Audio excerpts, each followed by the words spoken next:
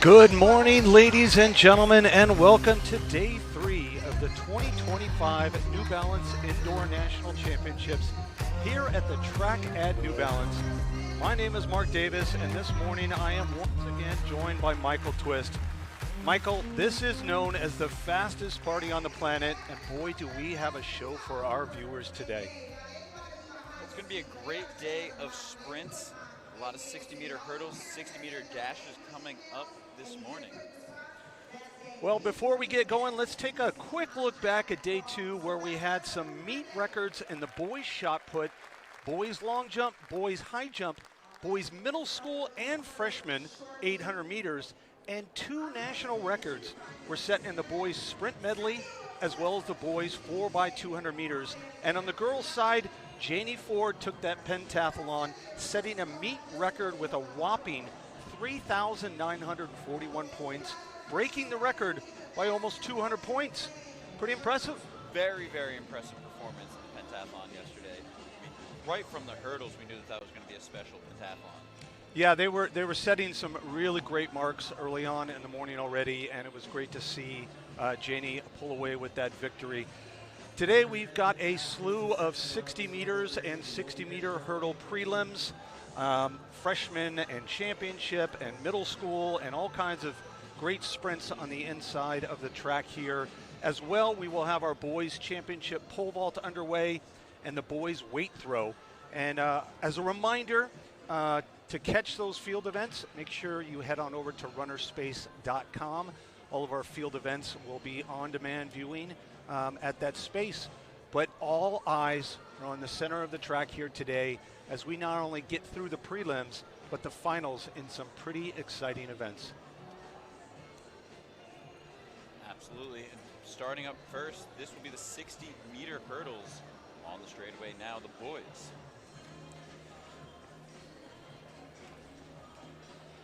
We're going to have a lot of flights, heats, whatever you want to call them here, starting off this morning here in our boys 60-meter hurdle prelims. We have a total of 25 flights here in the championship prelims. 24 will be advancing. And we're going to start off here with Heat 1. We've got Woodson in 1, Milton in 2, Hemorrhage in 3, Gamble in 4, Alexandra in 5, Curta in 6, Gartley in 7, and Exumi in 8. We talked a little bit about it yesterday with the 400, how much of a bloodbath that was, bringing the field down to 8 athletes. But going down to 24 athletes for the semifinal, this is going to be pretty interesting. It's pretty tough to make that with 25 heats. Once again, there is a lot to think about of these athletes that are going in these early heats, about what they need to do to set that mark out early and, you know, put their name at least in the hat for that for those final 24 spots.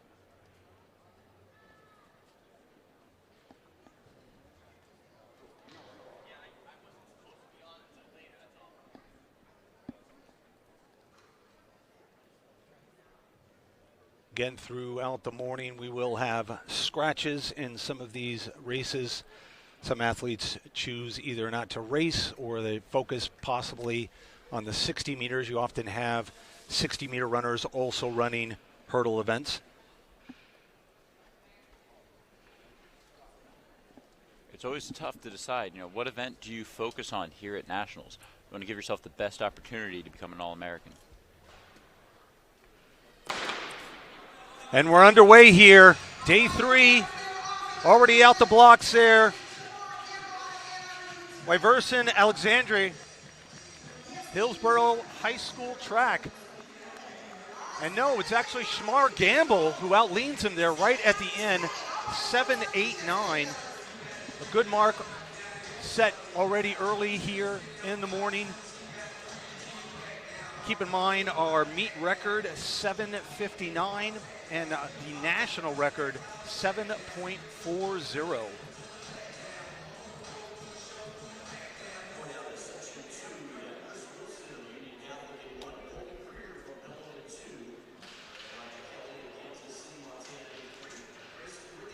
789, getting things started quickly in the 60-meter hurdles here. Do we have any idea where the top 24 will fall? Do we have any guesses there? Well, I got to think that that's one of the better times that we're going to kind of see this morning. I mean, with a meet record of 7:59, you got to figure there's going to be a lot of times around 7:60, 7:70, possibly, that are going to be around in that top 10, top 15. But I mean, it's such a finite time. I mean, you're going to have with 24 heats, you're going to have a lot of athletes with this same exact time. So they may be having to work out some hundredths of a second type things to figure out who's going to be moving on. But it is one of those finite timed events. And as you can see, it takes a little bit of time to reset for the next race. It's a little different than our distance races where they can just kind of get going right afterwards. They've got to set those hurdles back up straight, make sure everything's lined up and everybody's ready to go. And we are ready to go here. Heat 2, Wilson in 1, Creer in 2, Kelly in 3, Riggins in 4, Russell in 5, McDuffie in 6, Dell in 7, and Tangelo in 8. Full field here in Heat 2.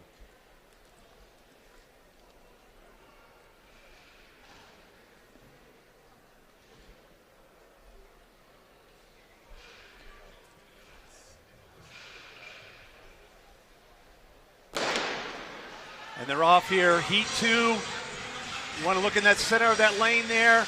Looks like 4. Lane 4 there, Grayson Riggins, PA United.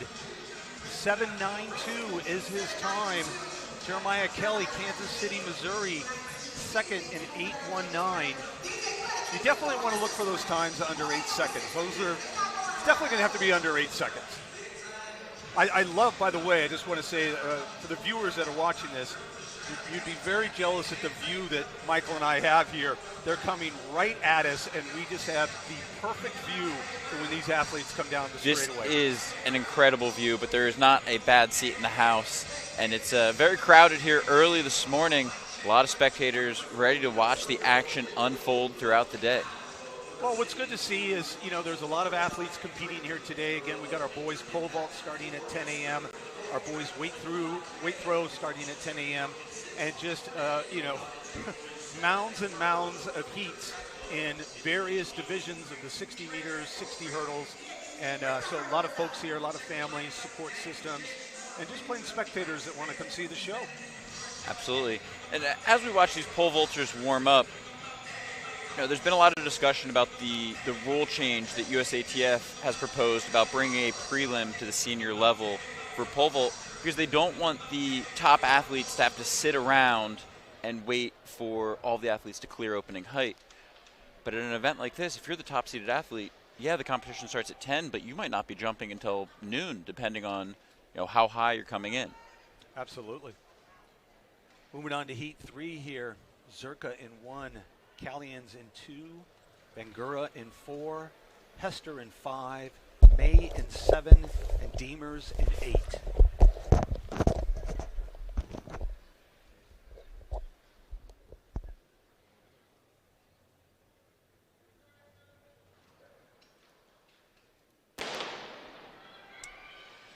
And they're out here. Hester's out to a good start. It's going to be close there. It looks like it may have been Bangura. And no, it was Ezra May all the way out in lane 1 that pulls out that lean there, 8:12. That's the 4th fastest time of the day so far. But again, I got to imagine some of these athletes are thinking to themselves, that should have been under 8. If I've got a shot that needed to be under 8, or at least pretty close to it. Yeah, it's definitely going to take a little bit more than that to make the final. But that was a U.S. number 79, so you have to be happy with it if you're May. Back to the pole vault, I think that was an interesting topic that you brought up there, Michael, about our top-seeded pole vaulters and often high jumpers. This comes into high jumpers as well. As an announcer, you're trying to announce who's still left in the field as you look at the results online or on your computer, or you go and you talk to maybe the official on site there, and they may tell you, there's only 4 jumpers jumping right now, but there's maybe 6 other jumpers that are waiting in the wings, and they're a few meters away sometimes, or a meter away, or something like that, away from even starting, from even coming in. So it does take a while to get in those top-seeded jumpers. Yeah, but we should note that the top-seeded jumpers, they do get a warm-up period. If you skip 3 heights, then you are allowed a warm-up period. So it's not like they're entering the competition cold. Heat 4 here, Mao in 1, Canars in 2, Jornell Franks in 3, McMillan in 4, Pignard in 5, Fisher in 6, Meliciano in 7, and Ingram in 8. Oop, that was a false start that may have been Pignard. He you see him put his hands to his face like, oh my gosh, did I just do that? Yeah, you tend to know if you jump the gun. We're waiting to see the card. And they're, they're a little harsher in the sprints here than in the distance races, even in prelims, even at the, nationals. So you hate to see him go out. And it looks like, is that going to be a green card? I believe that was a green card. Green. So I tell you what, Bernard right now is thinking to himself, whoo. So you have to ask, what does that do to your nerves? You think that you false started. You think that you're going home. Yeah, you have a little bit of relief, but now you have to clear the mind and get ready to go again. Well, and unlike maybe the 200 and 400 on the oval, there's such finite specs in getting out of the blocks as fast as possible when you're only running 8 seconds. And so he's got to be thinking to himself, I need to be careful, but I also still need to get out. Yeah. I mean, we saw it a little bit in the 800 yesterday. There's a recall, and one of the Union Catholic athletes slow walked back to the line to give himself that opportunity to mentally reset. Clean start there. It looks like either McMillan or Ingram out on the wide. And it was Ingram. He put his hand up in the air. He knew he won that. 7.87. Very solid time. McMillan 7.98. But you could see how happy Ingram was with that. He was very confident, bouncing up around. He's ready to go and move on. Times are heating up here. Our top 6 athletes all under 8 seconds already. And that was a U.S. number 25 for Ingram. And again, we're only 1/6 of the way, and we've already got, what did you say, 6 athletes? 6 athletes. Already under 8 seconds. So I have to think, again, it's got to be under 8 seconds if you've even got a shot, because just doing the math there, that's 36 athletes that could possibly end up running under 8 seconds, and they're only moving on with 24. Very tough. It is nice for these athletes, though, that there is a semifinal. Like in the 400 yesterday, we cut it down to 8 athletes right from the prelim. Yeah, when we say, that's a good point, when we say 24 moving on, they're going to be moving on to the semifinals, where they then will knock it down to 8 for the championship. So moving on here, Heat 5, Ortiz in 1, Marcinek in 2, Hawken in 3, Perkins in 5, Carson in 7, and Archulus in 8. Heat 5, boys 60-meter hurdle prelims. You have to wonder how many of these athletes have ever run a prelim, a semi, and a final. Boy, Perkins did not get out of the blocks very well. He almost kind of stumbled, but he definitely made up for that. But you could see the slower time there, 8:21. He did not look like he had a very good start out of the blocks, almost kind of skipped. Didn't really fall, but just kind of stuttered out of the blocks a little bit. So you have to wonder if that's from the fatigue. I mean, he's already competed in long jump and the sprint medley relay. That's a long weekend for him. It's a long weekend. Even at athletes at this caliber, I mean, they're young athletes, and to run that many events at this level, no matter how well experienced you are, there might be a little bit of fatigue there, a little bit of nerve. It's early in the morning. Trust me, I've got high school kids that at my home, and getting up at 7:30, 8 o'clock in the morning on a Saturday is no fun for some kids. Yeah, I mean, it's 9 a.m. You have to imagine they had to be up by 6:30 if you want to eat and get in a good warm-up. Yeah, get stretched out, massage, get kind of all prepared. So it might be a little tough on some of these kids. Moving on here to Heat 6. We've got Ford in 1, Smith in 4, Hadzik in 5, Reynolds in 6, and Pori in 7.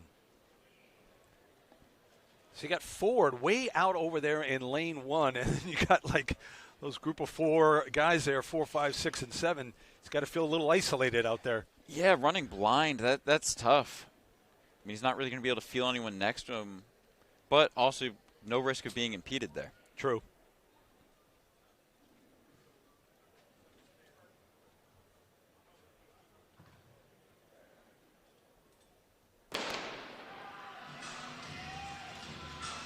Everybody's out really good. It looks really close there between Smith and Hadzik.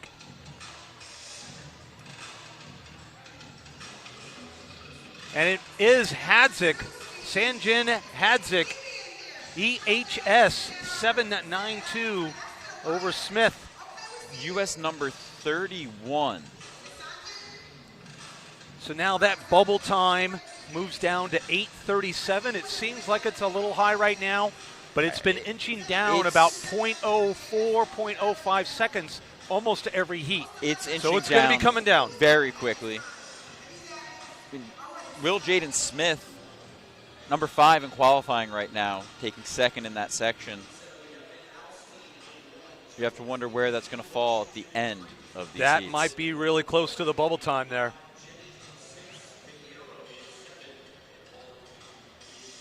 It'll be interesting to see, like, over the next maybe 5 to 10 heats, how quickly that starts to get down to that 8 flat barrier. Yeah, you can see all the athletes lined up behind the starting line, watching these heats go, knowing, hey, I better run very fast if I want to earn a lane in the semifinal. Moving on here, Heat 7. Van Alstyne in 1, Washington in 3, Augustin in 4, Murray in 5, Jenny in 6, Pinheiro in 7, and Olur Timi in 8.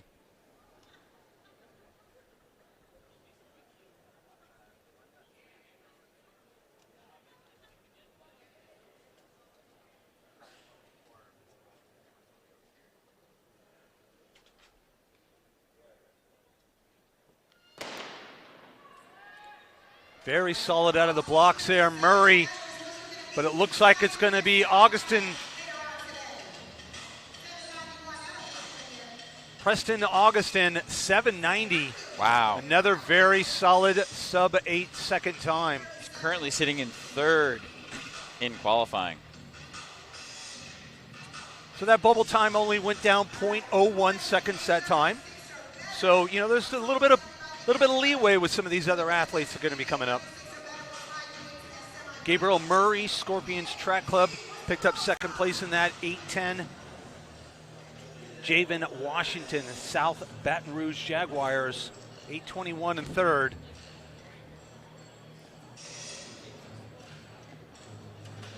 Yesterday, we asked the question during the 400, where are the seniors? Not that many seniors were doing well early in the heats.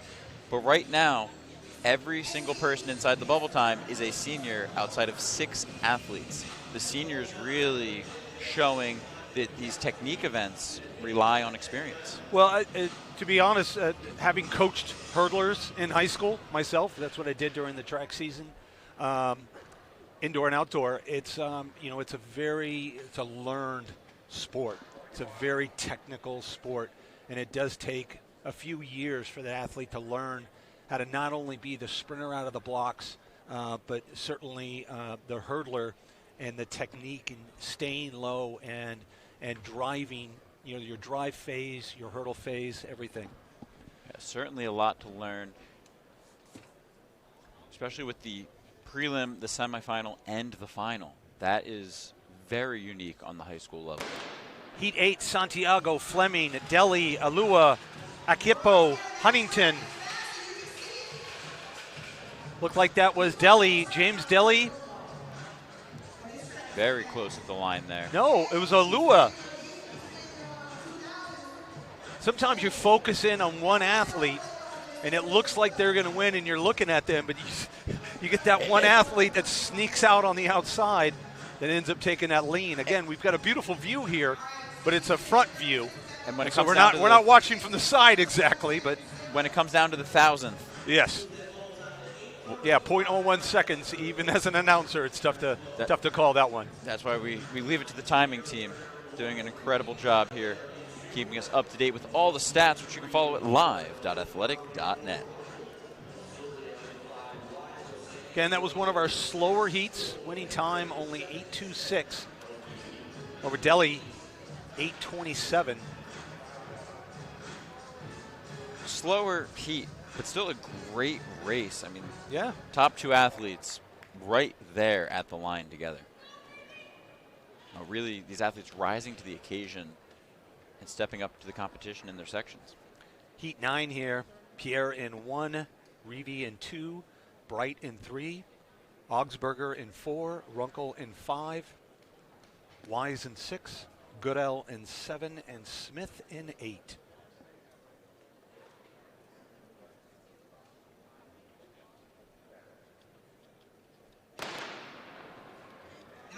Want to look in the center of the lane there. Augsburger.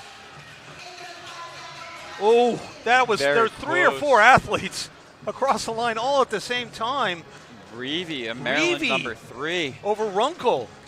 And it was Augsburger, who I thought got out pretty fast, picks up 3rd place. So Corey Reevy, Bel Air, Maryland, 8:24. He runs the 3rd fastest time in Maryland this year so far.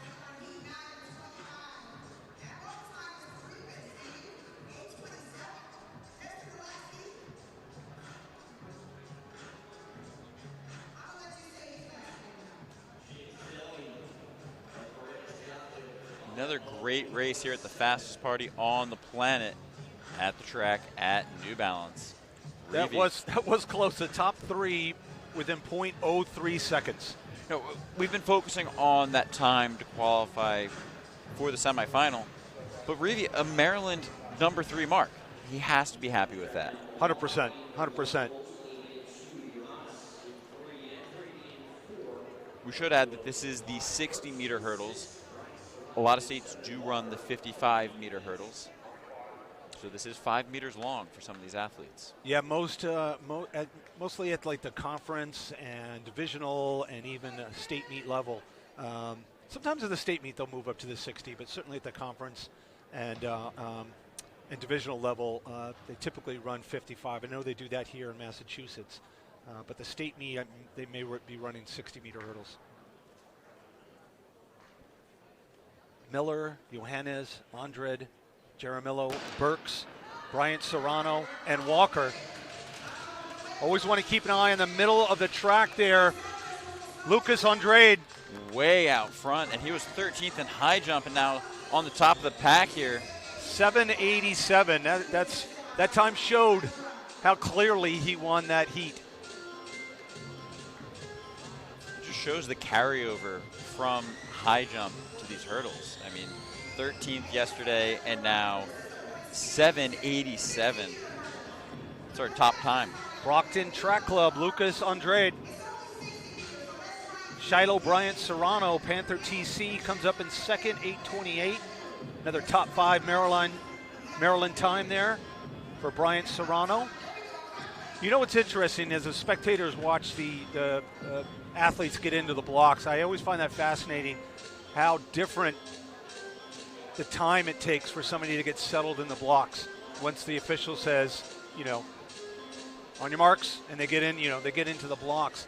You have some of those athletes that take a little while getting into the blocks, and that can kind of get on the nerves sometimes. So as another athlete that gets into the blocks really quickly, you have to have a lot of patience while somebody gets their fingers right, gets behind the line, shakes it out, moves their necklace around. But that's really the game of these sprints. It is. I mean, if you know that it's going to bother the guy next to you, you might do it. Get in his head a little bit. It is a bit of a game there. All right, we got Zollers in 2, White in 3, McRoy in 4, Flores in 5, Mighty in 7, and Naismith in 8.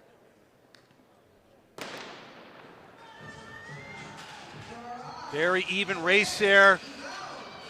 4 and 5. McRoy and Flores, that was close. And it was Flores. Jaden Flores, 8:14. Not a very fast time. You know, they look back and they see their times, and it's interesting to see the looks on their face. If they're disappointed or happy is interesting. If you look back at his lane, he hit nearly every single hurdle. You have to wonder what he could have run if that race were a little bit cleaner. Again, you know, that's technique. He's a junior. He'll have another year to kind of finite that technique. But that's tough. I remember seeing hurdlers back in the day. Greg Foster, back when they used to have wood top hurdles, used to be so powerful and he was so strong. He would run the hurdles and he would literally be completely fine with hitting it with his heel, and it would literally break hurdles. He used to break 2 or 3 hurdles in a race sometimes, like just crack these wood top hurdles. I'm sure meet directors loved him. Probably not. Probably not. But he could probably break some fiberglass ones as well, even you know, if they had them back in this day. But he was such a strong athlete and so powerful going into each hurdle that the hurdle had no chance whatsoever. Hurdles hate to see him coming. Yep. Heat 12 here, our bubble time 8:26. We've got Curtone in 2, King in 3, Armstrong in 4, White in 5, Simmons in 7, and Ramsey in 8.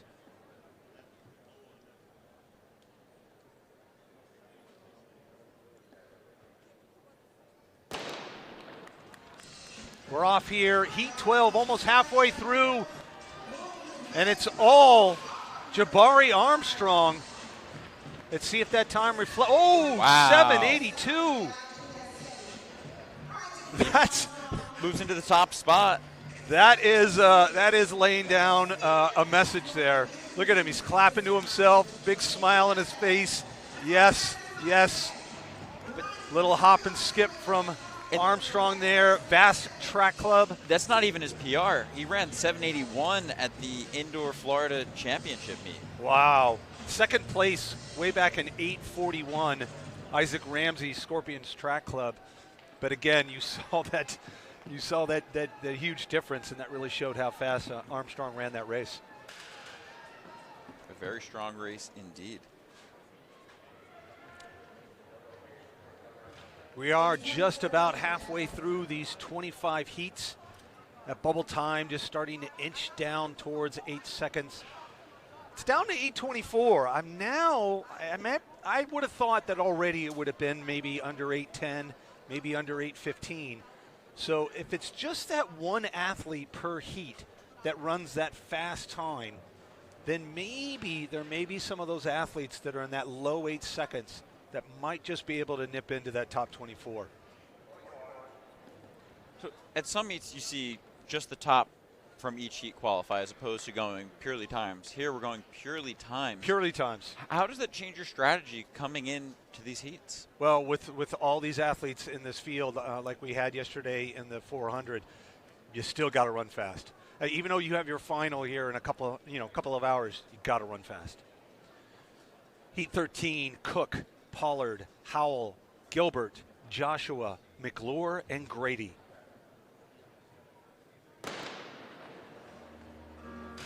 Out well there in lanes 4 and 5, Howell and Gilbert.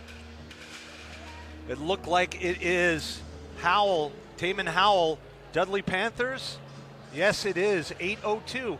And again, as I just said, that now revising things, you know, that may be one of those times I might be able to get in there. Young man shouldn't be too disappointed quite yet until maybe we get into like the 19th heat, 20th heat, and we'll see where that bubble time is. We'll have to see where that ends up falling. But I have been noticing a lot of juniors and seniors.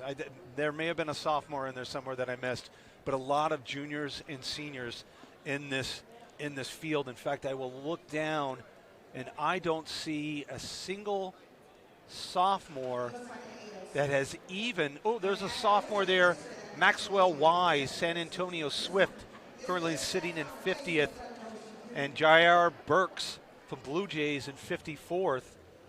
Those looks to be just about, and one more 10th grader down there in 84th, Oliver Mao from Helena, Montana. But those are, Three sophomores. That really shows the maturity of this event. We should mention that Howell was really expecting to be a competitor in the final. He's run 789 this year, so to run 802 and have to wait to see if he even makes the semi, that's a disappointing day. And you have to wonder, he took 9th in the 4x2 yesterday, so he's on the outside looking in there. Yeah. That's a tough national meet for him. Yep. Moving on here, heat 14. Hurley, Williams, Smith, Kaiser, Martin, Vlasak, Jones, and Grimes the third. Middle of the track there, lane 4, Jason Kaiser, SB Vikings. 8:10, not bad, not bad. Not a big smile on his face, little kiss to the necklace. It's very, very close to his PR, though. He ran 8:05 over 60-meter hurdles at the Penn Relays Winter Showcase. So, see a little bit of disappointment that it's not faster, but to be that close to your PR at the national meet, you have to be happy. Yeah, again, I mentioned it's interesting to see the look on the faces, whether they're reacting to the slow time, whether they're reacting to maybe a PR, but maybe still not good enough to get into the final or into the semifinals. Or it's maybe even a disappointment that, I didn't get under 8. I don't know if I'm going to make it.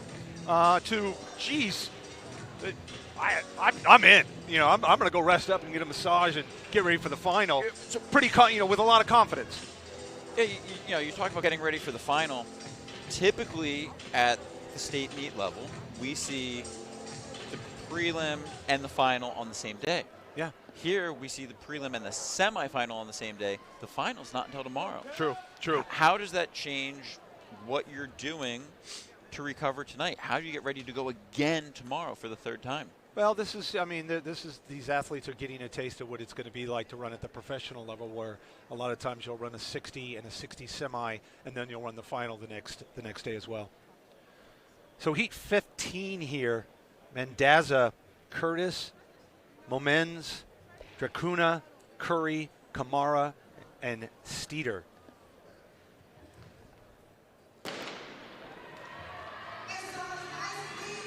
Out very well there in lane 4, but hitting a lot of hurdles. If you're fast enough, it doesn't matter if you hit them. Maddox, Takuna, BCA, 816. Dakari Curtis, 835.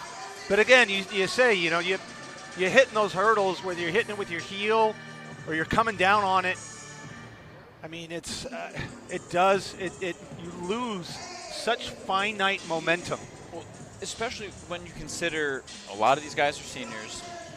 Next year, their hurdles actually go up by 3 more inches. Ooh. So if you're hitting the hurdles now. Yeah, at 39, and when it goes up to 42, I mean, that's going to be. That's tough. But on the girls' side, when they go to college, the women's hurdles do not go up. Yes. So the transition is a lot easier for these high school girls to go to college. But for the high school boys, you really have to relearn your event. You do. It does become a much different event because you spend so much time with a technique where you're trying to stay low and stay horizontal. And now it's really about getting stronger. You really just have to be so strong to get off the ground so much further away to still stay that kind of low plane of existence and still get over what is essentially 3 inches higher. If you're coaching this event, which you have, yeah, do you train your athlete to go low over these hurdles to get the medals in the high school level, or do you train them to go the 3 inches higher for long-term development? It's in the now. It's in the now and here. I'll let them think about that if they're even going to run in college, to be fair. So Morel, Spalding, Young, Gravier, Wilkins, Johnson, Kodal, and Alpha. Love that last name. Alpha. Musa Alpha. With a name like that, you have to win. Yep. Oh, boy. Oof. Oh, boy. Looked like almost Johnson kind of just fell down to the ground. And that may have triggered their Wilkins in 5. The officials are convening. They're conferring. Again, let's hope we just see a green card. I love the little huddle there. Yeah, what do you think they're talking about? You think they're like catching up? How was breakfast? Yeah. Oh yeah. Hey, you doing? Hey, who's on the coffee run this time? No, it's like the NFL. NFL coaches. She has 2 cards in her hand. It's red. Is it red? It is red. You hate to see it. That's red on lane 6 there. Kobe Johnson, Dunbar, unfortunately disqualified. He is a junior. You always like to say, try to think of the bright side of things and the green grass on the other side. But still, tough thing to come all the way here. Hopefully he's entered in some other events to make it worth his while. But Johnson there DQ'd. So we're now down to 7 athletes in this heat. Unfortunately, his lone event, so he is done. That's a long trip to come to fall start.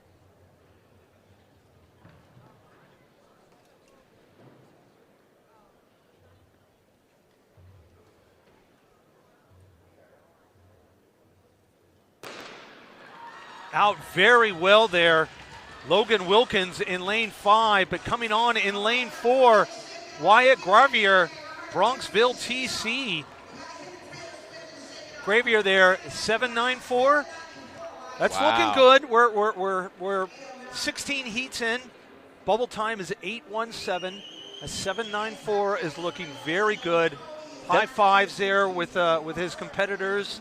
That's a huge PR. He's only run 8:30. Again, he's from New York, so they do run the 55-meter hurdles much more often. But 8:30 was his PR coming into today, and now he's sub-8. You see this? You see on the camera there, he's holding his right hamstring. That did not look good. When he got into the blocks, you saw him kind of touch it, looking like it was a little sore maybe. Yeah, I mean, athletes that get to this time in the season after all those conference meets and divisional meets and dual meets throughout the season, it could definitely take a toll there. So you hope that it's just, just a little ache and not anything too serious, because that's a solid time that would definitely, I would say, I'm gonna put that out there, that's a definite time to get into the semifinals. But nothing guaranteed.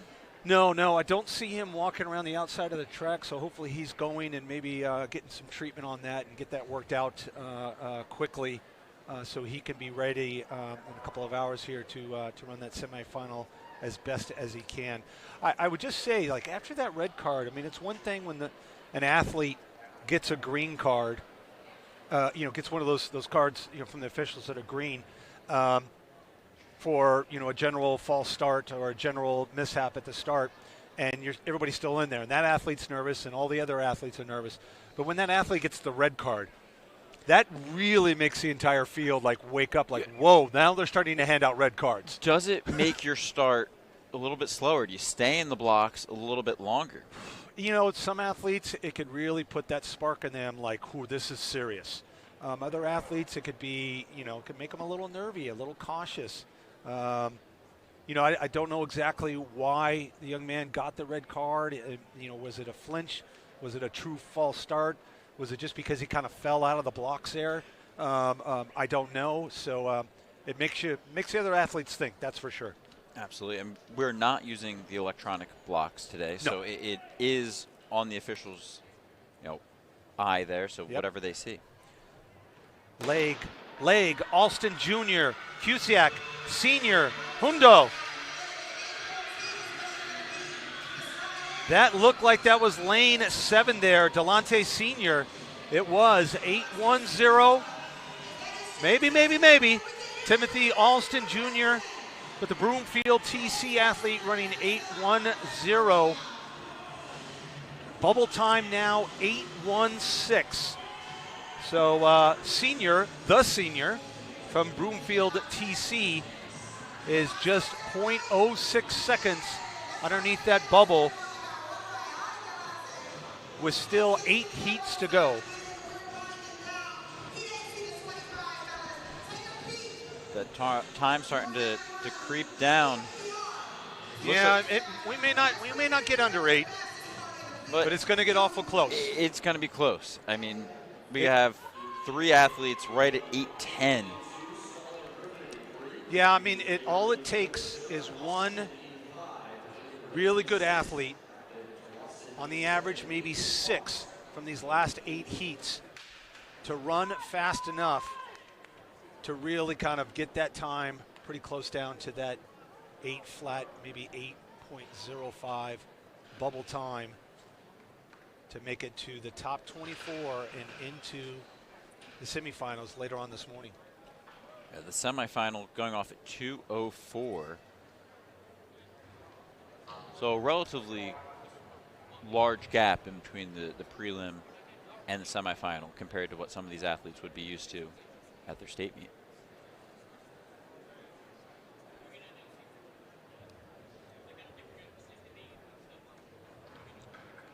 Eight athletes in this heat 18: Hamilton, Daly, Griffin, Baker, Austin, Ray, Tilston, and Fox.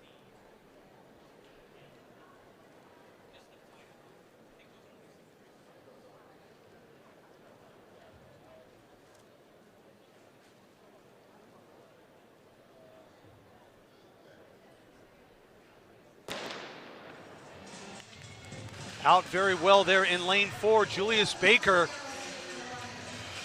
He's getting challenged there from Ray, but it is Baker, 8:09. Aiden Ray, 8:17. Ray won't be moving on, but Baker still under that bubble with his time from Allen, Texas. Julius Baker, 8:09. So he's currently tied for 14th with Logan Wilkins of Fairmont. That bubble time now 8:14. Keeps creeping down.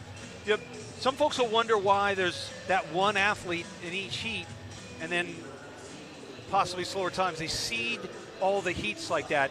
Unlike some of the events where they put all the fast athletes in the final heat, everything up to about 400 meters, they mix it in. That's why we had Quincy Wilson yesterday in heat 14 as opposed to heat 26.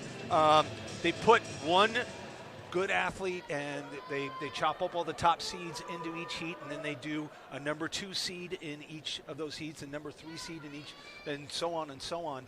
And so that's why you always have those athletes often in 3, 4, 5, and 6, more often 4 and 5 that are the winners.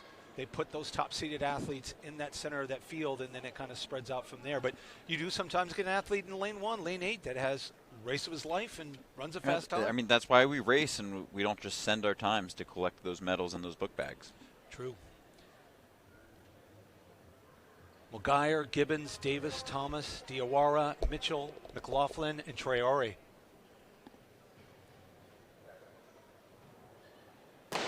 Ooh, that looked like Thomas. Cameron Thomas in lane 4 that jumped a little bit there. One of our top-seeded athletes in this heat. So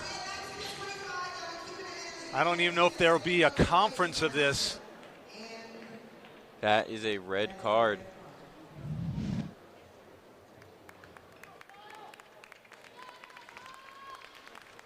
That is a shame to see. Cameron Thomas, North Track Club, straight red. I mean, I hate to say it, but again, watching a lot of European football, soccer, as they call it here, I saw that red a mile away. That was a clear jump, and unfortunate there for Cameron Thomas. Very unfortunate. He's run 7:36 over the 55. Again, one of our best runners in the field. But hey, you've got to learn. You've got to learn, and it's tough on a senior to learn it the hard way. Yeah, it's tough. I mean, the old rule, you could do it once. Yeah. Now you can't. So now it's up to the other athletes in the field. That was Mitchell that stumbled in the hurdles, but that might have been Diawara, and it is the North Track Club athlete. So the teammate of Cameron Thomas at least wins the heat. If you see your training partner get the red card, what's going through your mind as you go down into the blocks? Well, I may be doing this all day, and I hate to keep using the reference of European football / soccer, but when your teammate gets a red card in that sport and you're down to 10 men, you got to step up. You know what I mean? And you have to carry. He did. You have to carry the weight, and definitely Diawara Mamadi Diawara from North Track Club with that 8:09 stepped up and carried the weight there for the for his teammate, who unfortunately got DQ'd, and ran a time that is still sitting under that bubble as we get ready to go into heat 20 of 25. So 6 more heats here that will slowly creep down. We suspect that bubble time. They have a full field once again of seniors. I don't think I've seen another sophomore since those 3 names I mentioned in the early heats. So again, showing the maturity level of these athletes in this sport, which takes so much technique in so many different aspects. And that definitely shows here. Remcharatar, Rucker, Payerli, Anderson, Williams, Parker, Zhang, and Tandy.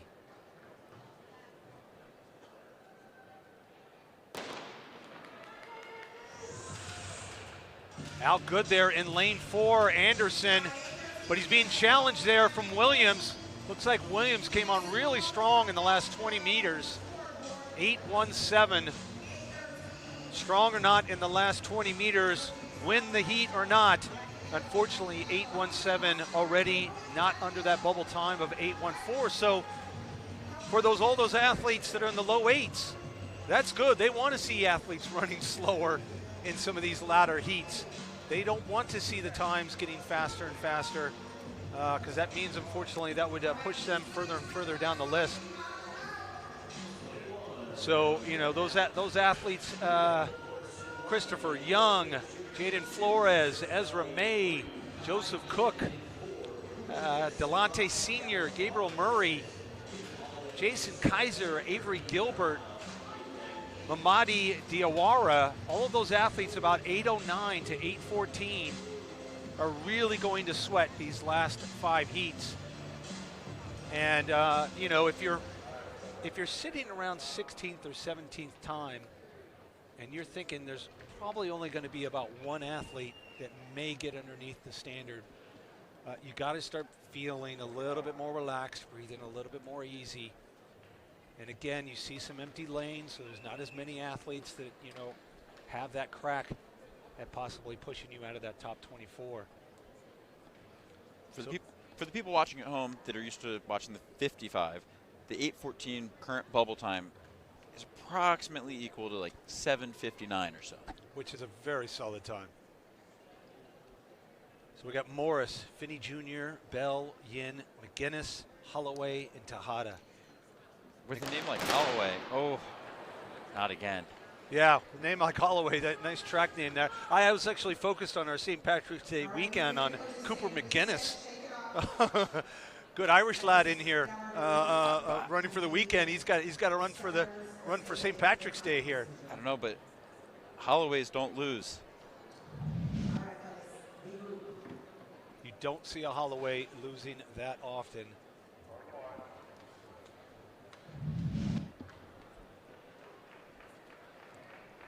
But we will see if Cooper McGinnis, running for Wildcats, has the luck of the Irish. He's sitting in lane 5, so he is one of our top-seeded athletes in this heat, along with Kai Yin from Lowell TC. So that was a scratch for Derek Bell, another red card, Odessa Track Club. So we've had 3 reds already. The luck of the Irish is not going to happen here. Kai Yin takes down that heat, 8:02.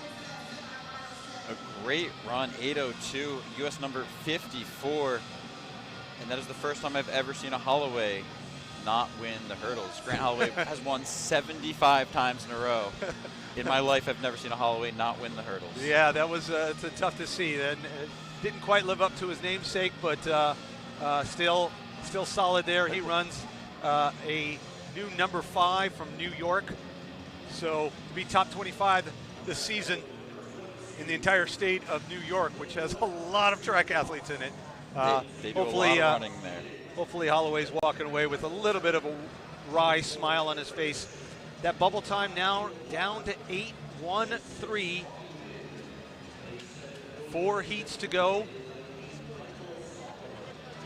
That did knock out, unfortunately, Jaden Flores.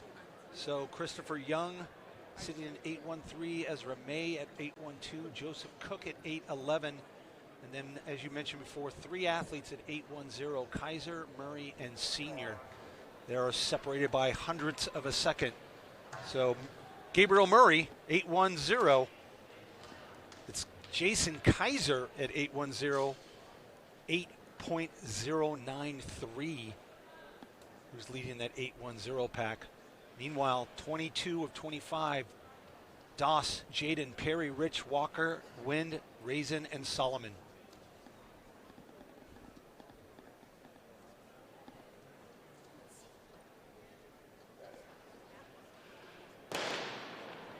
Got a clean start here. Lane 5, Walker looking good, but it looks like lane 6 there. Bobby Wind. Nice clean. I'm not sure if he hit too many hurdles there, so that may have been why he won that heat. 8.06. His lane is the only lane that a volunteer did not have to go correct the hurdle, so he had a very you notice clean race. That's a very telltale sign, and very, very wise of you to see that, Michael, that when got to be pretty proud when you don't have to have an official fix up your lanes there. So Bobby Wynn, Barrington, Rhode Island, 8.06, knocking that bubble time down to 8.12. So that knocked Christopher Young out of that top 24. If you're low, 8.02, Kai Yin, Cameron Howell, Bobby Wynn at 8.06. You got to be sitting pretty well. It's those 8.09, 8.10s that can't quite be comfortable quite yet. You know who else isn't comfortable right now? Whoever has to decide what the tiebreaker is if this goes to 8.10, because we have some exact ties down to the thousandth. That is true. Kaiser and Murray, I'm just actually noticing that, both 8.093. So I don't know how they do that. Because there's no extra lane, so no. We cannot bring both. So we got Felix, Thweet, Inanna, Young, Morrison, and Burgess.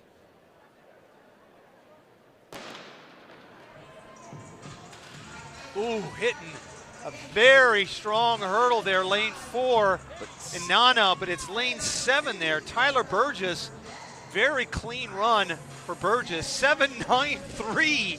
And the clean race, again, that's what it came down to. Oh. Look back at his lane. They're not even touching his hurdles to correct them. He didn't hit a single one. So Ezra May now knocked out of that top 24. Joseph Cook, 8.111 now is the young man looking over his shoulder. And yeah, the 8.10, I mean, they would first take out Delonte Senior because he was 8.096. But yeah, your guess is as good as mine on the rules there when it comes to 100th of a second. Yeah, that's a tough call to have to make. But only 2 more heats. So you hope for our sake and for the officials' sake that they do not have to make that call. On the professional level, quite a few years ago at the USATF Championships, we saw a coin flip happen, which you never want to see that.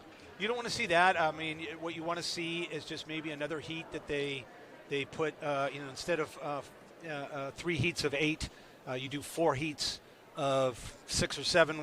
4 heats of 6 or something like that. Spread them out and put in an extra athlete in one of those lanes. So meanwhile, heat 24 of 25, we got Evan M., Salerno, Springs, Greenfield, Mack, and Yembu.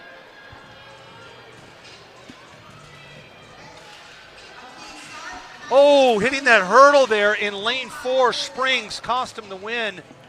So Greenfield takes it in 8.08. Springs was doing so well in the lead until he hit that second to last hurdle really hard, and it just knocked him off balance. So Corey Greenfield, Marauders, runs 8.08, knocking that bubble time down to 8.10. Here we go. This is the scenario right now. This. Oh, I don't want to see this. So if any athlete runs faster, runs 8:09 or faster, we're going to have a conundrum. Yeah, we're going to have a conundrum. That's going to be tough. I don't want to say I don't want to see an athlete in a heat run fast, but there's unfortunately going to be a fairly high probability. Let's hope that 2 athletes run fast to make this simple and clean. You don't want them to run 8:09. What you want them to run is 8:08 or faster, because then that would just simply knock out, unfortunately, Delonte Sr., who's run 8:09.6. So you want to, if an athlete's going to run faster, you want him to run 8:08 and faster. If he runs within that 8:09 range, that's going to be a little weird. But this is going to be heartbreaking for any of those athletes that ran 8:10. And there are some very, very capable athletes in this section. Some very dangerous 60-meter hurdlers and on we've the got track now. We've got 6 athletes in this heat that are going to be running. Daigle, Moody, Del Tordo, Renton, Labonte, and Lightsey. Del Tordo has already run 7:93, so. Okay, but he's hitting hurdles early. That slowed him down a little bit. Very good. Looks like a good lean there from Rendon. And it was 8:16. Del Tordo is not into the semifinal. So that saved a conundrum from the officials breaking up all of those athletes by all thousandths of a second. So Delonte Sr., I would imagine right now he's taking his hand and wiping it across his brow and just letting out a phew. I think I also saw our meet director do the same. Yeah, you probably did. And the officials and a few other folks here probably from New Balance that didn't want to get mixed up in any sort of coin flip rules and regulations mess. But Del Tordo not making the final, or not making the semifinal rather, that I would not have predicted that this morning. We'll read off the last names here of all of our qualifiers. Moving on to the semis: Armstrong, Andrade, Ingram, Gamble, Augustin, Riggins, Hadzik, Smith, Burgess, Gravier, Alexandra, McMillan, Pinnard, Yin, Howell, Wynn, Grinfield, Baker, Wilkins, Diawara, Gilbert, Kaiser, Murray, and Senior. Your 24 athletes moving on to later on today into the semifinal, where that will be dwindled down to 8 athletes. There'll be 3 heats of 8 athletes, assuming that all the athletes recover from that qualifier and enter. Just because an athlete makes the semifinal doesn't mean they end up running it. But up next, we've got a slew of 60-meter hurdles for the girls. Michael? Yeah, 24 heats coming up. Same qualifying procedure. The top 24 times will be back. Headlining heat number 1, it's Cassidy Hopkins of Bullis in lane 4. And we talked a little bit about the games that you play, getting into the blocks. Cassidy Hopkins really taking her time here, setting the blocks, letting the field know, hey, I am in control of this race. But on her outside, Chloe Washington, the Ferocity Track Club, just a freshman, but she has shown some serious skill so far this season. She was 3rd in the freshman long jump yesterday, 5:48. Yeah, freshman in this heat and 2 sophomores, so kind of goes against a little bit of all the knowledge that I was spewing out there about the boys event, but I'm sure there's not too many freshmen and sophomores. Do you think the lower height of the girls' hurdles makes this an easier event to step up to as a freshman? Possibly there. And as predicted, no drama for Cassidy Hopkins, a very clean race, an 8:37 for Cassidy Hopkins. And she looked comfortable doing it. Meet record is 8:11. We're going to keep an eye on that as the day progresses. Cassidy Hopkins, very clean race, very comfortable. She had run 8:29 earlier this year. But 8:37, that smooth, that comfortable in heat 1 of 24. She's going to be very happy with that, and I expect that to make the semifinal. She looked very confident, very in control there, walking off the track, giving herself a little clap, and just kind of ripping off the bib, the side hip number, and saying, you know what, let's get down to business for the next race. Yeah, she's just going to mentally reset and get ready for hopefully a semifinal.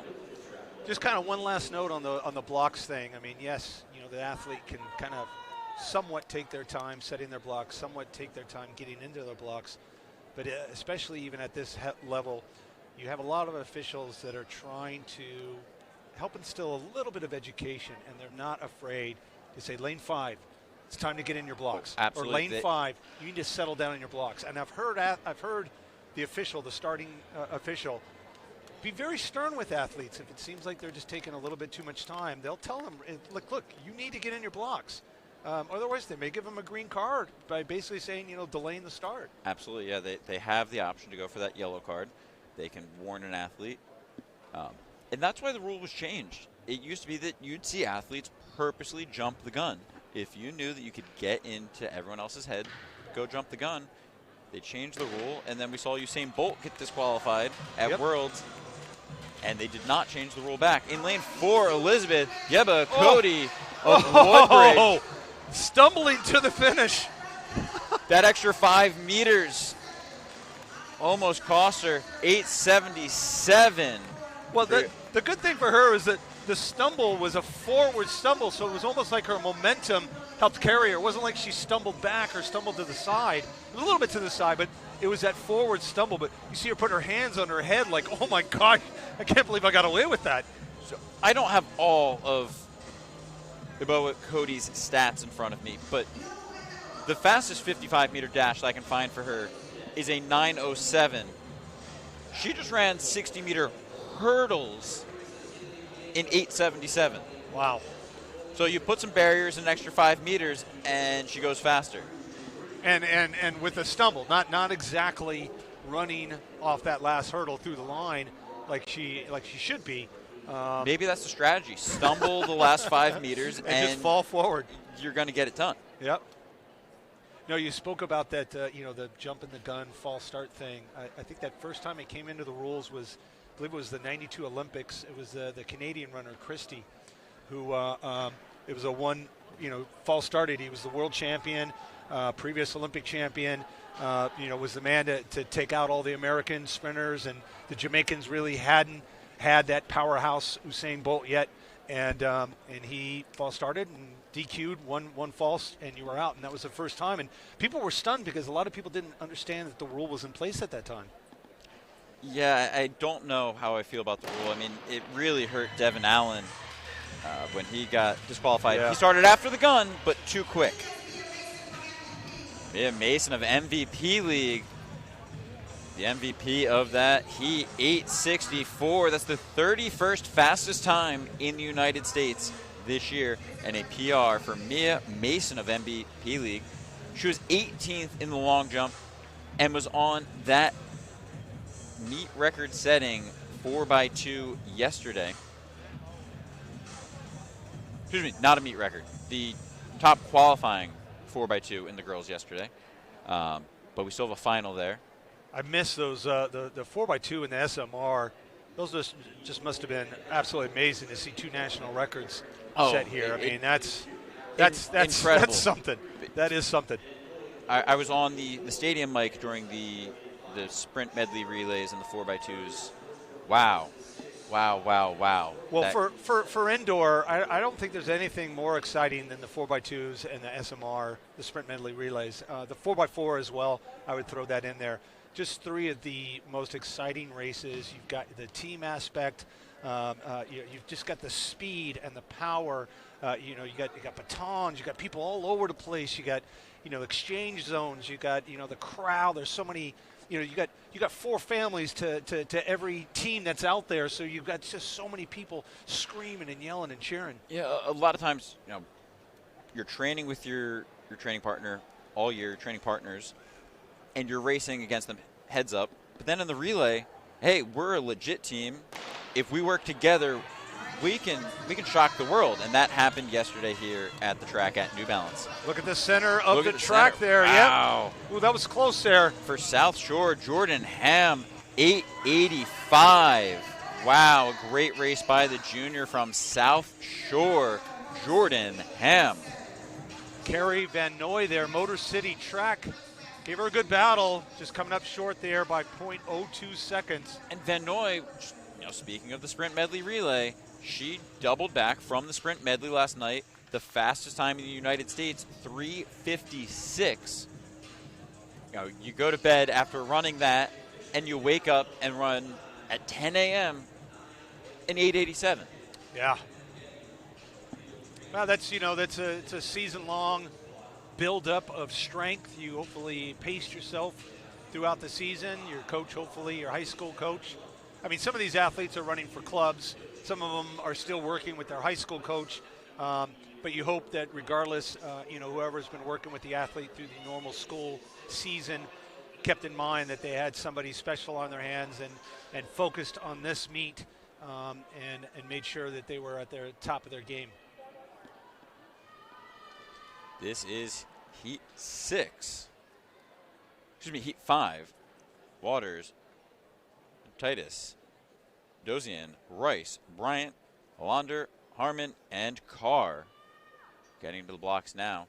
It's lane number 5, Serenity Bryant of Wynn Sportswear. Getting set into the blocks and then sitting back up. Delaying the start slightly.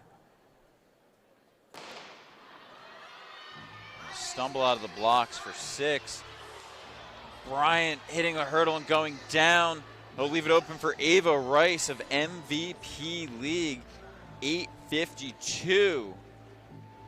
Manuela Bedozen, Fanatic Track Club, 8:62, a new U.S. number 27 mark. Bubble time now at 9:30. This prelim already getting spicy. If you want to dance in that semifinal, you better bring your dancing shoes to the prelim. 9:30 already, and we still have a lot of running left to do.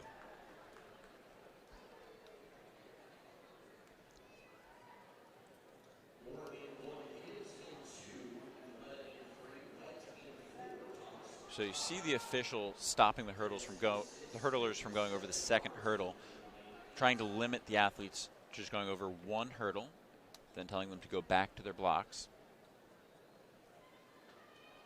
Trying to keep the pace of the meet up here so that we can stay on schedule. Moore, Folletta, Thomas, Dennis, Smith, and Robertson.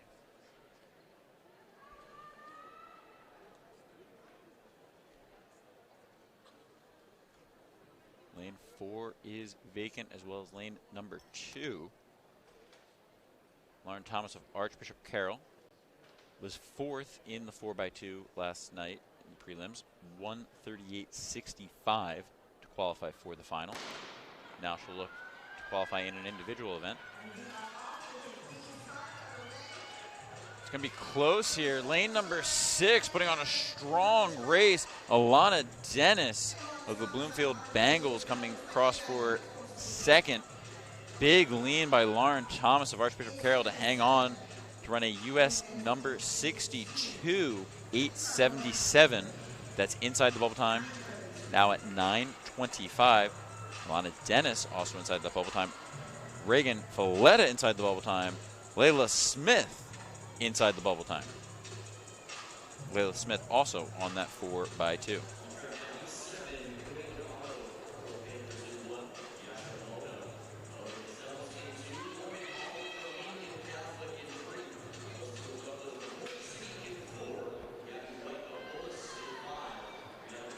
Gabby White of Bullis in lane number 5.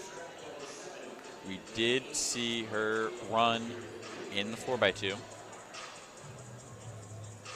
And now she'll be back for her individual event, 60-meter hurdles.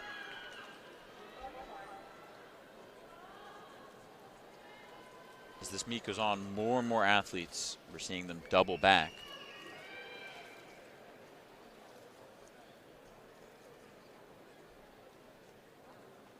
full heat here. Mona, Holly, Steele Douglas, White, Grewalt, Lopez, and Pelletier.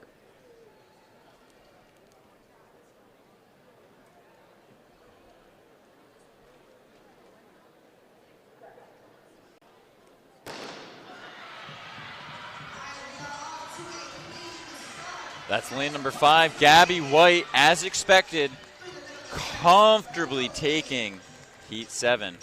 8:54. That is a U.S. number 19 for Gabby White. And she looked very, very comfortable. That is important here as we go through the prelims. We want to make sure that you have something left for that semifinal, especially if you're one of the top athletes. Yesterday we talked a little bit about it in the 400, that you would rather leave it on the track. If you know that it's going to be close, leave it on the track, go for it. You don't want to be watching the final from the stands. But if you know that you have the ability to run very, very fast, maybe you shut it down a little bit early and give yourself the opportunity to have that next gear in the final heat.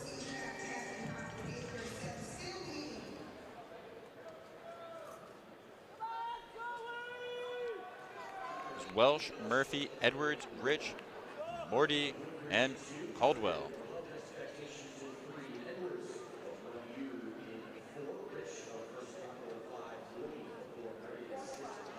Bubble time now at 9:17, and we expect to see that keep dropping down. 18th right now is 8:99. Top 18 athletes, all sub 9 seconds already. Very, very impressive start to the prelims.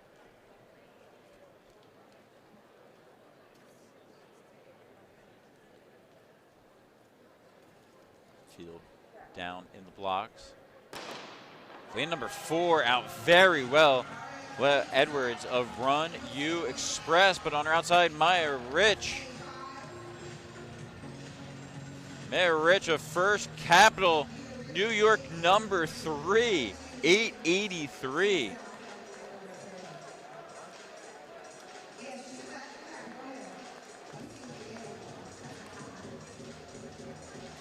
.883. She made it look very, very comfortable.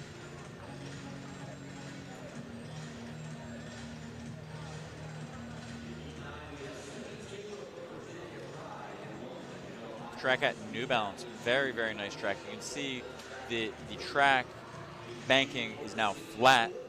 This allows the athletes to just run straight out. There's a crash pad at the end of the runway. A little bit different than what you'll see at other venues where they have to go up the bank before they slow down. Makes it a little bit easier on the athlete, no risk of tripping because the track is completely flat and they can slow down at their own pace. Taylor, Myers, Wink, Gee, and Yang, Buchanan, Hussein, and Golden.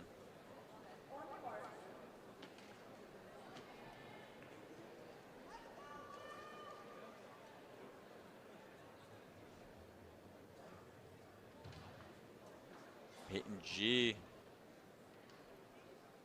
Also on that sprint medley US number 1 last night for Motor City.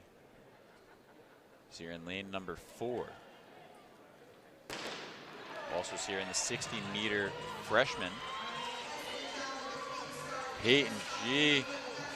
Peyton G trying to hang on, but it'll be Mokum and Yang of Coastal Georgia Track Team, 8:85. Peyton G of Motor City Track, 8:91. Caitlin Wink of Northland Track Club, 8:99.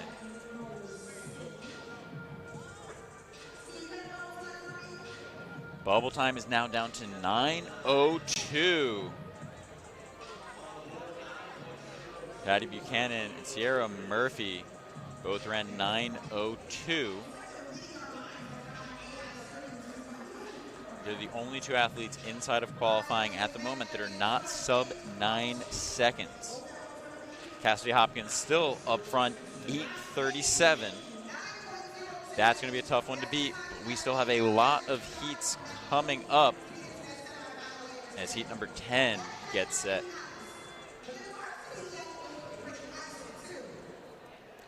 Soleil Russell in lane number 4 for Bolus.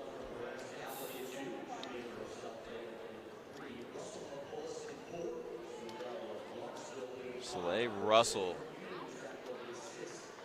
All eyes are going to be on her in this section. She's going to run 8:67 over the 60-meter hurdles and 8:14 in the 55-meter hurdles. Sophia Swindell of Lawrenceville has also run some very good times this season. 8:67 over the 60-meter hurdles. Two head-to-head racing now. Sophia Swindell out well, but Soleil Russell coming on strong at the line. Russell and Swindell. Swindell getting it on the lean, 8:79. Russell, 8:81.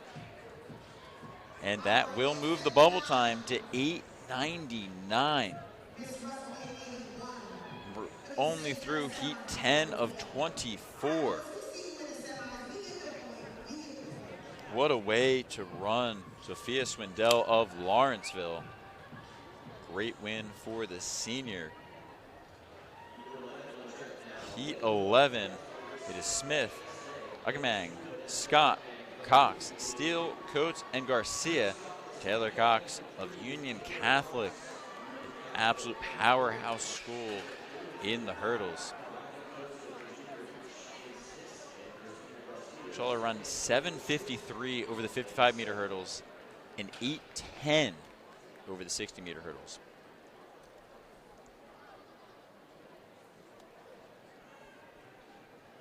Again, we talked a little bit about it. The difference between the 55-meter hurdles and the 60-meter hurdles. A 7:53 converts to about an 8:21.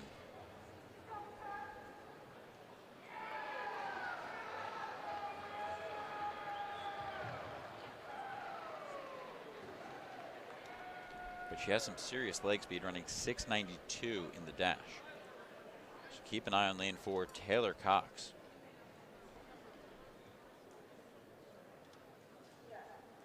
Parker Steele of Guilderland in 5. But Cox out of the blocks well. Taylor Cox having the race of her life across the line. Taylor Cox, 8:43. Did you see the way that she just let up right there at the finish? You know, I was going to say, it almost looked like she let up at the 55-meter finish line. Yeah, like soon as she cleared that last hurdle, I mean, she's our meet record holder, so obviously there was a lot of confidence going into that. But my gosh, as soon as she cleared that last hurdle, it was like she just stood up straight, like, oh, I'm just going to walk through, and still run 8:43. 8:43 in the prelim, shutting it down like that. What would she have run if she went all the way through the line? And with how smooth she looked over every hurdle, I have to imagine that there's a lot left in the tank for Taylor Cox. Well, I mean, she didn't have to run all the way through. I mean, this is not the time to do No, it. absolutely not. And being already our meet record holder, having run 8:11, I mean, she's got to be even confident, even in the semis. I mean, if she's winning her heat by that much and running that fast, she may end up doing that again, and just making sure that she goes in with pure confidence going into the final. But you also have to ask, do you want to set the tone? Taylor Cox is not our top qualifier going into the semifinal right now. That title goes to Cassidy Hopkins. She ran 8:37. Do you want to prove a point if you're Taylor Cox and say, you know what, let me go a little bit faster, show that, hey, I can do that easily? I think she proved a point by doing what she did, to be honest. When you talk about the gamesmanship, even at this young age, I think she proved a point letting up. Nia Armstrong of Vast Track Club, 8:44. Things are heating up. That is the third fastest time in the prelim, a U.S. number 9 mark for Vast Track Club's Nia Armstrong. And we're only halfway through these qualifying heats. 8:96 right now, that bubble time. So that's got got a couple of athletes at 896, but Jada Wilson with a slower 896 and 8957 to Dynasty Wilfred's 8951. So it's Wilfred sitting in that 24th spot of 896, but we suspect that to go down about halfway through. The boys, we were right around 824 maybe or something like that, and it went down, ultimately down to 810. So we expect that 896 to probably get down to the low 88 somewhere, if it kind of keeps that same pattern. The way that these girls have maybe been even running, 8.7. Yeah, I think it might go down into the 8.7s. These girls have been running very quickly. It's a very, very fast track. So anything can happen. I'm gonna put myself out on line. I'm gonna say 882 is gonna be the cutoff. I'm predicting it right now. We'll see how close I get later on. 879. Okay, It's gonna 879, 882. Ryan. Gentleman's handshake here on the bet. We got it. Not exchanging any money here, folks. Gentleman's handshake, 879, 892. Yells of DF Get 3 on, stars, 887. Get on social media, post up what you think is going to be the cutoff here in the girls' 60-meter hurdle prelims. Flash up some stuff. Get on that social and on our channels here and predict. It is the fastest party on the planet, and that semifinal is going to be a party. And these athletes did bring their dancing shoes. Getting ready for heat 14 of 24. Bubble time at 8:92.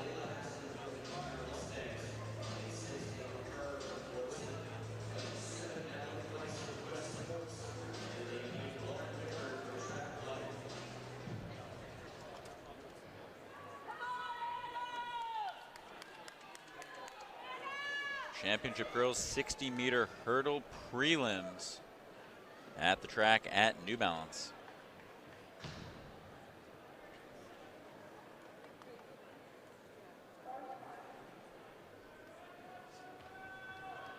Merriweather, Wiley, McGee, Hansen, Kier, Price, and Bickert.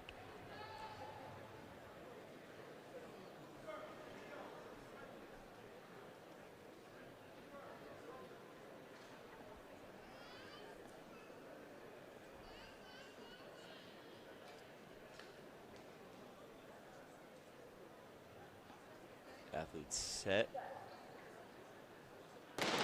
And out of the blocks very well. Layla Hassan of the McNamara Mustangs, but coming on strong on the outside. Nail here. Wow.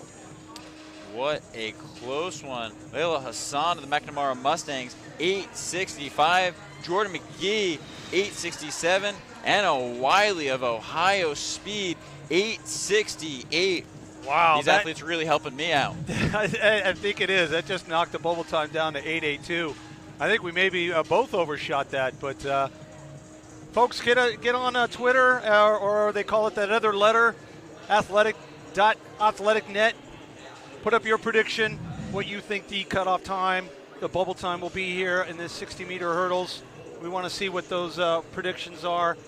So get on there, let us know what your predictions, what the bubble time will be here. The girls' 60-meter hurdles. Michael's got 879. I got 882. I'm not feeling very confident now after that. Yeah, I'm feeling good. I like the number that I picked, 879. It seems to be converging on it. Yeah, I may have predicted too soon there. I should have waited till about heat 19 or so to make that prediction, because that was three very fast times right there. Just knocked a bunch of young ladies off. If I wait till heat 24 to make my prediction, I can nearly guarantee. But the twist pick is in. Yes. Boyd, Fleming, Inach, Adams, Brunson, Crowder, Wilkins, and Howell getting ready to go down into the blocks now.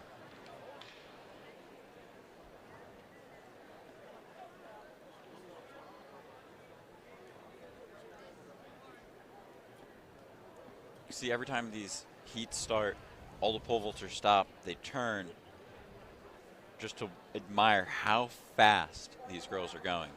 I mean, when you're trackside for a race going this fast, it really turns your head.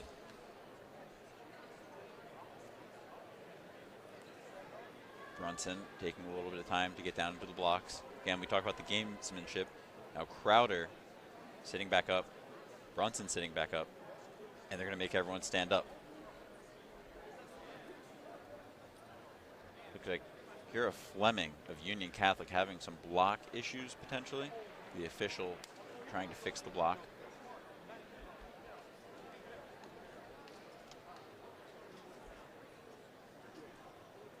Kira Fleming of Union Catholic doubling back from the championship high jump. She jumped 1.53 meters. That's 5 feet and a quarter. We already saw some great performances by high jumpers in the hurdles so far. A lot of carryover from the high jump to the hurdles. Not necessarily in terms of jumping. You don't want to be jumping over your hurdle. If you're jumping, you're going to clear it by way too much. But in terms of the springiness, certainly helpful. They gave Kara Fleming a new set of blocks, so she is resetting those. The rest of the athletes kind of just standing there. You want to stay moving, you want to stay warm. You don't want to let this shake you if you're one of the other competitors in this section.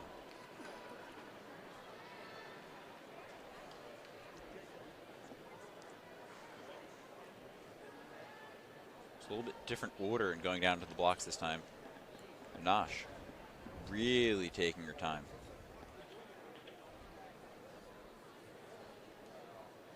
Now everyone is finally down.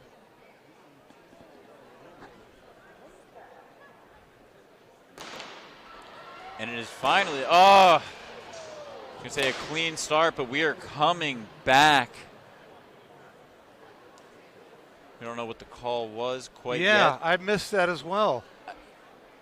It's interesting. I imagine that it was the stumble by Alexa Adams because the gun shot and she immediately hit the track. So, yeah, not quite sure. Unclear. I don't know if was it a block issue again there in lane 2 from Fleming? I mean, she's readjusting her blocks again.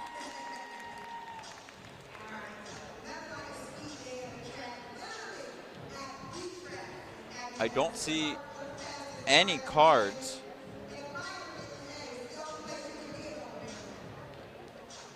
Unsure what the exact issue was. So far, all 8 athletes are still on the track here for this heat. But Fleming again setting the blocks.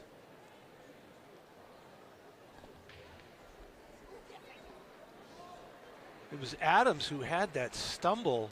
I mean, that may have saved her. If it was a block issue by Fleming, Adams needs to thank her after the race. Not sure why there's having so many difficulties here with the blocks, but you've got the officials now. So it looks like it was a slip, obviously, with those with the blocks there. So they're trying to just make sure that they're going to stay secure. But yeah, like you said, I mean, Adams has got to be pretty thankful after hitting that hurdle so badly that, in fact, that Fleming had those block issues. So they're going to let her kind of test it out and just kind of make sure that everything seems to work. And looks like the officials are happy, and looks like Fleming is happy.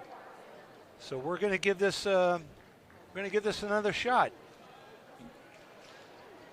Alexa Adams has run 860, so her staying in the race, really, I have to thank Fleming because this is going to help me out. But now now Fleming's got to be thinking about her blocks. You know, it's like, am I going to have an issue here? Even the slightest slip, even if they don't call it back. I mean, what? So again, there's so much goes on in such a finite event. Well, if you're Adams, you hit a hurdle, you went down already, but it doesn't seem to be shaking her. She is out very well over the final hurdle. A lean at the line. Wow, talk about a relieved athlete. Talk about saved by the gun. 865, Alexa Adams. Well, saved by the blocks. Well, the gun, Yeah. the recall. The recall, but Madison definitely those slipped blocks gave Adams another shot there to, oh, look at her waving to the camera or waving to somebody, probably waving to her family, coach maybe. That bubble time creeping down, Oh. 885 right now. Yeah, I'm not feeling that. I'm not feeling that bet anymore. 879 is currently 17th.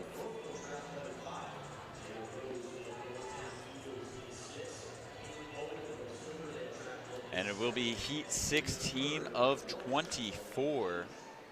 Getting ready now.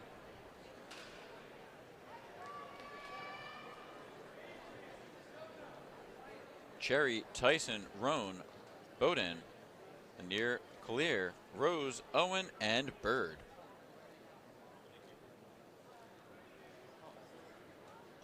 Bowden of Demon Running Club doubling back from the Open 400.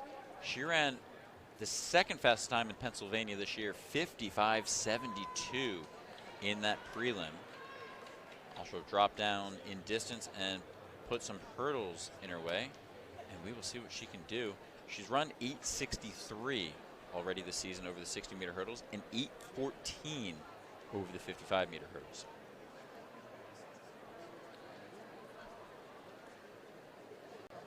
Rin Lanier Collier on her outside. But it is Adrian Bowden out well. Bowden, Lanier Collier stumbling right around the 55-meter finish line, giving it to Bowden, 874. Yeah, nice, unfortunate little stumble there by Lanier Collier. Northland Track Club wasn't able, you can see, oh, look at her right there. She's just kind of like, oh, how did that happen? Worked so hard. 879 now at 18th on the list. This will be heat 17 of 24, setting their blocks now. Once again, you see the officials stopping the athletes from going over the second hurdle, just letting them go over one hurdle. Work on your start, make sure that your blocks are set right, and then go get ready. We're going to start the race.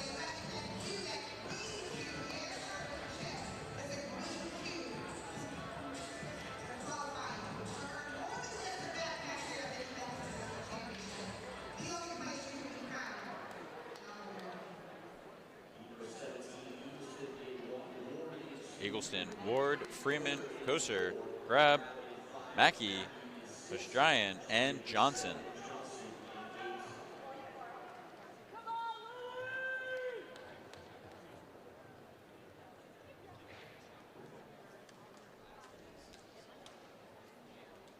Heat 17 of 24. Pole vault competition officially underway. If you want to follow it live, you can go to live.athletic.net, and all of the field event coverage will be available on demand at athletic.net.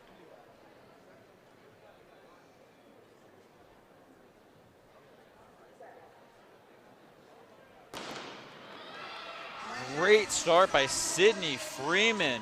Sydney Freeman with a great start, but pulling away over the final two hurdles. Solar Koser of Fayetteville, 870. Sydney Freeman, 892.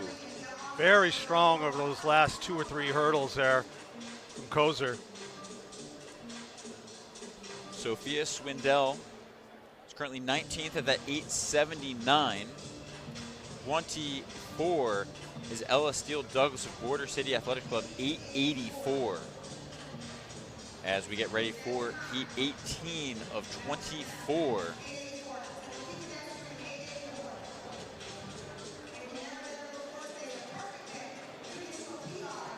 Heat 18 of 24. Miller, Fair, Hadfield, Spain, Montague, Taiwi, Flowers, and Johnson.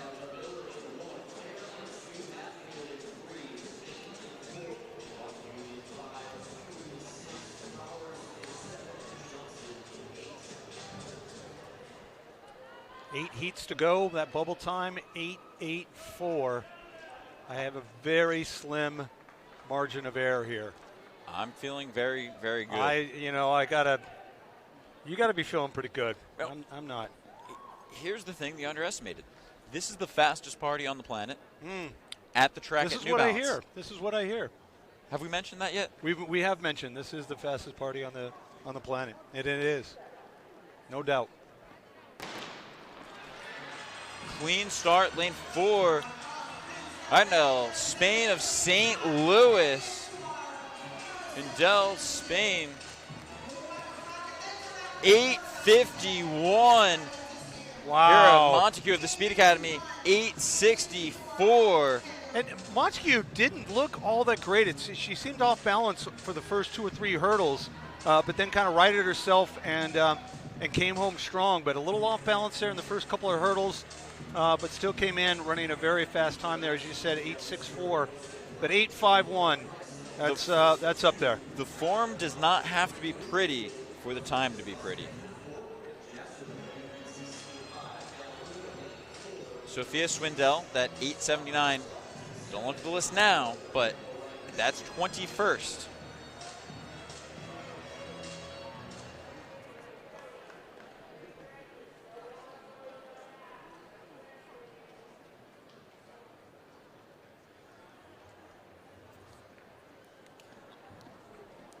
This will be heat 19 of 24.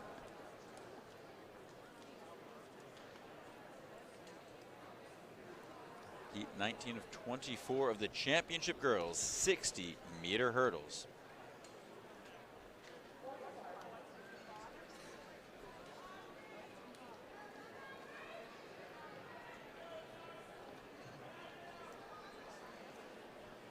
I can't emphasize enough that this is only the prelim, and we still have a semifinal and a final, and these races have already been this exciting. Heat 19 of 24.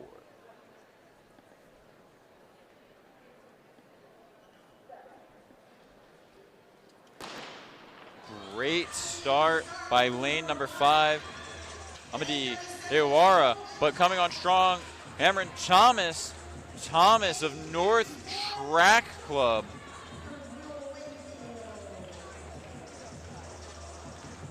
A little bit of an update here on the boys pole vault. There's currently 21 athletes jumping, but of course we've got an equal amount of athletes that have passed on that opening height of 4.25.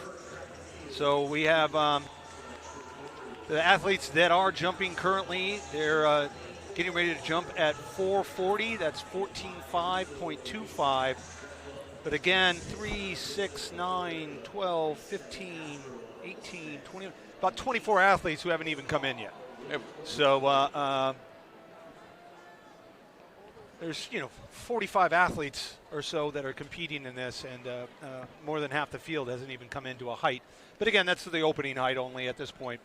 But 4.25, and in the weight throw, after 3 throws in flight 1, Alex Napolitano currently leading with a second throw of 19.28, 63.3.25 over Sean Blebo, who his third throw was 18.25, 59.10.50. On the track now, this is heat 20 of 24. Lane 5 out well, Kaylin Caruso, but 4, Taylor Foster for the Chelsea Greyhounds, 8.87. Kaylin Caruso of GU Beast Cats Track Club, 8.98. Well, that helped me. It's only at 8.81, so it's closer to me than it is to you, but only one. Soleil Russell of Bullis in that hot seat. Soleil Russell, a sophomore, has a very, very bright future, regardless of the way that these next few sections go. Heat 21 of 24 of the girls, 60-meter hurdles. Bruce Fletcher, Evans, Smith, Arrington, Watson, Horn, and Raleigh.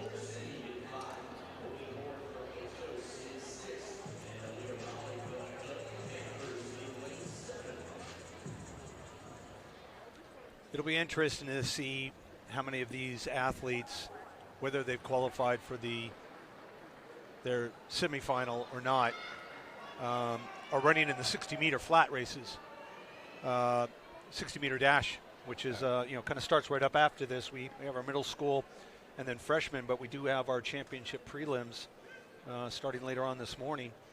And it'd be interesting to see some of those athletes that maybe didn't make the semi, and they'll go, look, I entered in the 60-meter dash. I might as well run it now because my day's over in the hurdles. If you make the semi, do you run the prelim in the flat?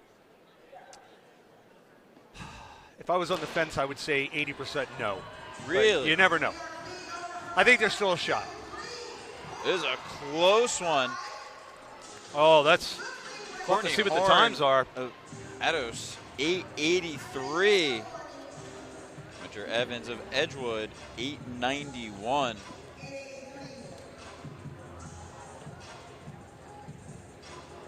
So that helps you for the time being. 8:81. Soleil Russell still on the inside of qualifying. Sophia Swindell, 23rd at that 8:79. 3 more heats to go. 8:22 of 24. Ross, Doxley, Zigbo, Barnett, Garcia, Frazier, Johnson, and Green. All setting their blocks now. So it is now 10:37 on the track here. This event started just before 10 a.m. You have the same call time as Heat 1 if you are in Heat 22. How do you stay ready to go? Now, you're in the paddock. There is a great warm-up area in the paddock, but still, you're in the paddock getting ready to go. Yeah, I mean, luckily we know the heat sheets fairly well in advance. That's why they don't necessarily, if somebody scratches, they don't start moving a bunch of athletes around. They just scratch that athlete from that heat. So you got a good idea. If you're running in those later heats, you've got a little bit more time to just go down, sit down, catch your breath, and then start getting ready to get warmed up. So it's a little bit of, it's race management. It's plain and simple. These athletes at this level that run at the state meet level or even national level, that they eventually learn how to do that. Uh-oh. Oh, boy. That looked like that might have been lane 6. Billy Frazier that might have jumped. We'll see if it was another athlete actually that made her jump.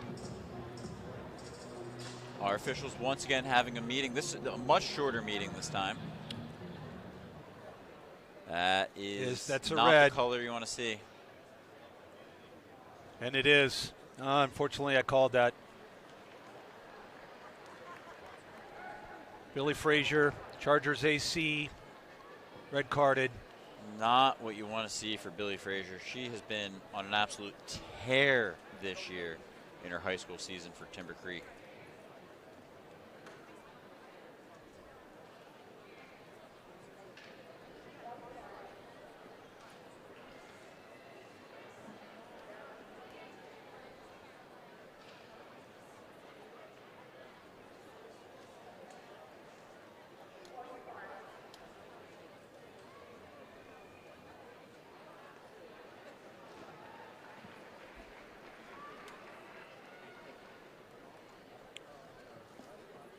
Lane 6 is vacant.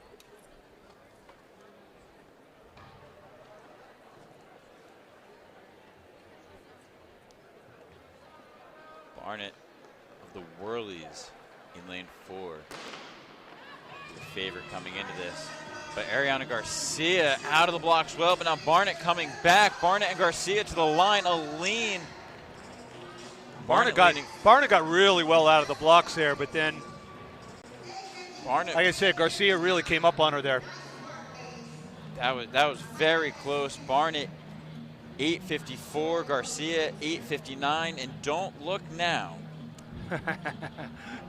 Go ahead. The bubble time currently 8:79 with 2 heats to go. All right.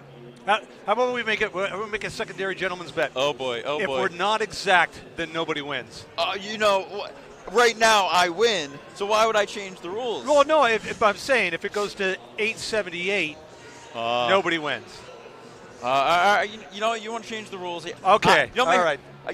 The number of hurdle races that I have seen this year, I'm still feeling great about 879. Okay.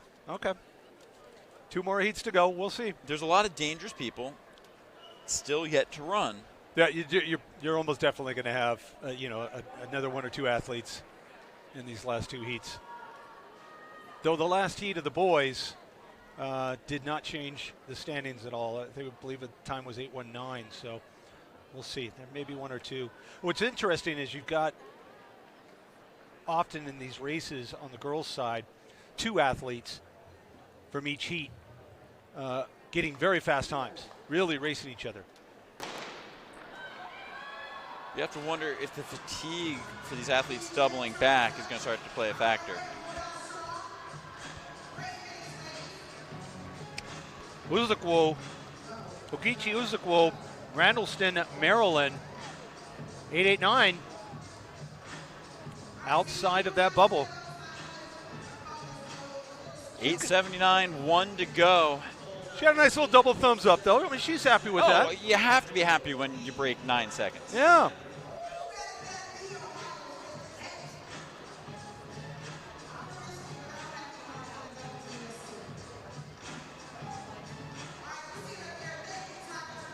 All right, this is it. It is race time. It is show time. We're going to do it one more time right here at the track at New Balance for the final qualifying heat of the championship girls 60-meter hurdles. And I'm feeling very good right now. 879, my prediction. 879, that bubble right now. 879, the bubble. And our last heat setting their blocks now. Isabella Evans, Ohio Speed Academy, TFC, is sitting in that 879 position. And she has that slight edge over Sophia Swindle, who also ran 879. Swindle running 8.783, and Evans running 8.782. So 1/1000th of a second separates going to the finals, or going to the semifinals, and not. I don't want to say going home. Who knows what else they're going to be doing. You have Sydney Harris and Dakota Jones in this section. So I have bad feeling. I have a bad feeling. Couple of athletes stumbling. 58 by Sydney Harris. Dakota Jones taking a very hard fall. And Dakota Jones was one of the favorites to make the final. You hate to see an athlete go down like that. But 864 by Sydney Harris will be the final athlete to qualify. Officially took an 877. 877. Lauren Thomas, Archbishop Carroll. Looks like there were 4 athletes all running 877. So all 4 of those athletes are making that list onto, as you can see on the screen there, our list of athletes that will be moving on. That is Thomas, Karhi, Bora, Cody, Garrett, Jackson, Bowden, Koser, Weil, McGee, Adams, Hassan, Harris, Montague, Mason, Adozen, Garcia, White, Barnett, Winfield, Rice, Spain, Armstrong, Cox, and your top qualifier of the day from Bullis, the time of 8:37, Cassidy Hopkins. Taylor Cox, your meet record holder, and Cassidy Hopkins will be headlining that semifinal later today. Can't wait to see that. I think that's going to be a pretty fascinating semifinal alone, even before the final, between Hopkins, Cox, and Armstrong.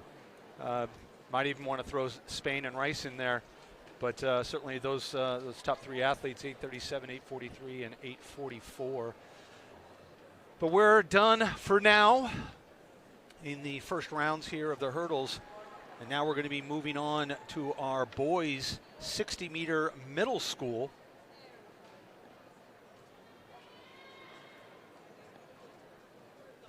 We will have 11 heats. 8 will move on to the final, top 8 times. in this first race. Penchansky, McKenzie, Taylor III, Saxton, Wilson, and Madison. Oh, and that's Wilson. Jumps up out of the blocks there. Usually you're supposed to raise your hand or give some sort of signal to the official, Now, but... Are we going off of the high school rule book for the middle school athletes, or are we going off the USATF youth rule book for the false start rule? That is a good question. I That's have a feeling different. I'm supposed to know that, but I don't. But perhaps in the middle school there might be a little bit more lenient with athletes still learning the sport here. There is a lot more leeway for the youth athletes. I do not remember off the top of my head what age group that changes. And we're off here. You want to look at lane 4 there. Zayden Saxton, Southern Sprinters Elite. 7.35. His teammate was third, Glenn Taylor third, but it was Michael McKenzie from South Baton Rouge Jaguars, 7.63. So 7.35 starts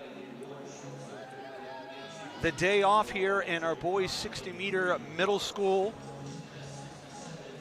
The meet record that we have here, 7.08. Jiden German 2 years ago. Heat 2 now coming up. Again, 8 will advance out of these 11 heats. 7:08. That's pretty fast, but I feel like there's a lot of athletes that have a serious shot if they can really nail their start today. It's you know, start, drive, and if you're strong and you're fit, so much happens in the first, 0 to 20 meters. Morissette, Schultz, Anyura, Robert, Edward, Mansell, Meyer, and Bailey. And again, we want to look in the middle of the track here. Those are your seated athletes. Very close there between Robert and Edward. And it's Anyura from Virginia Pride Track Club that outnips Robert and Edward. 7:48 for Anyura.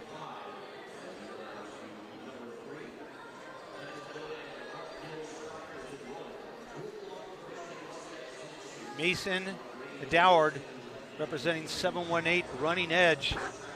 751 Jordan Robert, MS67 Louis Pasteur. That's quite a track club name there. Running 755. Next up here, heat 3 of 11. Boateng, Long, Grady, Brown, Grant, Rogers, Madison, and Mwanda.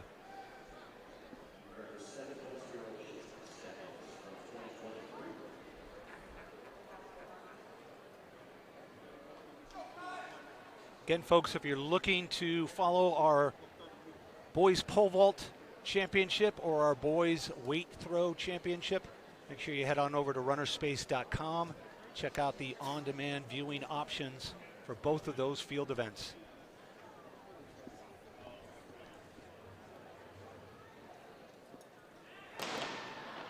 We're off here. A little stumble there from Madison, but it's all the middle of the track there. Kai Brown, left coast track and field.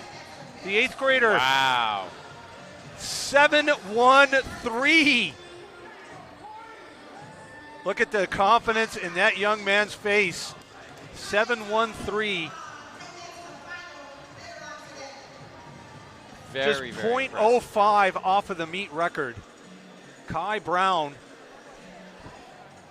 Kai Brown was the top seed coming in, and he proved why. That is a new PR for Kai Brown. Josh Mwanda, second in 7.49. Sean Grady representing Dale City Lightning, 7.59. But Kai Brown has just told the field, come and get me. This is what we got. This is what I'm going to bring to the final. So I hope you've got something to play with. Just how far ahead of the field he was there. Yeah. You have to wonder, does he have another gear left? Or when you're in middle school, is it just all out all the time? Well, you get the best 8 athletes in this field on the track later on in the final, and I guess we'll see. Next up here, Montano, Kenzo, Friedman, Cox, Carter, and Gill. Middle of the track there, Tristan, Kenzo, Friedman. 7:36. Very solid time there. Ian Cox, 7:58. Caleb Carter, 7:70.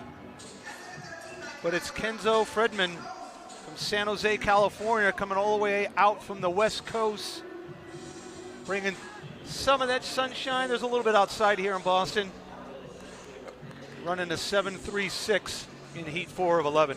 What does that do to your ability to sprint, hopping on a plane for 6 hours, getting off here at Logan? It's tough. I think it's harder coming from the West Coast to the East Coast. You get more jet lag that way.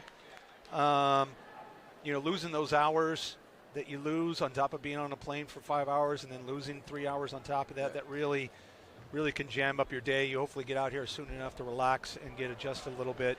And at a young age, it's tough, but these kids travel with great support systems. Their parents take good care of them. I'm sure their coaches, their club teams, and what have you. So, yeah, I really want to emphasize how much fun all these kids look like they're having. Oh yeah. As serious as they're taking it, as even serious at the they Nationals. are racing at Nationals, they're still having fun out there. Heat 5, Moore, Arnold, Lyon, Love, Ballard, Moang, Davis, Rowe, McCluster. Wow. And it's lane 3. Stefan Lyon, another Southern Sprinters elite athlete in here, 7:10. That record is toast later today. I got to think at 7:08. Wow. So now we already have a matchup of 2 really good athletes. Are we going to have a third and a fourth? And we're going to be looking at lanes 3, 4, 5, and 6 in that final going, wow, what are we going to see? Could we maybe even see a sub-7? I don't know. But I think that record is definitely in jeopardy. Very excited to see what these athletes can do in the final. Stefan Lyon. He's run 7:07 already this season. So he's run faster than the meet record. Yes. All right, heat 6 here. We keep rolling on. Miller, Bagley, Key, Thomas, Limas, Burnett, Randall Jr. Randall Jr.'s been doing a few things here at this meet. We've seen it on the track quite a few times for the speedsters. Out well, good drive phase there in 4. Camden Key. Somebody taught that young man very good drive phase. It was nice and slow and steady coming up out of the blocks there. Camden Key, 7:44. Herschel Bagley, Lincoln Knight, 7:62. Maxwell Thomas, 7:67. But it's Key, the youngster from Brookshire, Texas, 7:44. Still underneath that bubble time currently of 7:51 for the top 8 athletes moving on to the final. So, as a coach, Stefan Lyon scratched out of the 400 to focus on the 60 today. How do you make that decision, what event to focus on? You're qualified for both. You have a pretty good shot at being an All-American in both. How do you make that decision come race day? It's all about what's been going on in the training in the last 2 or 3 weeks, probably. I mean, it's just about where their speed was at. Yes, you need speed in both, but you need a little bit more strength in that 400. And so if they felt like their drive phase was being better in the 60 versus the 400, then they stay in that. Scarvuzza, Estrada, Candy, Hopkins, Highsmith, Johnson, St. Bernard.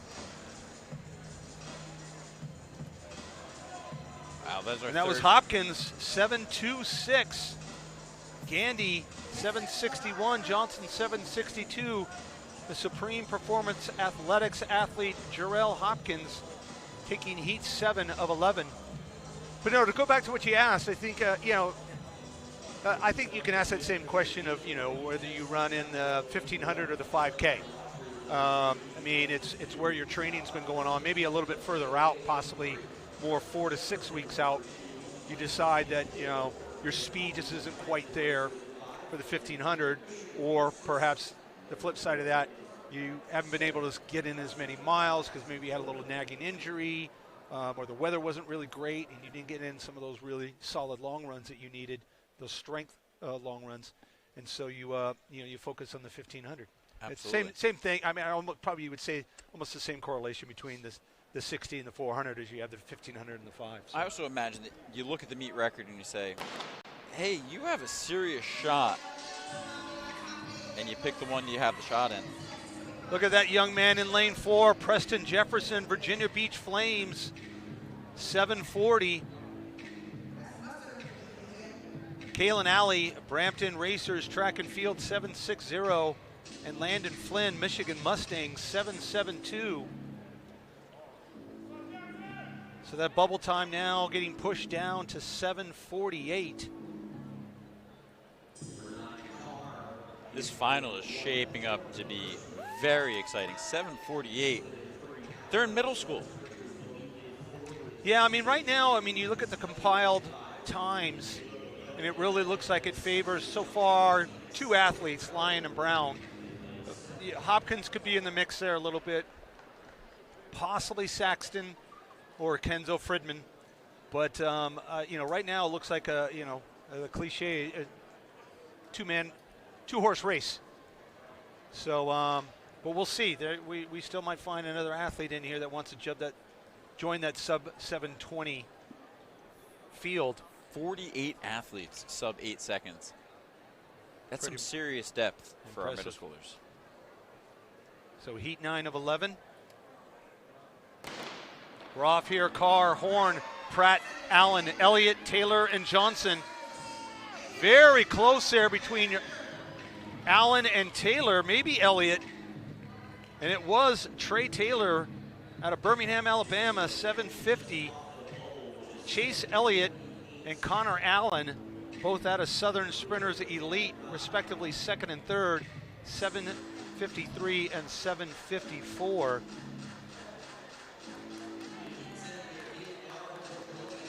So 2 more heats here to fill out our 8-person final in the boys 60-meter middle school.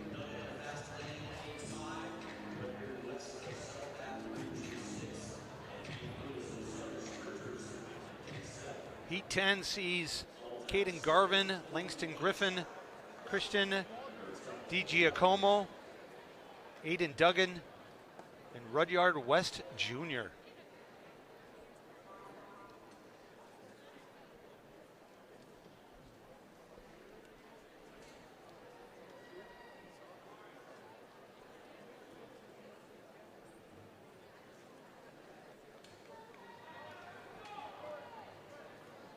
Eyes on that 6th grader, Noah Rogers, sitting currently in 34th. Pretty impressive for a 6th grader. He's got a lot of 8th graders behind him.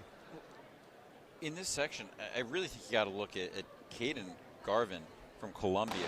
He ran 50-13 yesterday to win that middle school 400. And that's look strength. at him go. Wow. Rudyard West Jr., very strong. All right, he just joined that sub-720 party. So now we got a 3rd player here in that final for sure. 3rd and 4th player. Oh yeah, Garver as well, 722. Sub 740 for the bubble time.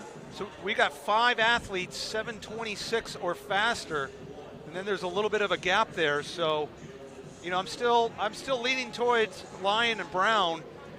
Lyon looked really smooth running that 710, but Kai Brown just very strong there, the left coast track and field athlete from his heat, running 713. I kind of think that he might have a little bit more in his back pocket. So, judging by what the boys have done, without even seeing the girls run any of their prelims, I'm going to put a guarantee that we see either the boys or girls middle school record fall today.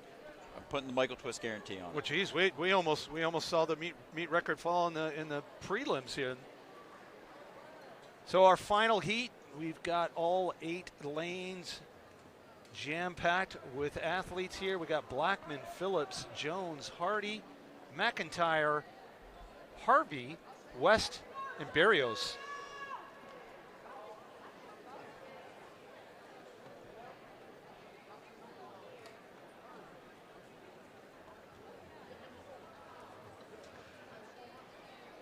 Hardy setting a personal record in the 400 yesterday, running 54:04.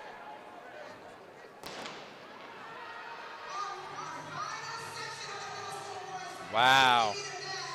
Hardy. That's where that strength comes in. He's having a good meet, that young man. Southern Sprinters Elite. Josiah Hardy, 7:30. So we have our finalists now. Sitting in 8th, Tristan Kenzo Fridman. In 7th, Zayden Saxton. In 6th, Josiah Hardy. In 5th, Jarrell Hopkins. In 4th, Caden Garvin. In 3rd, Rudyard West Jr. In 2nd, Kai Brown. And your leader going into the final with a 7:10, just .02 off the meet record, Southern Sprinters Elite, Stefan Lyon. So now it's time to find our 8 finalists in the girls' 60 meters. Michael? This is going to be exciting. The meet record 7:08. Excuse me. The meet record for the middle school girls is 7:60. Vanessa Waite of Powerhouse Eat, set here last year. Grant, Barnett, Saunders, Barrows Deer, Kwesi, Adrier on the track now. Out well, Sanders of Sprint Factory. Sanders of the Sprint Factory. Great form. I mean, that was like that whole idea of like just keeping your body almost completely still, not jumping up too much. I mean, you want to see the core of that body just move along a straight, solid line there, and it's just the legs powering along. And Payson Sanders exhibited that almost to a T. Very, very good running. Sub 8 seconds already. Meet record here in the girls 60-meter middle school, 7:60, and that time already within reach. That time very achievable. A lot of very capable athletes. Coming up next, heat 2 of 10. Rossi, Warner, Danzy, Swick, Usley, and Noble.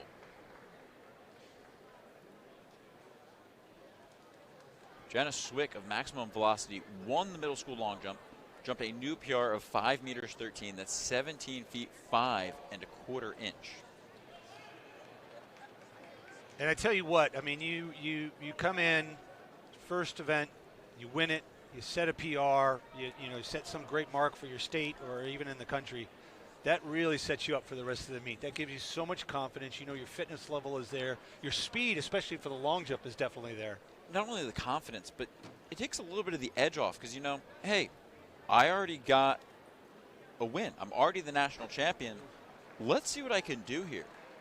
Yeah, I mean, the pessimist in me there says you're only as good as your last event. Oh, absolutely. So, I mean, if the young lady doesn't have a good event here, unfortunately, I wouldn't blame her for going, walking away a little sad. But again, that's what your parents are there for. That's what your teammates are for. Certainly what your coach is there for is to make sure that you hold your head up high, recognize the accomplishments that you've had so far, and move on. Get ready for the outdoor season. But regardless, Swick has still got this 60 meters ahead of her, and we suspect her to have a good race. That's what we're hoping for.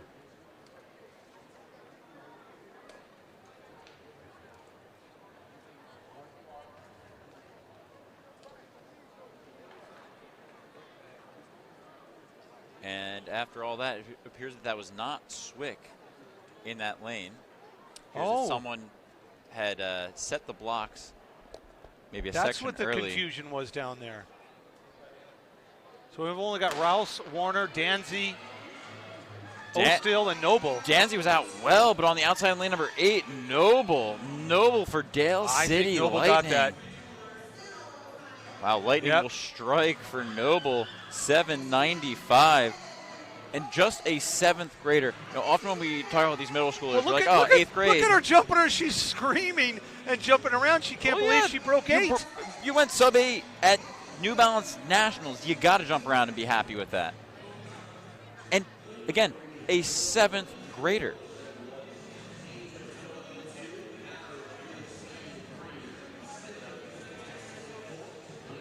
That is her first time under 8. Her previous best going into this meet, 8:13 at the PBA Invitational.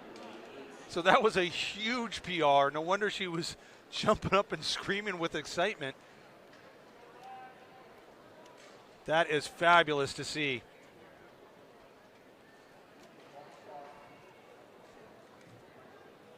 Jordan, Page, Hatter, Smith, Williams, Collier, Mason, and Stanford.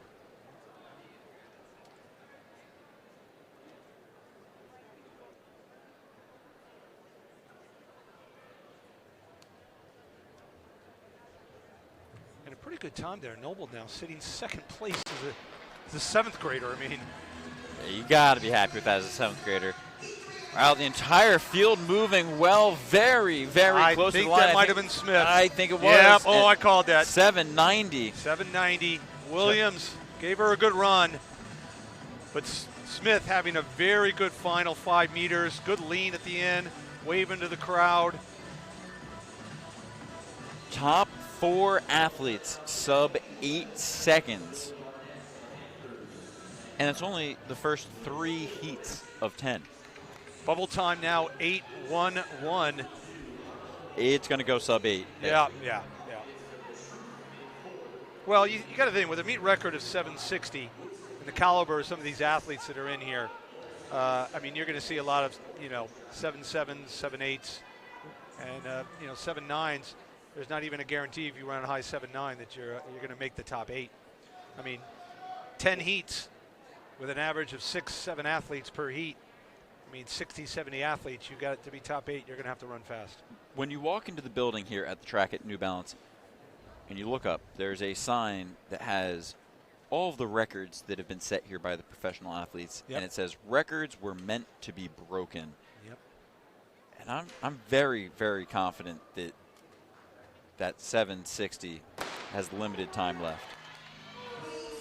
I mean, look at how well these athletes are out of the block. Hopkins of the Truth Track Tribe. Oh, Hopkins with really good last 20, 30 meters. Uhani, 789. Hopkins, 790. And now the bubble time right at that 8:01. So Haney just really winning that race there in the last maybe 10 meters there. Hopkins was leading for the first 50, I would say, 45, 50 meters almost. Hey, we talked about the difference, 55 to the 60 meter.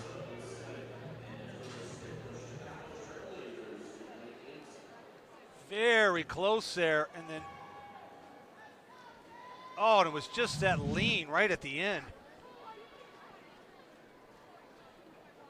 Lining up now, Diamond, Parker, Hunter, Baumgartner, Mitchell, Young, Brady, and Smith.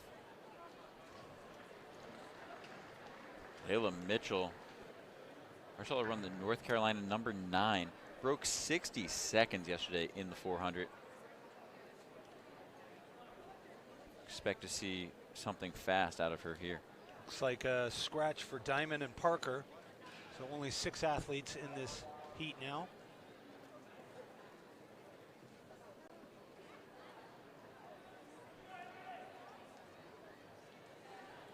Baumgartner of Drive Age Track Club.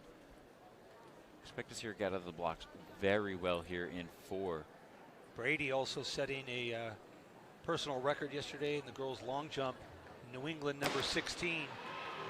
Yeah, look at lane number 4 out of the blocks very, very quickly. Can she hang on? Rumgarner.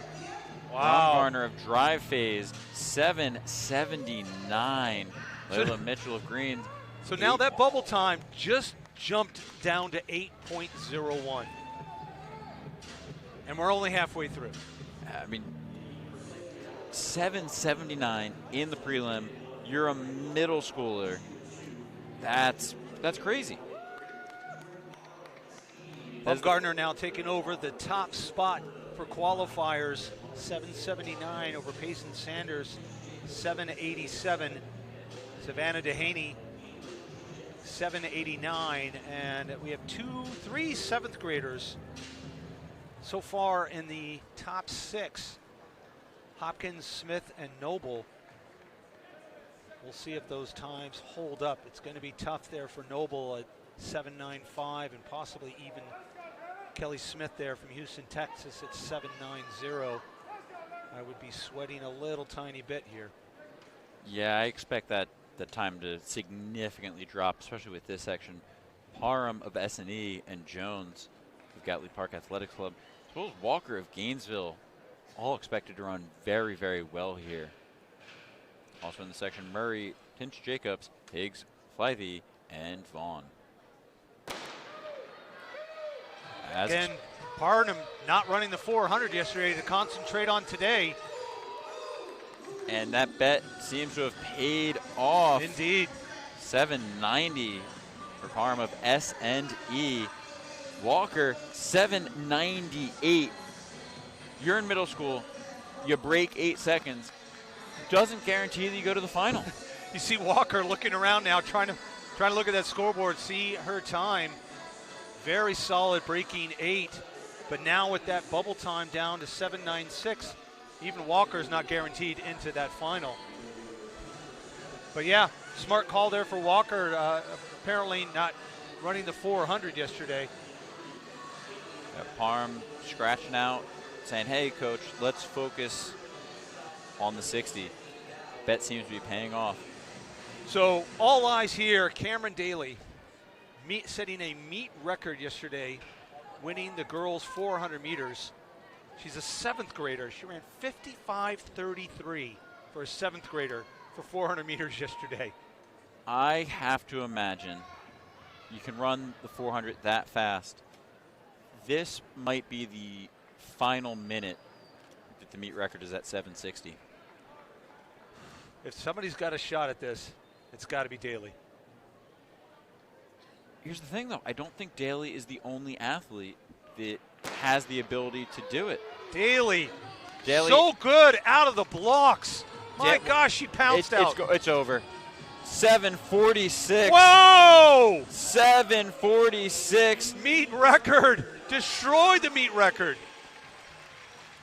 I told you before this section started, the Michael Twist guaranteed that there would be a meet I got to record. clap that. I got to clap Daly that. Wow. Of Track Explosion Elite, 7:46. And she is in 7th grade. That's it. Look at that's completely a different race from what she was running. No disrespect to the other athletes, but she just ran so fast. 7:46. It didn't nip the record. She just absolutely crushed the meet record. Dwyer also sub 8, 7:91.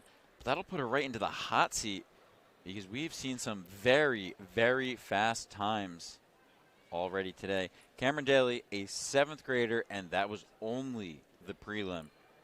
Daly has a very, very bright future ahead of her.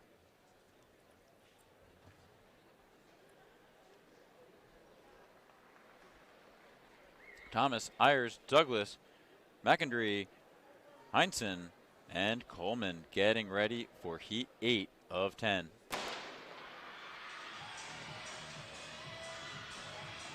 Another quick one here. Lane number 4, Aubrey Douglas of Motor City Track Club. 7:88 for Aubrey Douglas of Motor City Track Club. And McIndry, 7:97, but that'll be on the outside looking in. Our bubble time now at 7:90. 3 athletes have run 7:90. Hopkins, Smith, and Parham. Parham currently sitting in 8th place in that hot seat because of the 1,000. So I've just looked up really quick here on, yes, Wikipedia, but it is listing United States youth records in track and field. Mulaney Doggett from earlier this year at the Millrose Games ran 7:17 for 60 meters. Yep.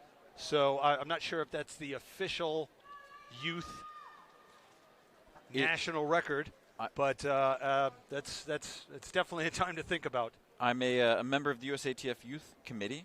I go to the meetings at the annual convention, and it will be official once it is ratified next year. Okay. Assuming all the paperwork is filed. Less paperwork for the youth records than for the elite records, so it should be ratified. Okay. Brinson, Boyd Lucas, Weissman, Spain, Dawson, and Lewis. 781, Layla Weissman of Southern Sprints Elite. Libby Dawson of DF3 Stars, 803. Logan Spain of St. Louis, 806. So that cutoff time now, 7:90 with 1 heat to go. There's actually 3 athletes that have run 7:90.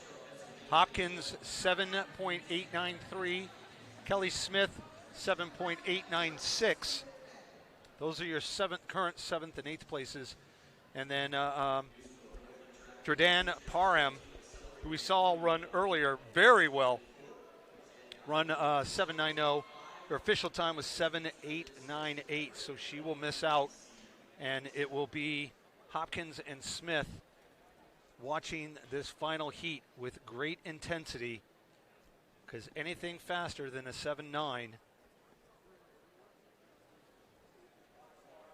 if it's 1 athlete, Smith is out. If it's 2 athletes, Hopkins is out. If both of them break 7:90. And as a reminder, the pole vault will be available on demand for viewing later. If you want to see the live results, you can go to live.athletic.net. The bar is currently at 4 meters 55. That's 14 feet 11 inches. 7 athletes with clean scorecards. Jewel Dominique not only doing the long jump, but doing the triple jump, the 200 and the 60. So she's got a very full weekend. Her best 60 meters PR indoor so far this season, all the way back in December, 7:55. So I don't imagine those 7.90s, at least one of them, is going to be able to hold up after this. This is it, the final section. Lane number 4, Domingue, a fast lane track club in the fast lane 4 there. A quick one for Jewel Domingue, 7:85. 7:85, so that looks like it only, unfortunately, knocks out Kelly Smith from Houston, Texas. Her 60-meter racing here is over. The 7th grader, she's still got another year ahead. But we do have 3 7th graders, including that meet record of 7:46. Cameron Daly leading the charge. 3 7th graders in the top 8. Pretty impressive for the youth. Going to be a very, very good final. Hopkins of the Truth Tribe, Uhaney of Brompton's Racers, Douglas of Motor City, Saunders of Sprint Factory, Domingue of Fastlane, Weissman of Southern Sprinters Elite, Bumgarner of Drive Phase Track Club, and leading the way in qualifying with a new meet record of 7:46, Cameron Daly. So now we move on to the next evolution of this sport, our freshman boys, 60 meters. Again, top 8 advancing. We have 11 heats here in the boys freshman 60 meters. First up on the track here, all 8 lanes full of athletes: Monroe, Lord, Abelli, Ward, Kasanov, Searing, Moyer, and Lee.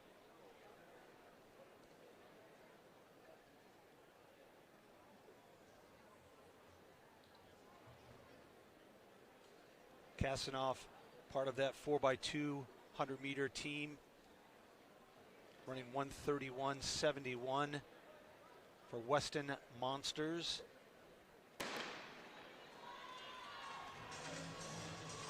Middle of the track there, lane 4. Wow. Ward, very strong. 6:98. Keep in mind, the meet record is 6:85, so that young man was only 0.13 off the record, and that is only the first heat.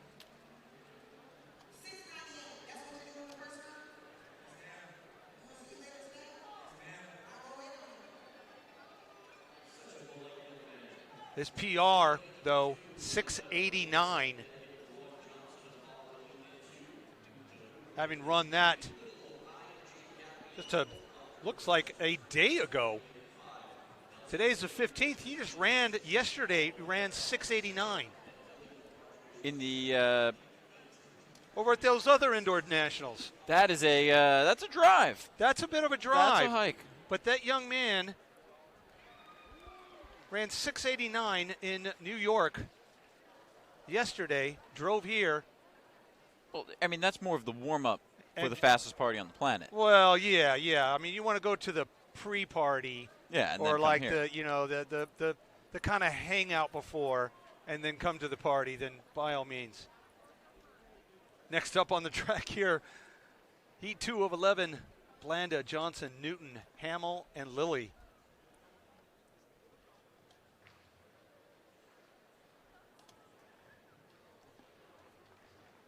Do you think it's time to start talking about that meet record by Terrence Mahomes at Bullis? Well, you got Newton in here. He set a meet record in the freshman 400 yesterday, running 49.46 as a freshman. And then he ran a new US 80 on a 4x200 meter team as well yesterday. So he's definitely somebody that's going to be teasing that record a little bit. 5 athletes are seated 690 or faster, led by Will Lavelle at 676. I'd keep an eye on lane 3 there. Lane 8 as well, but it looks like it is going to be Gideon Newton, Hoover Elite. 7:22.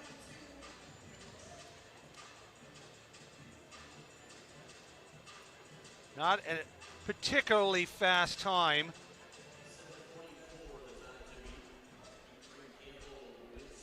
But again, that puts Newton currently in second place. It was just such a fast time there from Ward in the first heat. He really laid out a time there. Kenneth Ward, Pittsburgh, California. I didn't know there was a Pittsburgh, California. I know there's a San Diego, Texas, because when I was in high school and band in San Diego, we used to keep getting the sheet music that the San Diego High School in Texas was supposed to be delivered. It kept getting delivered to us. And that's how I found out there was a San Diego, Texas.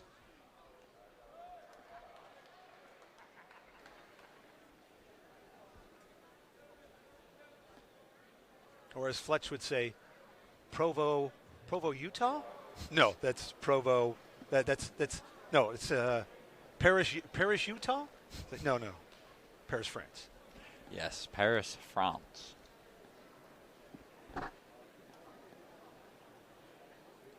Next up on the track here, Heat 3 of 11, Campbell, Idden, DeWeek, Legister, T, Henderson, and Christian. Keep an eye out on the middle of the track there, very fast. Legister, meet record 681. Wow. We already have a meet record. And I got to clap that one too again. That was amazing. You got to clap it, but I think that's going to go down again. I don't think that's going to make it through the entire prelim. I mean, to be fair, that's actually only the 29th fastest time in the country. So there's athletes in here that have run fast that might take down that meet record. I mean, we could, I think for the first time in the meet so far this weekend, we might even see 2 meet records happen in the same event, and maybe even only the prelims. But Marauders, Javon Legister, setting a amazing meet record 681.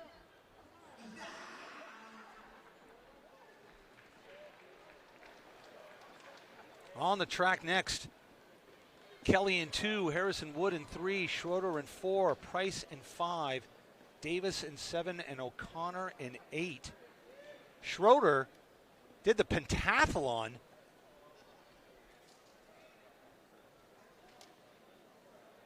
And the boys long jump. And yeah, he did the whole pentathlon yesterday as a freshman and did the boys long jump freshman event yesterday. So this kid has got a lot in his legs. It'll be very interesting to see how well he bounces back. 866 in the hurdles to open it up yesterday. So he has some ability here. Take away those hurdles and it's going to be fast. That's a multi-athlete dream for any high school coach right there, to have an athlete that can do that many events in just one weekend. And Schroeder in 4 is not letting down, but that might have been Davis. Davis. I think Davis on the outside. It is C.J. Davis, 719 to Schroeder, 724. I'm not saying that that's Schroeder's mistake for doing so many events yesterday, but because a 724 is still a solid time. But Davis, C.J. Davis out of McDonough, runs a new Maryland number 42 for the season with that 719. I would keep an eye on Caden Clark here. He has the ability to go under that record. I think he could reset the record. Wasak setting a PR yesterday in the 400. You see a lot of 400 runners coming down to that 60 and having really good performances here because they've got that longer race out of the way yesterday. And that strength can kind of carry over a little bit into the 60, even though it's considered a pure sprint event. So I'd keep it out for Wasak there in 3 as well. Stevenson running a 53.27 yesterday in the boys 400. But it's Riley, Clark, Wasak, Stevenson, Rancilio, Steele, and James. Lane 5 there. Rancilio. Wow. Running a 52.47 in the 400 yesterday. Comes up big in this heat.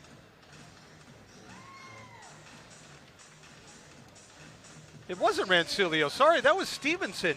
I think there was a lane mix-up there again. I had Rancilio in lane 5, so I assumed that was the young man there, but it was McNamara Mustangs Stevenson running 7.08 with Keaton Riley running for Independence running 7.27.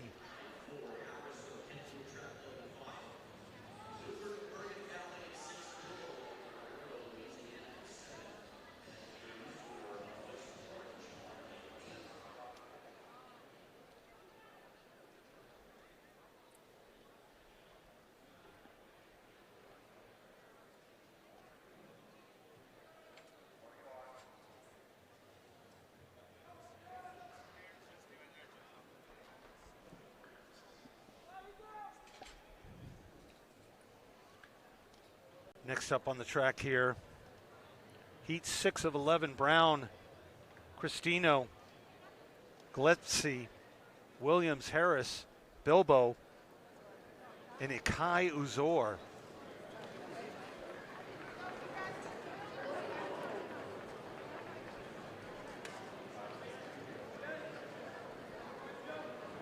Have the athletes stand up there. Somebody didn't quite feel comfortable. We'll get them down on the blocks now.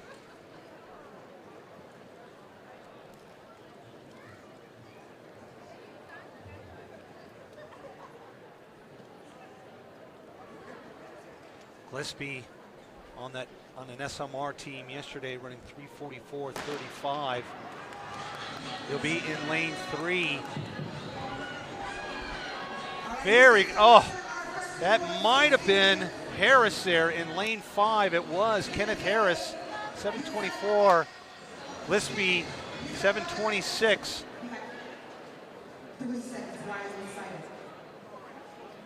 Harris's fastest time so far this season, 7:40. And he runs a 7:24, so nice solid PR there for Kenneth Harris at a Kentwood Track Club.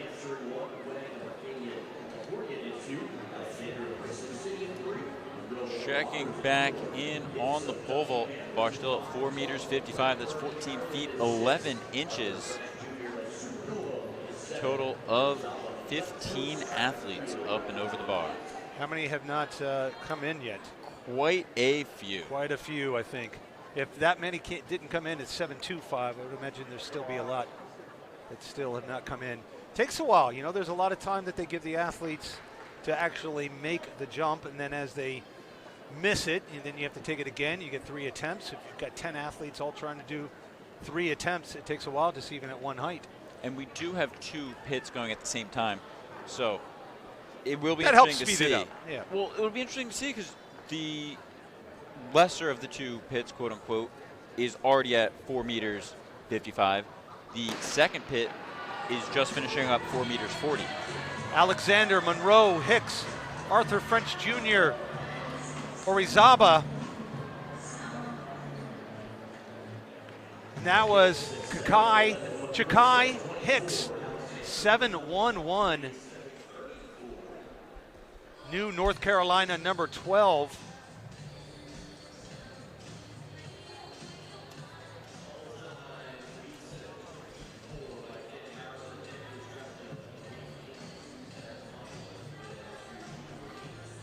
Solid time there for Hicks.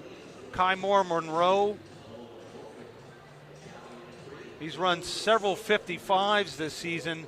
But like you say, a lot of these athletes have not had a chance to run 60 meters quite yet.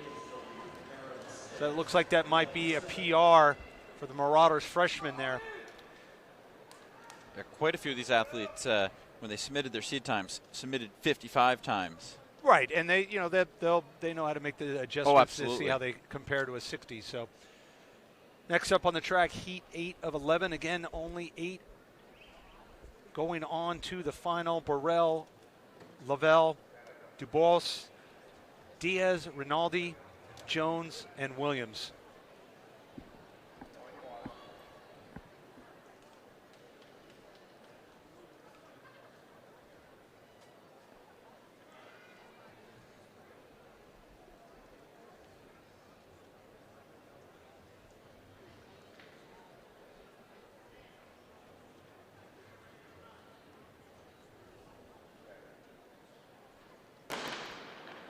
Wow, out of the blocks very well. Diaz. Fury, Rinaldi. Diaz, Rinaldi running a 4x2 yesterday, definitely got warmed up for this event. Paramus Catholic Paladins TC.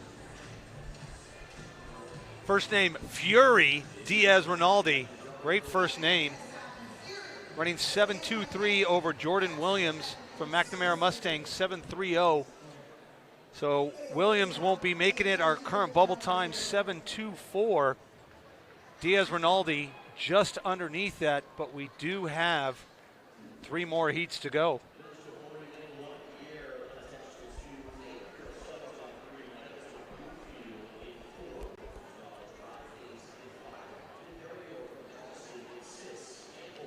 Next up, heat 9. Millage in 1, Pierre in 2, Xavier in 3, Evans in 4, Katab in 5, D'Imperio in 6, Campbell in 7, and Powell in 8. So as a sprint coach, you have your freshmen run this well during the indoor season. What do you do next year to make them step up to that next level? All right, now you're competing in the championship 60 prelim.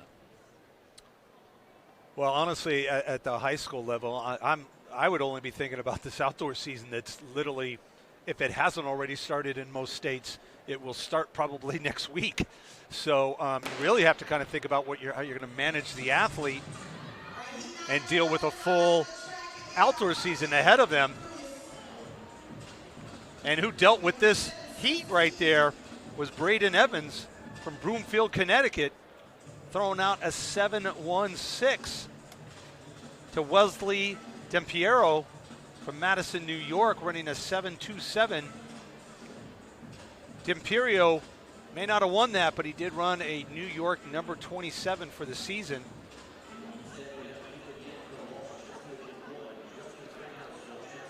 That bubble time drifting downwards. Looks like it might take under a 7:20. Evans' PR so far this season. Also, he ran yesterday at that other Nationals, running a 7.11 PR just last night there in New York, and then coming here and running a 7.16. We were talking about those athletes flying from San Jose, California out here. They had it pretty easy just driving up from New York. Heat 10 here of 11. Ethan Yim, Justin Greathouse, Damian Greer, Nolan Collins, Daniel Polis, Jonathan Verdier, and Monta Harrell. Wow, lane 4 turning it on. Nolan Collins, very strong performance, 7.08. That'll keep him up in that top 8. That bubble time now 7.22. Maximum output track, Nolan Collins.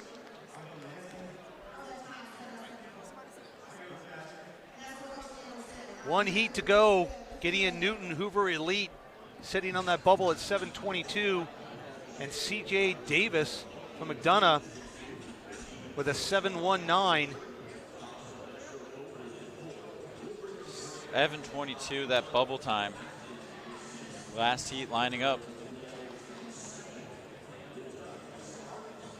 On the track here, Buckley in 2, Thomas in 4, Lira in 6, Brendan Whitaker in 7, and Peyton Luetag in 8. Ramar Thomas coming off doing the long jump event yesterday, jumping 641 meters.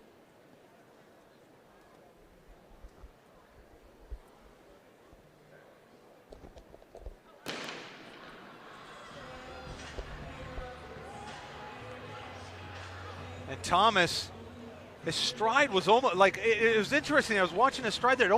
It looked like a long jumper stride. Yeah, you could definitely. I don't know how to describe what it is, but you look at that, and it looks like a runway stride. A little bit bigger. Yeah, yeah. So 7.14. So that means, unfortunately, Newton is dropped out of that top 8, and our top 8 runners moving on. In 8th place, C.J. Davis. 7th, Braden Evans. 6th, Ramar Thomas. 5, Chakai Hicks. 4, Nolan Collins. 3rd, Daniel Stevenson. In 2nd, Kenneth Ward. And your leader, setting a meet record in his heat with a time of 6:81, representing Marauders, Javon Legister. Top 8, moving on. But now we need to move on to what?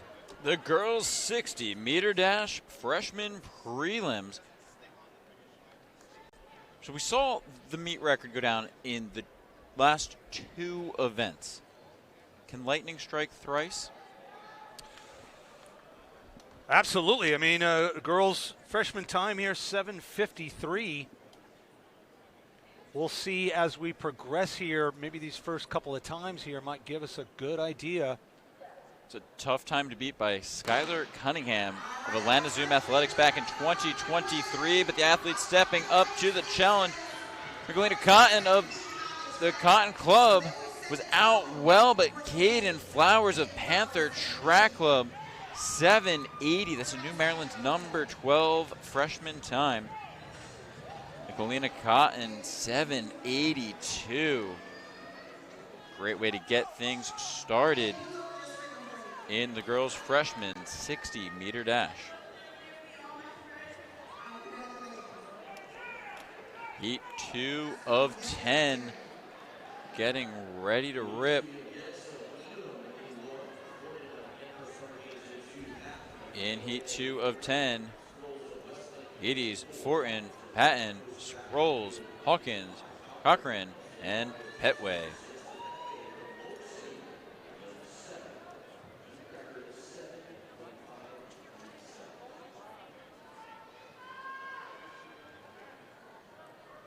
Again, we talk about the doubling back. Sproles of Westlake Village Lions ran on the championship 4x2 prelim and qualified for that final 139.36. Yeah, I mean, you see middle school athletes doing it, but certainly freshmen as well. I mean, doing so many different events at a national level. It's impressive. Freshman stepping up to the championship, the varsity 4x2. That very, very great performance, and she'll match that great performance a 775 in her individual event. Devin Sproles of Westlake Village Lions. Anna Hawkins of Left Coast Track and Field, 790. Ava Jiddies of Needham Track Club, 802.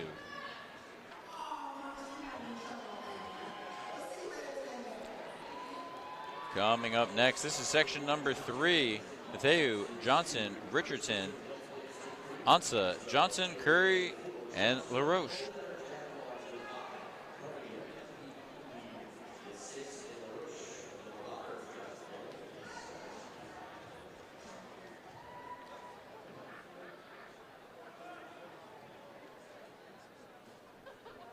Evangelina Ancha of AOA. We'll see her back later in the 200-meter championship prelims.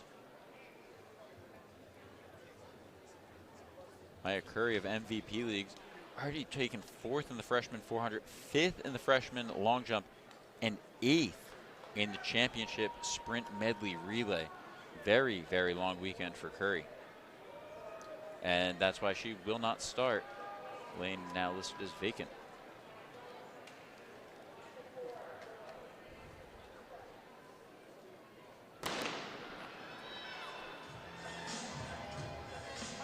Coming down the straightaway, very strong. Angelina Ancha of AOA, 776.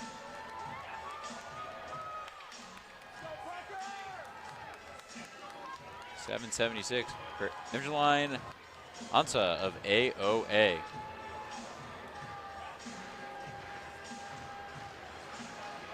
Big attempts coming in the pole vault. Again, you can find all of the replays. A big clearance there. That was Liam Wickard of Sauderton, Pennsylvania, jumping himself into the lead, clearing 4 meters 70. That's 15 feet 5 inches. Once again, you can find all of the replays available on demand at athletic.net.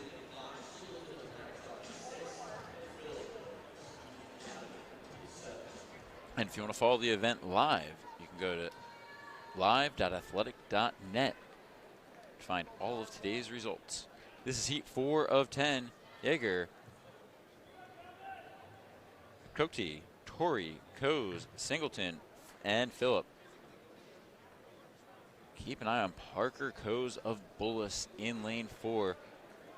Who's your freshman girls long jump champion.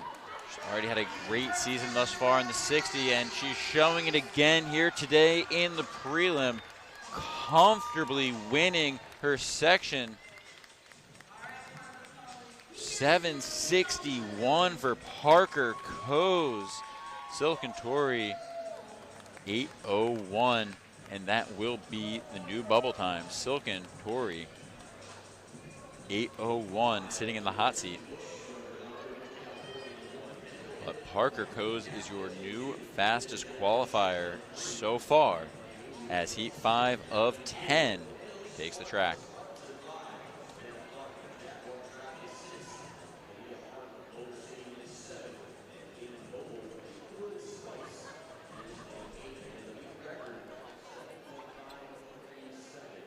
That is Pittman, Jenner, Onweu, Smart, Clark, Hart, and Noble.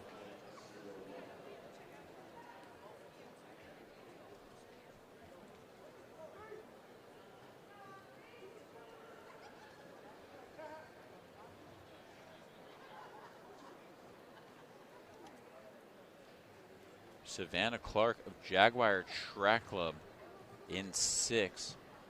Expect her to get out of the blocks very, very well here. Savannah Clark and Annalise Smart of the Spartans both out well, but they do have some company. Smart, the great lean, 782. Excuse me, 784 for Smart. Savannah Clark at Jaguar Track Club, 782. 2 athletes in a dead heat. 782 for Savannah Clark. Michelina Cotton, 782, tied down to the 1,000th. It's 781.6. As a reminder, they always round up for the 1,000th.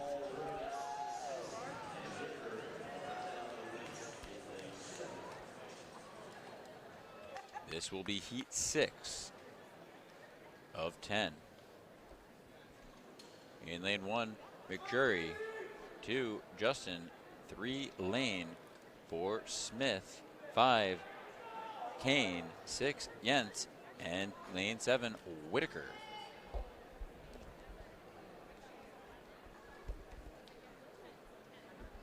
Where I saw Haven Smith of St. Louis run 55.79 for a new PR to win the national title in the freshman girls 400.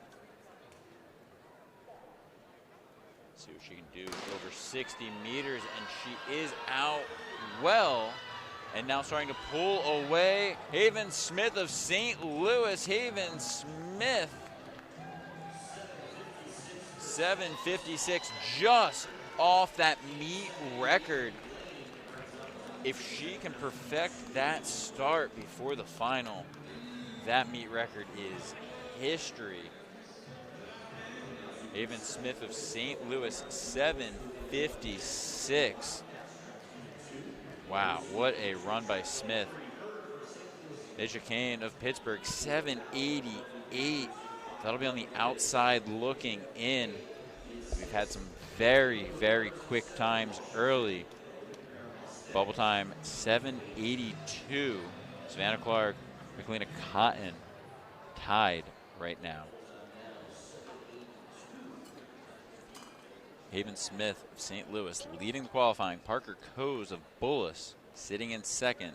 Devin Sproles of Westlake Village sitting in third. That final is shaping up to be something special. Heat 7 of 10. Obispo, Denson, Owusu, Hurd, Dow, Rodriguez, Bailey, and Washington all ready to go.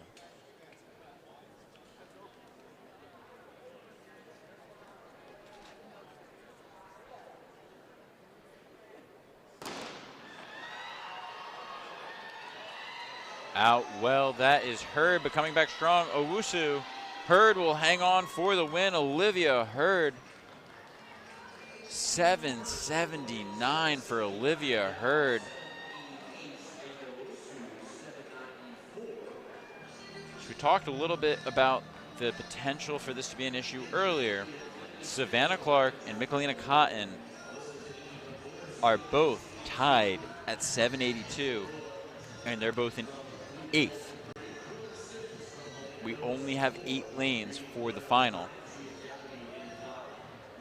We still have enough heats left that we don't expect them to be on the bubble. We expect them to be outside at the current rate that we're going. But you have to wonder what the tiebreak procedure is.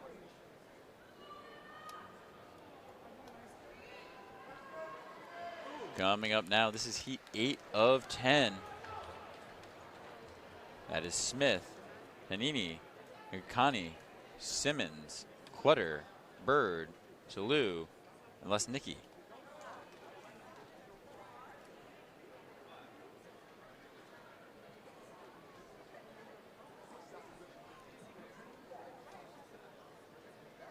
Oh, that is lane number 8, Alexa Lesnicki of Plymouth South Track Club, popping up early. She was 8th in the freshman long jump, hitting a new PR of 5:23. Waiting to see what the call is. And that is an unfortunate red card. Alexa Lesnicki's campaign here at Nationals will be over, unfortunately.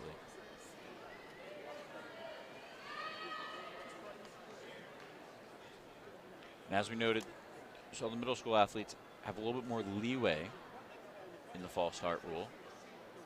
But the freshmen, they're treated the same as the rest of the high schoolers. It's one and done.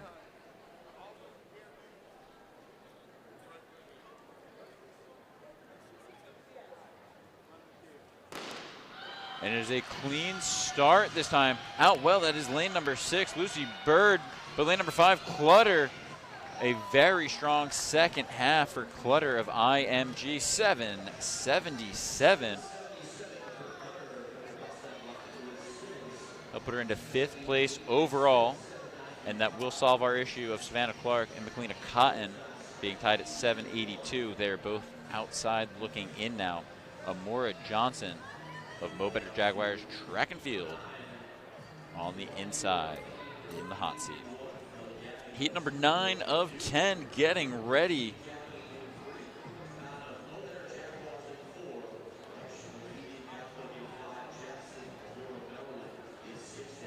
In heat 9 of 10, we have Uar, Gagnon, McCurdy, Kahn, Weish, Jackson, and Peterson. We've seen Maya Weish of Union Catholic already have a great season so far this year. We expect her to continue that. She was on that championship distance medley relay that set a U.S. number 2 mark.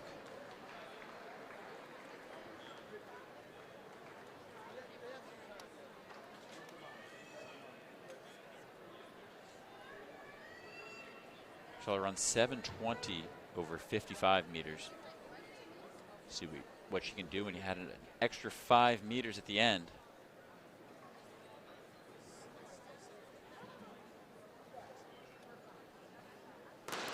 There's a clean start. Weish out well. Maya Weish of Union Catholic trying to hang on, and she will. Handling the extra 5 meters with ease. Maya Weish 775. Maya Weish now into 4th overall in qualifying. The bubble time now down to 780. Caden Flowers of Panther Track Club in the hot seat. This is heat 10 of 10, our final qualifying heat, trying to run faster than 780. Can anyone get the job done? Burchett, Todd Smith, Petrosky, Orlando, Sarfo, and Codd.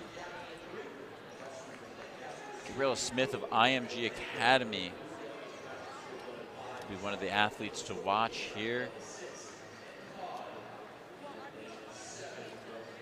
Ran 893 in 60-meter hurdle prelims earlier. Now take away the hurdles, clean up the block start a little bit, and I expect to see her go very, very quickly. Yeah, we had talked earlier about it, you know, those athletes that, you know, run the hurdles and then come run the sprint. Obviously, you have a lot of hurdlers that are sprinters or sprinters that actually can perform the technique of hurdling. So it's definitely an event where you see a lot of athletes. It's just tough on days like this where you have, you know, prelims and finals and semifinals and what have you in both disciplines. Sometimes you have to pick between one of the two. She was 7th in the freshman 400. I have to imagine that you come back today hungry. You know, you're on the outside looking in the 400. You're going to want to go fast here. She's out well, but Petrosky of Lancaster City will lead the charge across the line. Ella Petrosky, 772. Zoe Orlando of Blue Devils, 799. And that will leave the ball time at 779. Olivia Hurd of St. Louis, the last athlete in. Watching Orlando run there, she was almost running in lane 4. She was running so wide in her lane. That's how she started. It was a little shocking, to be fair. I was like, I kept seeing her like getting so close to Petrosky. But then Petrosky had pulled ahead, and there was no impediment, obviously, but her arm was almost going into lane 4. That's how she started in the hurdles, and Oh, sorry, I have my athletes mixed up. Orlando did not run the hurdles, but that was a very tough start. You know, a little bit of a football start there for Zoe Orlando. So next up, 25 heats of the boys 60-meter dash. These are prelims.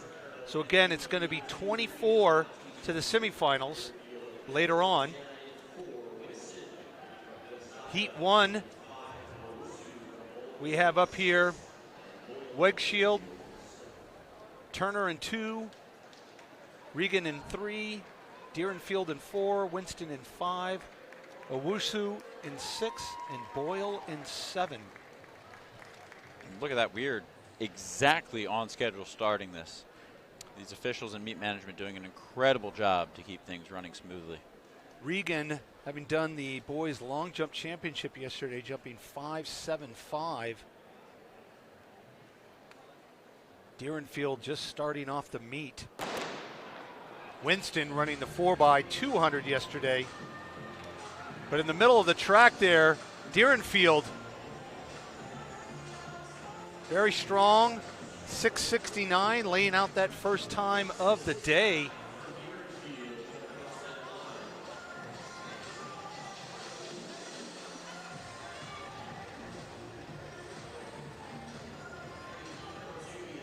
Deerenfield's PR is 6.66 from early February at the BTC All-Comers. Run several times around 6.72, 6.75, 6.71. You have to imagine that he's very ready, you know, hovering around those times for that long. He's ready for a quick one. Well, I mean, he did run in 6.69, so just 0.03 off of his personal record. Heat 2 here now. Kowalski, Rich, Isley, Joshua, Boykin, Wilson, Tang, and more.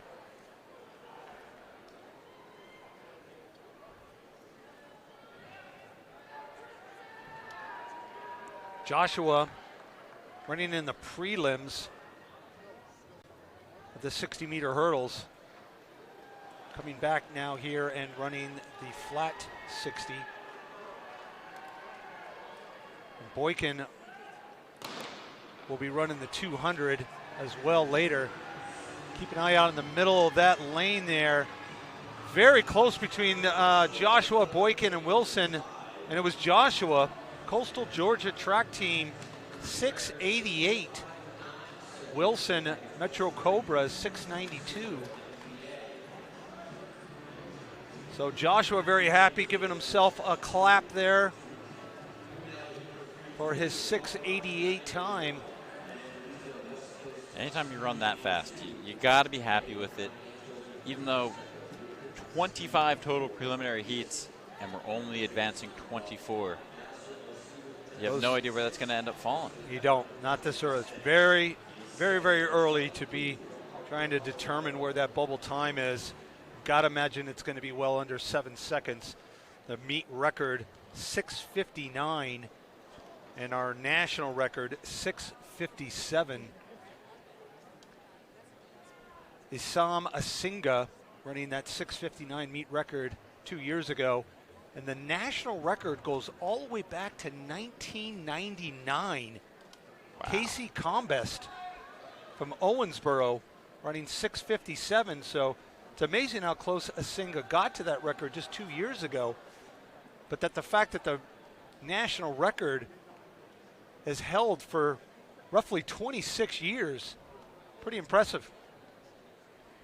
Heat 3 here, Dooley, Evangelista, Hay, Midas, Madison, Wesley Everett, and Booth. Want to keep an eye on the middle of that track there for Hay and Midas. Looked like that might have been Sam Midas, Michigan Saginaw Striders. No, in fact, it was Madison, Taylor Madison, Sevierville, Tennessee. They had to go to 1,000th of a second over Midas. So he just outleans Midas there. Both runners running 6.97. Madison 6.961. And Midas running at 6.967. Those could be a couple of those times it could end up being on that bubble. Yeah, that's kind of where You'd hate to miss out on the next round by 1,000th of a second, yeah, but it's been known to happen. That's kind of where I would expect that bubble time to end up falling, but we will see. A lot of action coming up. Heat 4 here. Shelton, Peters, Satterfield, Scott, Dean, Riz, and Warner. It's hard to pronounce that, R-I-Z-Z-S. You don't often see an S after 2 Z's. So hopefully I pronounced that young man's name right, Riz. A little emphasis on the end there.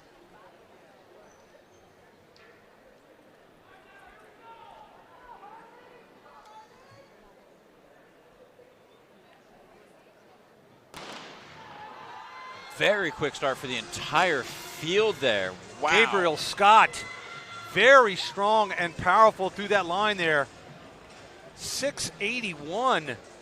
Second fastest of the day so far. Capital area forerunners, Gabriel Scott, Christian Satterfield, Jackson Local Schools running 6.99, as well as Joshua Dean running 6.99, going respectively second and third there in that fourth heat.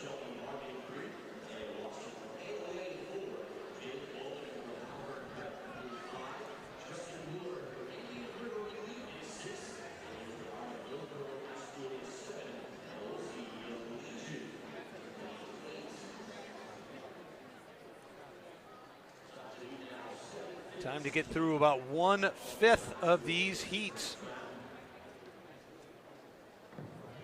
All 8 lanes spoken for. Ruffin in 1, Swick in 2, Jenkins in 3, Watson in 4, Bauman in 5, Woolard in 6, Tobia in 7, and Alozi in 8.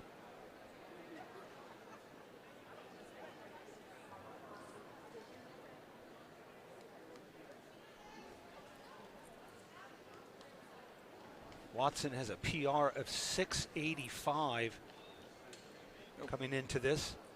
Earlier you were talking about how important the drive phase is. Yes. Over 60 All important. meters. All important.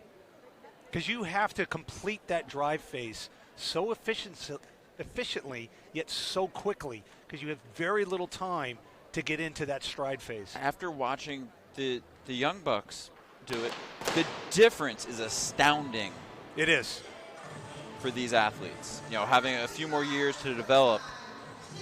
Well, the natural thing to do when you realize that you only have 60 meters is to pop up so quick, and sometimes too quick. Oh, it is a green card. Okay. I'd love to see it. I love to see it. I'll clap that. I will clap that. We're going to keep all the athletes in the field here. So that's a good thing.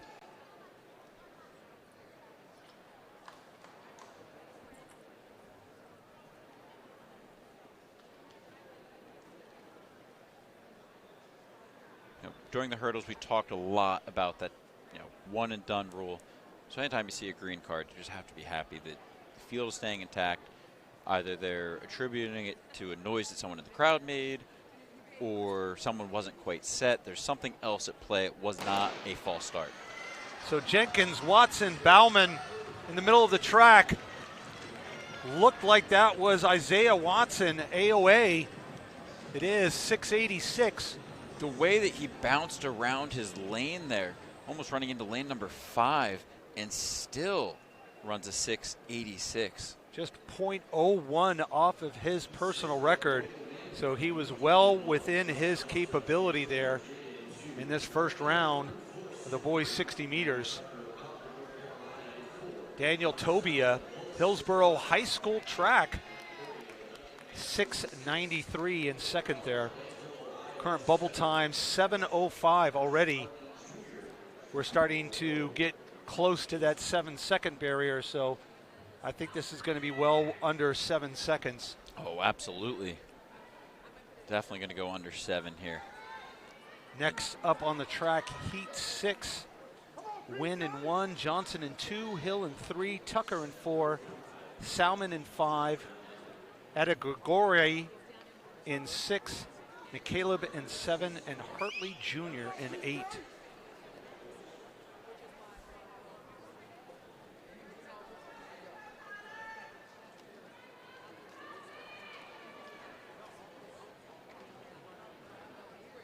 We did see Bullis get disqualified in that 4x2 yesterday, so he's going to come back with a vengeance. Yeah, Connor Salmon, that Bullis team DQ'd in the 4x2. That's, I'm sure there was a lot of really good athletes that unfortunately got DQ'd from that event yesterday.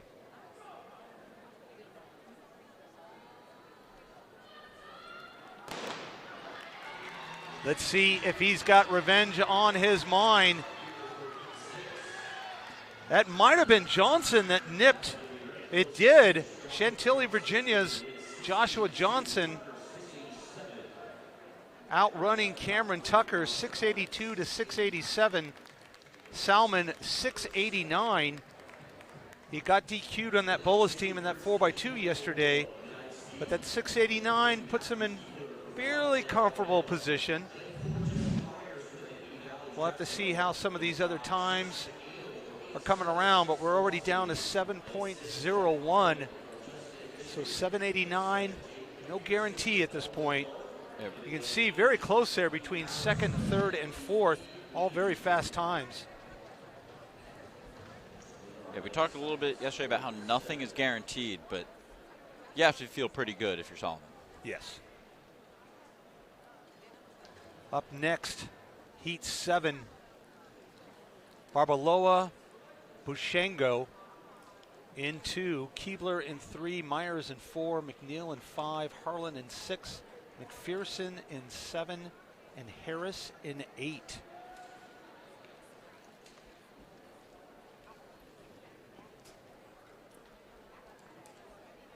Myers has run 676 so far a couple of weeks ago.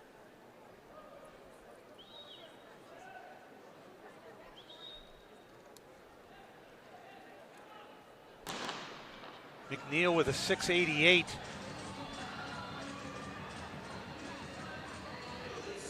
Looks like that might have been McNeil. I'm not sure. There was such a blanket finish.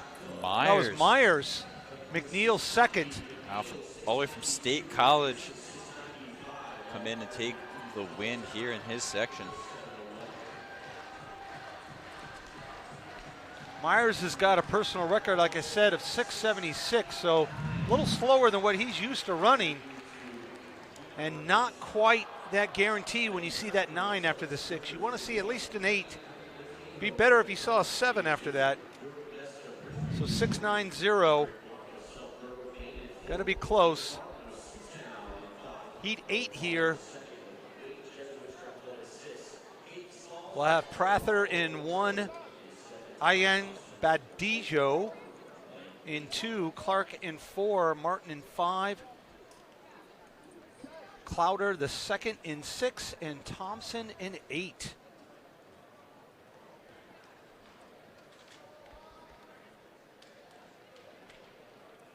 For those of you just tuning in, as a reminder, you can find all of today's live results, including all of the field events, at live.athletic.net, and there will be on-demand replays of all of the events, including all of the field events. Manny Martin coming in here with a 687. Andre Clark out good, but it looks like it will be Manny Martin.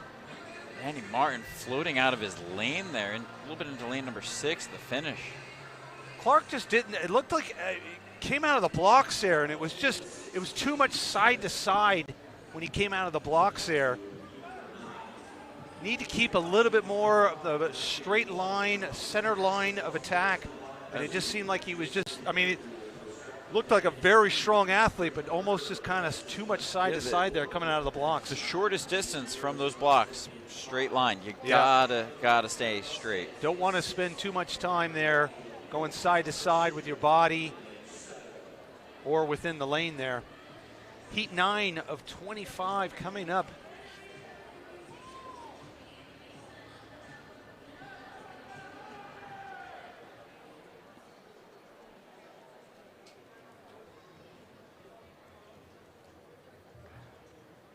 Outdoor track already starting in Texas. Bird has run 10:53 already this season. So we got McGaffey in 1, Nash in 2, Vanterpool in 3, Chandler in 6, and Waddy in 7. Looks like Bird decided that he wanted to maybe move on to the outdoor track season already, and is not going to start today's race. Unfortunate.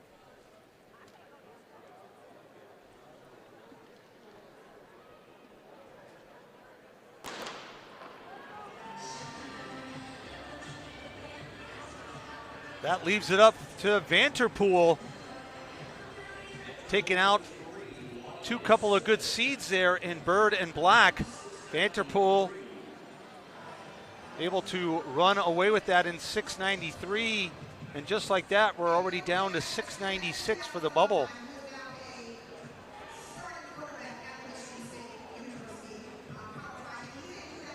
Yeah, very disappointed to see one of our top seeds scratch out, but that's the nature of the sport. You know, sometimes for whatever reason the athlete decides they're not quite ready, and you know, you got to live to fight another day. Well, it looks like he didn't even show up. That was the only event he was entered in. So, like you said, maybe he just went ahead and said, "Look, it's nice and warm down here in Texas. Let's get an outdoor." He is entered in the 200. Oh, he is entered in the 200. Okay, so he may be crossed, running that. Fingers crossed, but we will see. So Heat 10 of 25. Got Griffin in 1, Willis Jr. in 2, Miller in 3, Brown in 4, Dean in 5, Flan in 6, and Carter in 7. Well, it looks like Torrey Willis Jr. is a scratch, so it'll just be Griffin, Miller, Brown, Flan, and Carter. Brown has already run 667.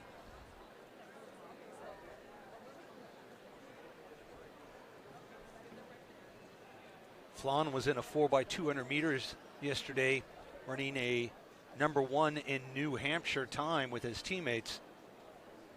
He's got to be feeling pretty good after that event. But wow, lane 4 there, Brown out very strong. Really owned those early stages of that heat there, 673. Second fastest time of the day so far. Oklahoma Cheetah in the house there with Kyler Brown. Jordan Miller, Auburn Elite Track Club, 694, just barely under that current bubble of 695. It'll be interesting to see what Brown can do in the final. He's already gone under 670. Can he fix that start and get back under?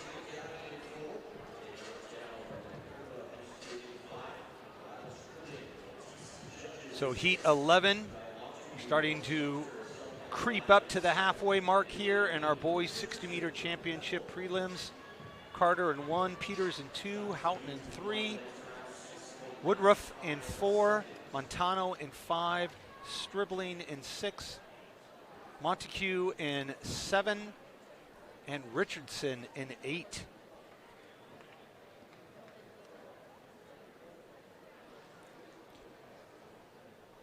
Definitely going to want to keep an eye on lane number 4.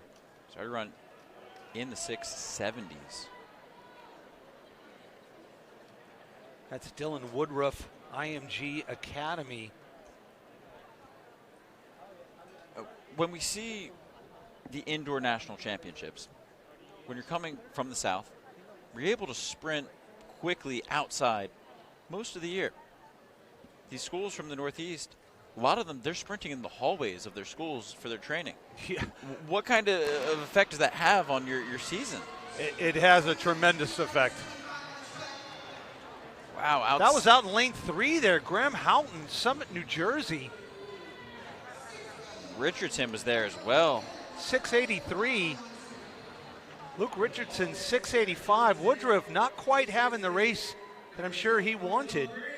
No, to get to your point, I remember when I was coaching during the winter, we would set up blocks on these carpet pieces. Like we'd have these carpet pieces that when the students walk in, they can wipe their muddy feet and wet, icy feet on. We would move those and set the blocks up and do starts in flats or even in the gym in flats on these carpet pieces so the blocks would stay put. But it's not the same when you can't get in spikes. No, absolutely not. But I do think that this maybe answers it. I mean, you make do with what you have. You have New Jersey and Connecticut beating out Florida. Well, we are well known for our indoor facilities here. We are also well known for our collegiate systems around here in the Northeast, and there's a lot of beautiful indoor facilities.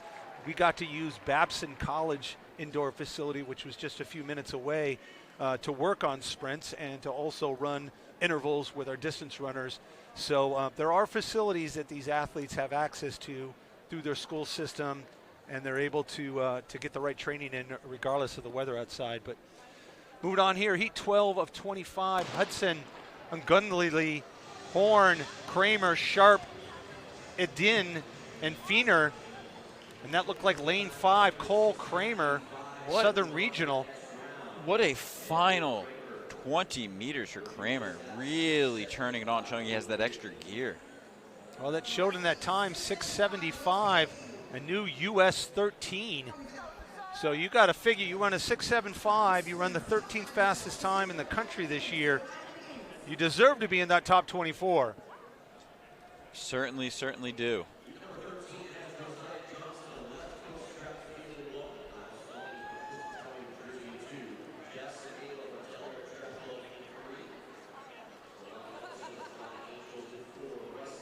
So we are moving to essentially the halfway mark here in our boys 60-meter championship prelims. Johnson, Thorny, Sakala, Ellison, Leaks, Fisher, Reddick, and Young.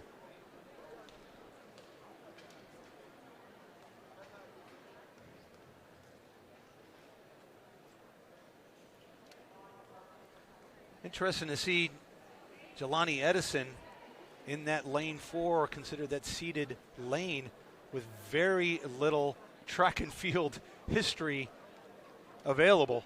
Coming all the way from Canada, not necessarily going to be that many results on our systems here, because our systems here are mainly designed around the athletes from the U.S.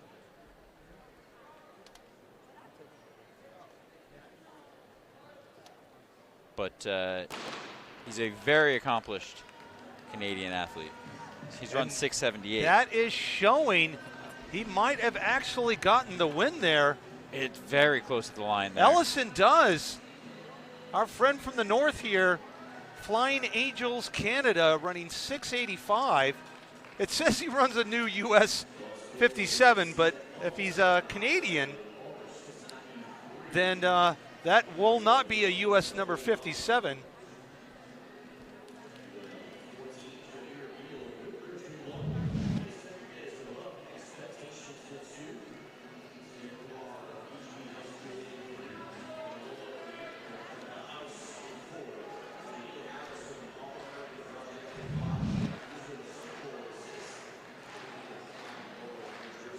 So he is a Canadian citizen, so that U.S. time won't necessarily count. His best result he ran just a couple of weeks ago on World Athletics is a 6.78. So he's definitely going to be a player in this race. Absolutely. Running 10.56 in the outdoor 100, you know that he has that strength.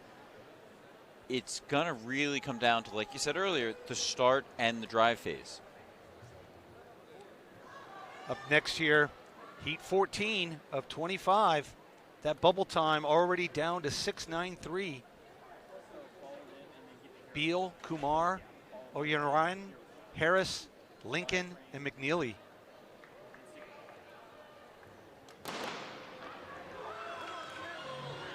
Oyeneran in 4, but Harris in 5. Ooh!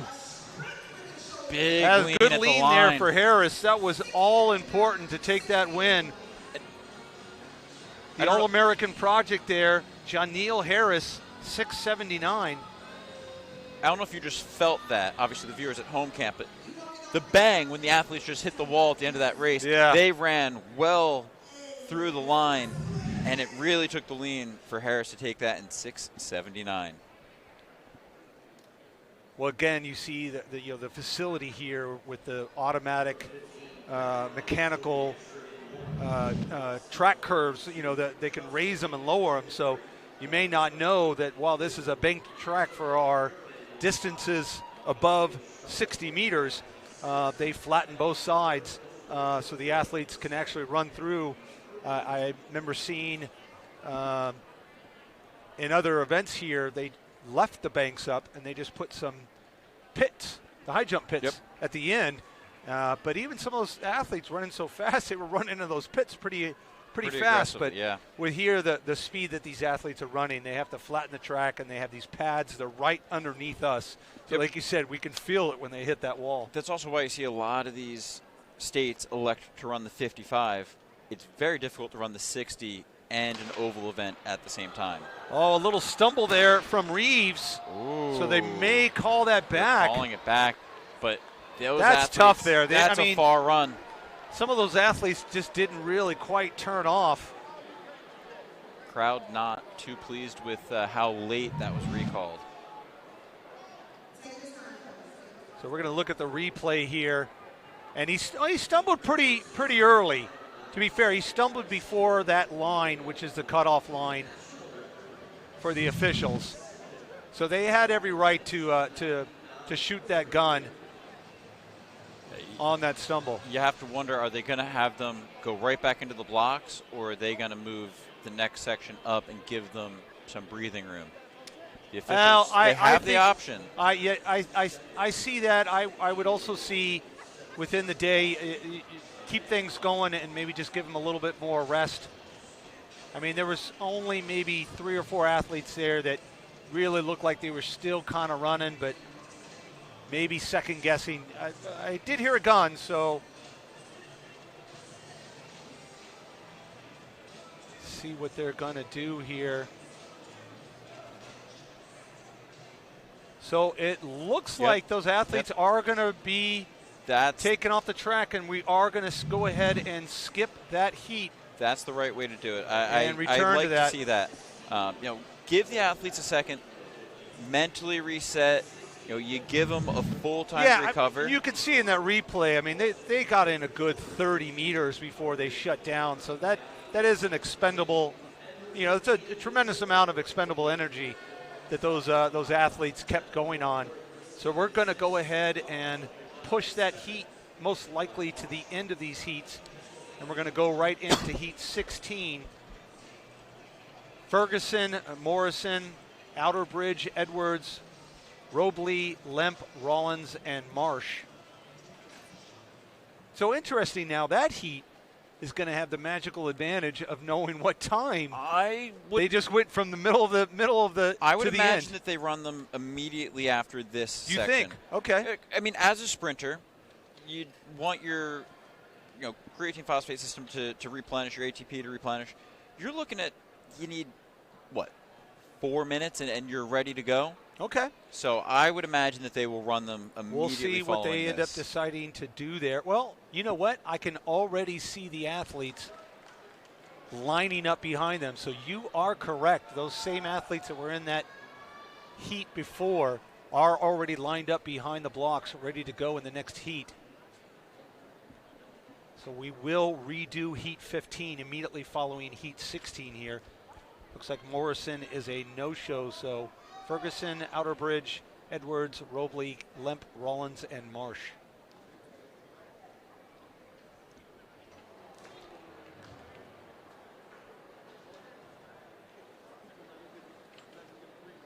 Our officials once again having a meeting over there.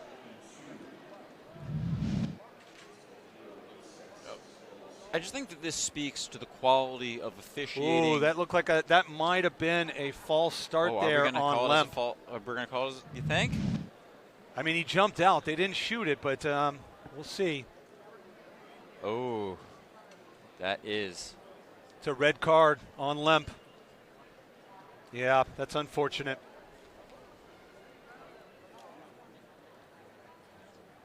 He still has the 200 to run, but that was unfortunate, a false start.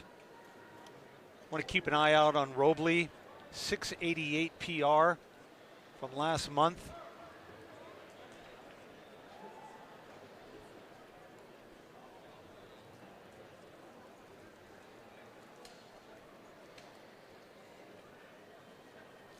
As well as Edwards. He's already run 680. Clean start this time. So yeah, Edwards, Carson Edwards. Whoa! That was actually close there, the last 10 meters. I don't know, yeah, Outerbridge and wow. Edwards. Right, both and Robley. Right there. That bubble time creeping down now at 691. It just seemed like Edwards kind of gave up. I don't want to say he gave up.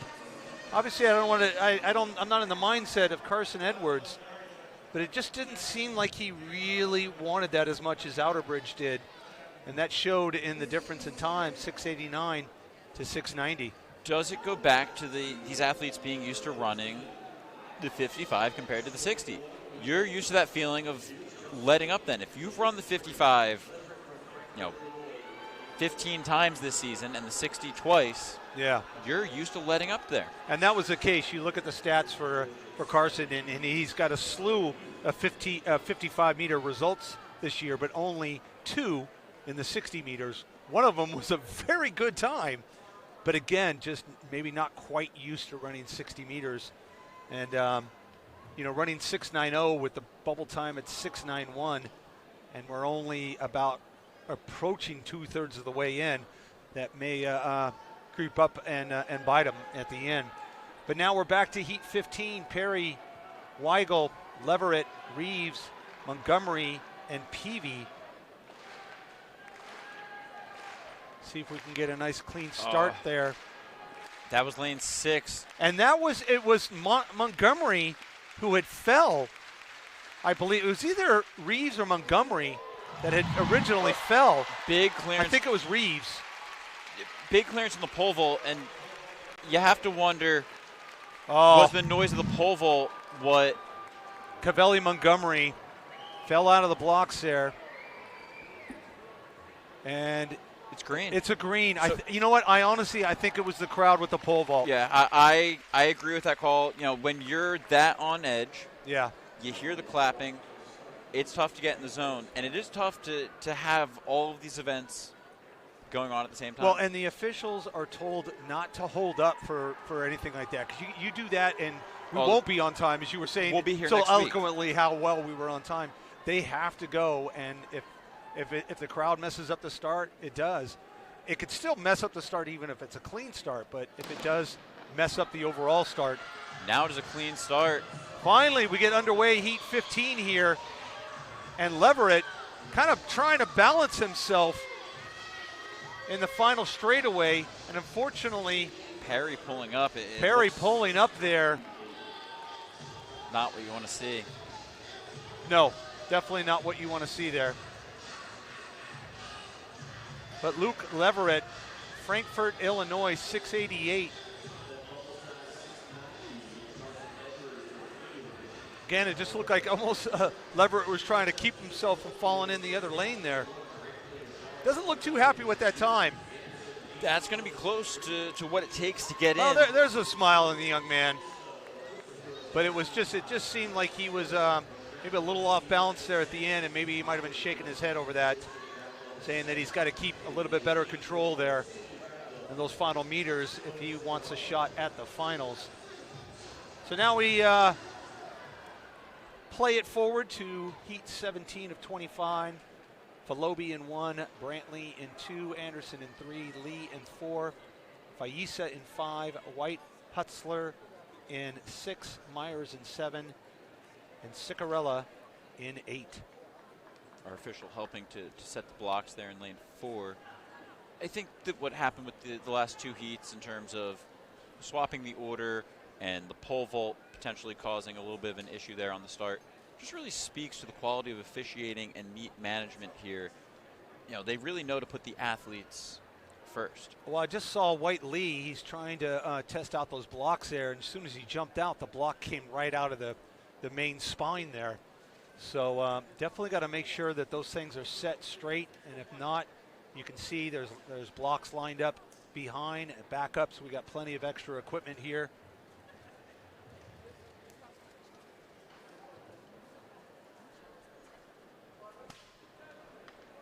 Wyatt Lee seems to have fixed his block issue, and he is ready.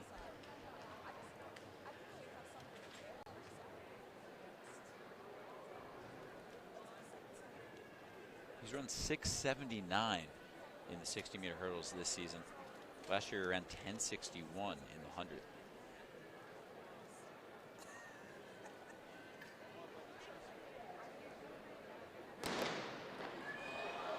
Oh, block issue. Oh, he fell. Brody Anderson. You hate to see that. Wyatt Lee, though, who was having those block issues before. 684 for Wyatt Lee of Flying Angels.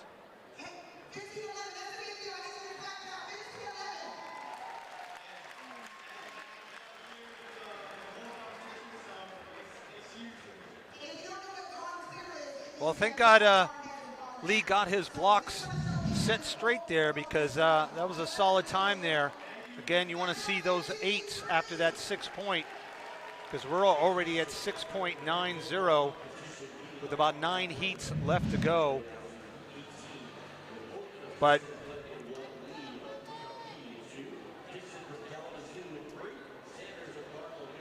we need to move on now here to heat 18 of 25. Lee in 2, Dixon in 3, Saunders in 4, Edwards, Pla in 5, and Gao in 7. Current bubble time set at 6:90.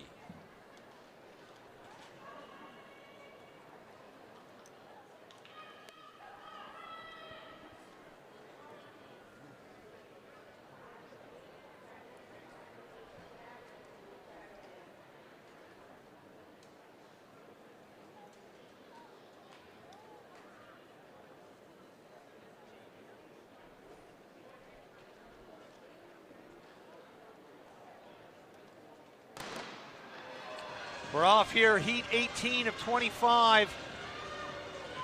And that looks like that's Sanders. Zamarli Sanders, 685. Cardinal Newman over Avian Edwards Pla, IMG Academy, 692. 692 will not make it moving forward, but 685 still has a shot there. Still a shot, but we have a lot of fast athletes still waiting in the paddock. Samari Sanders there running 685, taking off his shoes right away. It might have been a little burning hot. Very hot after running a 685. So heat 19 of 25. We're starting to get down to the nitty gritty here. 3/4 of the way through. White in 1, Spiteri in 2, Braden in 3, Sims in 4, Gaither in 6, and Spencer in 7.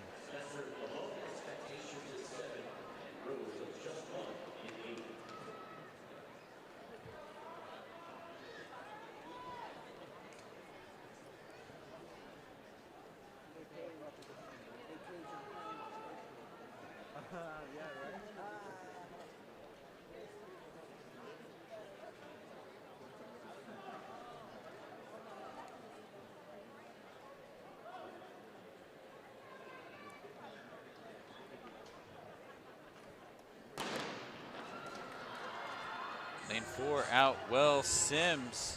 Sims is really good there. Braden gave him a little bit of a challenge in the opening meters there, maybe the first 20. But Sims pulling away there. But it's not enough. Tavion 691, great run, but unfortunately won't be moving on. Bit of an update here on the boys weight throw championship. They are in the fourth and final flight.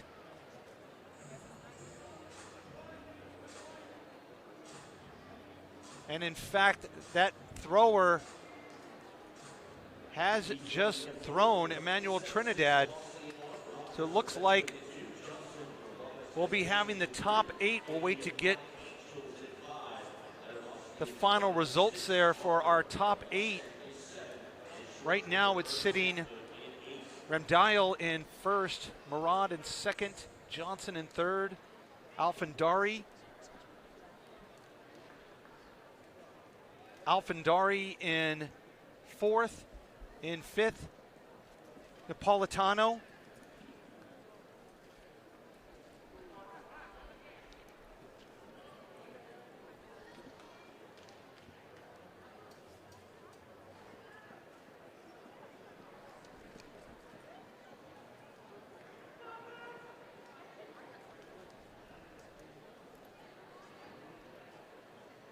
Quick update from the pole vault. The bar now at 4 meters 85. Liam Wickard, a clean scorecard. Notably, he did enter the competition at opening height. Kyle Claude Bauman entered the competition at 4 meters 55, and he will now be attempting 4 meters 85. Gordon, Rogers, Johnson, Haley, Neskorovsky, Walker, and Shortbridge, and it's Jahill Haley, another Canadian athlete coming in here and dominating his heat, but unfortunately not enough to move into the next round. Trey Johnson in second place.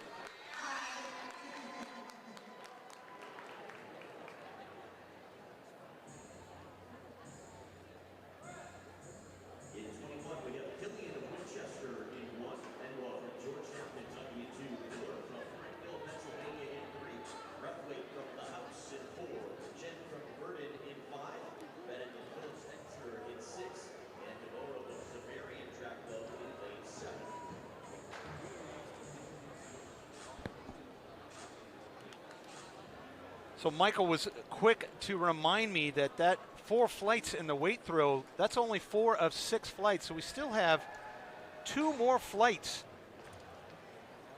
to go through. But it is Ramdial who is leading so far with his throw of 21.30, his third throw. And that's a U.S. number 15, so things are looking okay for Ramdial. That might end up making the final. It just depends on how these next 2 flights go.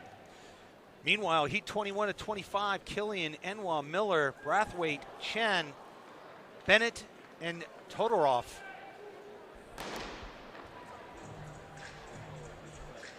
Quentin Brathwaite in 4, representing the house, running 6.85. Again, another time there in the 6.8s. That will put him in 12th place overall. Great run by the senior from the house. So it's been hovering around 6.90 for a while. I think it's about to go under. And if you look at the compiled list, Connor Solomon of Bullis, 6.89. We talked about this a little bit earlier. He wasn't too happy with that performance. Well, being on that DQ'd Bullis team from the 4x2, if he doesn't make at least the next round, it will unfortunately be rather disappointing, I'm sure, for that young man.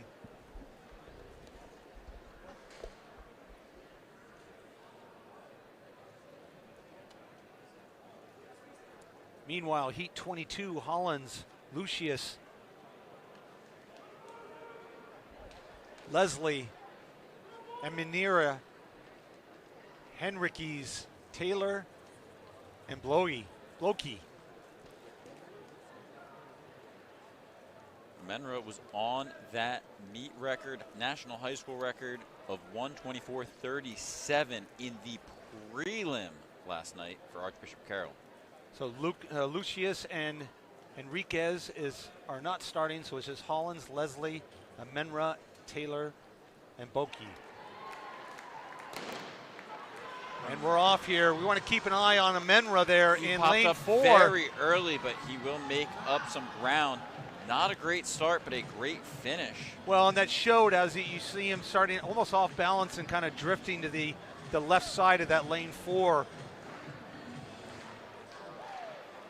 694, not enough to be moving on to the next round. He's run 675 this year and 633 over the 55, so not quite the performance he wanted here today.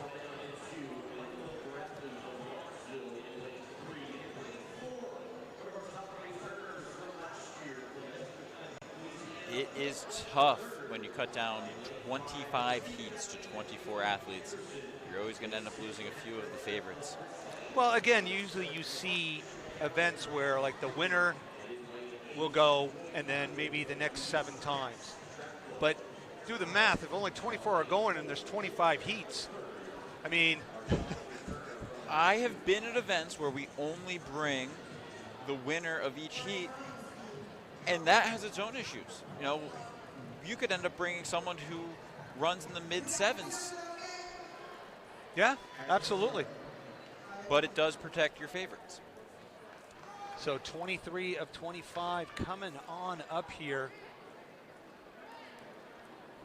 And this goes back to the rule change that we were talking about a little bit earlier that USATF is talking about implementing. Do you protect the favorites by making the first round a bye? Do a 4-round 60-meter competition. First round is a bye if you're one of the favorites.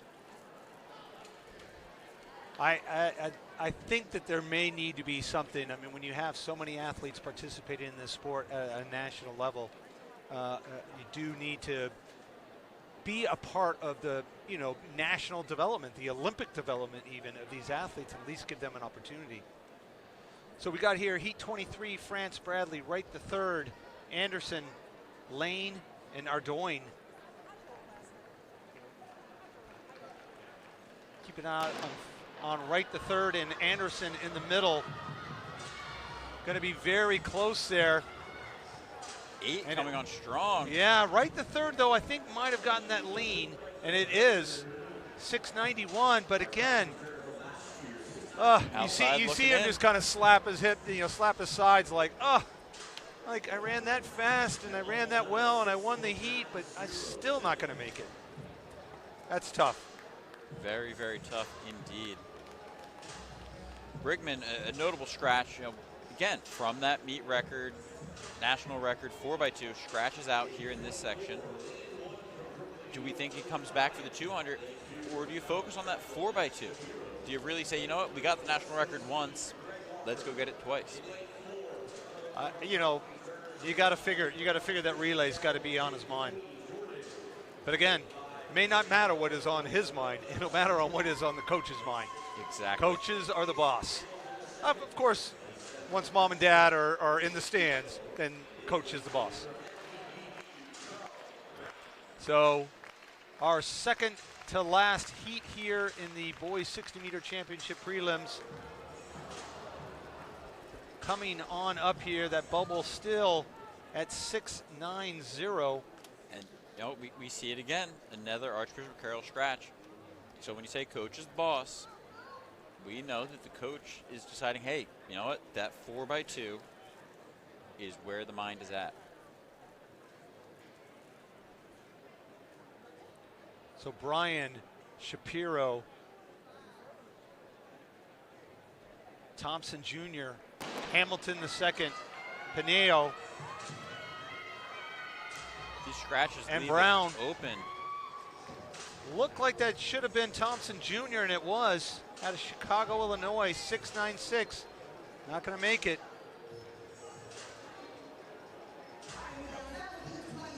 Connor Solomon currently sitting at 23rd. Jazz Michaela of Delaware Track Club sitting at 24th at 689 and 690. They got to be, you know, pretty thankful that there were those scratches. The Archbishop Carroll scratches are helping them out right now. It is, because if you look now at those scratches over the last 2, 3, 4 races, or even, you know, false starts or whatever it may be, you've now seen times slower, winning times slower than that 690 bubble. when if those athletes were in there, you would have seen more 6.8 something, 6.84, 6.85, and that would have pushed those athletes at 689 and 690 off the list. I want to see the redemption arc of Connor Solomon. If he makes it here into the semifinal, that redemption arc is going to be the story to watch because he has a legitimate shot at making the final. Again, Salmon sitting in 23rd, and Sakala sitting in 24th. They both got to be looking at this heat right now. Stackhouse, McCollum, Milks, Onesti, Grumbles, and oh boy.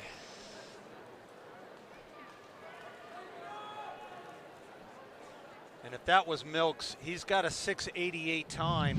Not quite sure who false started here. We'll take a look.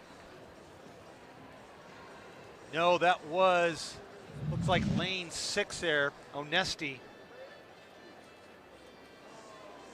And that is a red card for Julian Onesti.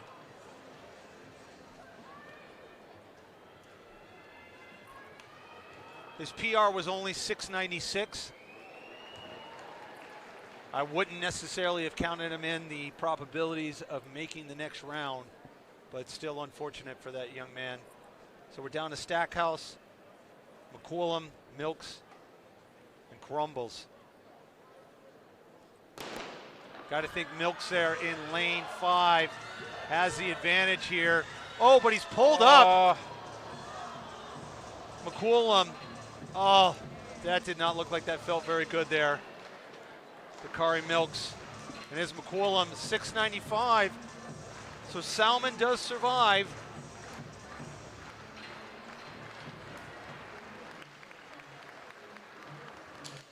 As well as Sakala.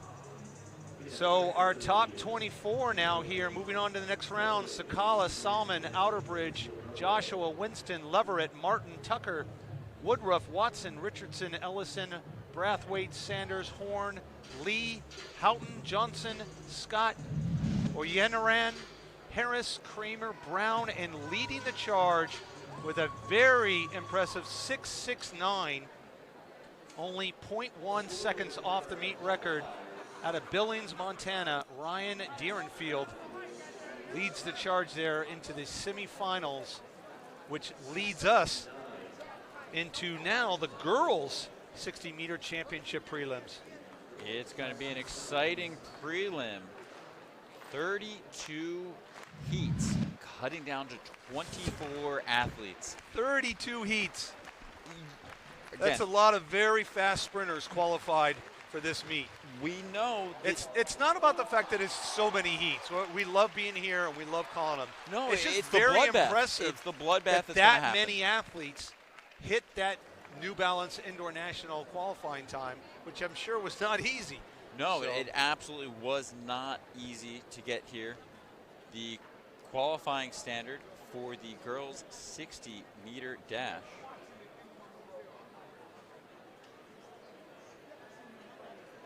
was 7:95 or a 7:29 or an 11:70. We're going to take 24 to the semi and then 8 to the final.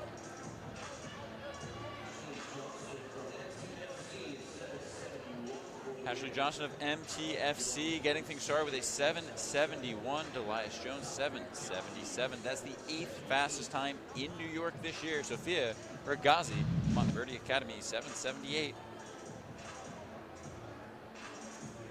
Seaberger of Portage Track Club, Janelle Lewis of Kingsway Track Club, Alexis Brown of Bolus, Shamtu Willow of Major Impact, Brindley Wilfon of Colchester High School, your field for Heat 2 of 32.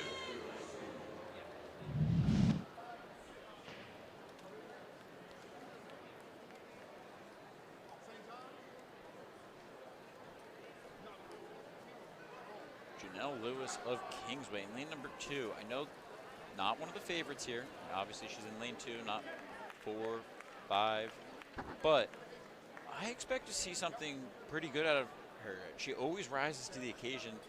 at the South Jersey track meets, and she's constantly racing against some of the best athletes in South Jersey, and thus some of the best athletes in the nation. She was first at her group meet, and we'll see what she can do here.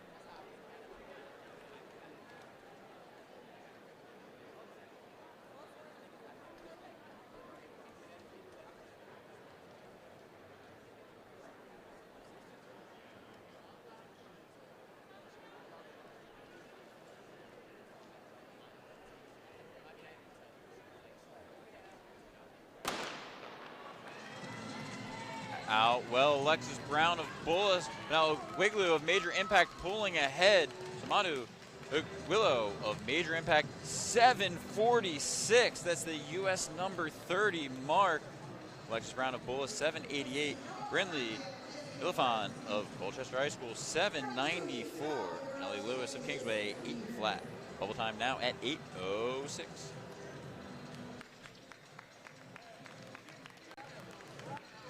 Meet record, Brown Selby of Speed Volt 7:19 set here last year, and the high school national record, Sean T. Jackson of South Granville back in 2023 ran a 7:16.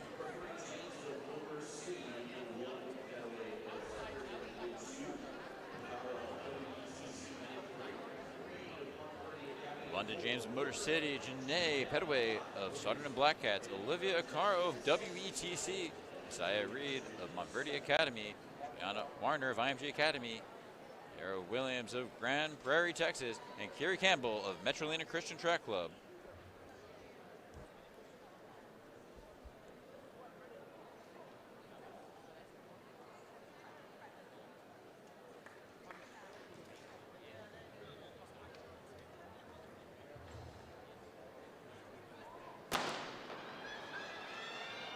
A good start for lane number 5, Julian Warner of IMG Academy. Warner of IMG getting there. 7:63.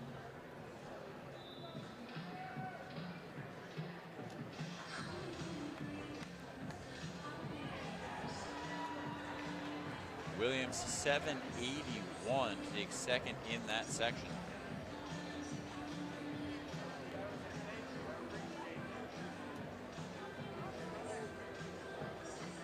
Said earlier, every single athlete entered in this field today has run better than 7:95 for the 60 or 7:29 for the 55, or if they only have times from last year, 11:70 for the outdoor 100.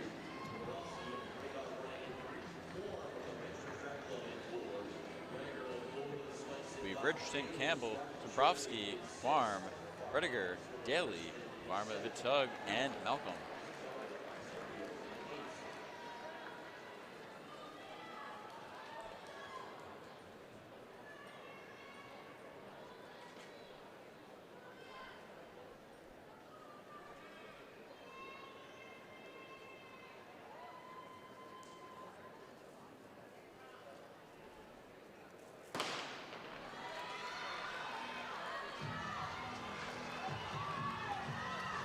Coming to the line, that is lane number 4, Lauren Quarm of Ranger Track Club, 7:70.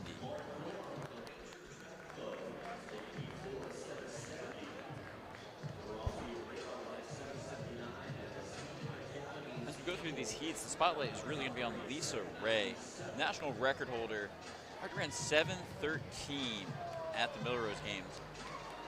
But there are a lot of athletes that want to take a shot at the Queen. Well, I mean, some of the athletes, they particularly come here because they know about the other athletes. Absolutely. They know who their competition is. They read the results. It's not like back in my day where I had no idea what somebody was racing on the other side of the country. Now these athletes know exactly how the other athletes are training, much less how they're racing. And so a lot of times that's that motivation is to show up and say, look, I want to take on the best. I want to take her on. I want to take him on. And that's why you come. That's the whole point. I mean, again, I've said this too many times already, but there's a reason why we run the race. Oh yeah, we know what everyone has done to get here, but can you do it here today?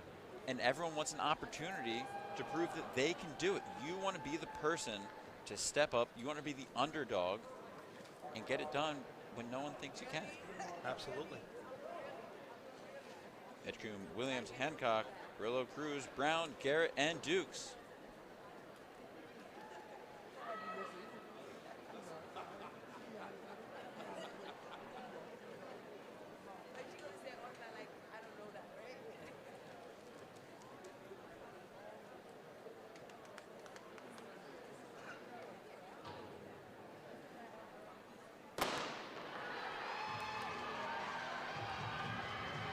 Good start there for Cruz, but Brown, Jale Brown of Dudley Panthers, 7:54. It's U.S. number 49 this year.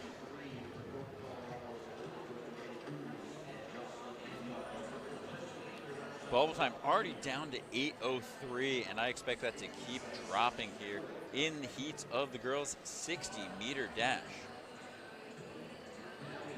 Again, bring the field down to 24 athletes.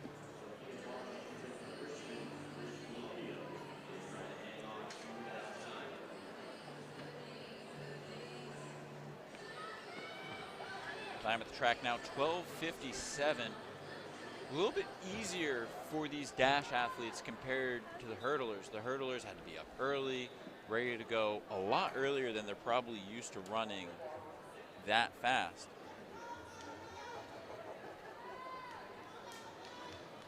But these sprinters ready to go here. This is heat 6 of 32. Clay, Rainey, Rhodes, Richard, Ezigbo, Ling, Banks, and Sweat.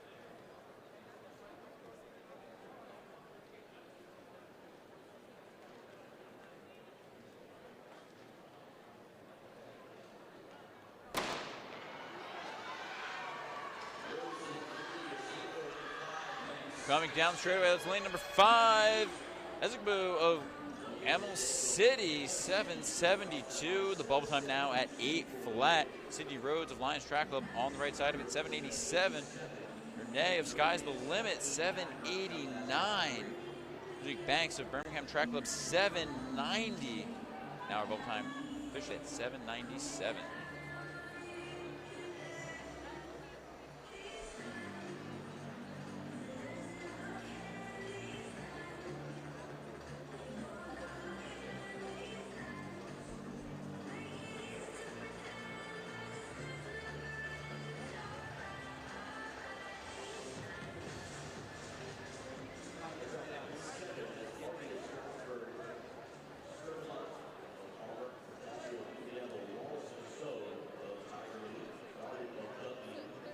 This is heat 7 of 32, getting ready. Ton of action still to come up today, including the one-lap wonder Quincy Wilson, the youngest Olympian in history, will be taking his talents to the indoor for 2 laps of the track at New Balance. Coming up later today for the final, the highly anticipated rematch. Salvadon obviously taking down Quincy in the 500, but now stepping down to Quincy's main event. Quincy Wilson get his revenge.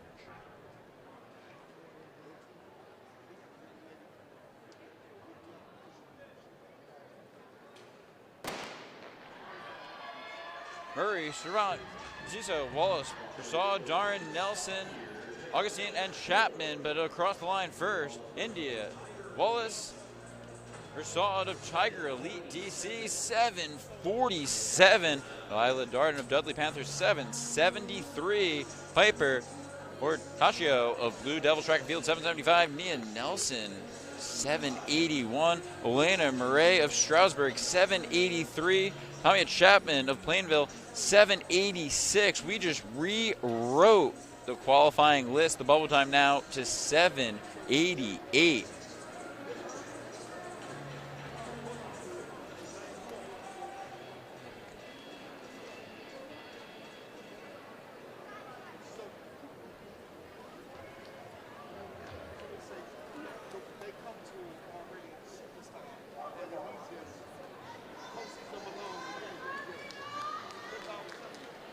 Mackenzie Wilson scheduled to go off at 2:38. Back on the track, we have the qualifying heats of the 60-meter dash for the girls. Highly anticipated race here. Lisa Ray trying to see if she can rewrite the history books once more. She's already around that 7:13. Will be coming up a little bit later, but down the straightaway now, that is lane number 4 to the line. Angelina Bullocks of Chicago, Whitney Young, 7:50. Tresta Miller of Columbia, 7:63. Sadi Hewu of I-270, 7:79. Top 3 all inside of qualifying right now.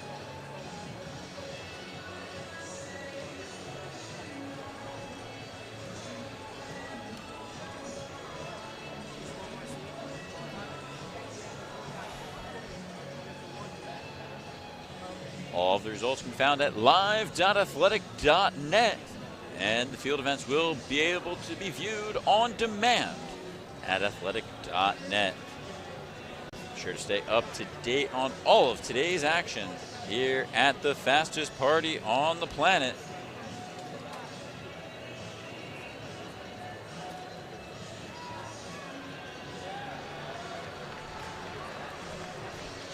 runnerspace.com. Once again, all of the field events will be found on runnerspace.com.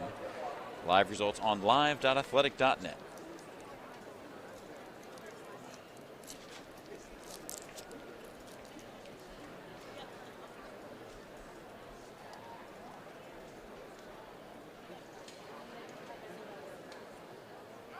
Everyone's sitting back up.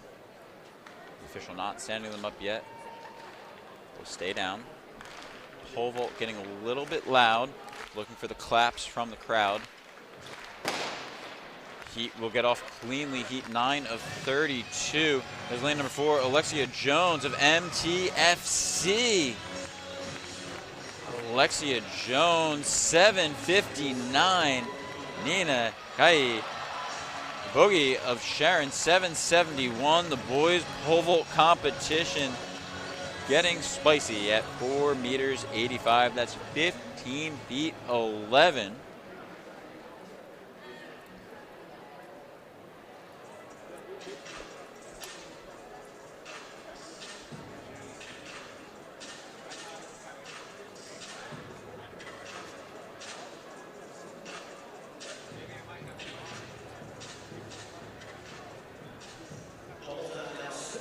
Two athletes still with clean scorecards. Liam Wickard of Sauterton, Pennsylvania, and Sam Novak of Phoenix, Arizona.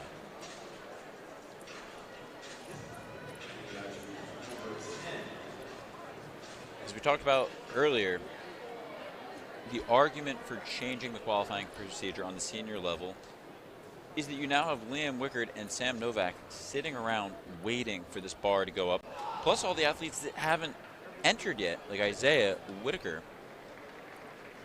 The argument against it is let all the athletes compete on the same stage at the same time. People want to see the top athletes compete against one another, and that is the opportunity that is created at a meet like New Balance National Indoors. And even a lot of the top athletes are against that rule change. You have the top athletes speaking out saying, hey, no, we want to compete against all the athletes. We don't want to be treated differently and treated special. So you'll see USATF pushing for that rule now. You got to make sure you listen to the athletes. On the track now, heat 10 of 32. That is lane number 3, pushing for it. Basong, Simone Basong of Adrenaline Track Club, 7:65.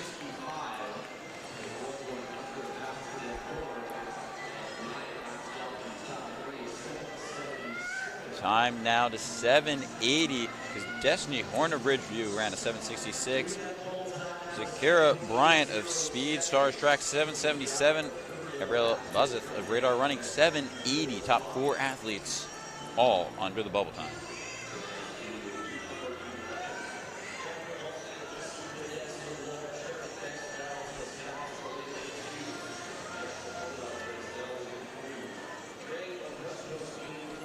Heat number 11. Olsey of the DC Cadets, Banks, Valdez of Sky's the Limit, of the Gazelles, Gray of West Coast Speed, Jewel of Crystal Lake, Illinois, Turner of Montverde Academy, and Ayuk Tekor of Panthers Track Club.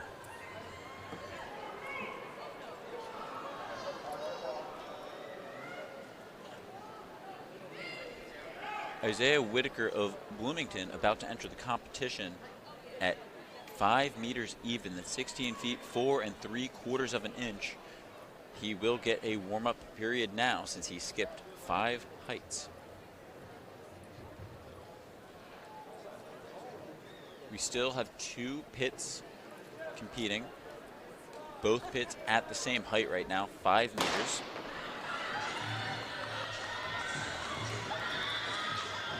Lane number 4, Christina Gray of West Coast Speed, bringing that speed to the east, 7:46. That's the 30th best mark in the United States this year. Catherine Jewell of Crystal Lake, Illinois, 7:65.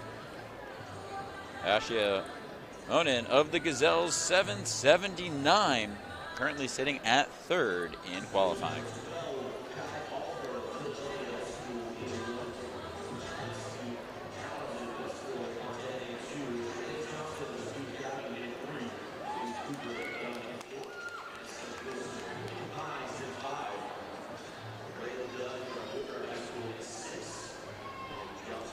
Oliver, Adams, Thompson, Cooper, St. Louis, Dunn, Johnson, and Amarwa all set to go. Keep an eye on Elise Cooper of McDonough.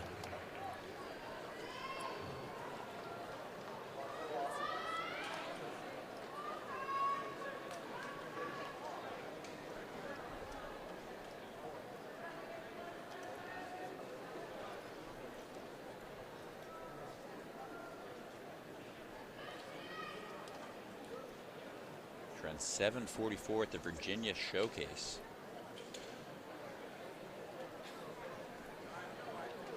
Elise Cooper looking ready to run fast. A great start by Cooper. She's already in the lead. Elise Cooper across the line for McDonough. 7:35, that is the 5th best time in the United States this year. The top time in Maryland, 7:35, and that'll bump her into the top qualifying spot by over 1/10 of a second. Elise Cooper in great position coming into the semifinal.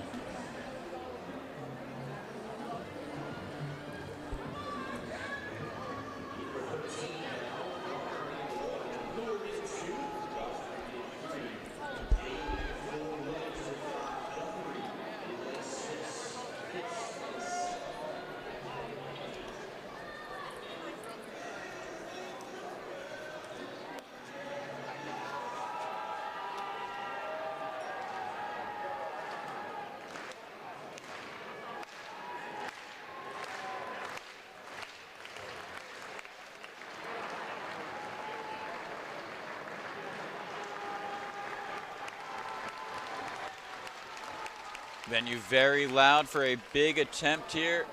An unfortunate miss.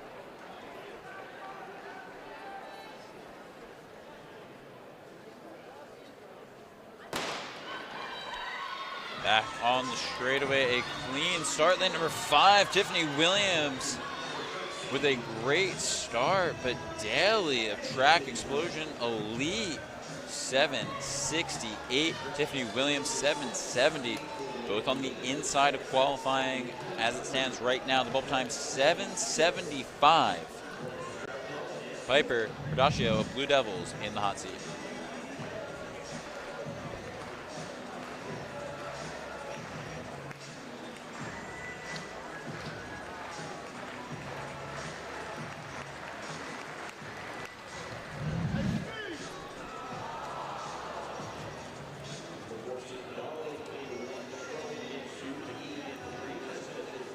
This is Heat 14, Darling of Hackensack, Trone of UD, McGee of Grandview, Nesmith of the Cheltenham Striders, Wilson of Brute Force, Scott of Montgomery Track and Field.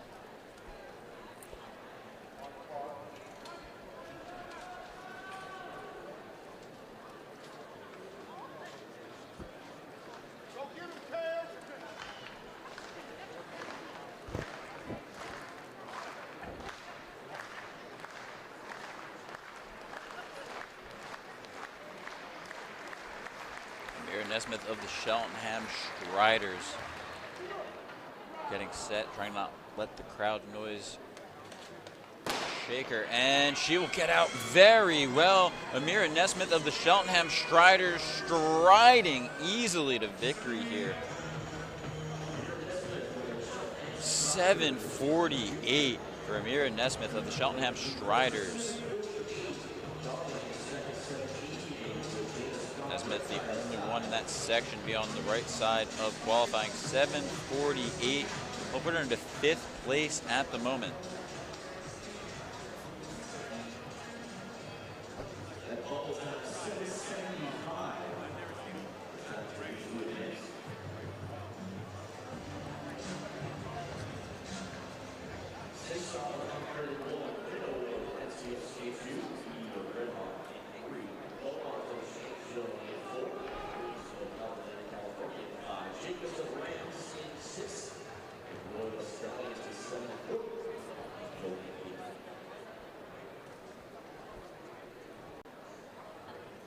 Getting ready to go. Taysall, Minot, Eddy, Umont, Coombs, Jacobs, McRoy, and Horton.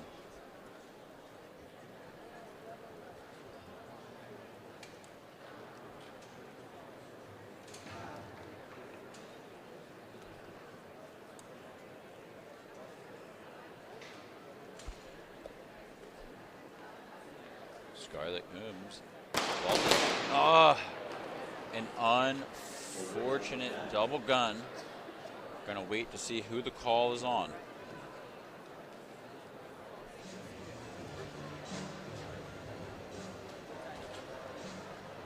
Not much convening on that one. Grace Taysall of Concord. She knew that it was her. Very unfortunate.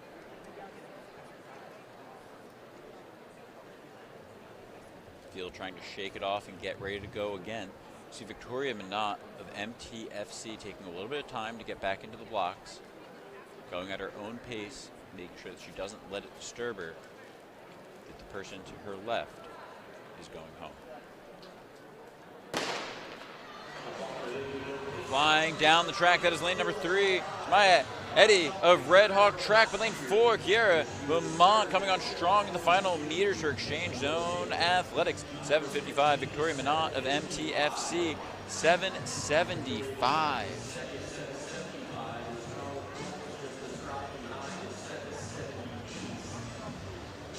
Victoria Minot's strategy there of getting into the blocks at her own pace really paid off because she's on the proper side of qualifying. No, excuse me, she is not on the proper side. Bubble time at 7:73.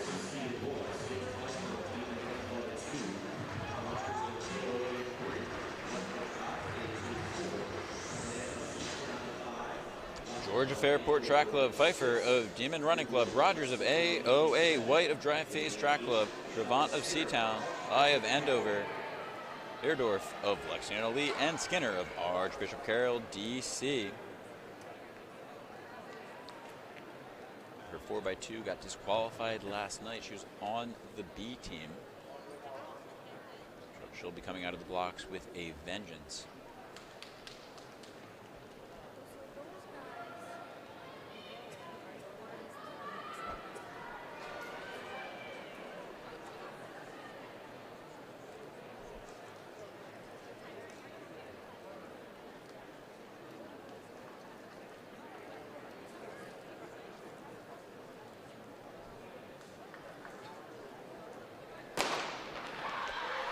Out of the blocks. Well, that is lane number 6. Caitlin Lai of Andover But coming on strong, Ebony White of Drive Phase Track Club, 7:42. That is the 19th best time in the United States.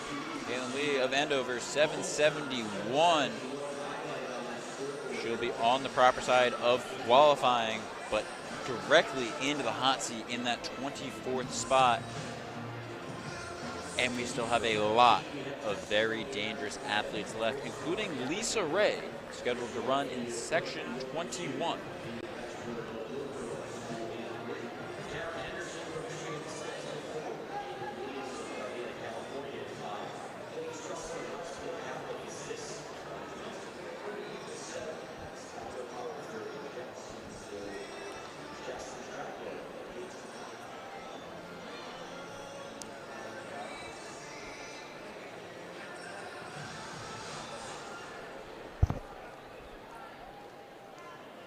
Bondade, Budke, Bachelor, Henderson, Williams, Truss, Johnson, and Carpenter. The full field here in heat 17 of 32.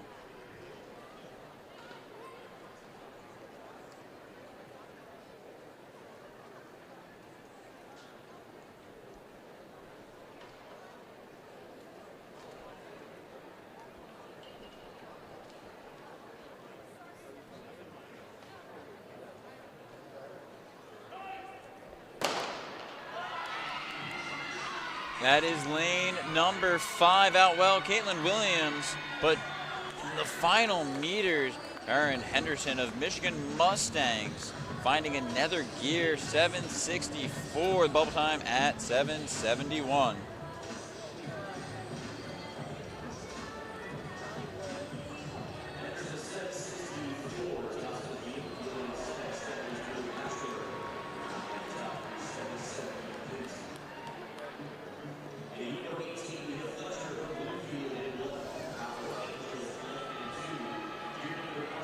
Number 18 getting ready.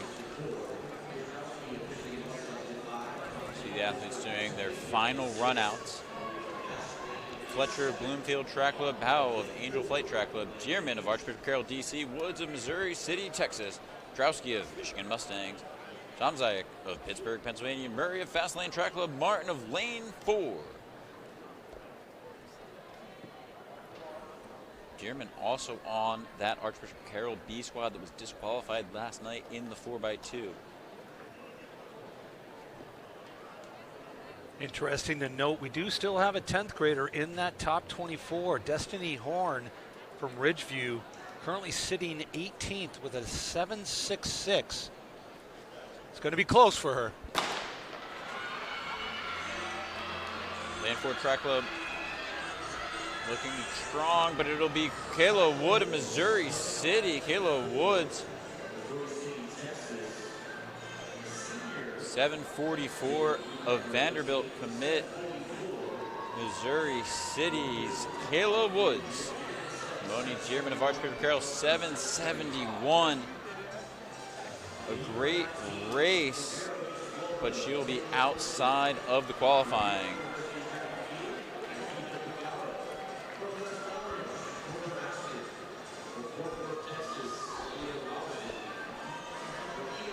Several athletes on that 7.71, which is currently that bubble.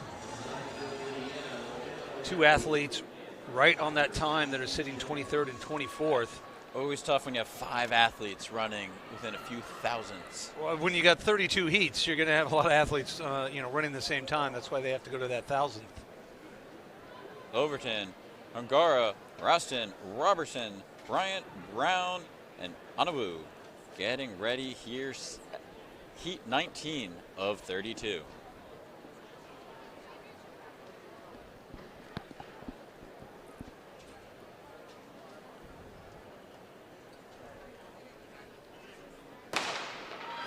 A very quick start, lane number 5, EOTO Elites. Diamond Bryant going for gold here, but lane number 4, Samaya Robertson of Fort Worth, Texas.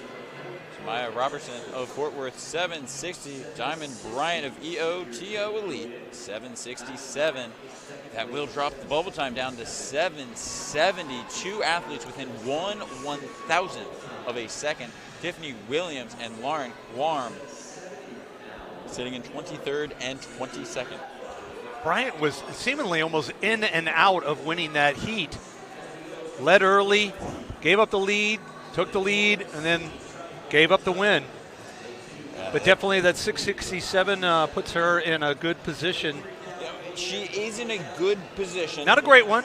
In 21st, but a lot of dangerous athletes left to run, including Lisa Ray, your national record holder. So we'll have to see. So you got to figure falls. that's going to be one. That's a guaranteed one spot that that you're going to drop, and you can only afford to lose another 2 or 3, and you still got 13 heats left to go. Trot, Bangboy, Cloutier, Tatum, Beek, and Cotton.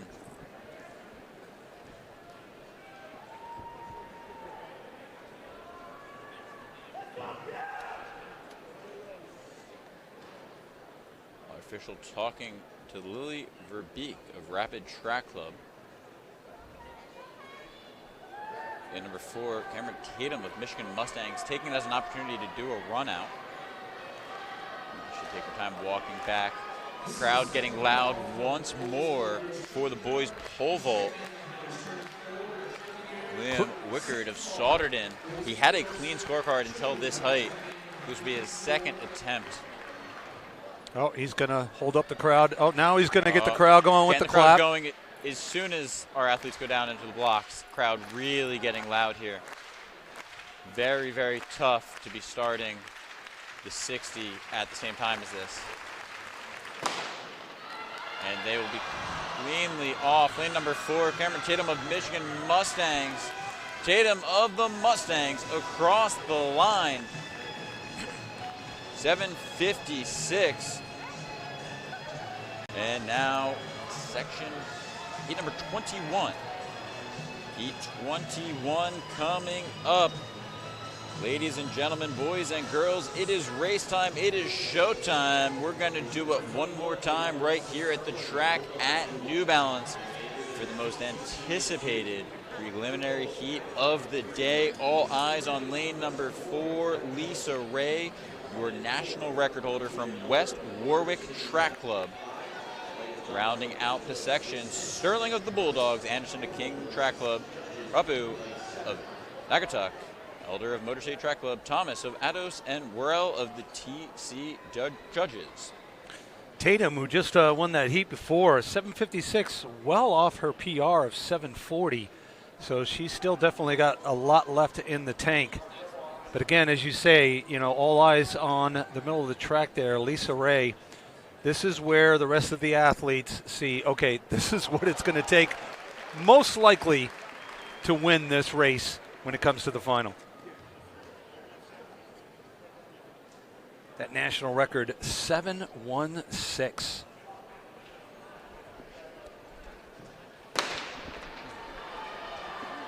Down the straightaway, Lisa Ray running a strong win in lane number 4, and across the line, daylight between her and the nearest competitor, Lisa Ray, 7:31 for West Warwick Track Club. She laid down that, like I said, you want to lay down a time that want to make everybody else think. That's what you do. 7:31. Now the fastest time in the field. Only a junior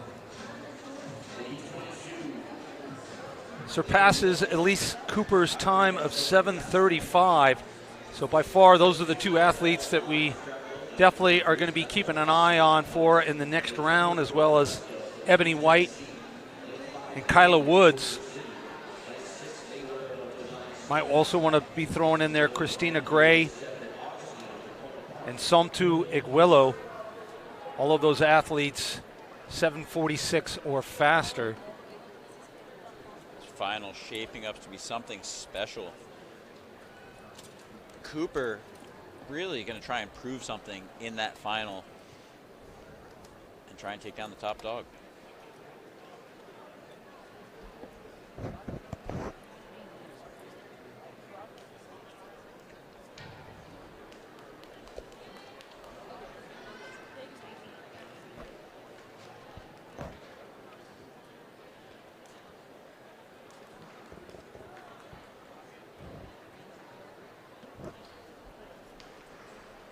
And Lisa Ray running 7.24 so far this season.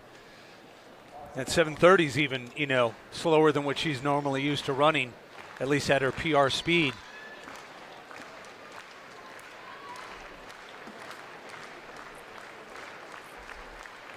She has run, though, that a faster time so far hasn't yet been at least put into our system. So you just got to think that she's definitely going to be one of our top athletes. But again, still have got to get through that semifinal as well and make sure you're in that top 8. Down straightaway, lane number 4. Sorry, Dureska Vitas Track Club of Long Island, no stranger to winning. 7:63 to take section 22 of 32. That bubble now 7:67. That time is starting to really creep down there. And again, our meet record is 7:19. Could easily be in jeopardy from Lisa Ray. You often find sprinters sometimes even running their faster times in the semifinal. We've seen world records set in semifinals, and the championship ends up becoming more of just kind of a competitive race, which is always good for the spectators. But it's, any sort of national or meet record in the earlier rounds is still very impressive and very well appreciated by the crowd. As we get ready to head into heat 23 of 32. And that's Ferguson, Buckland, Cook, Lytle, Kenny, Navarre, and Greaves.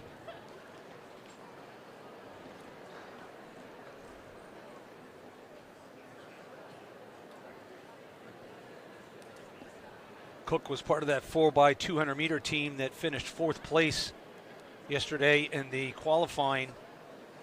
Archbishop Carroll, such a tremendous squad that they have here of boys and girls in that track club. And moving very comfortably down the track, Jasmine Cook, Archbishop,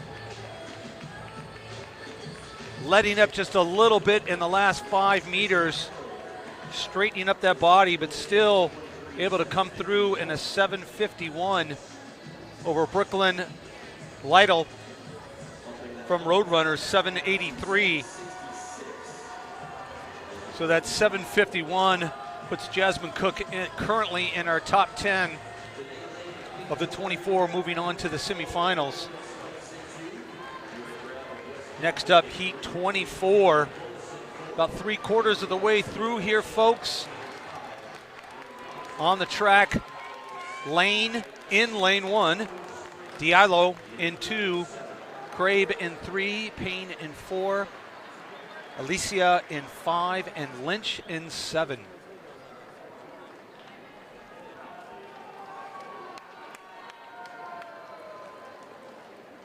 Crabe didn't have the best 60-meter hurdles prelims earlier, running 8.98. Unfortunately, not making it into the next round, finishing 58th overall. So let's see if maybe she has still something in the tank here in this flat 60 meters. And they're off. Very good drive phase there from Peyton Payne. And again, another comfortable win. Body kind of goes up right there in the last 10 meters, just showing I'm shutting it down a little bit. And I will comfortably take that victory. Peyton Payne from Bullis Track Club over Avery Alicia St. Augustine. And Crabe 7:89. Won't be moving on in the 60 meters. That cutoff time now 7:65. We march on to heat 25. Gary, it's Ellis in 1, Gary in 2, Terry in 3, Tanis in 4, Ray in 5, Thomas in 6, Palmer in 7, and Coperine in 8.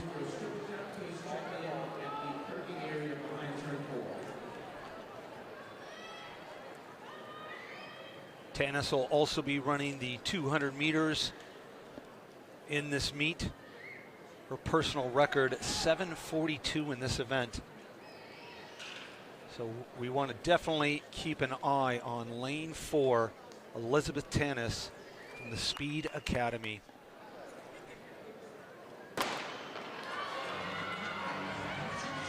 They're off their good form, but Xenia Ray,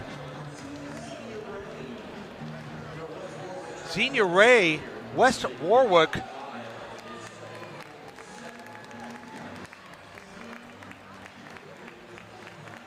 very solid time there, 7:47. Her best coming into this meet was 7:67. So not expected to be ahead of Tanis, but indeed finishes with a nice solid personal record there for Xenia Ray.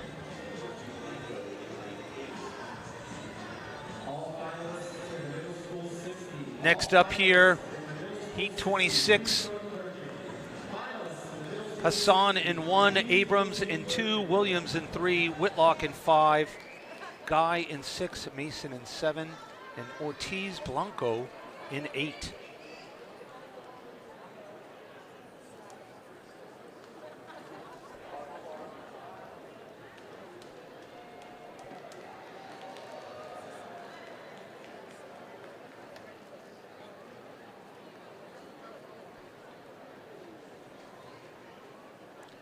Nia King, who scratched, has a personal record of 7:49, so she'll be missed, but I'm sure the other athletes will be happy that they're not having to race against her.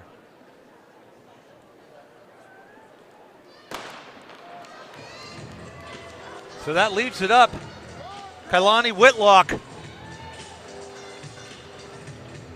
Not a gift because she earned that 760, a new U.S. number 74, and an Illinois number 5, 760, puts her in currently that illustrious list of 24 athletes moving on to the next round, but only by a slim margin as that bubble now is down to 764. There's currently 2 athletes on that 764, Taryn Henderson and Jocelyn Hancock.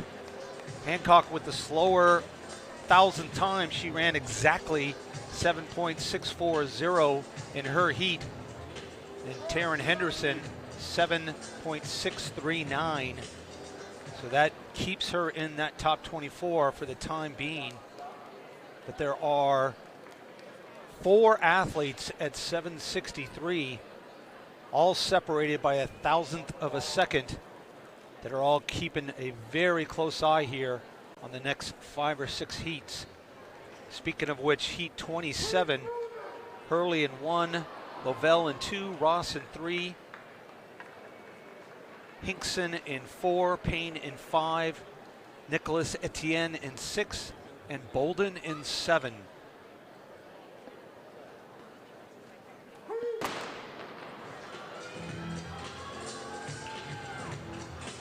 And that's very strong there from Hinkinson. Athalia Hickson,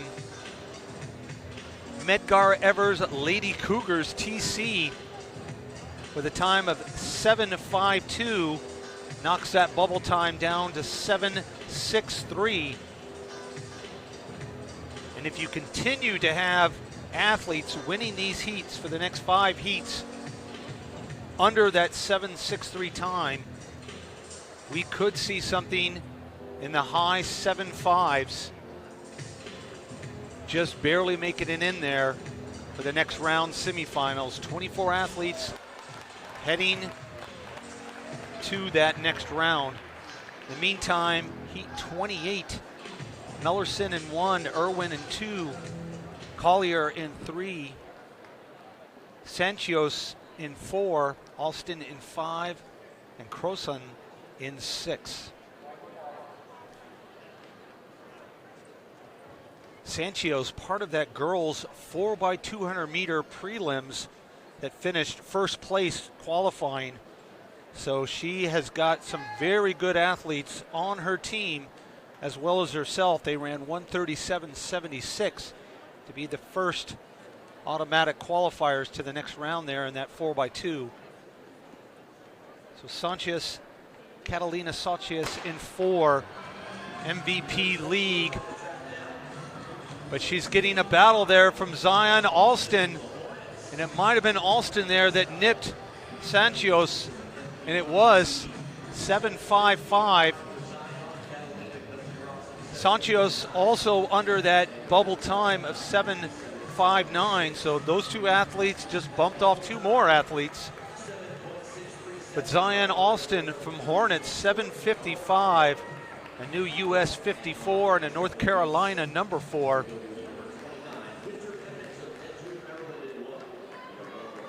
Four more heats to go.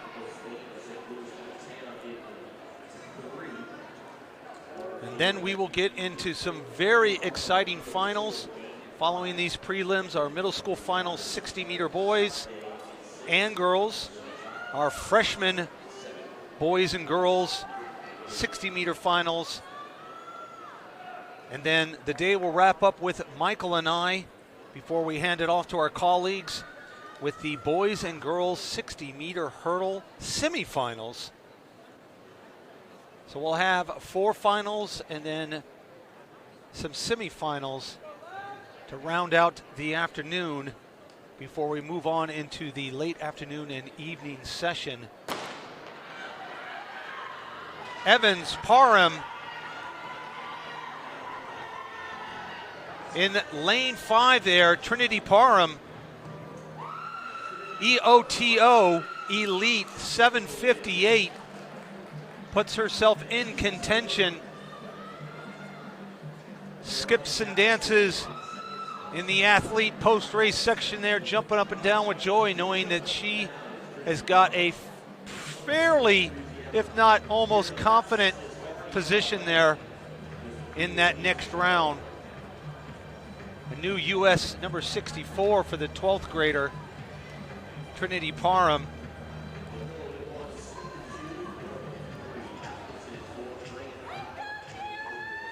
Bubble time 7:63. There are 2 athletes at 7:60 and 2 athletes at 7:59. So Trista Miller currently at 7:63, leading a pack of 4 other 7:63s from Columbia, South Carolina. It's got to hope that nobody runs under 7:63 within these next 3 heats. And speaking of which, heat 30 of 32, Murillo, Smith, Dura, Atkinson, Gray, Lehner, Collier, Coward is a not start, and Atkinson is a not start. So Murillo, Smith, Dura, Gray, Lanier, Collier, and Reed. We do have a false start there. We'll have to see after the officials confer. Get the replay here. Oh, that was lane 2. Anaya Smith, Norristown Eagles track and field. Not looking good for her.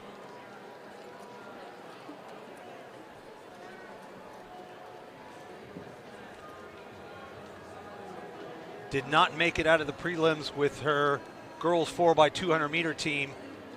Finished 17th in the girls 1600 meter SMR yesterday. And it is a red card for Anaya Smith.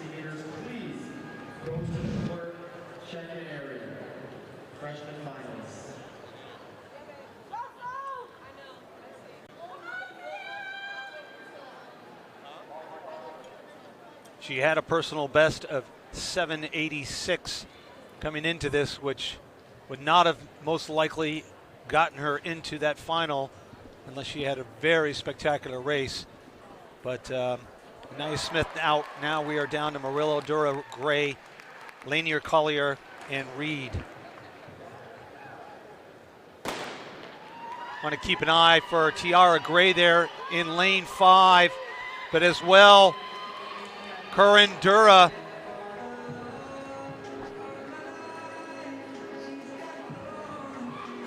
Curran Dura finishing strong there, 780. And Tiara Gray, 780 as well. They go 1-2, but not fast enough to knock off Trista Miller, who still sits in 7-6-3 and has to endure 2 more heats to see if she'll be going on to the next round.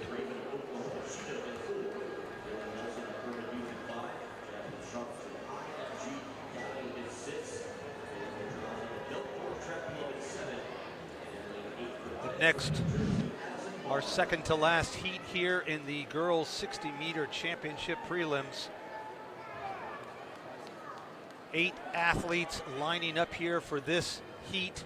Phillips, Cobb, Daly, Tucker, Craven, Nelson, Sharps, Pedraza, and Barnes. Sanaya Craven finishing 6th overall in the girls long jump championship yesterday, jumping 580, that's 19 feet, .50.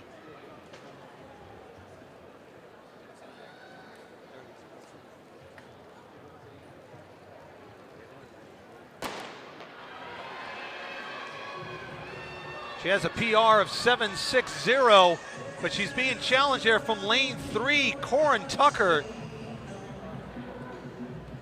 Corin Tucker does take that 7.61 over Dylan Nelson, and Sanaya Craven coming up in 3rd with a 7.78. So Corin Tucker, 7.61, is now sitting right on that bubble.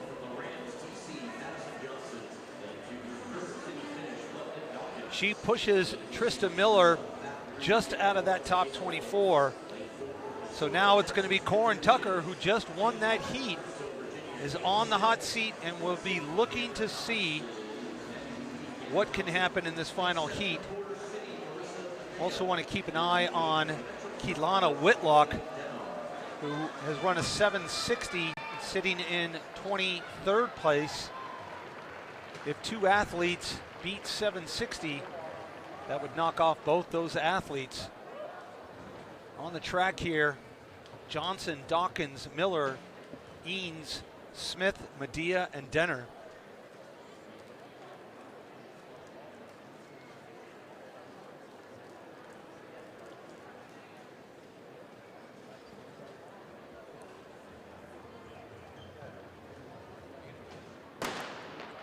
We're off here. The final heat. We'll see what that time is. Lane 4, Winter Eanes, 7.65, not able to make it into the next round. So we will have our top 24. Tucker, Whitlock, Robertson, Sanchios, Jones, Parham, Tatum, Dupont, Alston, Brown, Tanis, Hickinson, Payne, Cook, Bullocks, Naismith, Ray, Wallace, Prasad, Iguillo, Gray, Woods, White, Cooper, and your national leading national record holder, still yet to be ratified, but national record holder Lisa Ray from West Warwick, TC, with a field leading time of 7:31.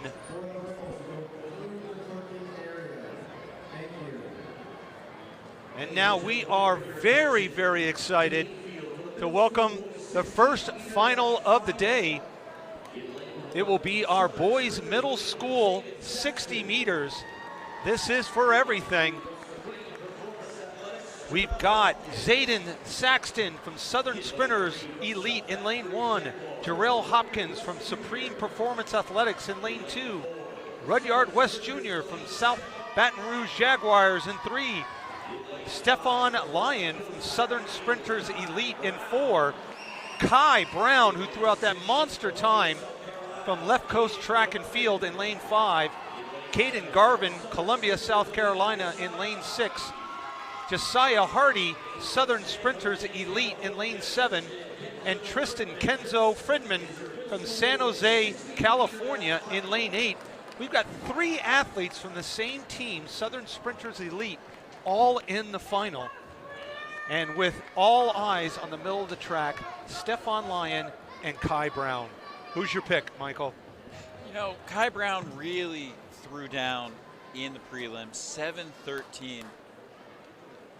And then Lyon answered it, 7:10. It's really going to be close, but I got to go with Brown. I think that Brown can perfect the start here and get it done.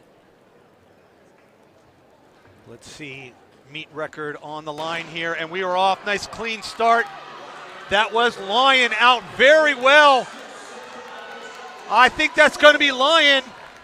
He looked for the clock before he 7 crossed line. the line. Stefan Lyon, a new meet record, 7.03.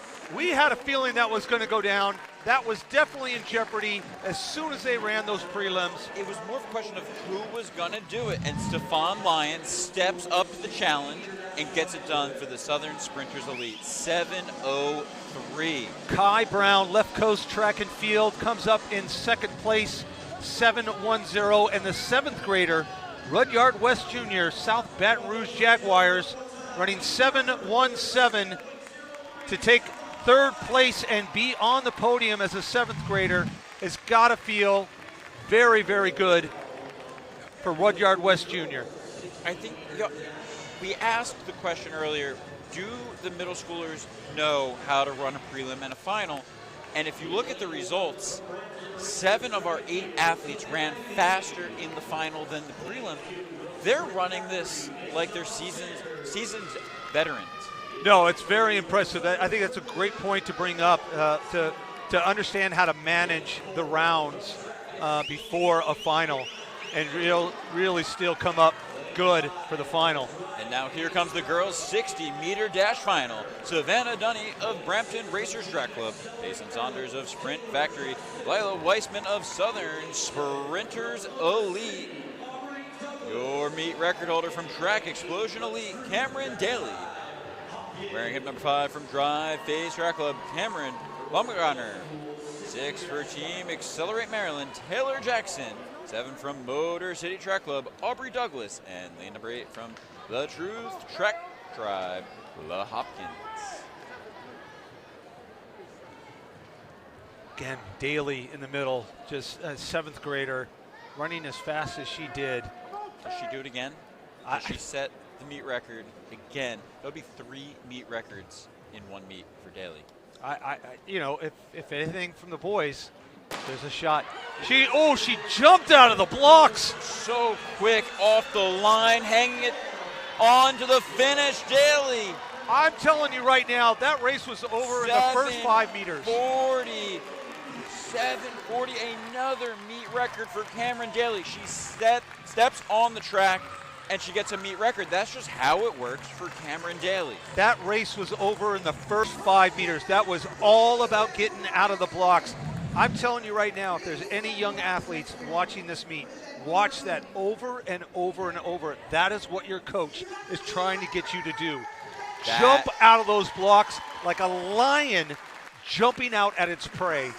Exactly. And the rest of the athletes were Cameron Daly's prey. And 6 of our 8 athletes running faster than they ran in the prelim. Headlined by Cameron Daly, setting a new meet record. And we've talked about what it says when you walk into the venue here. Records were meant to be broken. 2 7th graders going 1-2 in that event. It's not just Cameron Daly. Lila Wiseman, also a 7th grader. A very, very bright future for all of the athletes here in the middle school 60-meter dash finals. Moving on, we are finals galore right here. Next up, the boys 60-meter freshman finals. We've got Braden Evans, Bloomfield, Connecticut in lane 1. Chakai Hicks, Dudley Panthers in lane 2.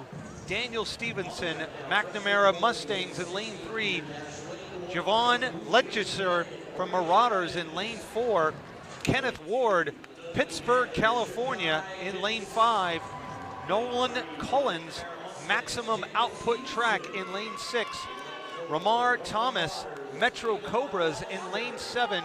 And rounding out the field from McDonough, C.J. Davis. Again, we want to keep an eye on those middle lanes, 4 and 5, your top 2 athletes coming into this final. Legister and Ward. That meet record time, 6:85. We've seen 4 meet records fall already on the straightaway this morning. Hey, Do it again. that's what these packed stands come to see. It's packed on both sides. The ledge over here on my right, it's wall to wall, all the stands there. There's people standing anywhere they can to see these young athletes tear up this beautiful track. It's a beautiful track, but they're tearing it up. Evans, Hicks, Stevenson, Legister, Ward, Collins, Thomas, Davis. Boys 60-meter freshman finals. 781, that meet record from the prelim.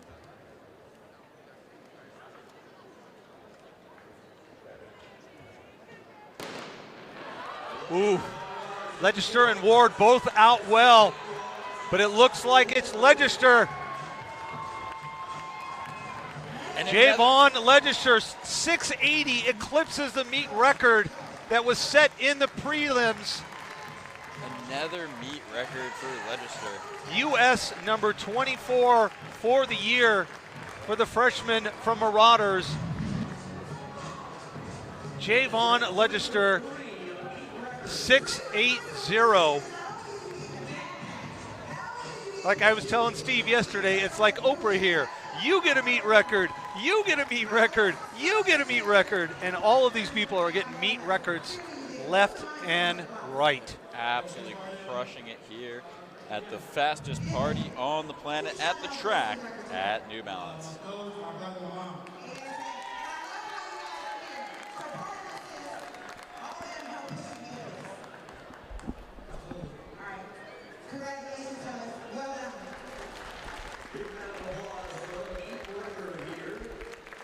Javon Legister of the Marauders, 680.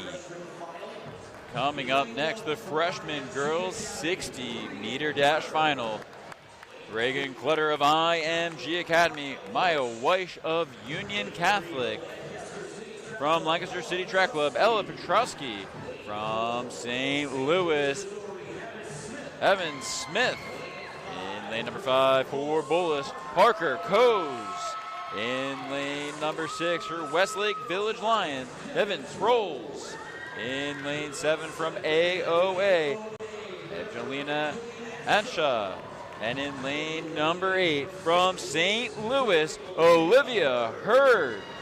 I know they tell these athletes the camera's going to be coming down by, put on a nice little show, but some of them, they'll do a quick little smile and then it's right back into game face. I love that.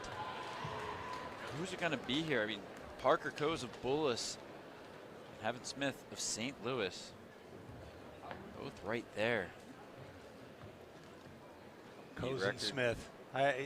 Smith looked very good. Coes got out very well in her heat.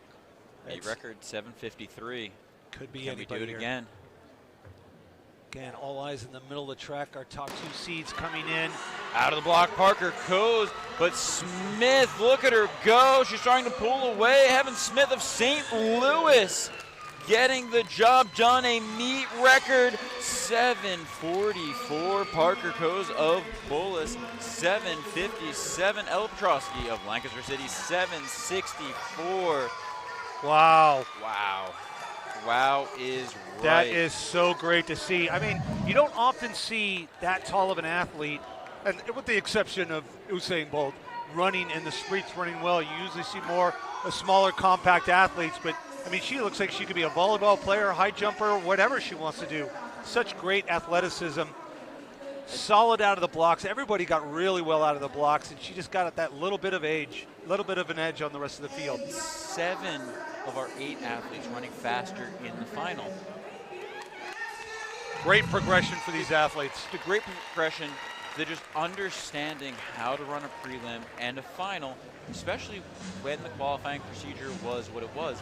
You know, only 8 times move on. So to be able to then find that extra gear after running pretty much all out, let's do it again, but find that extra gear. You can see our wonderful crew here at New Balance getting ready to set up the hurdles for our 2 semifinals, our boys and girls 60-meter hurdle semifinals. We will have 3 heats of 8 athletes with the top 2 in each heat, plus the next 2 best times. So this is when we do get into winning, or at least getting second place in your heat becomes all that important. It doesn't matter what your time is, and in fact, that's the advantage for the third and final heat. It doesn't matter at all what you run or how fast you run, as long as you get first or second. You would think that once we get to this level, you're going to have to run fast to get either first or second, but it's not an absolute necessity. But what is going to be tough is if you don't get first or second in your heat, there's only 2 spots left available to make it into that final. Yeah, you know, distance runners don't always understand that you can in fact have a tactical hurdle race. Yes. You know, you can feel the person next to you, hey, there's someone on my shoulder, or you know what, I don't feel anyone, I'm gonna slow down. But then again, if you slow down at the finish and you make the wrong call, you're eating popcorn in the stands, you're watching the final. Well, I mean, you have to have kind of the cliche, your head on a swivel. You have to really know the lines of the other athletes around. And if you've got 2 or 3 meters, maybe even 4 or 5 on the rest of the field, and you're one of the top athletes, you just coast on in. Have a good one. Nice and easy over the last hurdle. Make sure you clear it, jump it high, and then just cruise in, shut it down. Because all that matters is that you win that heat. Second place could be having that same view as well. But like you said, if you don't have your head on a swivel, you never know, one of those outside lanes pip you for that second spot when you thought you at least got second. Yeah, and sometimes you'll see it, the athlete will look, over their shoulder the wrong way. There might be someone on their outside when they look inside. So we actually have a non-starter here from the semifinals. Mamadi Diawara chooses not to move on in the hurdles. So in lane 2, Kai Yen. In lane 3, Will Smith. In lane 4, Lucas Andrade. In lane 5, Preston Augustin. In lane 6, Yverson Alexandre. In lane 7, Corey Greenfield. And in lane 8, Gabriel Murray. Diawara choosing not to move on. Looking very good there, Andrade. But in lane 3, Will Jaden Smith takes the automatic qualifier with Lucas Andrade getting the second automatic spot. So Gabriel Murray and Yverson Alexandre are now the 2 athletes on the hot seat with a 784 and 788.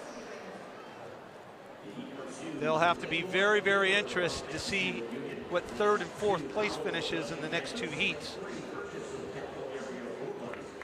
But Smith and Andrade cleanly through to the final. Moving on to heat 2, Avery Gilbert in 1, Taman Howell in 2, Tyler Burgess in 3, Cameron Ingram in 4, Shmar Gamble in 5, Wyatt Gravier in 6, Bobby Wind in 7, and Jason Kaiser in 8.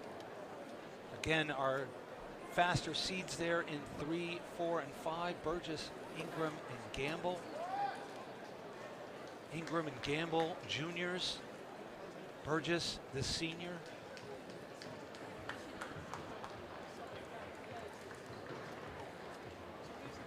A couple more runouts here for the athletes, making sure that they are absolutely ready.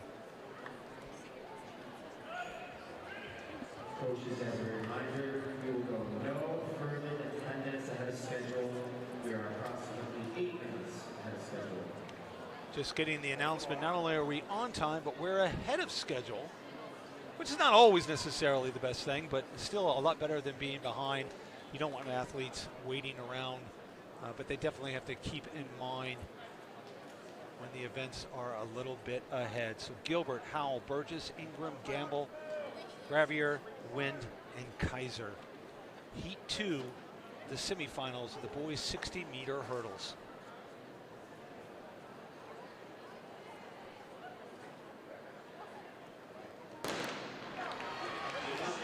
And we're off here, lane 3. Tyler Burgess out very well. Wow. Good lean there over Cameron Ingram. Tyler Burgess, 7.70, a U.S. number 4. And Cameron Ingram, very excited, both those athletes. Look at them, good friends there. 7.70, 7.77. All lucky number 7s there for Cameron Ingram, getting that second automatic spot. And now our two times sit with Gamble and Howell at 780 and 783. That's 784 and 788 from the previous heat, now knocked out of contention for the final. So it's going to be Gamble and Howell. They're going to be looking very closely at heat 3 here and what time the third place and fourth place runner runs. And speaking of which, our third and final heat, which again, these athletes now know, if you're not going to get first or second, the time that you need to beat, 780 or 783. In lane 1, Logan Wilkins. Lane 2, Timothy Pennard. In lane 3, Sanjin Hadzik. In lane 4, Jabari Armstrong. In lane 5, Grayson Riggins. Lane 6, Jake McMillan. Lane 7, Julius Baker. And in lane 8, Delonte Sr. The last heat really showed us that anything can happen. Tyler Burgess, he was just 9th coming into the semifinal, and now he has that top qualifying spot. Obviously a big queue, so we're not too worried about the time, but preferential lane as it stands right now. Well, and it's the mindset. I mean, that's the thing, the mindset to know that now you get that, you know, you're going to get one of those middle lanes is huge. Wilkins, Pennard, Hadzik, Armstrong, Riggins, McMillan, Baker, and Senior. Final heat, semifinal, 60-meter hurdle boys. Lane 4 there, Jabari Armstrong out pretty good. He's looking strong through the line, and I believe that should be Jabari Armstrong. It is 776. Grayson Riggins, 780. Julius Baker, 782. So that means Gamble does make it in. Howell, the first non-qualifier for the finals. So your finals set now in the middle of the track when they line up tomorrow will be Tyler Burgess, Will Jaden Smith, and Lucas Andrade.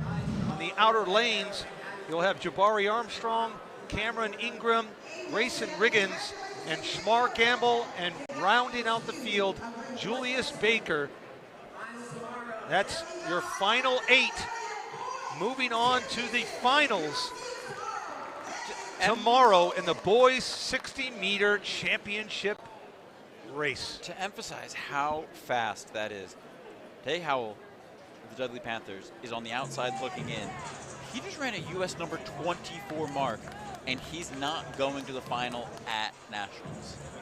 Yeah, that's tough. Gabriel Murray, also a U.S. number 25, is done with the hurdles. So it's amazing that you run a top 25 time in the country and you're not in the finals, but do the math. There's 8 athletes. Top 25 doesn't guarantee you, no matter how many other national championships are going on there, 25th time in the country is not going to make you in the final 8. That. It's just so impressive that this many athletes timed the peak of their season properly. Correct. You know, you don't always see that, even on the senior level. Coming up next will be the girls' 60-meter hurdle championship semifinal.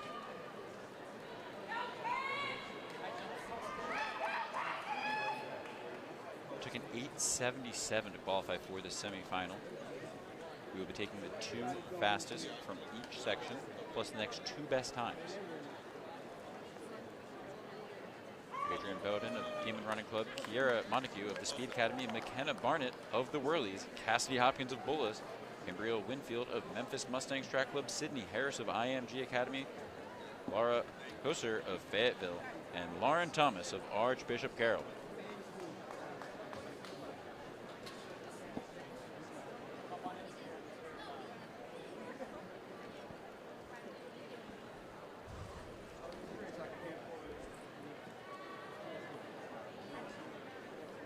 Packed house here. Crowd very quiet for the start. Now they get loud. Lane number 4, Cassidy Hopkins of Bullis. But McKenna Barnett right there with her is going to come down to the lane. I think that was Hopkins. Hopkins, It was wow. Hopkins. 8:34. Barnett, a U.S. number 6, 8:37. U.S. number 9 for Memphis Mustangs, Gabriel Winfield. And Sydney Harris of IMG Academy, a U.S. 13, 8:48. And that's our bubble time. The U.S. 13 mark is currently in the hot seat. Yeah, number 9 and number 13 both now are those 2 times that the athletes in the next 2 heats are going to be looking after to beat if they're not going to be in that top 2. Coming up next, this is heat 2 of 3. In heat number 2, Missouri Garrett of Whitmer High School, Alexa Adams of Wentzville, Adriana Garcia of Palmetto Bay, Nia Armstrong of Vast Track Club, Kendall Spain of St. Louis, Emmanuel Dozen of Natick Track Club, Jordan McGee of Grandview, and Elizabeth Eboa Cody of Woodbridge.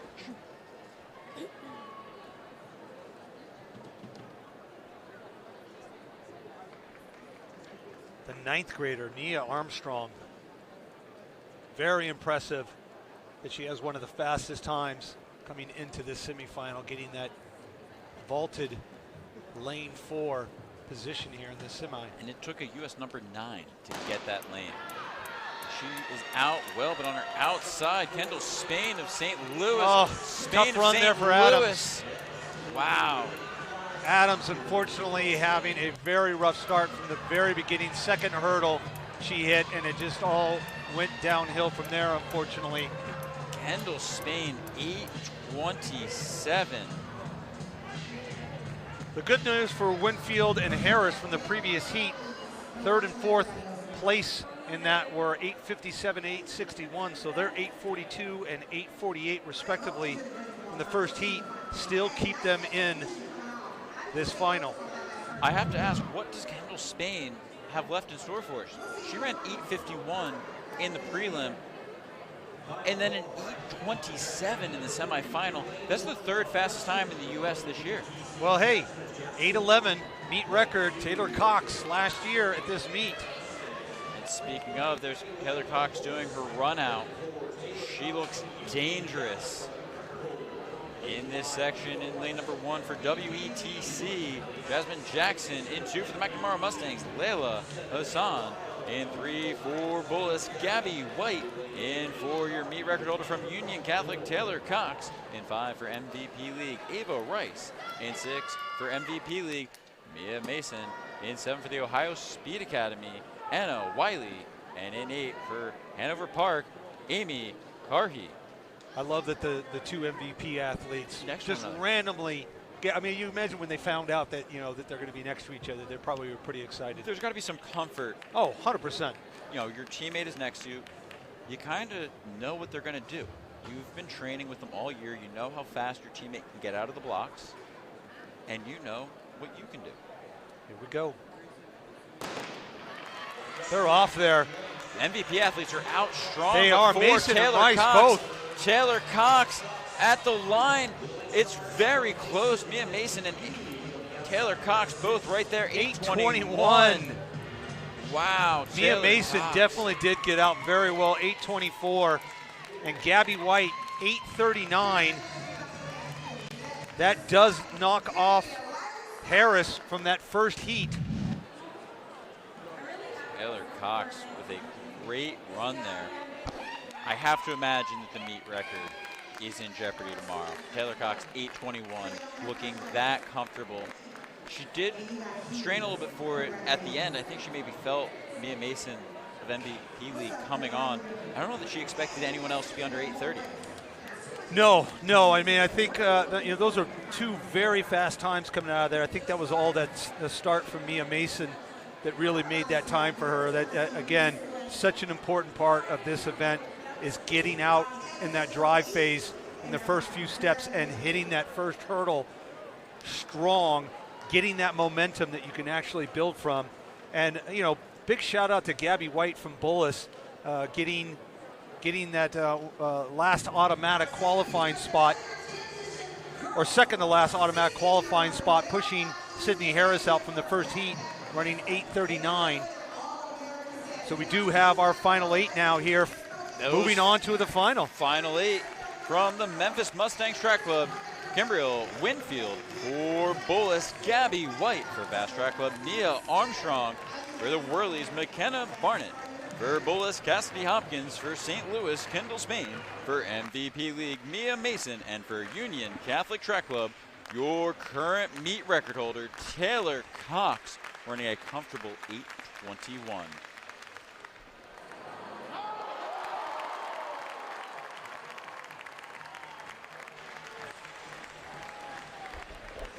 And late.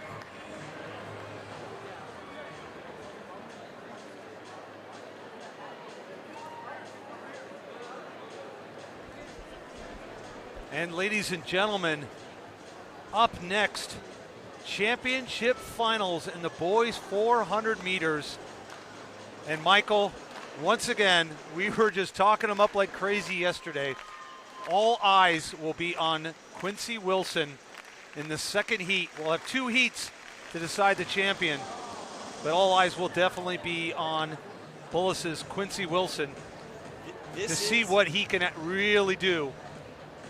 Are the eyes on Quincy, or are the eyes on the rematch? Salvadon has the national record over 500 meters. Going into that meet, everyone thought that it was Quincy Wilson's record. They thought that he would comfortably win the race and set the record. Now Quincy is going to be hungry for revenge. Yeah, and there's something to be said to playing up to your competitors, playing to the level of your competitors. And Quincy Wilson may be one of those athletes that on the global stage is just able to step up so much more than most youth athletes. But in the end, he's a high school kid, just like the other 7 other high school kids that are in this final that have all earned a spot in this final. And as he's shown so far, he's beatable, at least at the high school level. That's the beauty of the sport, though. Everyone is beatable. That's what makes it interesting. If I knew this morning when I woke up that Quincy Wilson was going to win, I wouldn't be excited. I am excited because there's a race that we're going to have, and we're going to find out who is the national champion. So right now, that race expected to start at 2:38. So that is still in about 24 minutes. As was announced earlier, we will never be more than 10 minutes ahead of meet schedule. So best case scenario, that race starts at 2:28 in about 13 minutes. Meanwhile, then that puts all eyes on our pole vault competition, which is still underway. Crowd getting behind our pole vaulters here. They're very excited to see what these athletes can do. They're soaring to new heights. We talked about it a little bit in the high jump. In the pole vault, there is no finish line. Even if you win the competition, you're not done. You can keep going and try and get a new PR.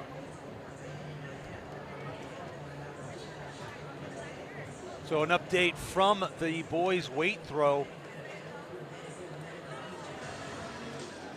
After 6 throws, Shamrock Thorne, first name Shamrock. That's how you win on St. Patrick's Day weekend. Shamrock Thorne throwing 24:31 in his 4th throw, takes the victory in the boys' weight throw. Jack Harmon from Skipper Girls with his third throw of 23.81, finishes in second. And Owen Spira, a new U.S. number 5 from Ocean State Hammerheads, his second throw of 23.08 earns him that third podium spot. But those are your top 3 there. Congratulations, Shamrock Thone from Ocean State Hammerheads. They went 1, 2, and 5 in the competition, but Shamrock throwing 24.31, 79, 9 1/4 to take the boys weight throw championship. I have a question for you. Okay, if it's about the weight throw, I may not have an answer. No, it's that's about, one of the events I definitely don't know a whole lot about. It's about the pole vault. Okay. I know a little bit about the pole vault. Let's go with that. How do you pole vault with a hat on?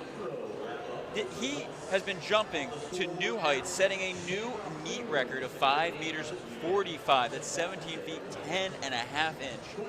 And the hat stays on his head. I have to ask, is this the Dave Waddle of pole vault? Yeah, that's interesting. Sometimes it's a superstitious thing. Maybe it's a lucky hat. I mean, geez, it could be a grandfather that passed away, his old hat, or it could be a coach. There could be a lot of reasons. I love the hat. Yeah, there could be a lot of reasons why. I'm just impressed that it's staying on his head. Yeah, no, it's. It is impressive for Whitaker to not only be doing what he's doing and setting a meet record, but he's going to keep going. It's going to, we're going to try to jump that 555 and see how it goes, and hopefully that hat doesn't get in the way.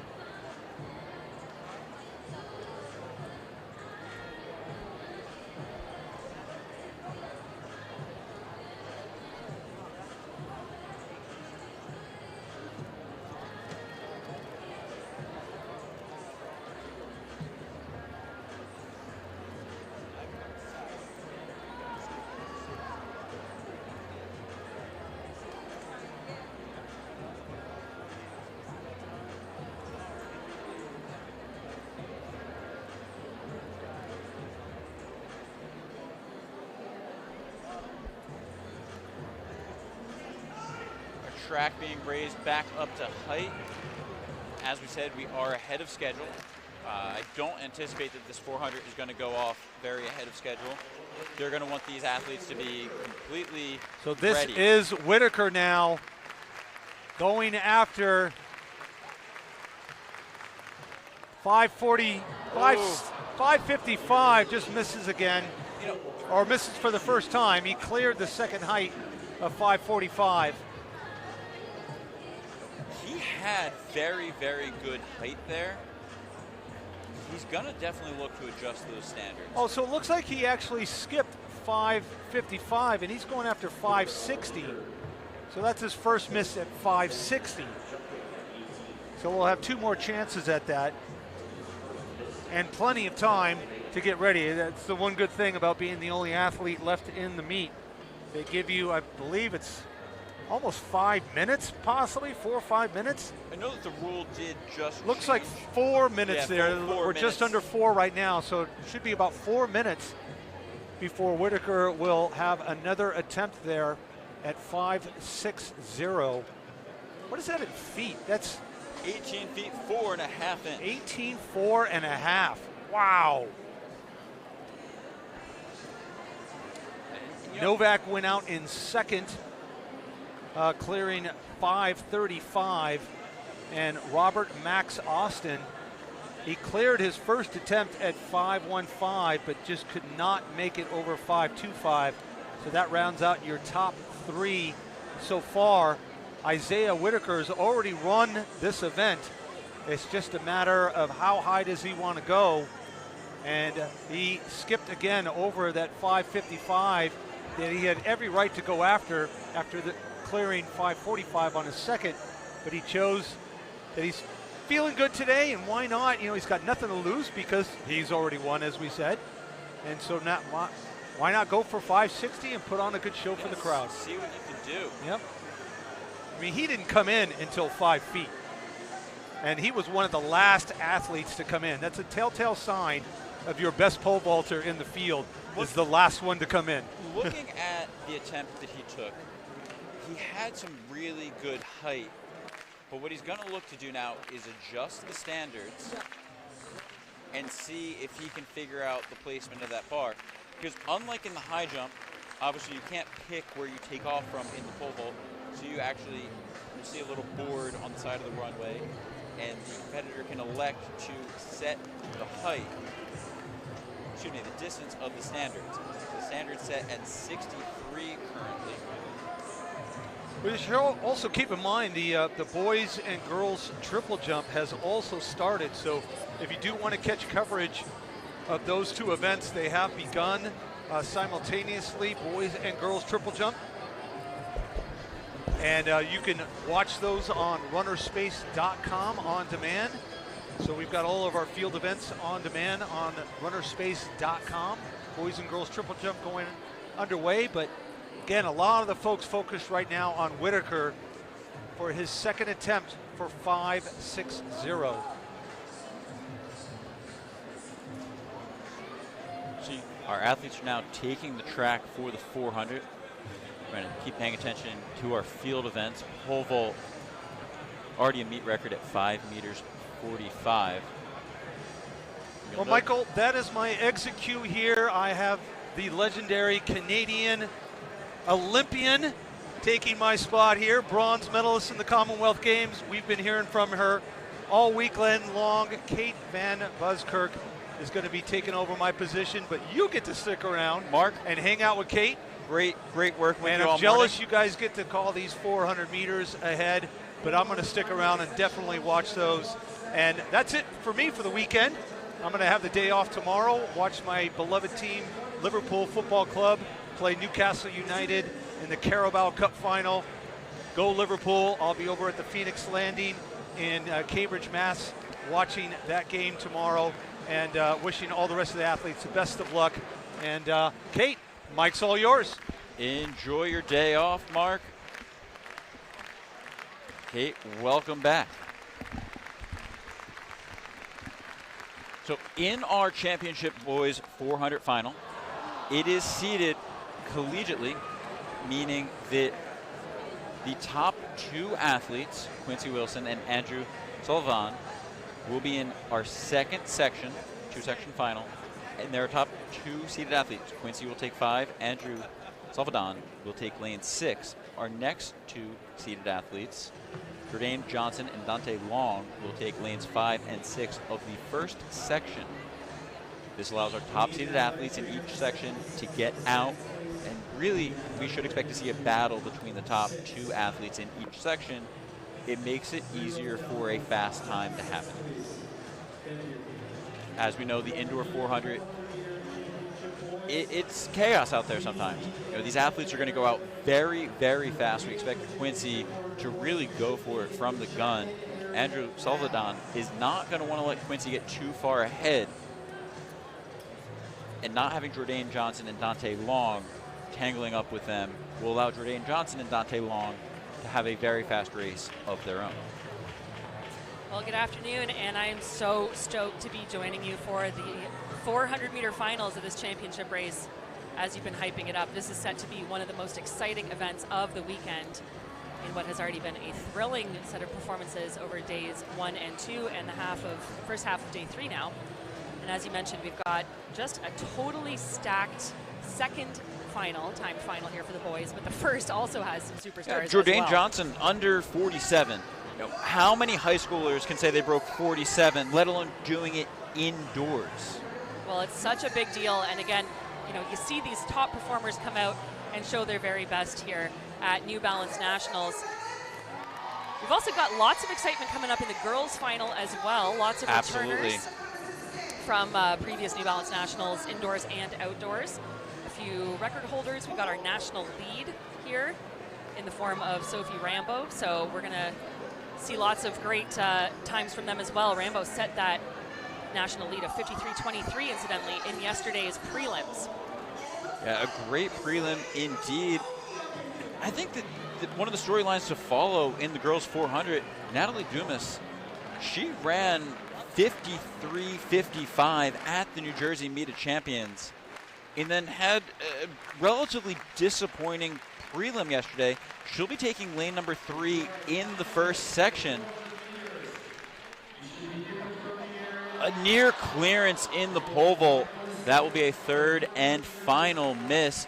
Best clearance of the day for Whitaker, 5 meters 45. That is a meet record of 17 feet 10 and a half inch. Yeah, back to the girls' 400-meter championship. Natalie Dumas of Eastern Regional.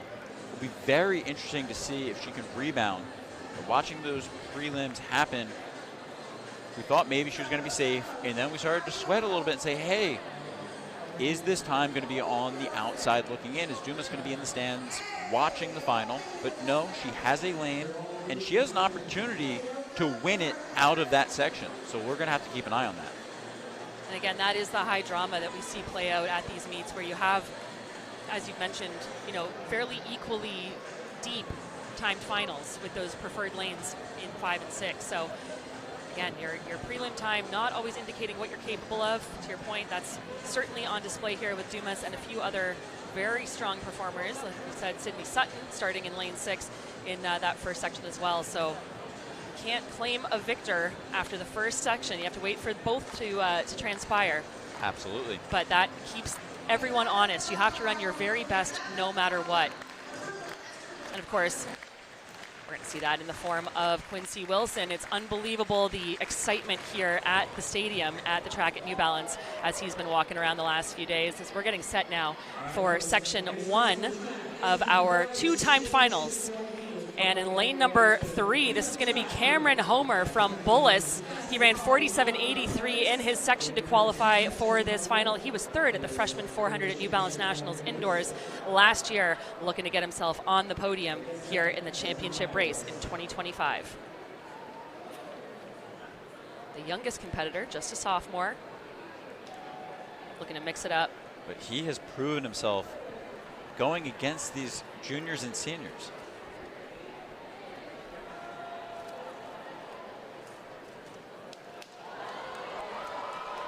The lights going down in the building, the energy going up. But look at the focus, absolutely dialed in on what he has to do.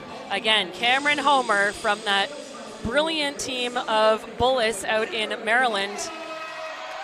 Teammates with Mr. Wilson, and Homer starts in lane 3 in this first section.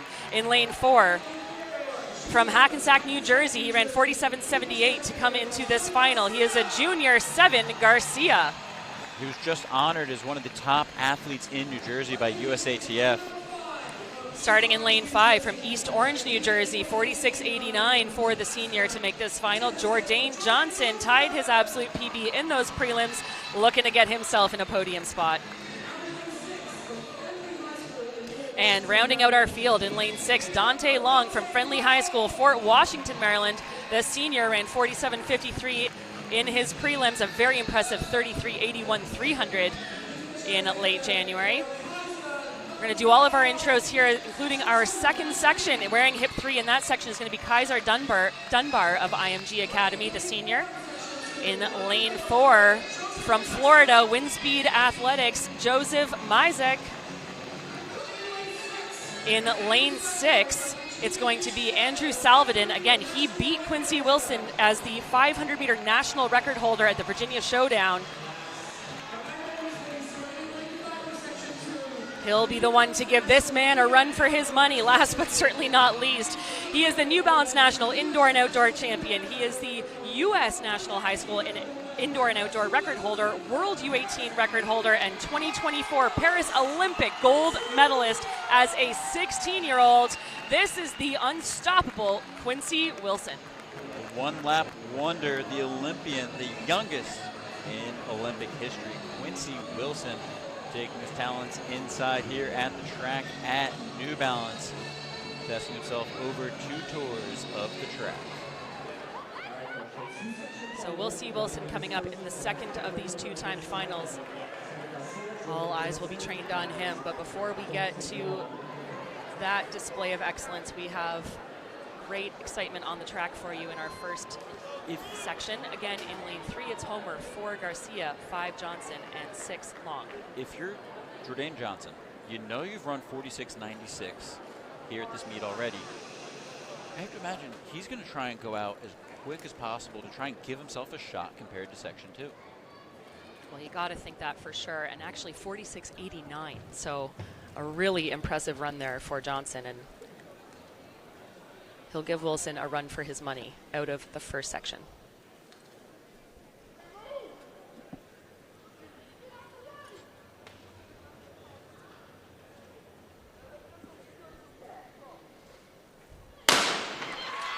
A great start for Dante Long of Fort Washington. Out very well as Jourdain Johnson of East Orange in pursuit, but he's already making up the stagger very early here. Jourdain Johnson of East Orange campus now into the lead as we come to the break. We talked a little bit about the chaos of the break. Long and Johnson battling at the break. It will be Jourdain Johnson, Dante Long, 1-2, but the field is there. Cameron Homer and 7 Garcia going for it.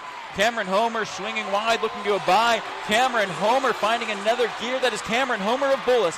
Cameron Homer off the turn, charging down the straightaway. Cameron Homer finding it across the line. Cameron Homer, what a run by Cameron Homer, a sophomore, 46.66. That is the 5th fastest time in the United States this year. And how about 7 Garcia of Hackensack? U.S. number 10, 47.29. What a brilliant run there for the youngster. Again, he is still just a sophomore, I think, taking a page from that book.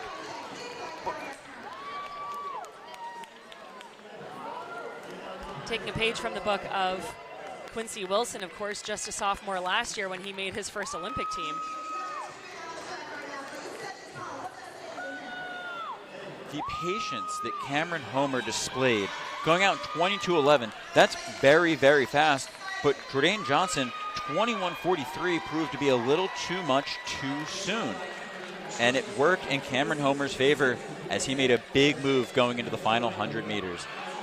So the stage has been set now, 46.66, like you said, 5th fastest time in the country, but this man will know exactly what is on tap and what the stakes are as Quincy Wilson, looking like a pretty smooth operator. You gotta think that regardless of how exciting New Balance Nationals is, and we know it is the fastest party on the planet, it is, you know, the highest level of competition for many of these runners. Once you've got one of those shiny gold things from the Olympics, your nerves might just come down a little bit. This is the calmest I've ever seen Quincy Wilson get into the blocks. I've called a lot of his races. I was there at the Penn Relays. We know how that played out. And he ended up running the fastest split in Penn Relays history. But he's never looked quite this calm getting into the blocks. And I think we may see a very dangerous man here. Quincy Wilson, as expected, out well. But Isaac of Wind Speed Athletics is out in second, and now into first. It's Joseph Mizak of Wind Speed Athletics in the lead at the break. Quincy Wilson fighting to go around the outside. Quincy is going to have to run the far way around, but Quincy will now take over the lead and take over the rail. He's sliding into lane number 1. It is Quincy Wilson, but here comes Andrew Solvadon. Andrew Solvadon in pursuit. It is Quincy Wilson trying to break away from Andrew Solvadon. Andrew Solvadon coming off the turn with Quincy Wilson. The two together down the straight. The inside is open, but Quincy Wilson will hang on for the win. Quincy Wilson across the line, a new meet record, 45.71. Quincy Wilson rewriting the history books. Once again, Andrew Solvadon, a U.S. number 2, behind none other than Quincy Wilson.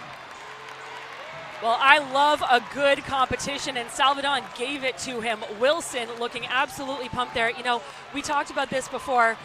Last year at New Balance Nationals Outdoors, I had the privilege of interviewing this young man on the infield after his race, and I said, is there a chance that we're going to see a sophomore making the Olympics? And he was so soft-spoken.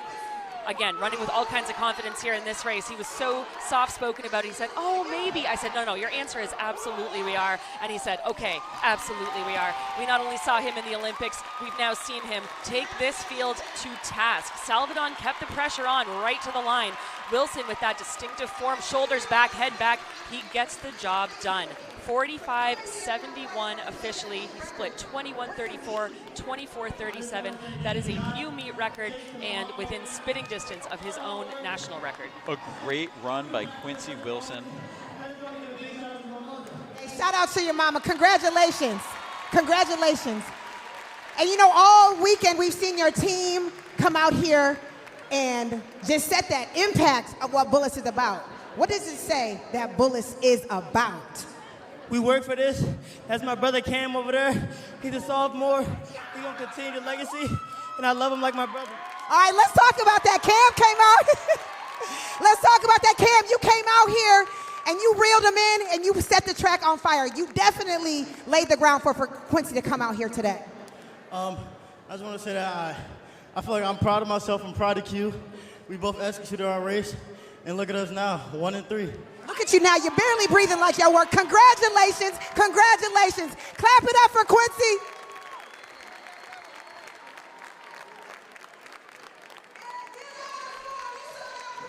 Well, that is a great sight to see. Bullis, that incredible program out of Maryland, putting two guys on the podium. Wilson takes top marks in 45-71, a new meet record. And there you see he's sharing the banner with Cameron Homer, his young teammate. 46-66 for Homer. That is number 6 in the country. And remember, he is still just a sophomore, so definitely following in the very big shoes of Quincy Wilson as he continues his pursuit towards New Balance Nationals indoor excellence, and surely we'll see these guys duking it out again outdoors. Absolutely. The future is very bright for all of these athletes. Saw another great interview with Quincy Wilson. Here he goes to take his victory lap. The interesting thing about Quincy Wilson is his ability to stay calm under pressure. Talking to him right before he qualified for the Olympics, he talked about missing a little bit of training because his sister was in the hospital, and he was dedicating his race to his sister, and he said, you know, I'm always there for you, you're always there for me. And very, very humble, very bright future ahead of Quincy Wilson.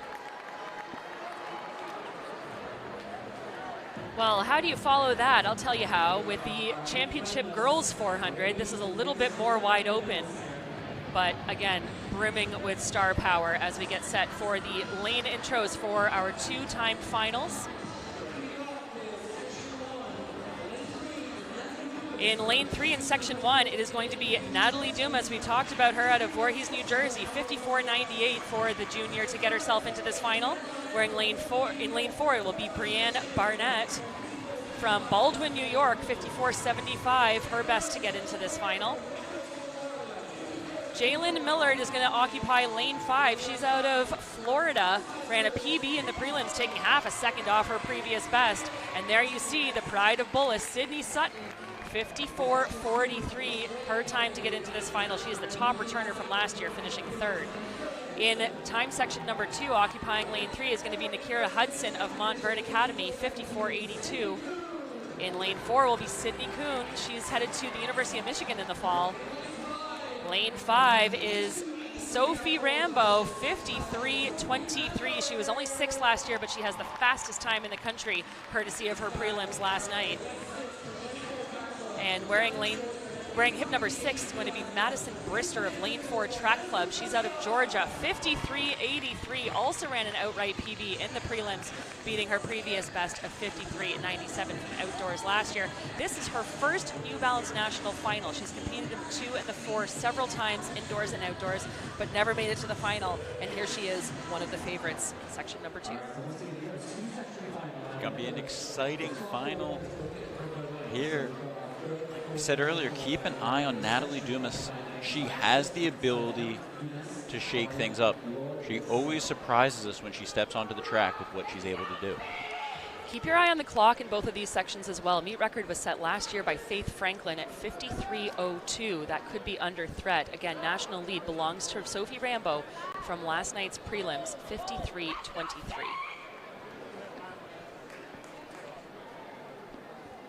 Sydney Sutton taking a long run out, slow walking back to the line. We talked a little bit about the gamesmanship that these sprinters like to play.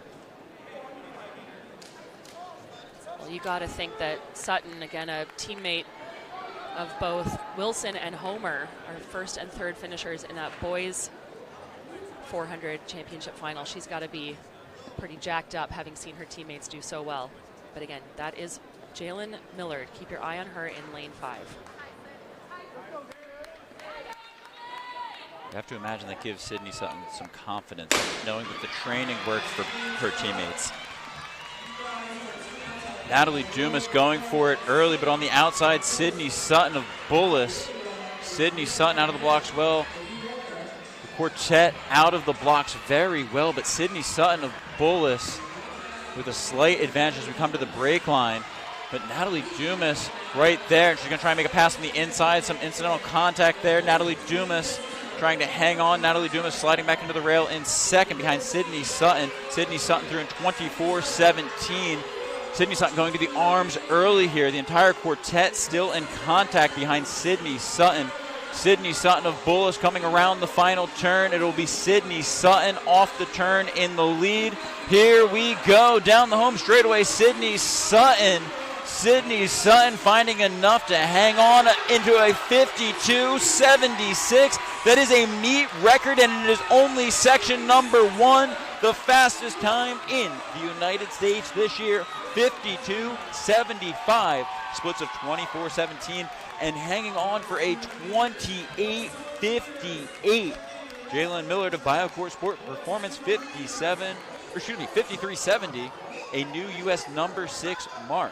Natalie Dumas 54.85. Brianna Barnett 54.97 for Vitesse Track Club of Long Island. For this weekend as well. Oh, we will tomorrow. We will tomorrow. All right, Bullets, give it up for your girl right here. Staying on business.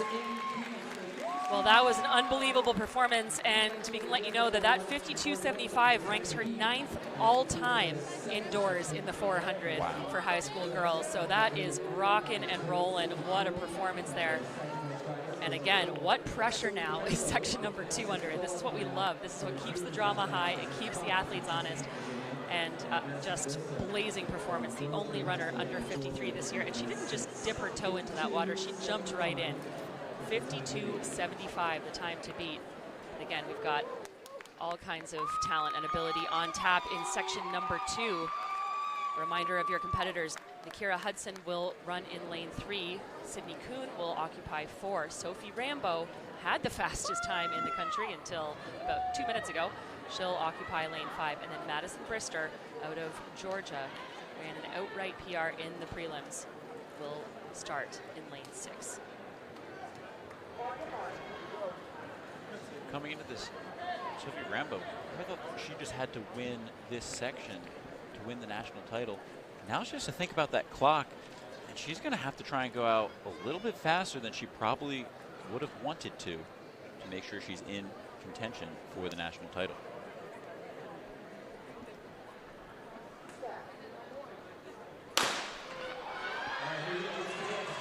And they're off. It is a clean start here in the Championship Girls 400. Out well, that is lane number 5, Sophie Rambo. Sophie Rambo out in the lead. It is Rambo coming to the brake line. Rambo running the tangent, coming into the turn. Sophie Rambo with the advantage. It is Sophie Rambo out in a 24.47. Sydney Kuhn out in second. Sophie Rambo, that 24.47, just behind 24.17 of Sydney Sutton. Sophie Rambo coming around the turn, charging onto the straightaway. It's race time, it's showtime. Here we go. Rambo and Brister.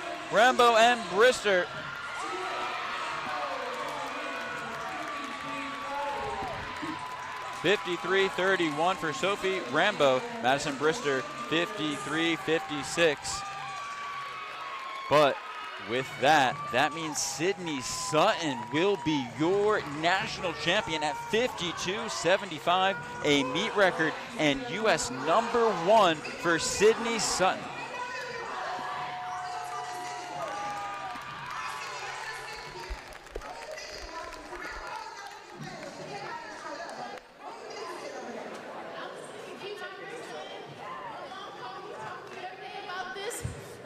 Come out and do it, and I did it. And you know what, to just give some perspective, it's difficult to come out in the first section and lay something down like that. So walking away today, what do you take away from this experience? I take away, you just got to trust yourself, trust your hard work. You know what you've been through to get here, and just show everybody what you can do. And be that Bullets girl. Be that Bullets girl. Hey, Bullets, we see you in the building. Congratulations, Sydney. Records are meant to be broken at the New Balance, the track. The fastest party on the planet. DJ, turn us up. Well, in talking with several of these athletes so far this weekend, those banners are coveted. You get all kinds of great stuff. You get all kinds of swag for winning a title here, but taking home that finish tape is extra special for many of these runners. And for Bullis' Sydney Sutton to be able to do that out of section #1 is absolutely astounding. 52.75 is no joke. Again, the only athlete under 53 this year. We should say Rambo, having won section #2 at that 53.31, ranks her 3rd in the country this year, behind herself from the prelims last night, and now of course Sutton. But a new meet record, a new US #1, and like I said, 9th all-time for high schoolers in the 400. Sutton is going to take her victory lap and surely celebrated well by her Bullis teammates as Bullis takes the crown for both the boys and girls championship 400 meter. Bullis sweeping the national titles in the 400. We talked about it earlier. That is why we run the race and we don't just submit the times. Sydney Sutton winning it out of the slower of the 2 finals.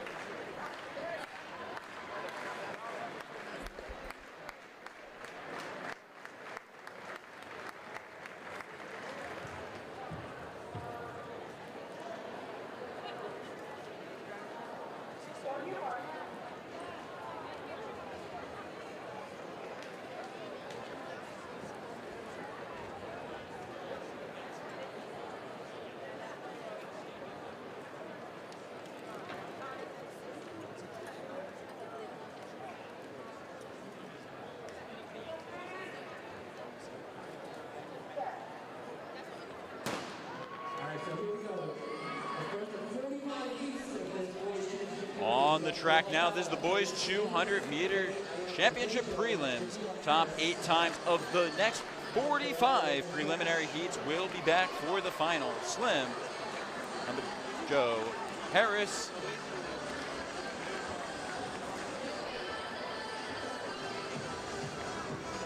Janelle Harris of the All-American Project, 21:34.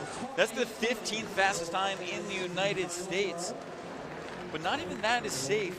We have 45 heats coming up next.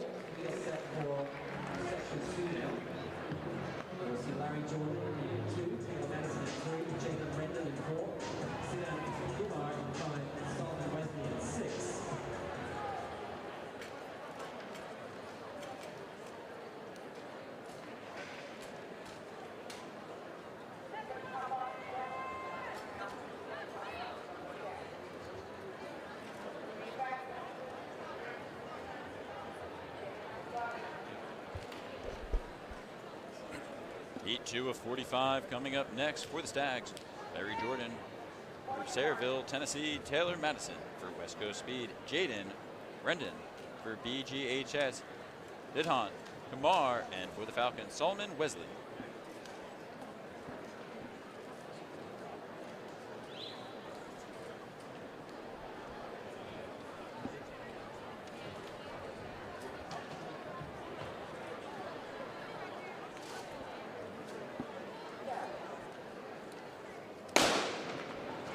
A clean start here in Heat 2 of 45.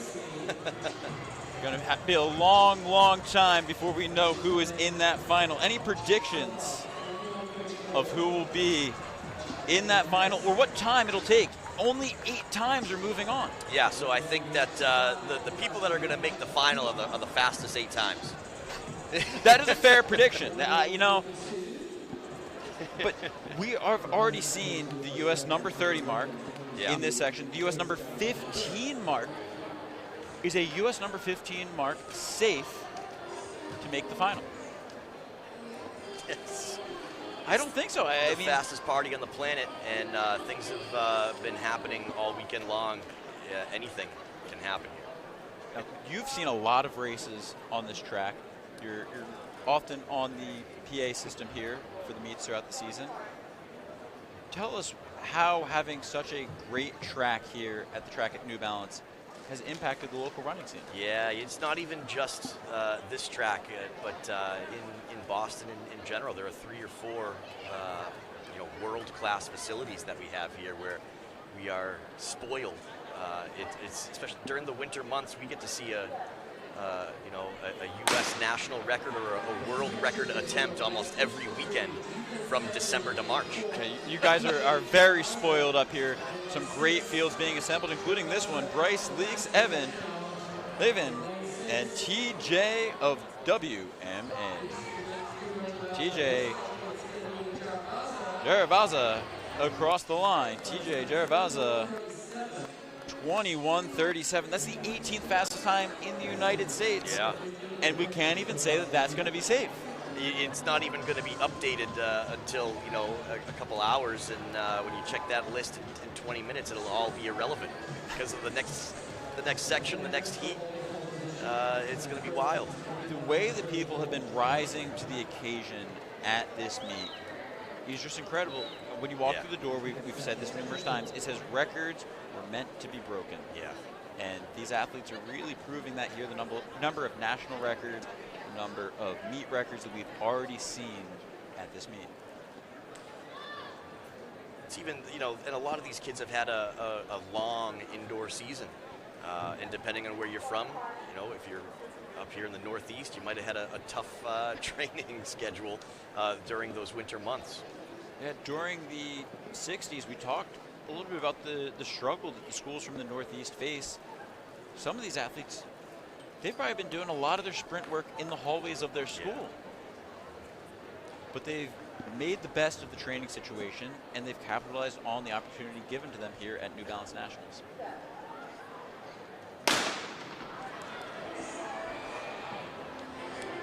Lane 3 from Bird Sports Performance, Cole Swick. Lane 4 from the Titans Track Club of Pembroke, Gabe Lamar. And in lane 6 from Brooklyn Speed and Power, Jordan James. Those are the 3 athletes that have towed the line in heat 4 of 45. The bubble time is 22:52. And that's what Jordan James was under. 21:97 for James, Swick 22:14, and Lamar rounds out the field at 22:40.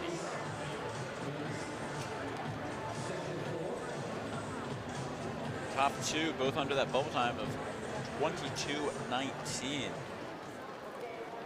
45 sections or heats of the 200 goes by quick, though. I mean, that's like 20 minutes. Yeah, very quick, very short.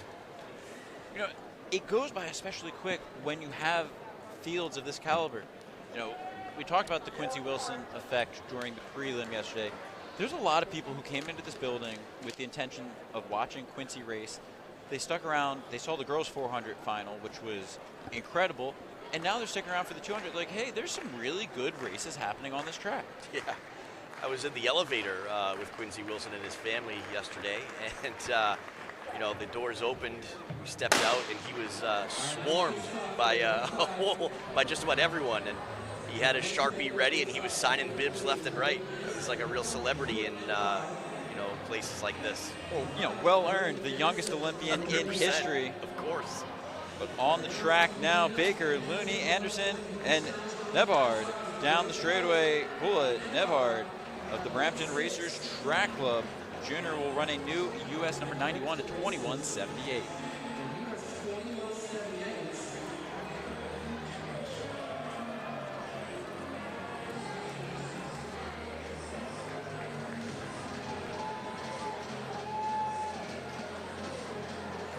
Michael, you're you have some great facilities where you're from as well, right? So I'm actually from South Jersey, and we have almost nothing down there. The University of Pennsylvania just built the Ott Center, which is a great venue. But growing up, we had the Bubble in Toms River, which imagine if you put on some flats and you tried running around a skating rink. That's about equivalent. They only let you use 1/8-inch spikes in there. Oh boy. So, you know, a lot of slips and falls. Slide. Yeah. But I tend to commentate at Ocean Breeze in New York City. And obviously we have the Armory, so 2 great venues. Those are the 2 facilities that I was referring to when I said that. Oh, I know what you were referring to.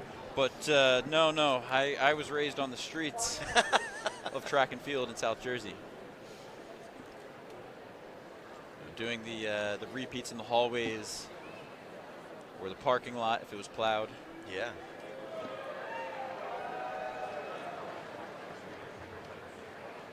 Once again, if you want to follow the field events live, go to live.athletic.net. All of today's results can be found live, including the boys' triple jump championship getting underway with flight number 1. The girls' championship triple jump just concluding flight number 1. On the track now, heat 6 of 45. Reddick in 2, Anderson in 3, Calder the second in 4, Wirt in 5, Edwards in 6. And that's going to be lane 5. Jonathan Wirt, Garnet Running Club. 21:53. Dipping under that bubble. 21:97.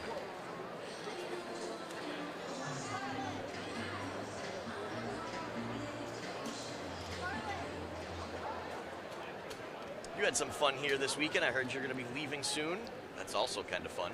Unfortunately, I will not be here for Championship Sunday. I will be back in New York City for the United Airlines half marathon. Yeah. I'll be in Times Square calling the kids 1 mile run. That's exciting. Very, very excited for it. Have to be in Times Square at, I think, 5:45 a.m. So, you know, a nice quick turnaround from here.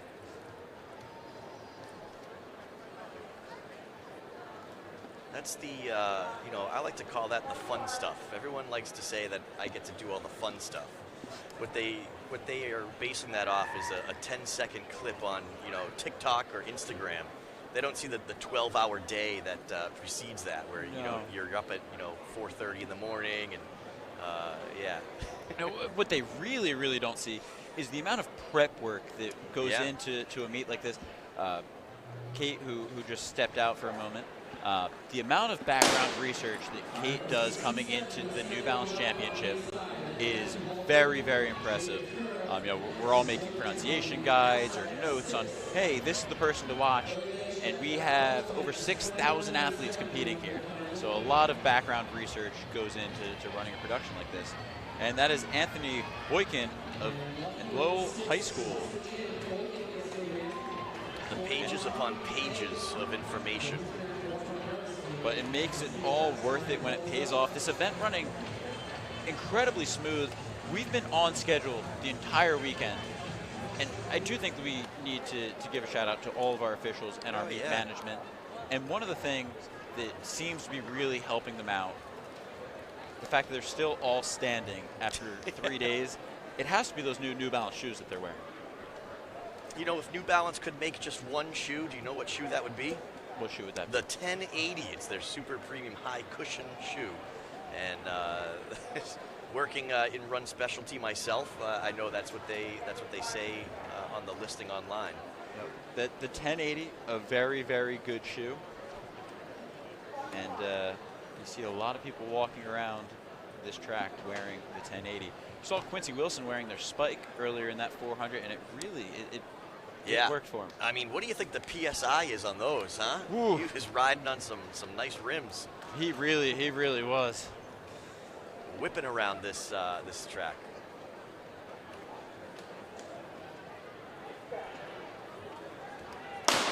This is Peavy, Johnson, McLaughlin, Inio, and Ostian. Love the team name, the Mad Frogs. Those Frogs certainly are mad. He was out of the blocks well. Brady Pino of Vast Track Club currently with the advantage down the straight. Pino of Vast Track Club, 21.76. That's inside of qualifying right now, but what do you think? I don't know. No. I don't know that that's going to hold up. It's just going to get faster and faster as the heats go higher and higher. So, love to see it. Raising that bar of competition through each and every section. You hear our crowd getting very excited. T-shirts being thrown into the stands right now. Oh, they got a little T-shirt cannon? If you can call that arm a cannon. He hit the top row. I'll call it a cannon. And is that Quincy back on the track throwing the T-shirts? Oh, yeah. That is Quincy back on the track. I mean, he's a celebrity. A man of the fans. They have a laundry basket. I don't think you guys can see this, but he has a laundry basket of T-shirts, and he is just running around throwing them into the stands. This is where, I mean, you talk like he's got an Olympic gold medal, meet record, national record, all the things. But I don't think I've seen a smile from him so big as it is right now, where he's throwing T-shirts. He loves this. It brings it back down to where he is, a 16-year-old kid, 17-year-old kid. He is enjoying every moment of this meet. Yeah. Rightfully so. He's he earned it. Never gonna get these years back. Be a kid. Have fun, man. And, oh, look who's with him. Yeah. His good buddy, Uncle Norwood.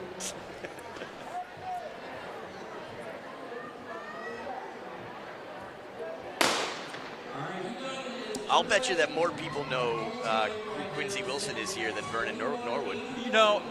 Vernon could probably walk around this venue out through the general population, and he wouldn't really have an issue. Yeah. Quincy, anytime he's in a venue, they have to. He's got security. He has security. They have to figure out, hey, this is where you're going to warm up. This is where you're going to watch the rest of the meet from. It is a production to bring him into the venue. Most professional athletes do not deal with that. Yeah, look at this time. U.S. number 8, 21-11. Kyler Brown, Oklahoma Cheetah. And, man, he was fired up. That was a great race. U.S. number 8, 21-11. Kyler Brown of Oklahoma Cheetah. All right, U.S. number 8. We're only bringing 8 to the final. Is a U.S. number 8 safe? Yeah, that's a great question. That's a great question. I mean, come on. Yeah, of course. It has to be. Well, I guess if you consider the fact that anyone who goes faster than him will be the new U.S. number 8, sure, it has to be. But we'll keep an eye on Kyler Brown of Oklahoma Cheetahs as this progresses. He is our top qualifier right now. Right now, key phrase there. I think I know of 2 or 3 other guys that are likely going to run faster than that. I think there's quite a few guys that have something to say about a 21-11. Up, off, and away we go. Jake Leonard of the Bulldogs in 2, Watson of AOA in 3, Ouellette from the Bobcat Track Club in 4, Williams from Dunwoody, Georgia in 5, and Boyle of Ridgefield in the outside lane 6. Lane 5, Blake Williams from Dunwoody, Georgia, leaning across that line. And he will dip under that bubble time of 21.76 with a 21.28, a U.S. number 11. We are going to be saying probably more, U.S. numbers in the next 20 minutes than I have all season long. Yeah, well, that's what happens when you come to the fastest party on the planet. And I've been saying this all day. Folks at home are probably tired of hearing it. But these athletes really did bring their dancing shoes to this party.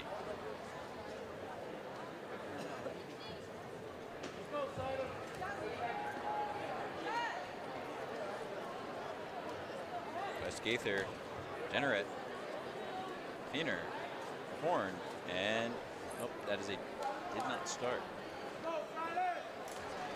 Lane 5 would be vacant.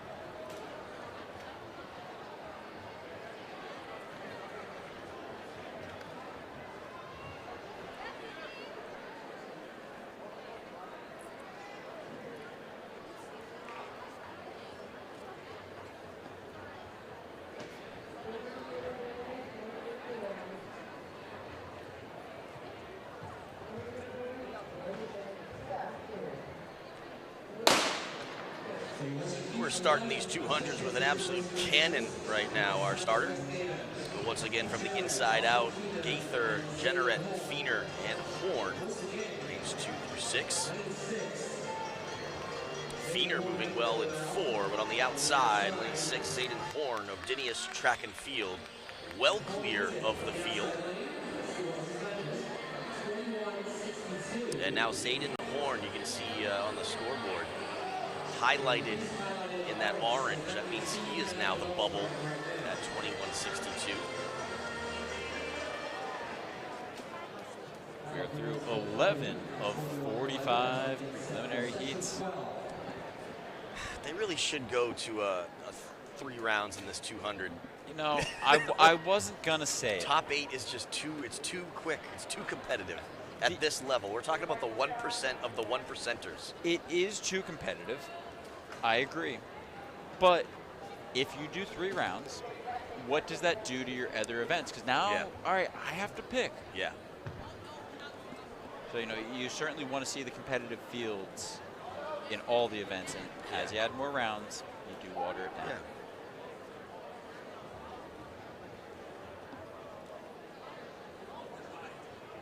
We did talk a little bit about the proposed rule change by USATF to give a first round bye to the top seeded athletes. So you add another round, but you only run that extra round if you're not one of the favorites. Interesting. The athletes seem to hate the idea. I was going to say. I hate the idea. But that is one proposed solution to situations like this. Up, off, and away we go. Heat number 12 of 45. Prince Najib Malota, United Speed Stars. Clement of Clarksville in 3. Anderson, the Speed Academy in 5. Lewis of Ocean Lakes in 6. And that's going to be Mile Anderson from the Speed Academy in red. Like he's a Ferrari out there. 21:45 the time.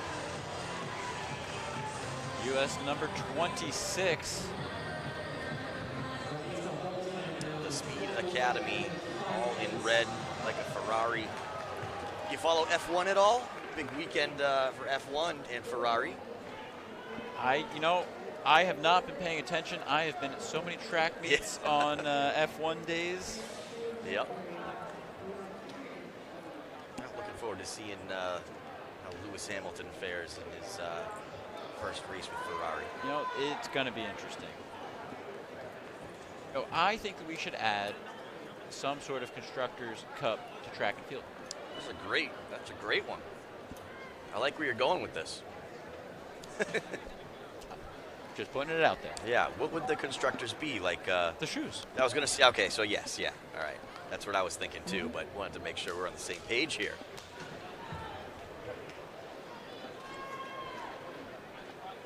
No, because if we look at the shoes that have won the most events, New Balance is doing very, very well. Yeah. I bet you could compare it over the weekends too. You know, various locations for the quote-unquote nationals. Rich of Wallingford in 2, Dean of AP Knights in 3, Lucy Liggins of the Marauders in 4, Hamilton II of the Michigan Mustangs in 5, and Springs from Tabor City Track Club in lane 6.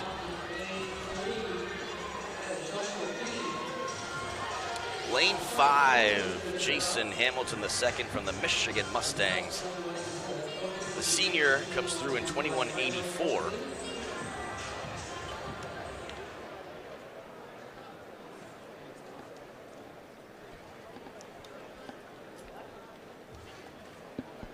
Bubble time still at 21:58. That's a long time to be sitting in a hot seat. You know, you run a good time. Say you run like in the 21:30s.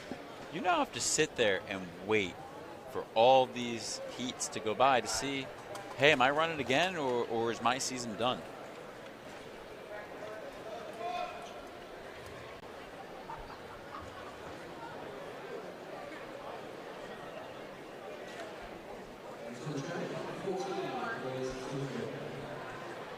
This is heat 14 of 45. Thomas, Merritt, Braden, and Legister.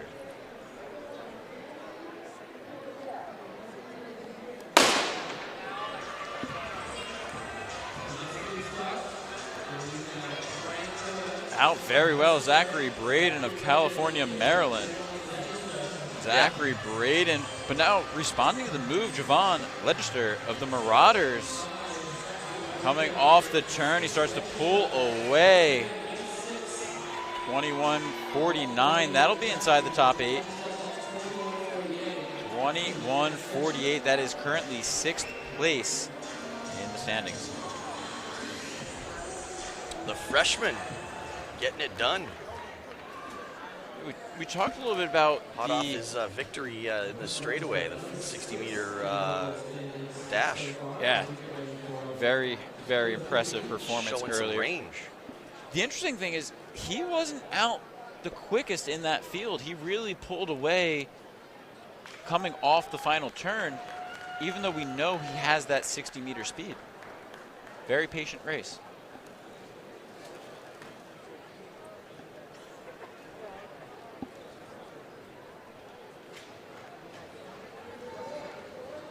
Scott, Fleming, Holt, Midas, and Robley.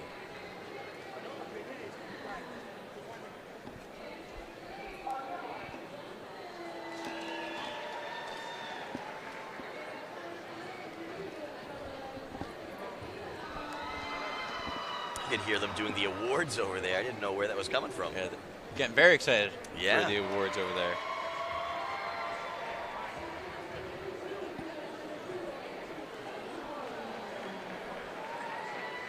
On the track now, heat number 15 of 45, just about a third of the way through. Up, off, and away we go. Markeith Fleming in 3, Andrew Holt in 4, Sam Midas in 5, and Lucas Robley in the outside lane 6.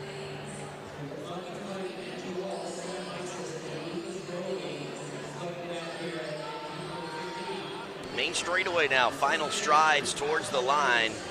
Midas and Robley with a good battle through. 21:92, Lucas Robley of Fayetteville, Arkansas. Just a stride ahead of Sam Midas of the Michigan Saginaw Striders.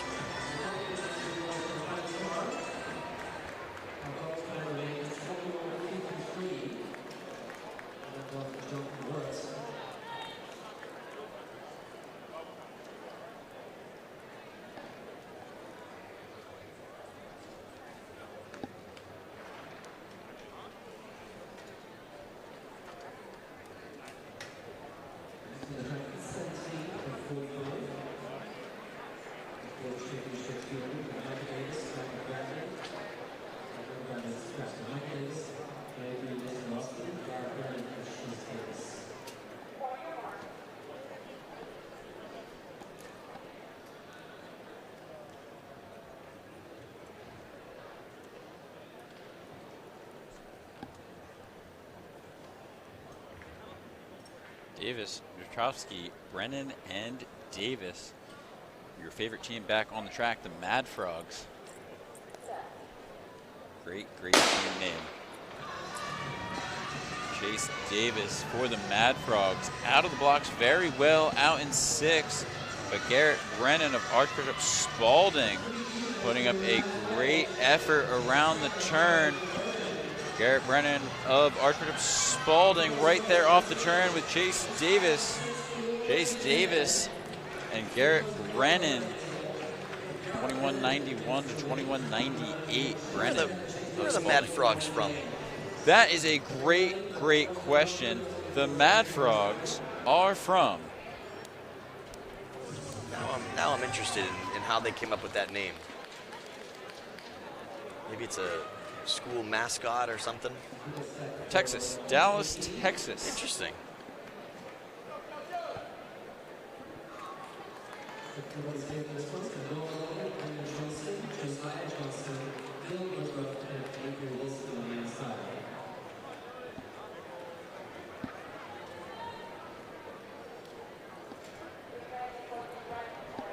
Heat number 18. The bubble time, 21:53, just keeps getting faster and faster. Noah Mulligan in 2 from the Clipper Track Club. Brennan Johnson, First Capital in 3. Josiah Johnson of Left Coast in 4. Dylan Woodruff of IMG Academy in 5. And Avery Wilson of Milford, New Hampshire in lane 6.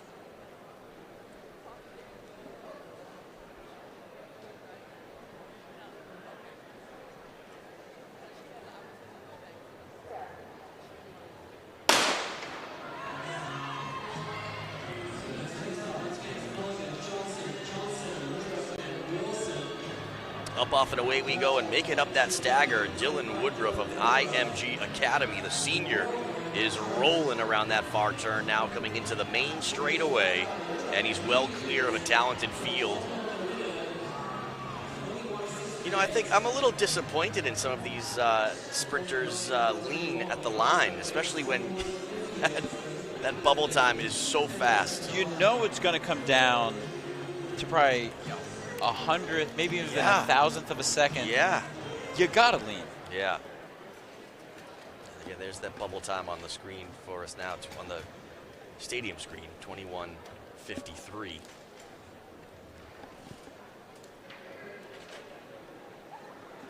You can bet your bottom dollar that I would be leaning so far across that line.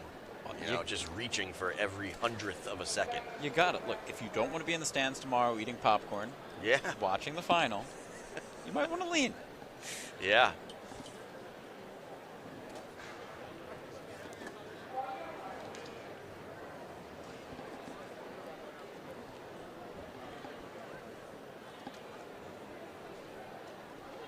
Tell the folks back home, what is your background in running? Were you a sprinter growing up? Perfecting the lean? I mean, when everyone starts running, right? Like every distance runner starts out wanting to run the 100-meter dash, right? I mean, the majority of us start from, playing soccer or playing basketball.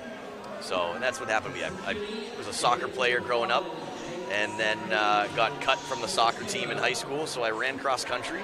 And thankfully, it worked out. Absolutely loved the sport, had a little bit of success with it, and it took me all over the place, and I'm so happy to still be involved with it on the other side of the course, or the other side of the track now. Yourself? I'm the lone weirdo in that I did not want to do the 100. I have always wanted to do the 800. There's something about running 2 laps that is very interesting to me. Yeah, that is, it's the toughest event in track and field. That or the 400 hurdles, that's what they say. Or the indoor 1,000. Indoor 1,000, no, that is torture. Yeah. You're a glutton for punishment. I love it. And it's, it's the most interesting event to me on the track because you have to have speed. Most good 800 runners can put up a very impressive 2, 4, and then a lot of them can step up to the mile and put up a good mile.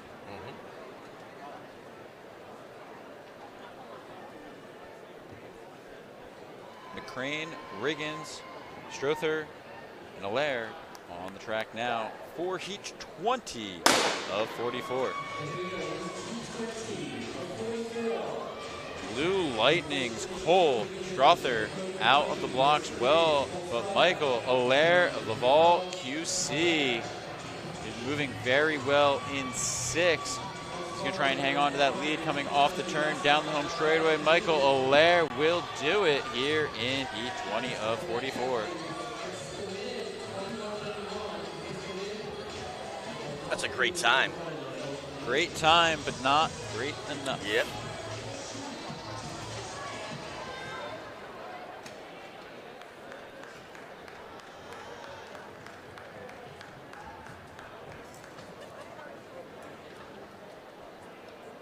Kyler Brown, still our fastest time of the day, 21:11. Blake Williams at 21:28. Janelle Harris, 21:34. That's your top 3 so far. If you're in the top 4 right now, how many heats do you need to see before you say, okay, I'm safe? Do you need to see all of them? At a meet like this, yeah, it's. I don't think you would feel safe until you see that Q next to your name at the conclusion of the event. So you're really just holding your breath. Yeah. For over an hour. And how does that impact, the warm-up? We talked about this in the straightaway events. Yeah. You have the same report time, whether you're in heat 1 or heat 44. Yep. You have to at least come in and collect your hip numbers. Yeah. Yeah, I don't. That's a great question. I'd have to lean on the science on that one, which I am not aware of. We got Stackhouse in 2, Miller in 4, Myers in 5, Lee in 6, and that's going to be lane 5, the Nittany Valley Track Club. Looking sleek. Jesse Myers, 21:12. Second fastest time of the day so I was far. just going to say, that is a very quick time. Very, very quick indeed. Not his PR, though. Jesse Myers has run a little bit faster already this season. He's going to hope that he makes the final so that he gets to put that on display here.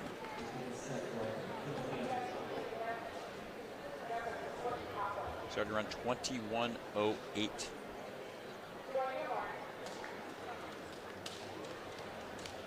Who's your Pennsylvania state champion?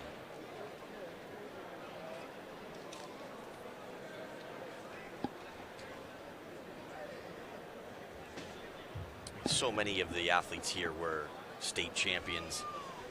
Even more when you dig a little deeper. I don't know how it works in Pennsylvania, but in Massachusetts, there's 6 divisions. So I like, instead of saying like Division 3, 4A state, I just like to say A state champion. Yes. I believe Pennsylvania is a little bit more unified in their state championship. I know New Jersey, they do a unified group championship.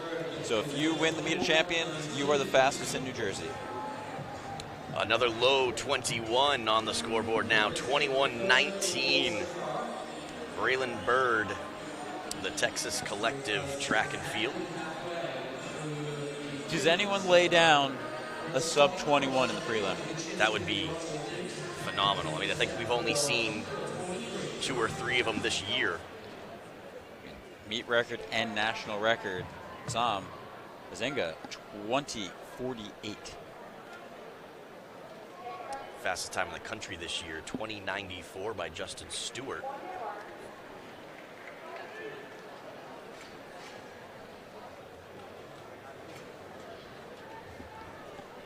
This is Sims in 2, Battleus in 3, Rose in 4, Oyeneran in 5. I saw Oyeneran of the house qualify for the 60-meter championship semifinals.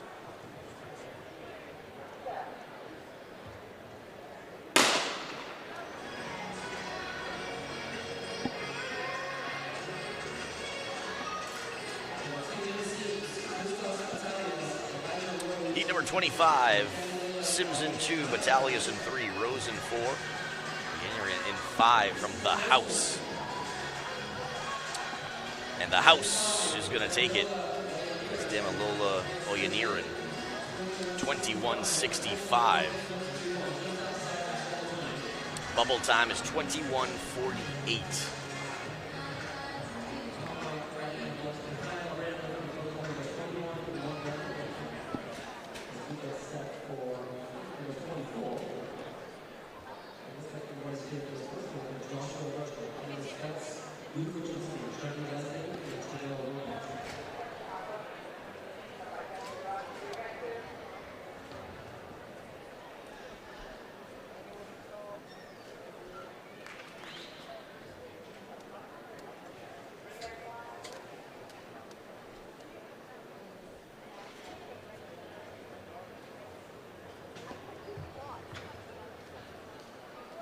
Athletes getting their final run-outs in, testing the blocks, making sure they're good. We Virgil in 2, Feltz in 3, Richardson in 4, Leslie in 5, Wilma in 6.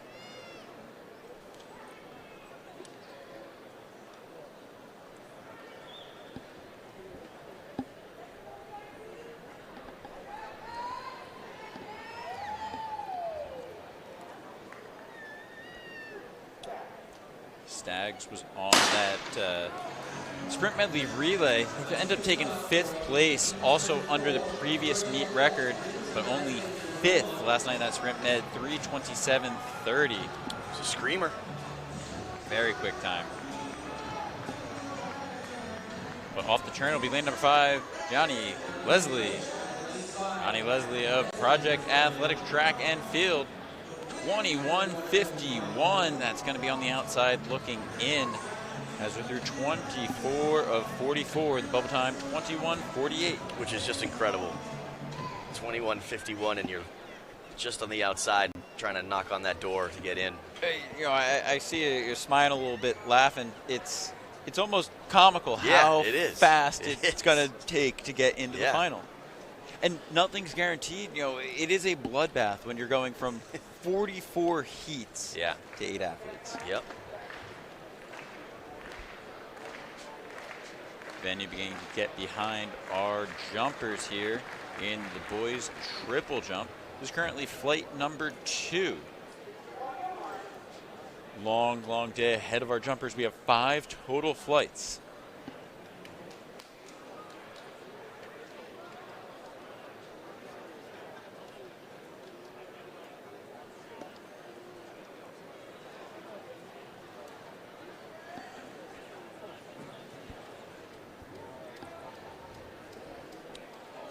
.25 of 44 here on the track, and we're going to bring it back. Oh boy. You never want to hear the second gun. Never a good sign. Green card though, green, that is good. We do like that. Looks like the pedal on the block was maybe not locked in all the way and it slipped on the outside lane. Sebastian Perez, the Trumbull track. Jacob Toledo from Plymouth, Massachusetts. That's where I'm from. So I am rooting for you, Jacob. You have the power of Plymouth Rock and the Mayflower right with you. Finn Buckley of Shipley School in 3. Chance McNeil from 876 Velocity in 5. Sebastian Perez of Trumbull Track in Trail, Connecticut in 6.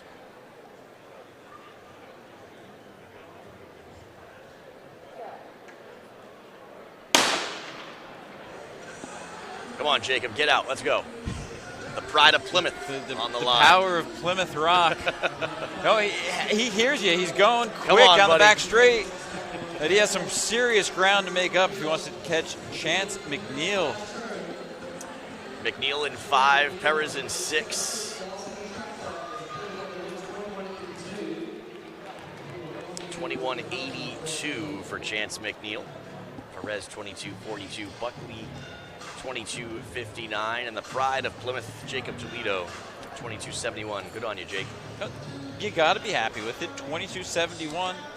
You know, not a bad day. I think for the majority, the large majority of these athletes, just getting here to this meet is a victory in and of itself. It took a 22.30 to qualify this year. Or if your state is the 300, you could have run 35.35. Or if you haven't run indoor, 21.28 from outdoor. Yeah.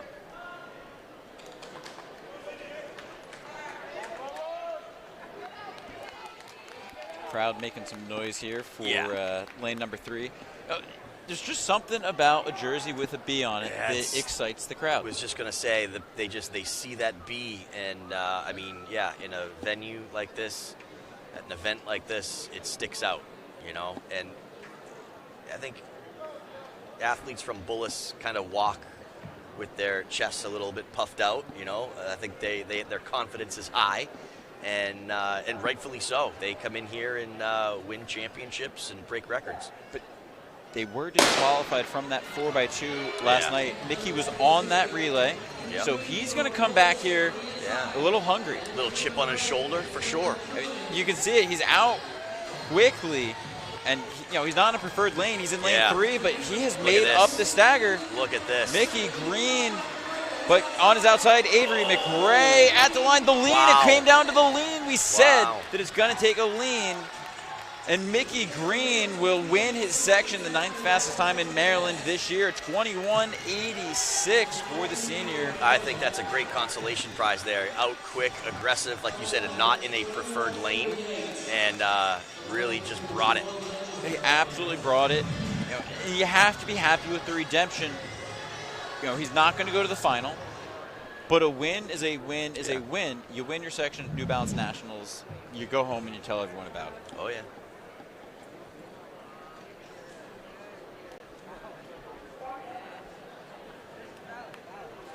.27:44 on the track now. The bubble time is 21:48. Vincent Nana of Just Run Track and Field in 3. Armand Bulware of Chicago, Illinois in 5. Just 2 sprinters in this heat. Bragging rights on the line.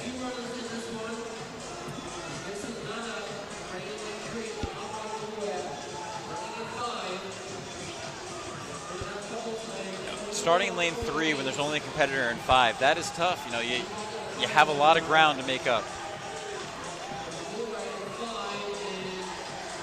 Armin Aware of Chicago, 21:47. That is the bubble time. Armin Aware of Chicago, Illinois. All right, I see another singlet that has caught my eye. Oh, I see what you're seeing. Why don't you tell the folks at home what we got going on here in section 28 of 44. I mean, it's a different uniform from the last couple days. It is interesting to see the number of uniforms Yeah. that these teams show up with. Yeah. Certainly makes our lives, very easy when you're trying to call the race and be like, who is that across the track? Yeah. Lane 5, Archbishop Carroll's Jake Odie Jordan is on the track right now. In the prelim for the 4x2 last night, dropped the national record, setting the tone for the rest of the meet. And then he skipped the 60-meter prelim. Yeah. He said, you know what? No, I am going to focus on the open 200 now. Also in this section, Braxton, Thompson, Balderin, and Constantino.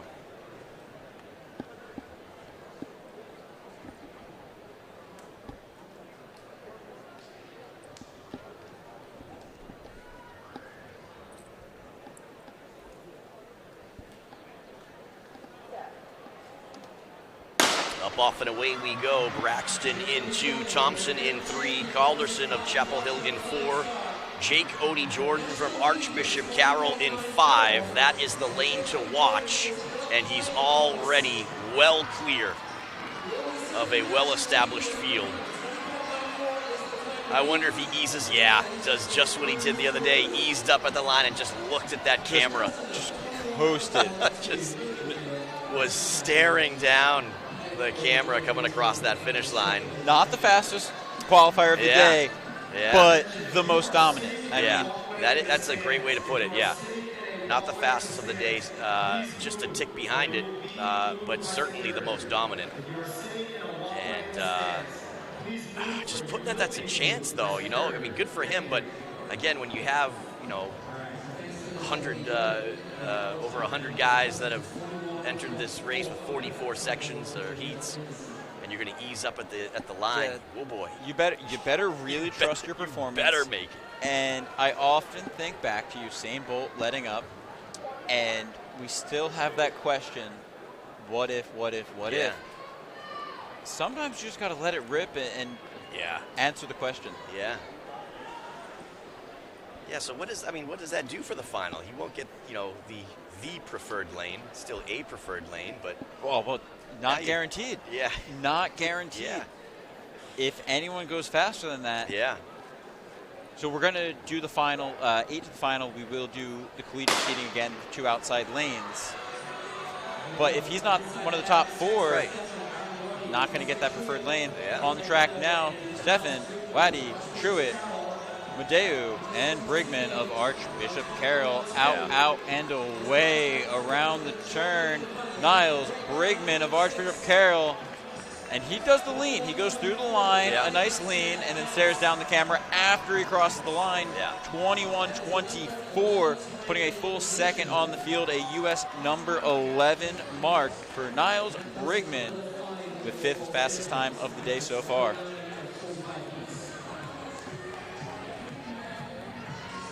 (21-24) for Brigman. So as of right now, we'll see a couple Archbishop Carrollers in that final.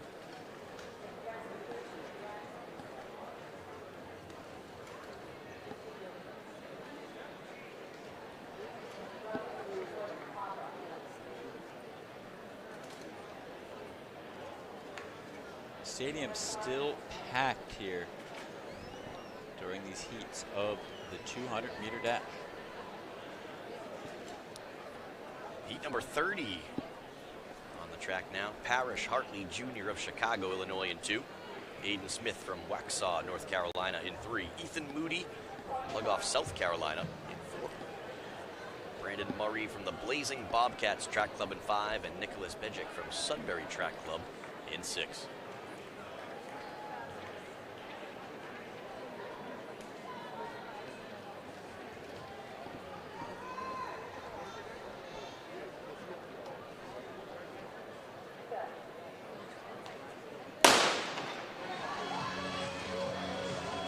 Yeah, so you've announced indoor meets at the Armory, Ocean Breeze,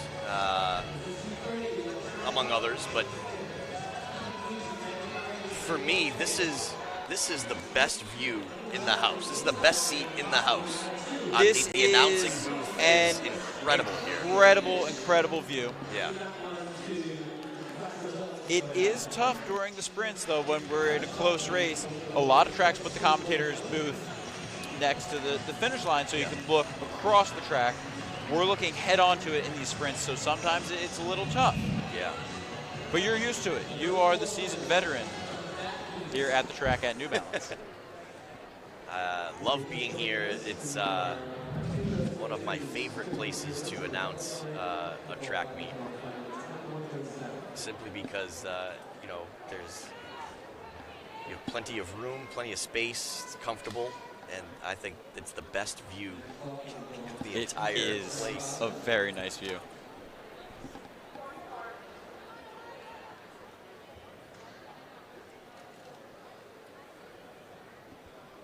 Heat 31 has another Archbishop Carroll athlete, junior Keenan Davis in 5. Elijah Montague of Sumter, South Carolina in 4. And Delshawn Laird of Romulus, Michigan in 3. Up, off, and away we go. The 3 juniors on the track, burning down that back straightaway, now coming around that far turn. Final strides towards the line, looking to get across that line in first.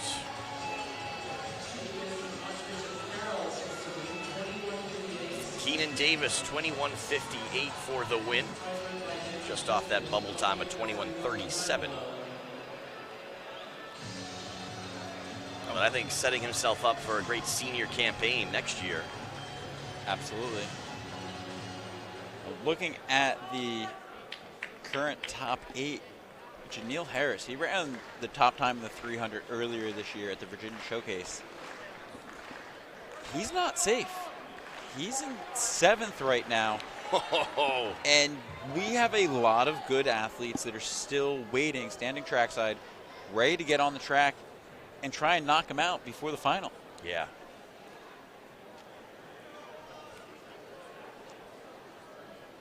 On the track now, in 2 for Archbishop Carroll, Williams. In 3 for Seatown, Martin. In 4 for Newton North Track Club. For the Southern Sprinters Elite, Lyon.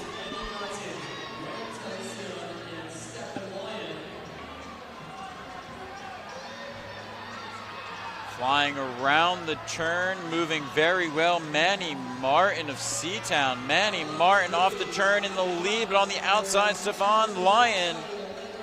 Very close, a great lean by Manny Martin, and the lean will propel him into the lead, 22.06. Good enough for a North Carolina number 3, but that will be on the outside looking in.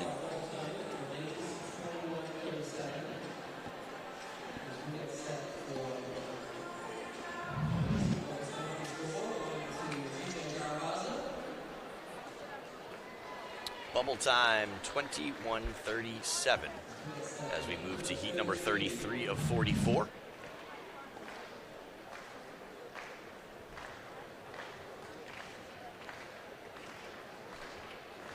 Chase DeJesus from Archbishop Carroll in 2. Anthony Finn from the Brampton Racers in 3. Caden White from Central Islip, New York in 5. Carson Edwards from Field.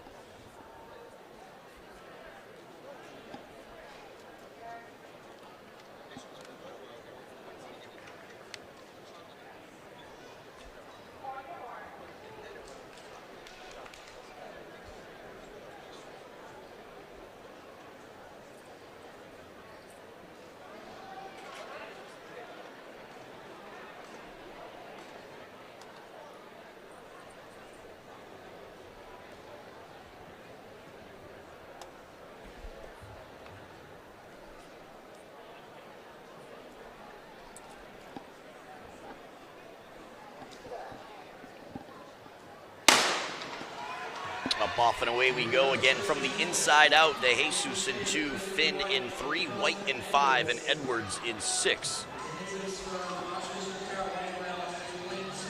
The Archbishop Carroll Sr.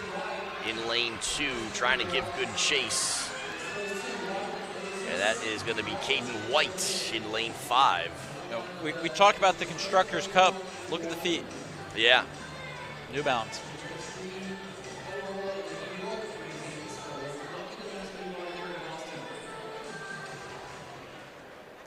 Third fastest time in New York this year, 21.81 for Caden White.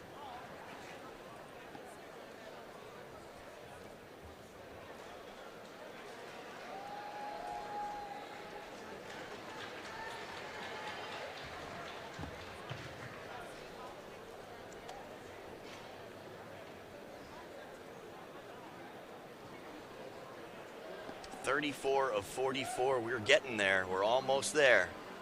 We're almost there. Janelle Harris of the All-American Project sat in that 300-meter U.S. number 1 earlier this year. Still in 7th. Hanging on by a thread.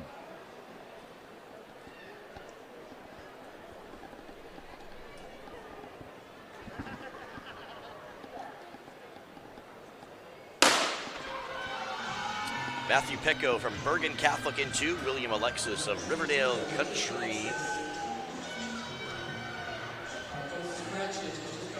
Dominic Harper of Garner TC in 5. Mika Walker Mustang TC in 6. My apologies on that one. Oh. Whoa. Well, now, wait a second. Wow. Wow. Yeah. 21-10, 21-24. Yep.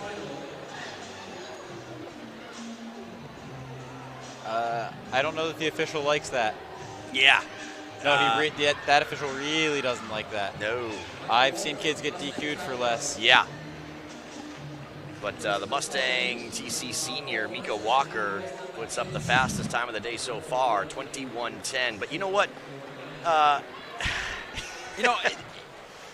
There was a race here, I believe, a couple weeks ago, where Noah Lyles did the same thing. The same thing. So anytime the pros do it, yeah, the kids are going to follow it. Yeah.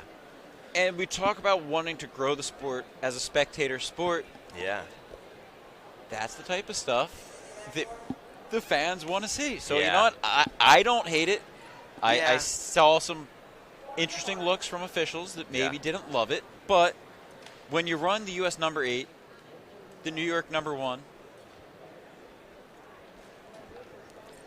maybe you get a little opportunity to do that. Yeah, if it were the state meet, DQ. But nationals, Yeah, it's a little different. You earned it. Yeah, a little different. But he didn't shut it down that early. That was Yeah. at 21-10. Was it all out? I don't know. But we saw, O'Day Jordan shut it down a little bit earlier. Yeah. Well, let's look at Christian Barber in 4 from Archbishop Carroll. Oh, let's shake that back. Looks like he had taken fell down the back straightaway. He looks to be in a great deal of pain. Not a good hate to see situation there. No, you really do.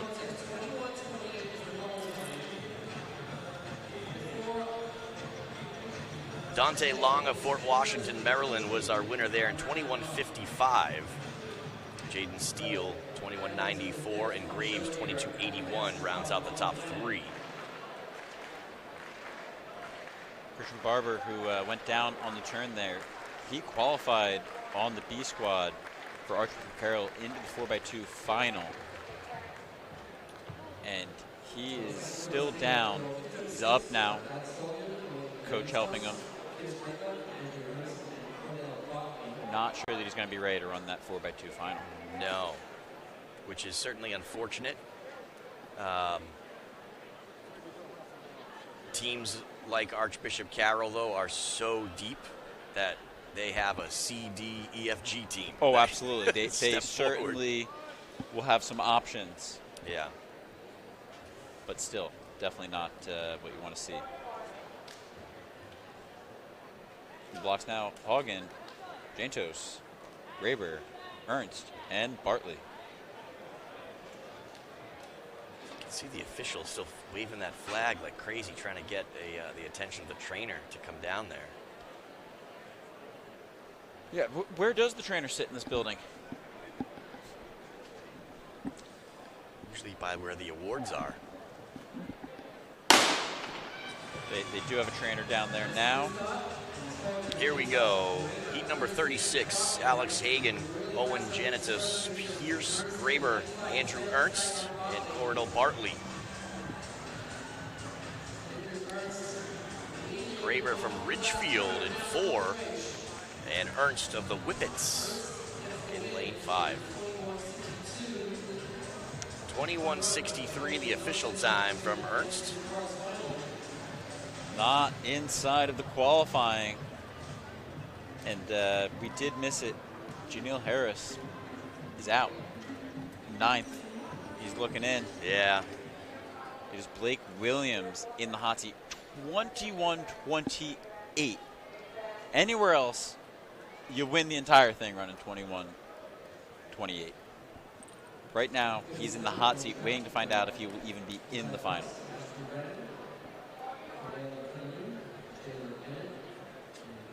Gosh, 21:10, 21:11, 21:12, 21:12. We are going to have one heck of a final. Yes, we are.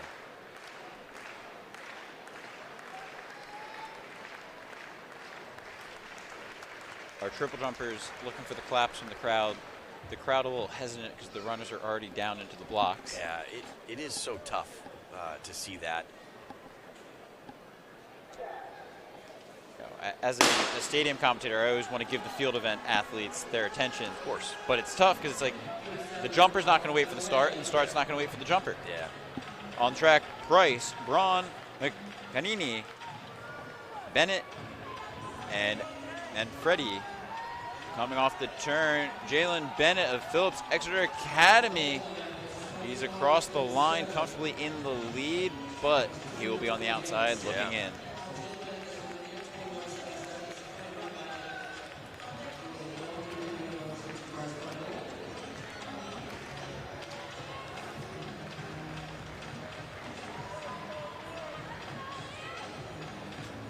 Flight number 2 of 5 of the boys triple jump. Also on flight number 2 of the girls triple jump. Total of 4 flights for the girls. And the girls pole vault currently underway. We have 2 different hits going at the same time. total of 45 athletes in this field. Killing it.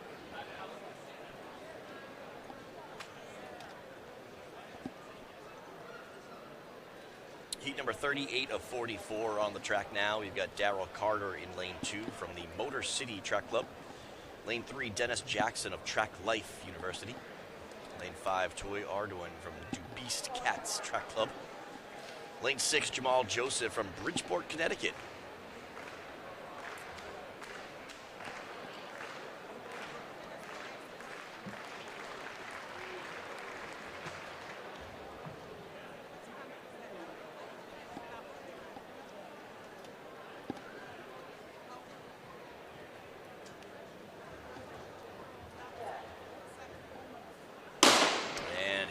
Once again from the inside out, Carter, Jackson, Arduin, and Joseph. And Arduin already making up the stagger down the back straightaway.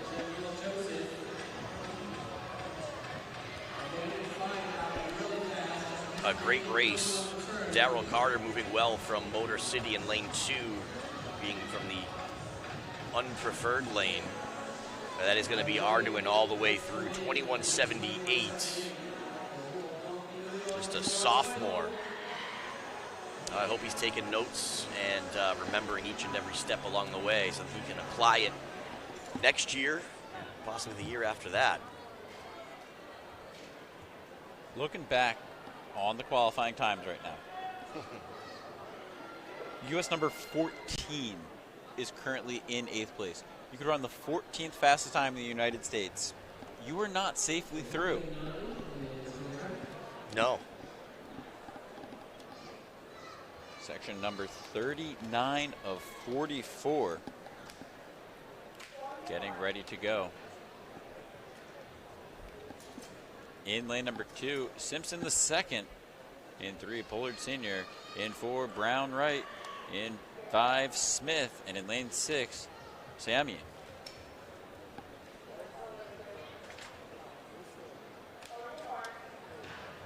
Smith scratching out after qualifying in the 60-meter hurdles. Getting that big Q, running 7:71, so choose to focus on that. If I could do it over again, I'd want to be a hurdler. Oh, be a good event. That'd be a fun event to be good at. I think they're real athletes. They have coordination, rhythm, strength, speed, and power. Absolutely. I mean, come on. Look at the power shown by Alexander Osemi of Clayton, New Jersey. On the inside, Sheldon Simpson the second coming on strong, but Alexander Osemi of Clayton will cross the line in first. He already ran a 48.59 yesterday. He'll double back with a 22.04. Yeah. You know what the hardest part about running that 48 here was for him? What's that? Walking down those stairs after the 400. I was looking at that yesterday. You guys love to torture people up here in Boston. Just brutal. No, we don't make people go down the stairs in New York. At Ocean Breeze, you walk back down the ramp. Yeah. And then you go off the track. Oh, they give you guys a ramp? No, you just walk down the curve. They should put a ramp in. The stairs, though, diabolical. That must have been your decision, wasn't it? Maybe I wish I had a say. I wish I was that high up on the payroll. 40 of 44 on the track now. Amir Thomas of Above Expectations in 3. Iyad Sayed of Bison Track Club in 4. Connor Salmon of Bullis in 5. Kamal Ryan of Dudley Panthers in 6. So we'll keep our eye on lane 5. Bullis Jr., Connor Salmon.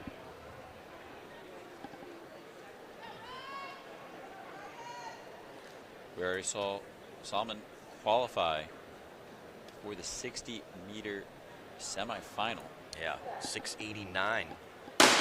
Very, very tight qualifying there. Only 23rd on that qualifying list of 24.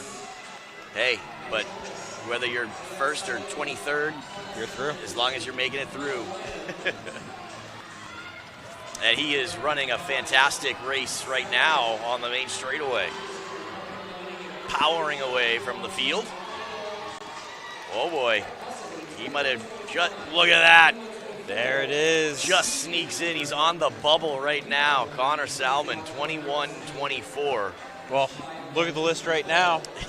We are tied, Yeah. 21-24. Niles Brigman and Connor Salmon tied at 21-24.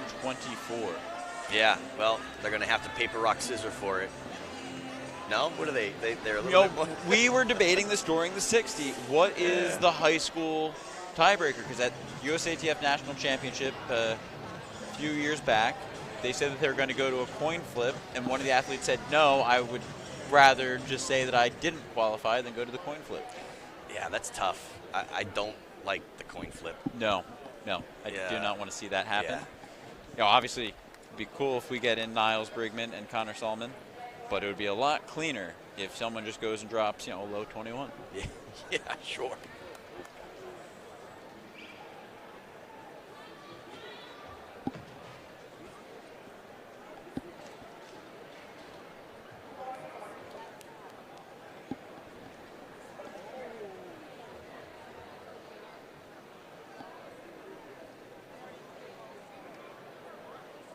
Another jersey that we recognize in purple, lane 5, the MVA across their chest, Montverde Academy. That's Miles Outerbridge in lane 5, the junior.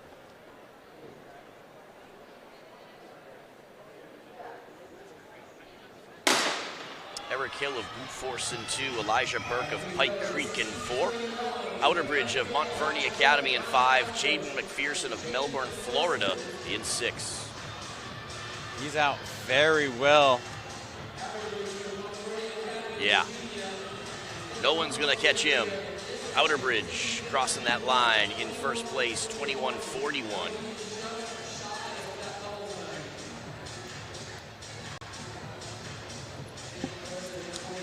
Not going to be enough. The bubble time, 21-24. So if no one runs faster than 21-24, we're fine. We have 8 lanes. We're good.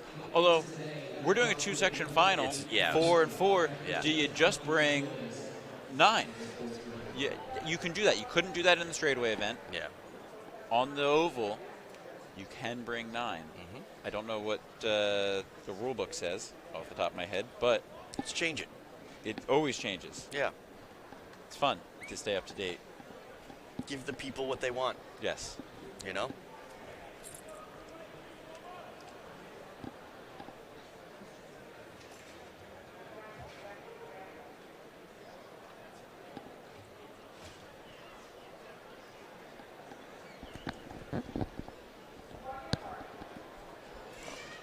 Connor Salmon, this is the second time today that he has had to sit and watch as he's in the 7th qualifying position.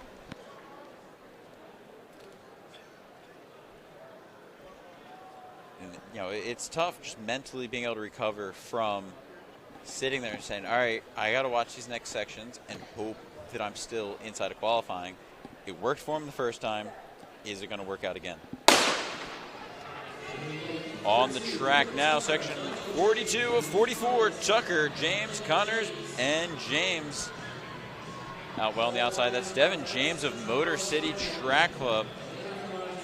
On the inside, Reese Connors. Reese Connors in 5, Devin James in 6. He's going to come all the way to the line. A nice little lean for Reese Connors of Newtown North Track Club at 21.87.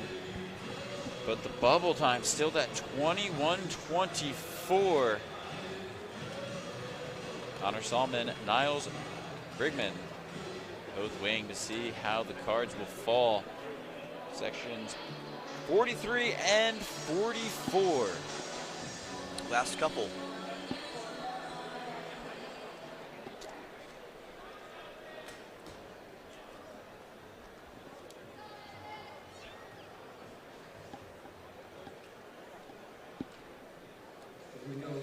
The penultimate heat of the 200. Caleb Milton of Union Pines High School in 2. Jaden Smith of Dobbs Ferry, New York in 3. Juan Cullen of Lancaster City Track Club in 4. Jourdain Johnson of East Orange Campus in 5. and Kobea Riley II of Charlotte Country Day in 6. All seniors on the line. Jordan Johnson coming back from the 400 final. He went out in 21:43. So aggressive. Can he go faster than that here? He has to if he wants to make the final. He's got to go 21:24. But that's a quick turnaround from that final to get ready to run again.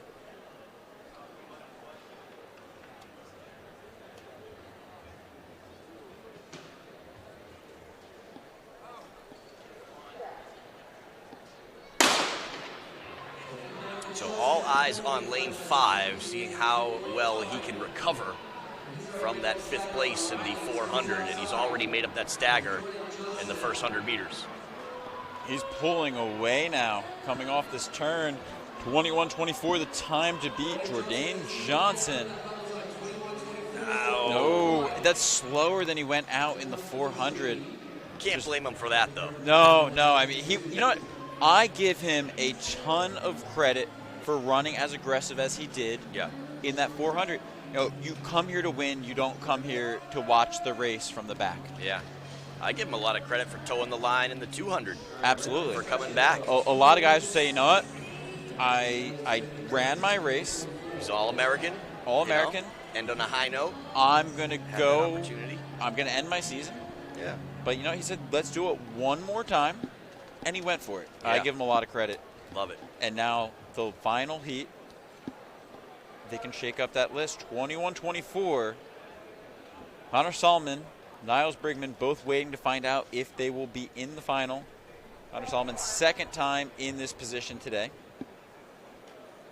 Niles Brigman scratching out of the 60 to focus on this 200. Going to find out if that bet will pay off for him. As Ocha, Del Torto, McCollum, and James toe the line.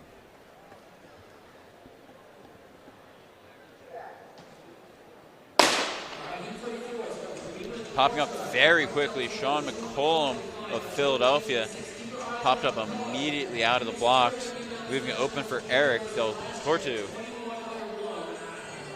But now Sean McCollum of Philadelphia coming off the turn down the straightaway. Look at the clock. And no, that means for the second time today, Connor Solomon can breathe a sigh of relief. Connor Solomon calling it close. Niles Brigman, they're going to the final. Yeah. And that makes it a lot easier. Yeah. We don't have to find out what the rule is. Yep, 4-4.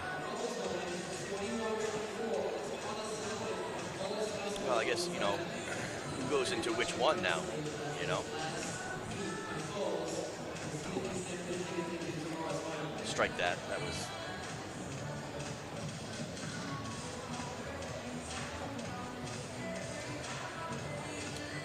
$21.10 leading qualifying Michael Walker of the Mustang Track Club. Yeah. Oh.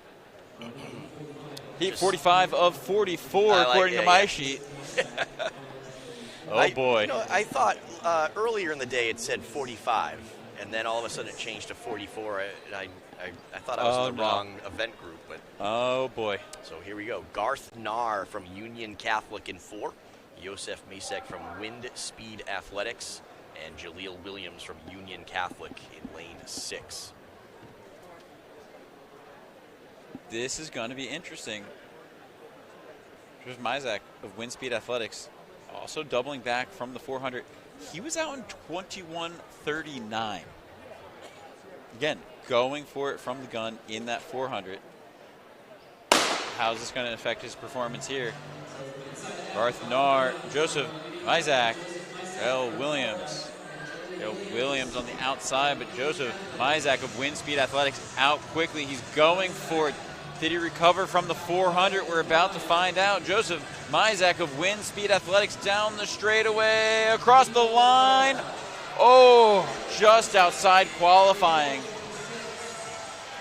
21:26, a U.S. number 14 mark, and he will not be coming to the final.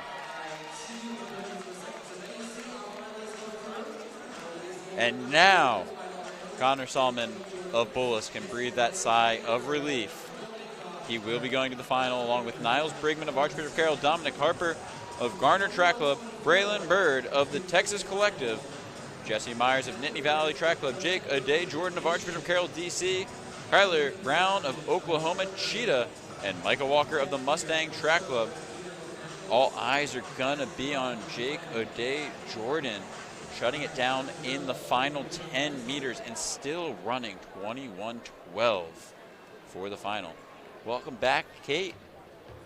Thanks so much. Really looking forward to these girls 200-meter championship prelims. And thanks again for all your great work. I know we're going to say goodbye to you now, but it's been a fantastic couple of days of competition and coverage yet again. Yeah. Been a fun meet working here at the New Balance National Indoor Meet. Have to head out to go to the United Airlines Half Marathon. But best we'll of take luck him through with the rest that. of the day. Have a good one. We call him Twisty for a reason. He's been fantastic. Thanks so much and best of luck. Thank you. Have a good one.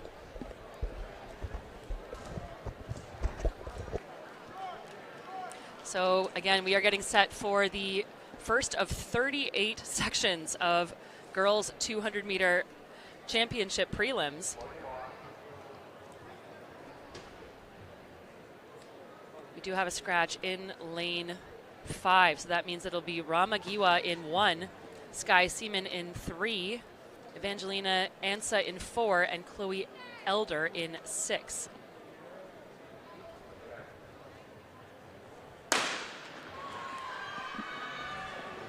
So again, just top 8 will move on to the final. It is cutthroat, as we saw with the boys' races. Out to a great start on the outside there. That is Elder running for Natick Track Club, and she is being closed down on now by Seaman and Ansa to her inside. It is going to be Seaman with the slight advantage, but Elder holding on well to the line with a late push. And Chloe Elder is going to take it 25:04 for the junior. We already saw Elder last night in that sprint medley relay, running the 400-meter legs, so she's got some good lactic built up in her legs. But making easy work of that first section. So after, again, just one section, 25:04 the time to beat, top 8 on time. We'll move on to that final tomorrow.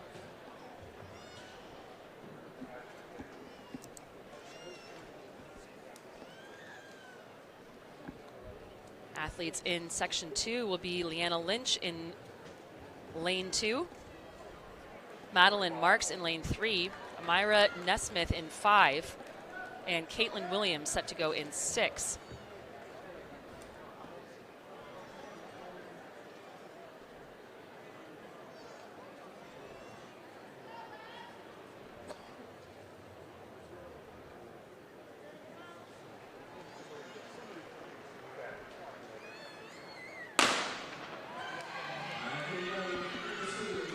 And out like a bolt in lane 5 is Nesmith of the Cheltenham Striders.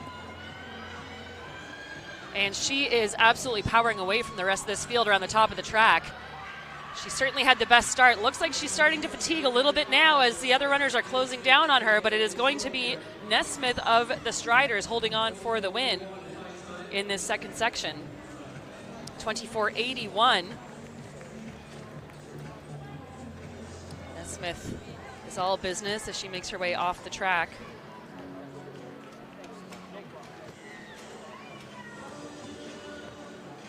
So we have Nesmith sitting in first at 24:81, 25:04 for Elder. Marks holds third position at 25:10 at the completion of 2 sections. Again, 38 heats of these championship girls 200s.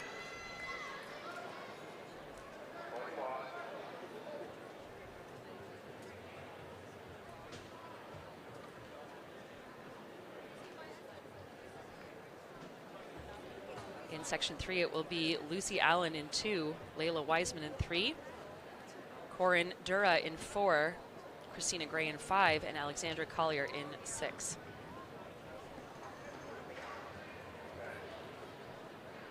And once again, unsurprisingly, out of lane 5, very, very quick start, courtesy of Christina Gray of West Coast Speed. running all by herself right now. And as she comes around the last turn in all blue, it is going to be Gray across the line first. 24:18 for the junior. 24:51 for Collier.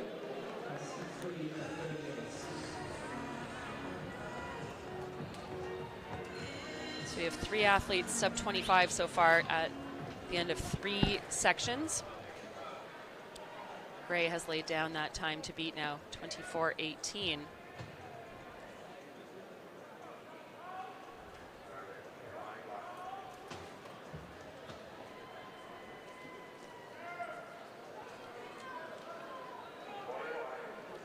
Competitors in section 4 will be Angel White in 2, Kayla Speet in 3, Aaliyah Thomas in 4, Sophia Swindle in 5, and Dylan Nelson in lane 6.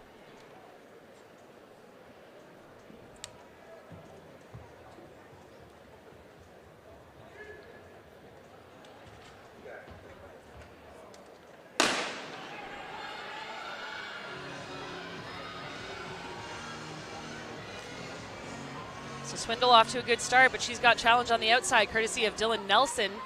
Swindle having to work hard to make up the stagger here. She's coming off of a 60-meter hurdle prelims earlier today, so already fighting with some lactic acid, but now she pulls away from the rest of the field. And despite being a 60 hurdler, she's putting great speed endurance on display here. And she comes away with a 24:13. We're edging ever closer to that sub 24 barrier. So the senior for Lawrenceville has the fastest time to beat. That is a new US 32, number 32. Aaliyah Thomas, 25:24.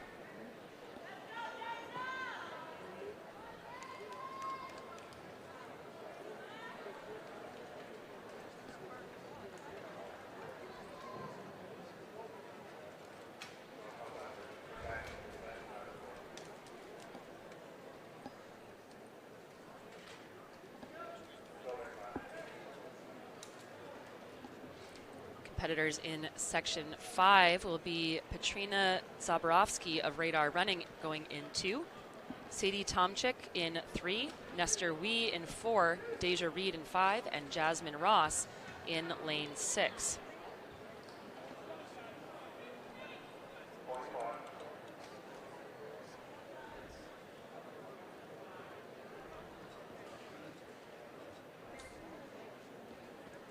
Deja Reed was the anchor of the girls' 4x200 meter relay final qualifying team last night, getting her team into contention for that final. They placed 3rd as a unit.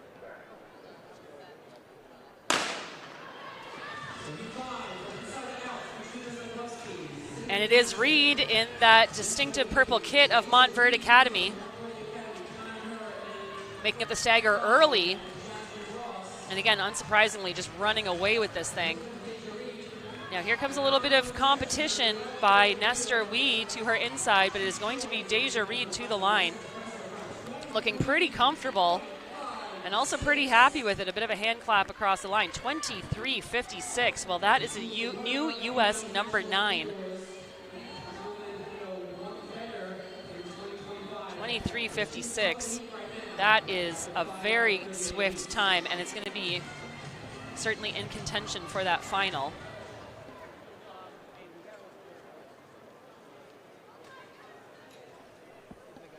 So she was 13th in the country with her 23:69 from earlier this season, and that now has moved her to a top 10 position with the 9th fastest time for high schoolers this year.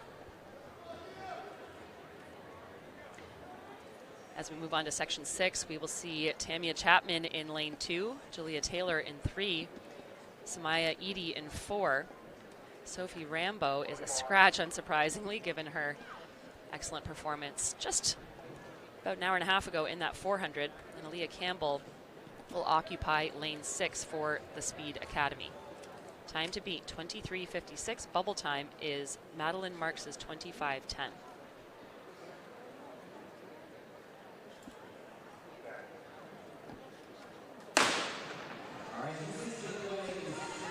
So we are underway with section 6 of 38. And with no lane 5, it opens this race up a little bit. Really swift running by Campbell on the outside, but now making up the stagger to her inside in 4 is Edie of Red Hawk Track.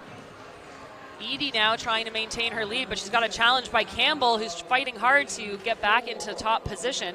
It is going to be Edie taking the win in 24.93.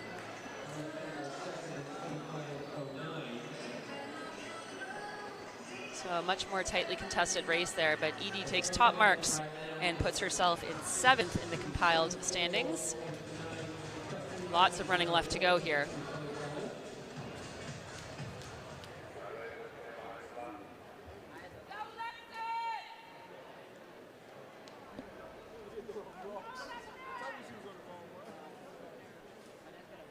Competitors in section 7 will be Layla Thomas in 2, Alexandra Allen in 3, Alexis Brown of Bullis in 4, and Samaria Williams in 6. Laura Fiegel is a scratch.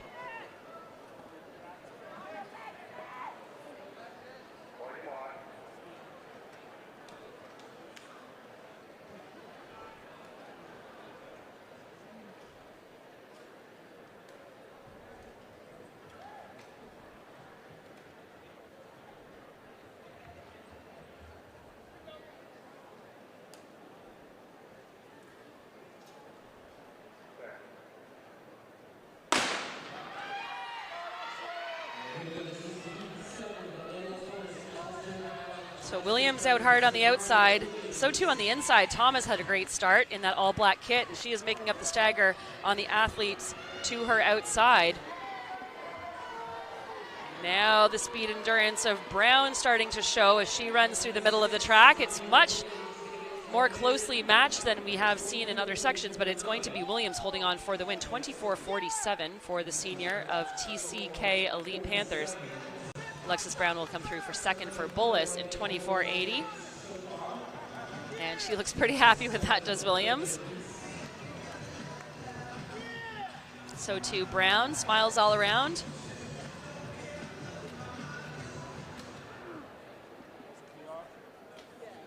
So Williams slots herself into a 4th overall position in compiled results after 8 sections.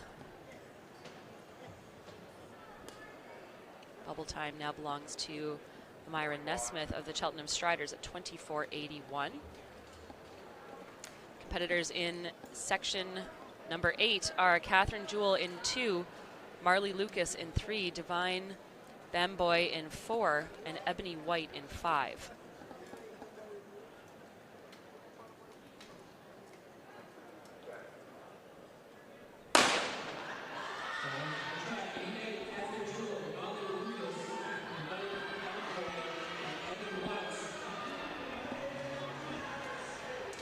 Excellent running on the outside by Ebony White of Drive Phase Track Club.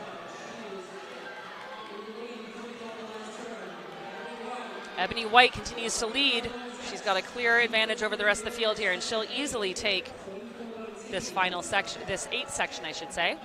Ebony White, 24.18.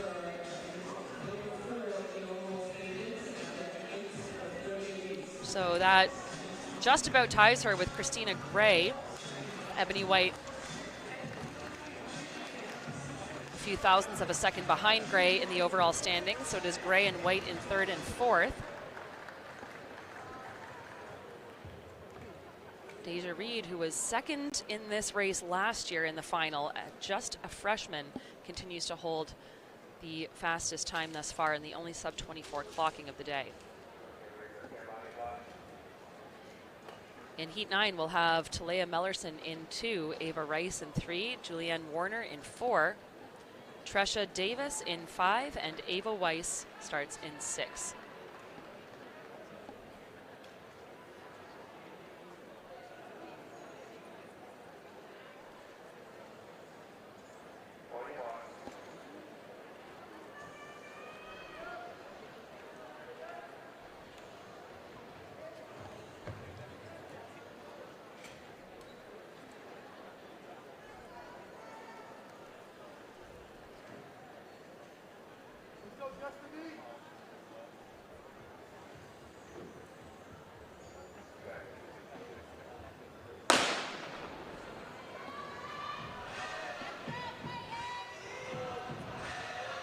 Great starts across the board here.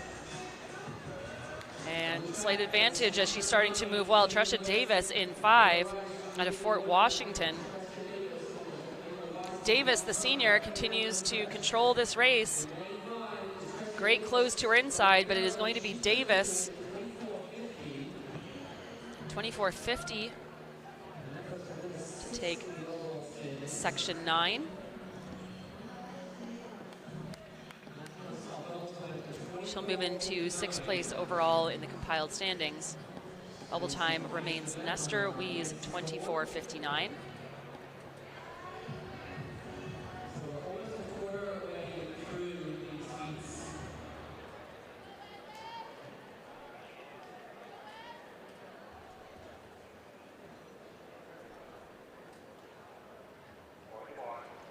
So a few scratches here in section number 10. We'll have Olivia Hudson in 2, Nicole Ganji in 3, and Taylor Overton in 5.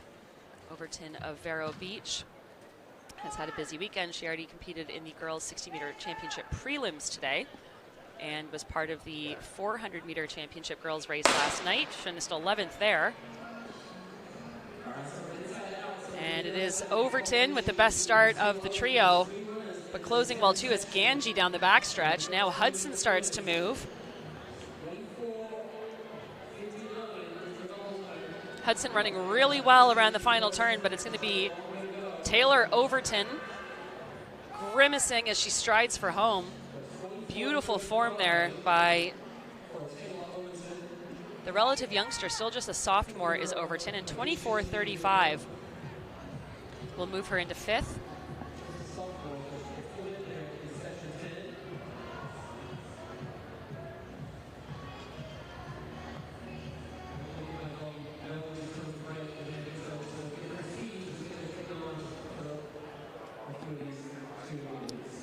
Appears as though we have just a 2-athlete race for section 11. It'll be Trinity Parham in 5 and Sade Thompson in 6.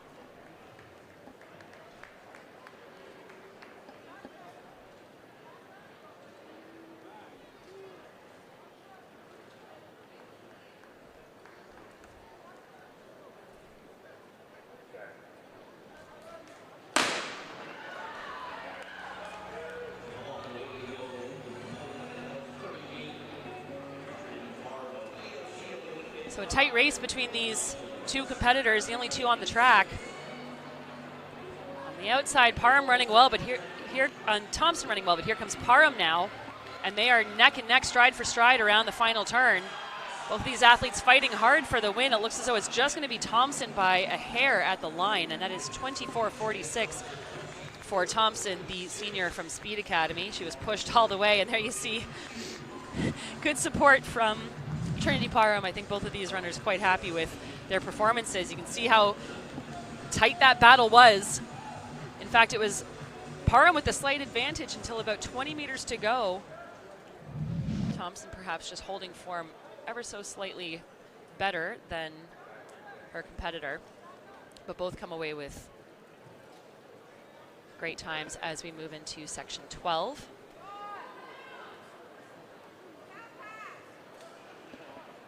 About a third of the way through these sections, we have Rihanna Scott in 2 from Lawrenceville. Chloe Washington will start in 3. Zoe Eastman Grossel in 4. Catalina Sanchez in 5. And Winter Eanes will start in 6.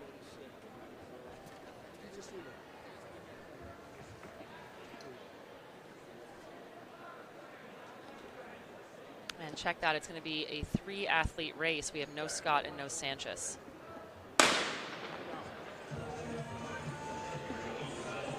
So running all by herself on the outside, that is Winter Eanes of DeSoto, Texas. She's just a sophomore, but she has some company in the form of Washington to her inside, of Furiosity Track, who's just a freshman, and now it is Washington in that green kit contesting for the win. It's going to be close across the line between all 3 of these runners, but Washington is going to take it. 24:96 for the 9th grader of Furiosity Track.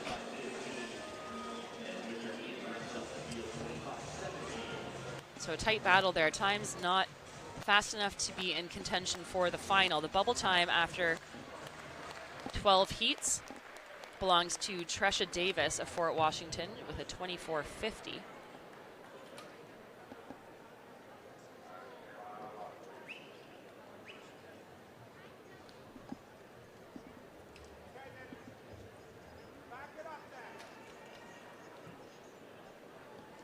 So moving on to section 13 now.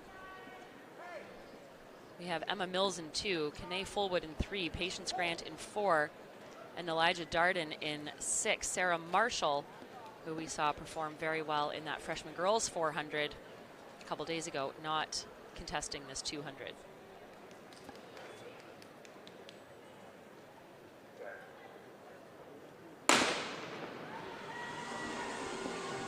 And scratch that, Marshall actually is not at the meet apparently. She was not part of that 400. And she will not be part of this 200, but moving very well in this race is Darden on the outside in the blue kit. She's got company thanks to Patience Grant, the junior in all pink, and now Grant pulls away. And for ATOS, it's going to be Patience Grant, 24.56. Darden holds on for second at 24.91.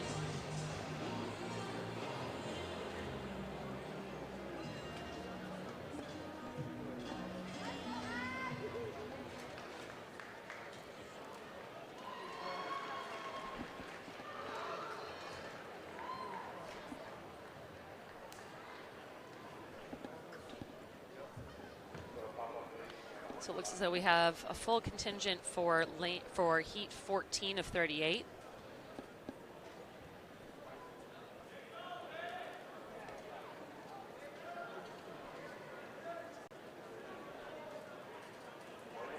Including Jalen Millard in lane 5. We just saw Millard finish 4th in that championship girls 400 in 53.70. So got to think she's running on tired legs. Muriel Seeberger will go in 2, Kennedy Myrie in 3, Nia Nelson in 4, Millard in 5, and Ashley Johnson of the Mississauga Track and Field Club will go in lane 6. Incidentally, that was my club in high school. Great to see them coming down from the Toronto area. So despite the potential fatigue after that championship girls 400, Millard off to a blazing start in 5. And just pulling up, it looks like, hopefully not an injury. She was grabbing her hamstring. The race now wide open, as it appears to be Johnson for the Mississauga Track and Field Club taking the win in that section, 24.64.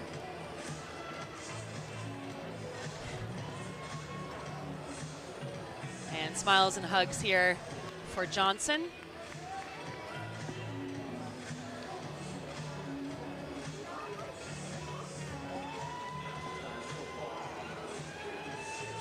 .24.64 will put Johnson outside of the top 8. She sits at 13th. That bubble time still sitting at 24.50 thanks to Tresha Davis. 4 athletes taken to the track for section 15. They are Erin Lanier-Collier of Northland Track Club in 2. Celeste Owens will go in 3. Scarlett Coombs in 4. And Lisa Ray will start in 5.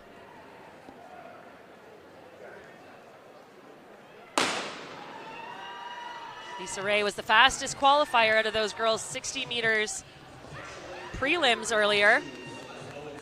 So the West Warwick athlete dominating this 15th section. Lisa Ray has run 23.39 this season, and that ranks her 7th in the country, and she is going to comfortably cruise across for our second sub-24 clocking of the day so far. 23.22, and that will make her the fastest runner so far at this meet and a new U.S. number 3. And she made it look easy.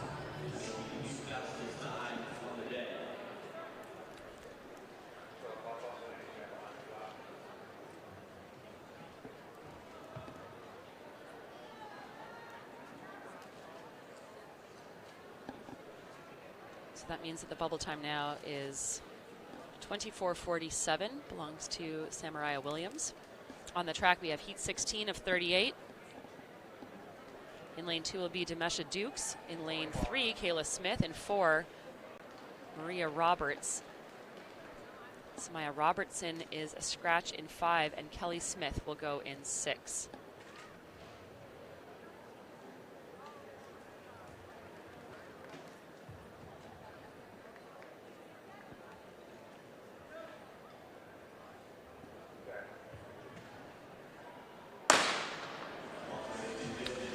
Away cleanly.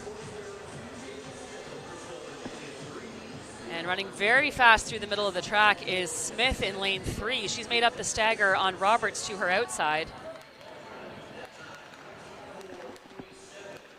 This is a great run for Smith, the junior, pulling away from the field, going to the arms and powering home for a win in this 16th section. She'll take it in 25:01.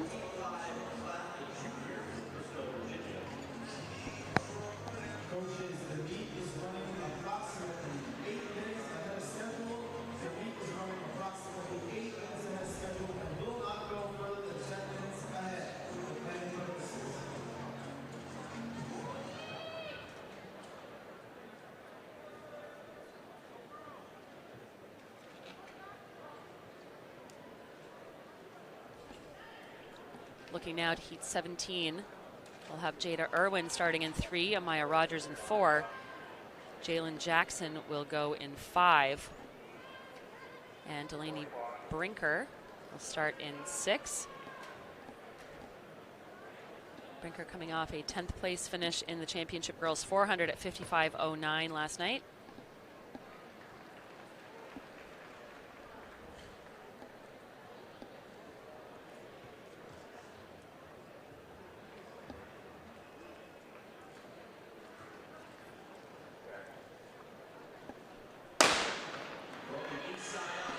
Away quickly in lane 4 is Rogers.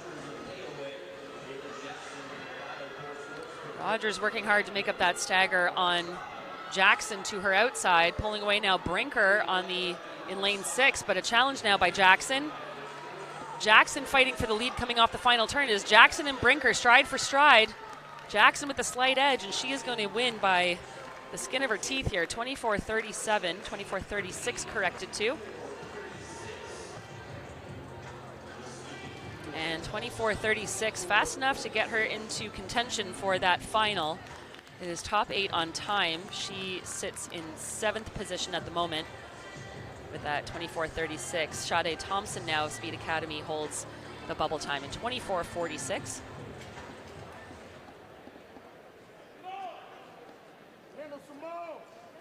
Full track for heat 18. We have Noni Wise of Archbishop Carroll going in 2. Janelle Morty will go in 3. Simone Basong in 4, Jasmine Cook in 5, and Adriana Rodriguez will go in 6.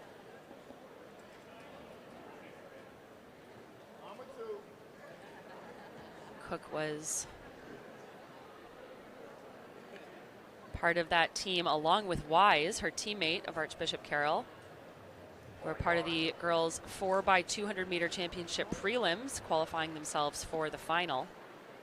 We also saw her in action in the 60 meter heats earlier today, so it's been a busy weekend.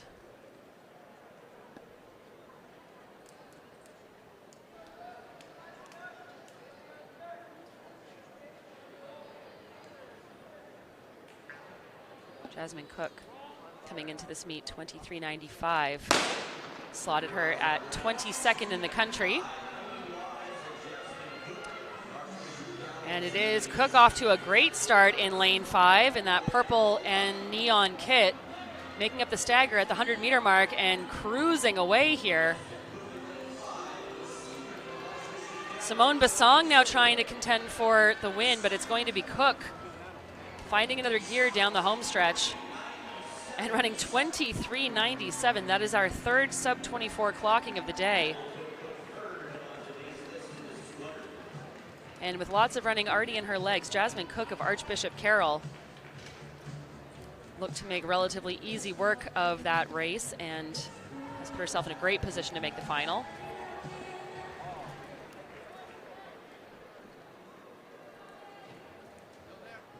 Good support from her teammate Wise. As we get set for section 19, we'll have Mariah Duranay starting in 3, Alexia Jones of Mississauga Track Club starting in 5, and Olivia Ocaro starting in 6. We have 2 scratches.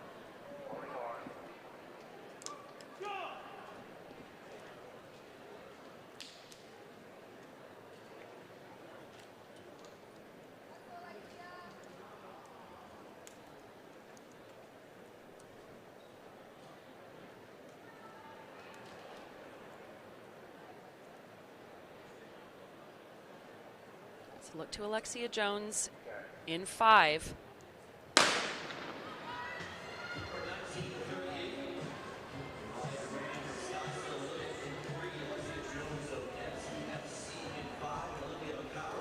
Jones, just a sophomore. She's in grade 10, and she's made up the stagger now on Ocaro to her outside. Closing hard now is Duranay, but it is going to be Alexia Jones, to the support of excited teammates in the crowd, looking up and I think giving her thanks for them as she comes away with a 24:36.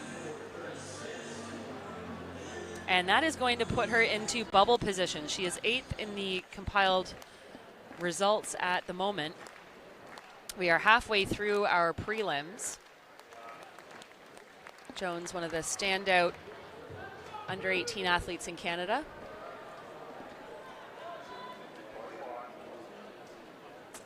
Four runners will take to the track for section 20 of 38. We'll have Jola Strayhorn in 3, Jillian Stevens in 4, Samto Iguilo in 5, and Destiny Robinson in 6.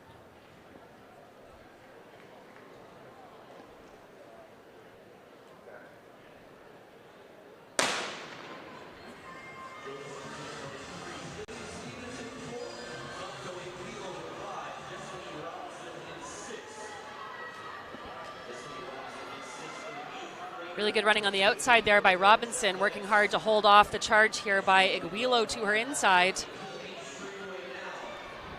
It's going to be tight to the line as Iguilo pulls away at the very last second and comes across for the win in 24:07. So Samto Iguilo of Major Impact has made a major impact on the combined standings right now, 24:07. That is the 4th fastest time of the day. Ebony White now holds the bubble position. As you see, Iguilo looks out of it here, but it's just in the closing 15 meters or so that she holds good form and comes across for that win.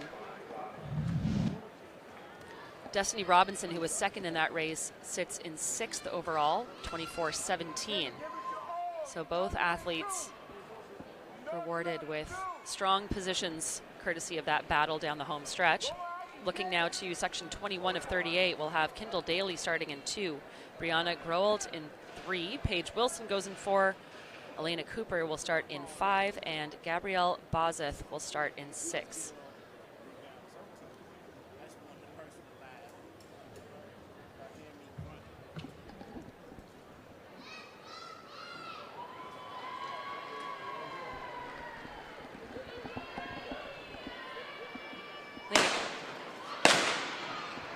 The starter will call the athletes back. We hear a second gun. And it appears as though that might be Gabrielle Bozeth in lane 6, looking like she just lost the back of her block there at push-off. So she'll get some assistance here from our officials. It is a green card to the field, so no fault. We'll restart here.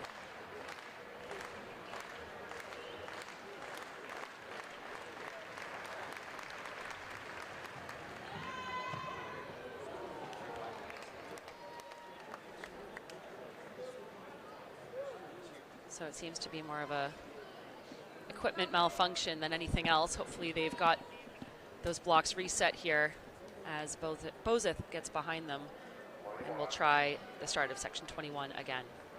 Elena Cooper in 5 is coming off of a 2nd place finish, by the way, in the girls long jump championship at 6 meters 17. And looking looking to get herself into this final of the Championship Girls 200. Top 8 on time.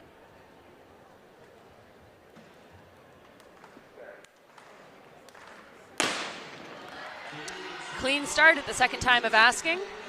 And it is a fast start by Bozith on the outside, but here comes Cooper. Cooper with that long stride. Bozith now responds. But it is going to be Cooper. Look to the inside as well. Kendall Daly of Track Explosion Elite working hard. And a fight right to the line as Cooper and Bozith duke it out. It is going to be Bozith, I believe, taking the win there. And Cooper has unofficially been afforded the win, but we're going to have to wait on some official results here. Again, Cooper had the advantage in lane 5 there, coming off the turn. Bozith fought hard, but just by a hair, it is Cooper taking the win. 24-17, just 1/100th of a second separating those two. 24-18 for Bozith. So Cooper sits in 6th overall in the combined standings. Bubble time now belongs to Christina Gray at 24-18. We have 3 athletes sub 24, courtesy of Ray, Reed, and Cook. On the track now, we have Taryn Augustine in 2, Kendall Hall in 3, Jazara Emily in 4, Brianne Barrett will go in 5, and Zamoni Askew will go in 6. Saw Brianna Barnett in great action already today, finishing 8th in the Championship Girls 400 meter final. She also contested the girls 4x200 meter championship prelims, just missing out on qualifying for the final and looking for herself to get into the final of this individual 200.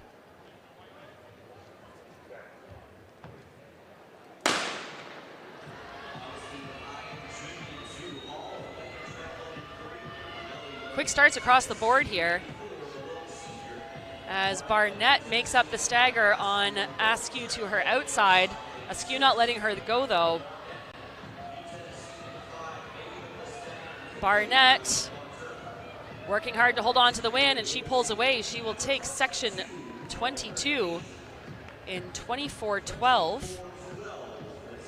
That will just put her in contention for the final. She will sit at 5th in the combined results at the completion of 22 heats. Barnett 24-12, Simone Askew 24-75.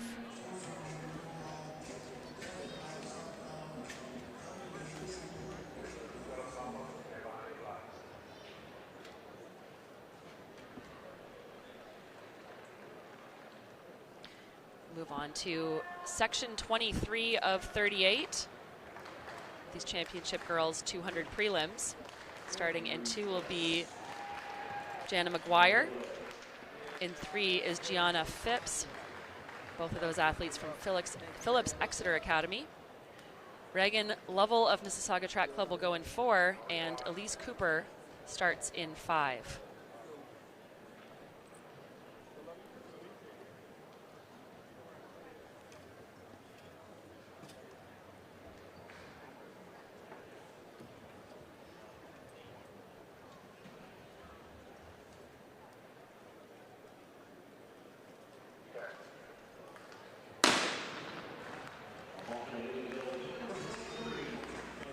So heat 23, it is Cooper on the outside, unsurprisingly running very well. She was 2nd in qualifying in the girls 60-meter prelims earlier today.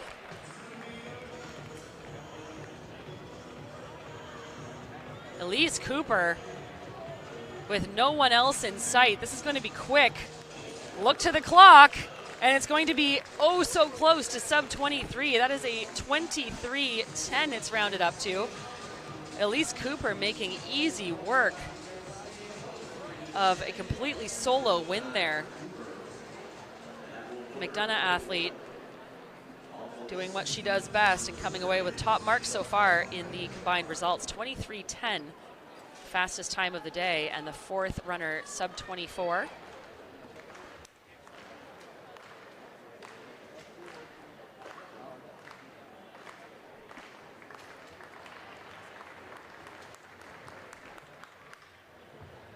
So as we move on to section 24, bubble time now belongs to Elise Cooper's sister and teammate, Elena Cooper, at 24-17. So they are first and 8th in the standings overall. We will have Corinne Tucker going in 2. Reese Cialini in 3. Devin Sproles will start in 4. Corbin Raston will go in 5. And Adrian Bowden of Demon Running Club starts in 6.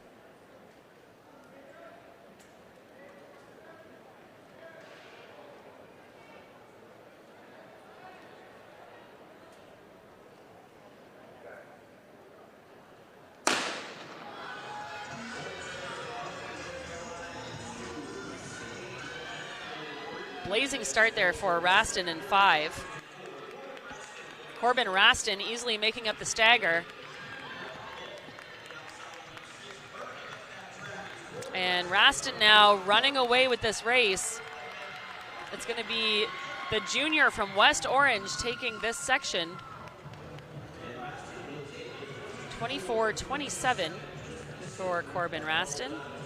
And she will sit just outside of that bubble position at 13th overall.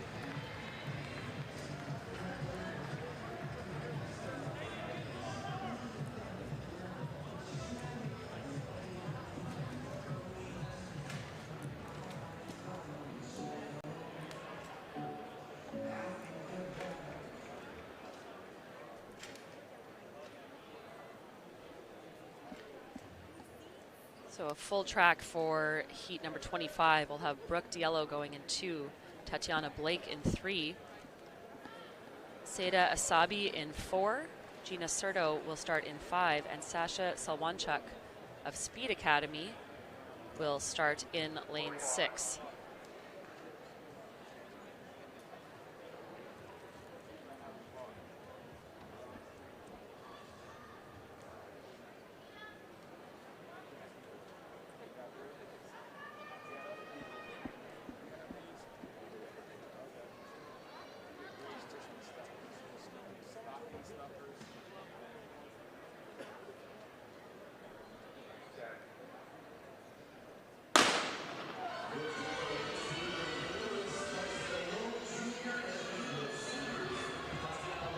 So quick start on the outside there by Salwanchuk.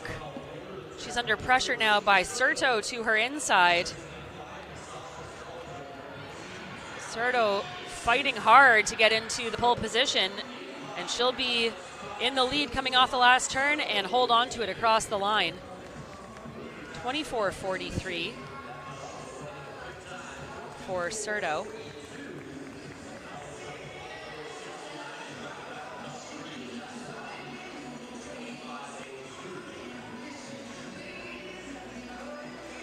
Serto, the winner of section 25 in 24-42, Salwanchuk 24-69.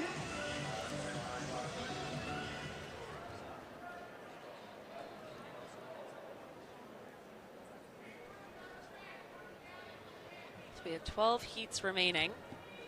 Fastest time of the day so far, 23:10, courtesy of Elise Cooper. Bubble time is her sister Elena Cooper at 24:17. We have 4 athletes on the track for section 26. They are Avery Elisa in lane 3 of St. Augustine, Florida.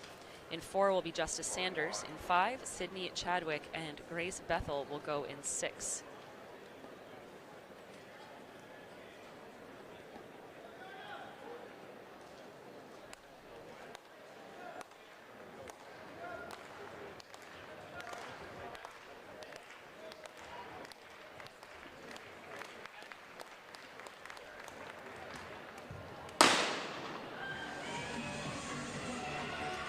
Sydney Chadwick in 5 out with a great start, part of that illustrious Union Catholic Track Club contingent.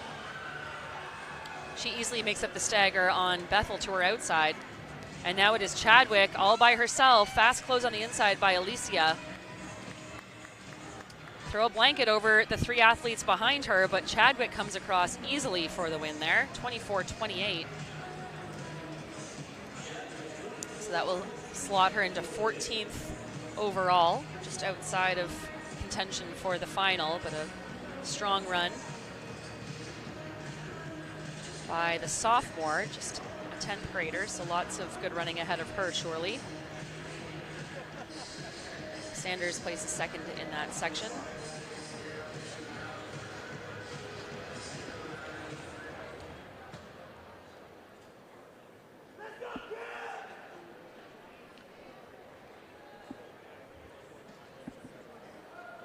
Four runners on the track for section 27. Sophia Gaskins will go in 2. Piper Portaccio will go in 4. Cameron Tatum in 5. And Nina Kaye Abagi will go in 6.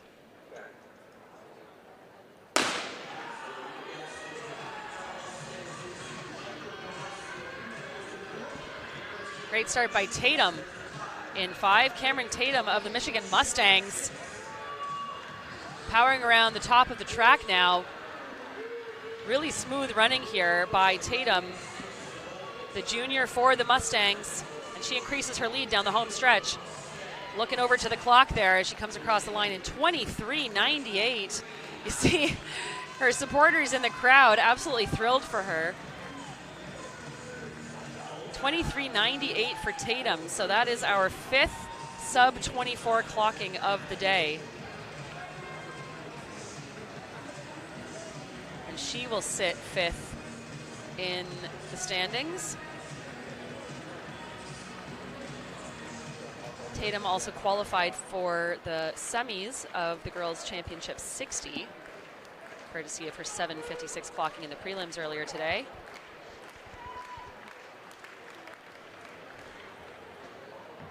Three runners here in section number 28. We have Victoria Minot of Mississauga Track and Field Club. Ani Ezegbo of Camel City will go in 4. And Jaylee Brown starts in 5.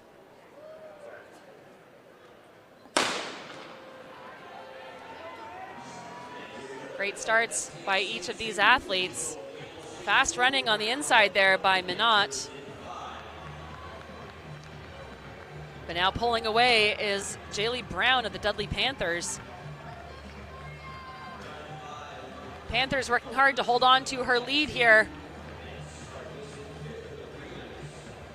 She's got lots of running under her belt already, having qualified for the 60-meter semis as well as the finals of the girls 4x200-meter relay. And she is going to run 24:11 for the win in that section. 24:11 putting her in 7th overall right now.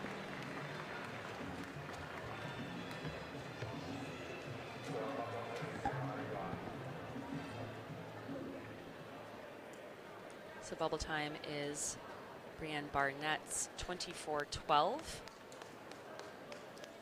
On the track for Heat 29, we have Carleen Lionel of Oxon Hill Track Club in 2. Kia Boyd will go in 4, and Kyla Woods, Missouri City, Texas, starts in 5.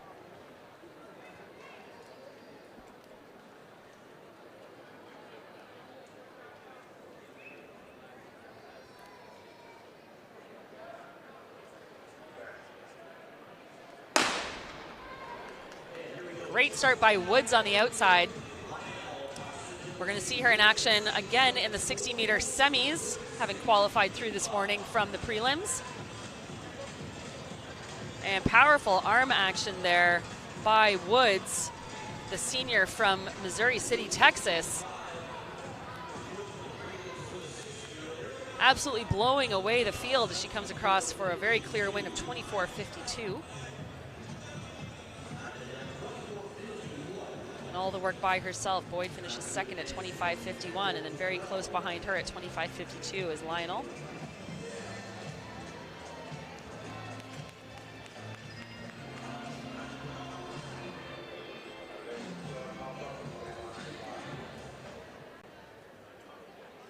So 10 sections remain here in our championship girls 200-meter prelims. In section 30, we'll have teammates from the Speed Academy in Canada, Jordan Scott starting in 2. Kaylee Cloutier starting in 3. Michaela Poland of Penn Charter Track Club will start in 4. Taylor Aska of Union Catholic goes in 5. And Omema Anyanwu of Lyonsville starts in 6.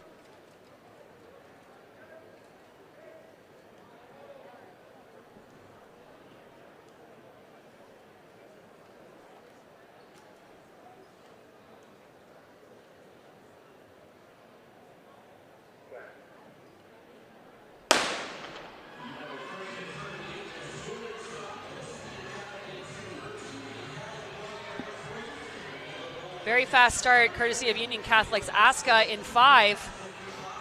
Good fight there by Anyanwu on the outside, but Aska powers around the top of the track, running away from this heat. Strong battle developing between Cloutier and Poland, but it's going to be Anyanwu at 24:03. Sorry, that's Aska in 24:03. So Taylor Aska of Union Catholic puts herself in 6th overall, and the fastest non-sub 24 clocking so far. We have 9 sections remaining. Bubble time continues to be 24:11.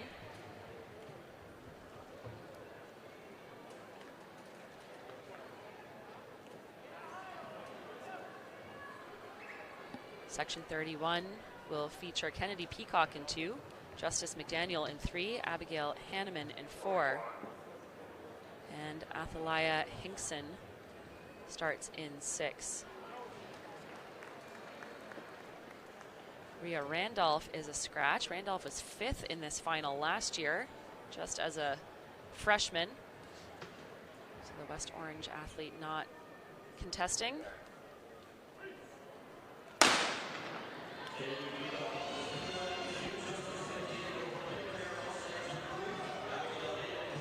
Powerful running in the middle of the track there by Hanneman in 4. Hinkson, though, maintaining the advantage on the outside. Challenge between McDaniel and Hanneman now in the middle of the track, and here comes Peacock on the inside. It's going to be very close between those 3, but Hinkson continues to pull away and will be rewarded with a section win in 24:93.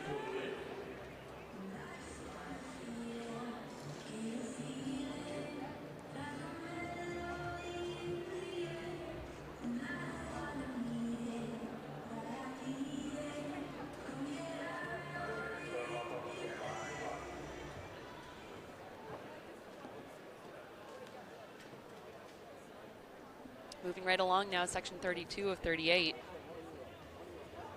This championship girls 200 prelims.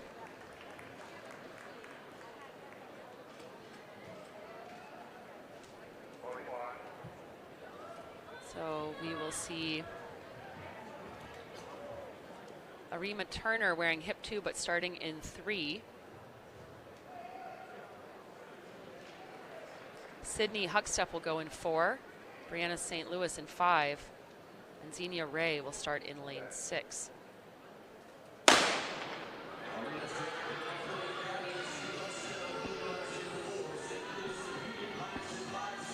Ray moving very quickly down the back of the track. She's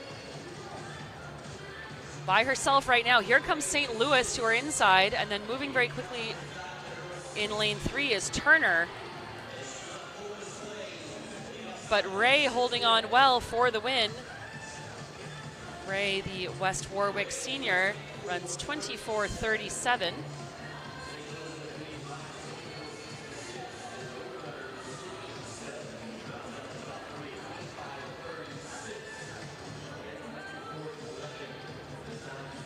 .24:37 for Ray. St. Louis held on well for second place, 24:66. Bubble time belongs to Jaylee Brown at 24:11.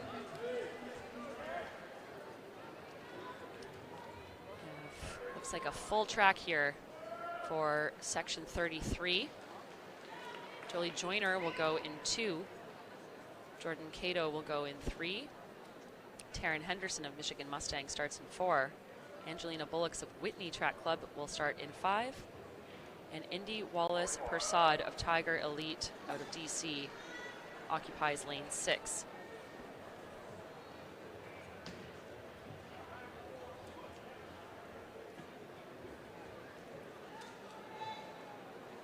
There you see Henderson just getting into her blocks.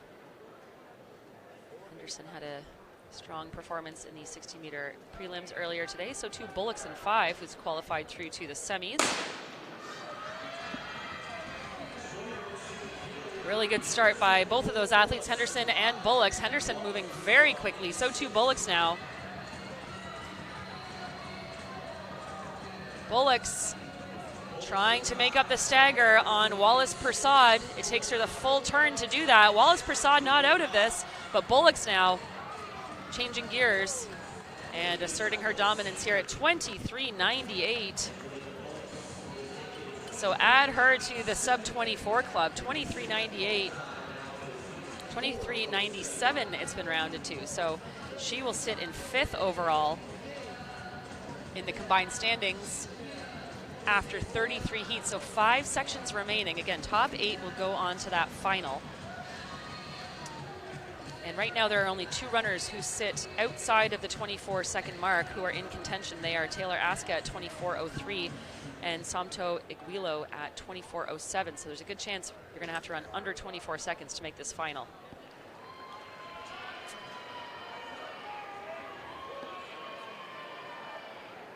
So moving on to section 34 of 38.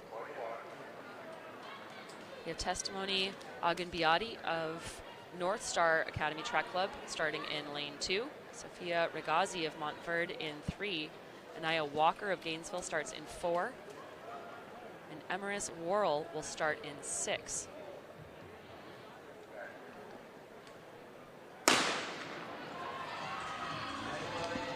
Keep your eye on Anaya Walker in 4. She is only a 7th grader in that all pink kit.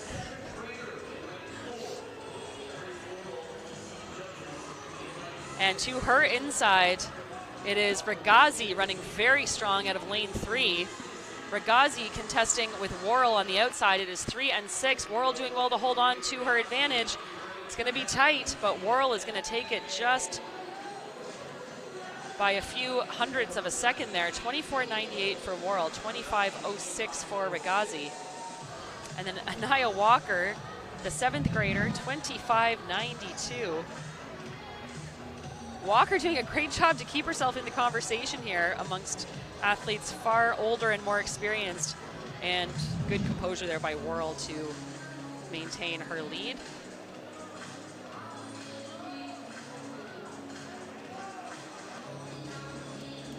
Again, that bubble time remains 24.07. With 4 heats remaining. Got some scratches in this 35th section.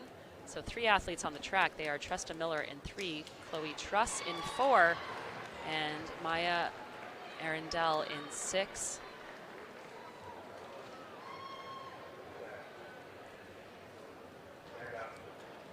Another middle schooler in this race.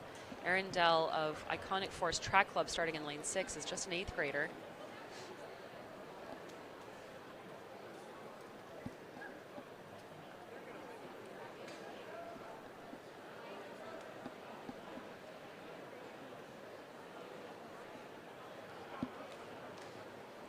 And unfortunately, it looks like the middle schooler is leaving the track, so not certain what that's all about.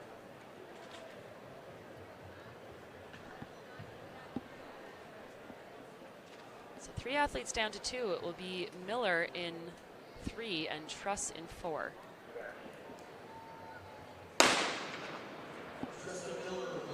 Away cleanly, great starts by both of these athletes. Truss has been in fine form this weekend, having run the 60-meter prelims and the distance medley relay.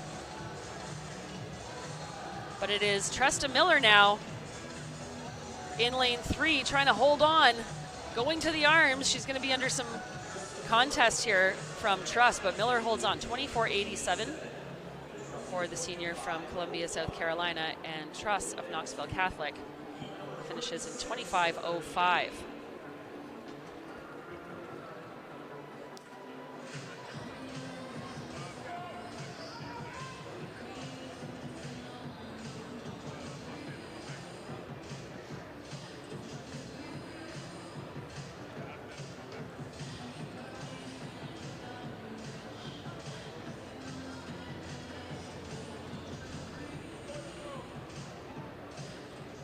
So it's another 2-athlete race here in section 36. Rylan Jackson will wear hip 2, but you see her there starting in lane 4. And Naima Robinson of Archbishop Carroll will start in lane 5.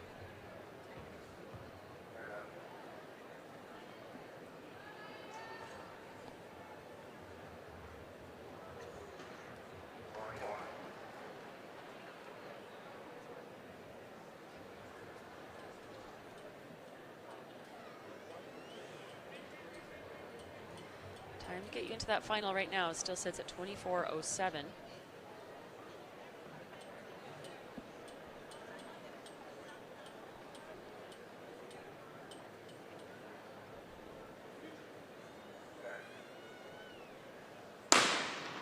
So it is the pair of seniors from Gilmore Academy and Archbishop Carroll out of DC respectively, battling it out down the back stretch. Robinson of Archbishop Carroll with the advantage, running very quickly and starting to pull away now from Jackson to her inside. Jackson fighting well to hold on here, but Robinson is going to power away with a win in section 36. 25:01 for Robinson, 25:87 for Jackson. And really tough for these athletes when there are scratches and false starts. You only have one other athlete to compete with on the track. So again, it is top 8 on time making it to the final. We are into our penultimate section, 37 of 38. And it looks as though we have a full track here, 5 athletes in their lanes. It's Kaimani Dearman of Archbishop Carroll starting in 2. Annalena Torres of Real Training will go in 3. Soraya Jareska starts in 5, and Annette McGrath will start in 6. Does appear as though Bianca Durant of Lions Track Club is a scratch.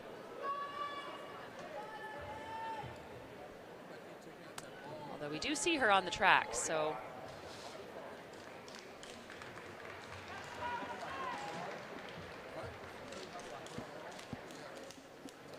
there's an athlete in 5.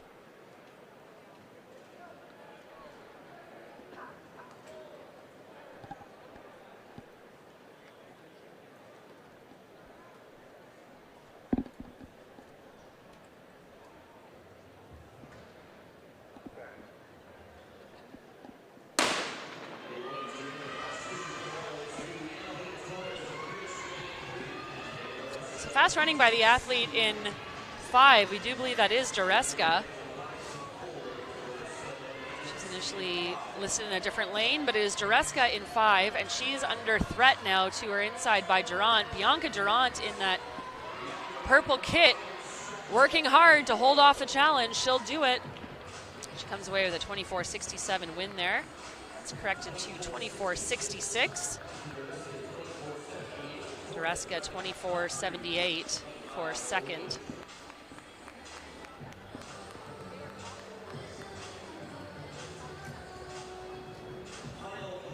So 2 athletes under 25 seconds there. Neither will be fast enough to get into the final. And as we move into our last of 38 heats,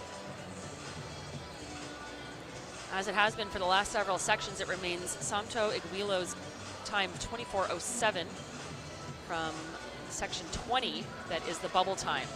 Fastest time of the day, 23:10. That belongs to Elise Cooper. And on the track now, we have Sierra Murphy starting in lane 2. Shawana Reynolds of McNamara Mustang starts in 4. Keelani Whitlock of Kenwood Broncos will start in 4. Madison Brister will start in 5.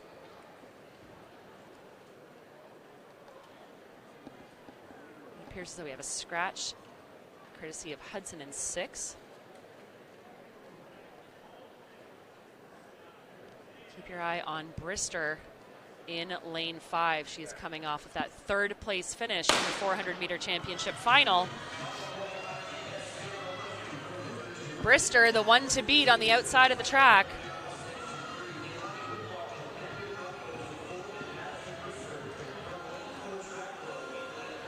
And Whitlock not making it easy for Brister as they come around the turn neck and neck. Brister with the advantage now.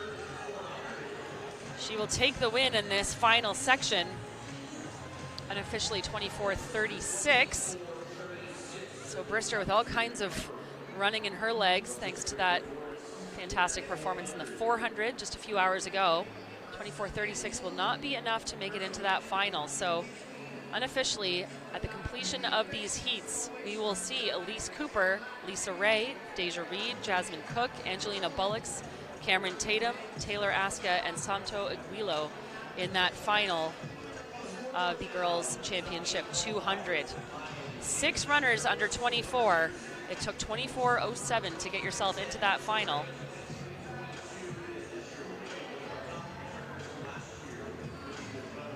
So our officials putting out cones now as we get ready for a transition into some mid-distance action.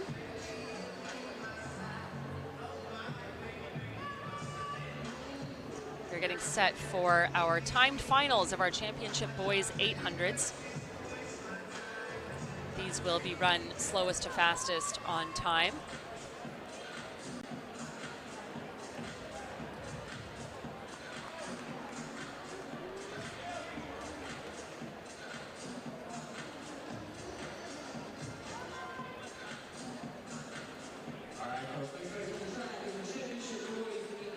We're gonna have 14 sections of these boys 800 meter championship timed finals.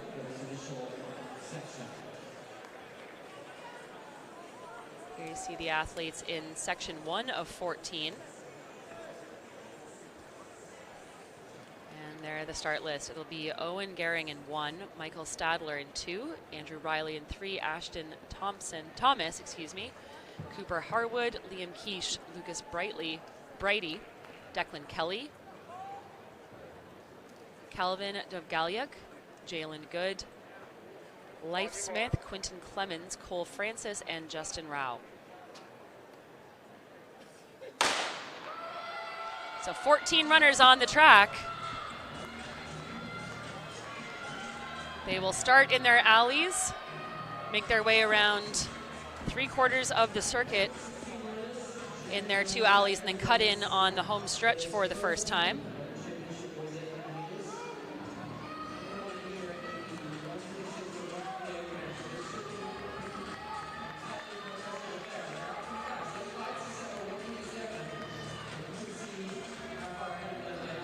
And at the completion of the first lap, that is Ashton Thomas of Dudley Panthers with the lead, 27:42.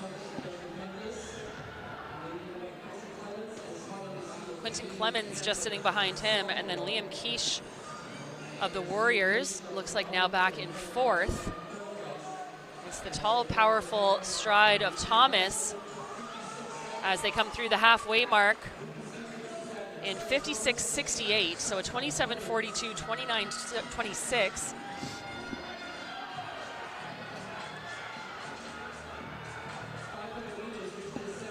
Clemens sitting pretty comfortably in 2nd there, but the pace starting to slow now as the athletes pack up around the top of the track for the penultimate time. They'll come through the home stretch here.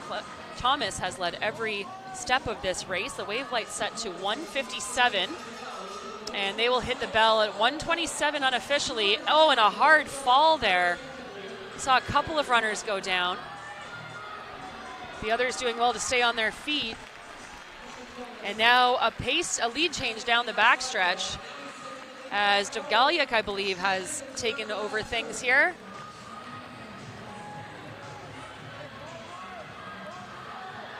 But now again, well ahead of those lights and driving for home, it is IMG, and that is Lucas Brady. Closes with a strong 29:14 final lap, and he's going to take section 1 in 1:56.85. IMG has had a great weekend so far. We're going to see many more of their athletes throughout the rest of today and then for our final day of action tomorrow. But Brady takes top marks there, 1:56.85, 1:57.60 for Clemens. And then Thomas, our early leader, finishes in 3rd in 1:58.02. That is a new number 3 in the state of North Carolina. So again, 14 sections of these championship boys 800s. Nice close-up shots there.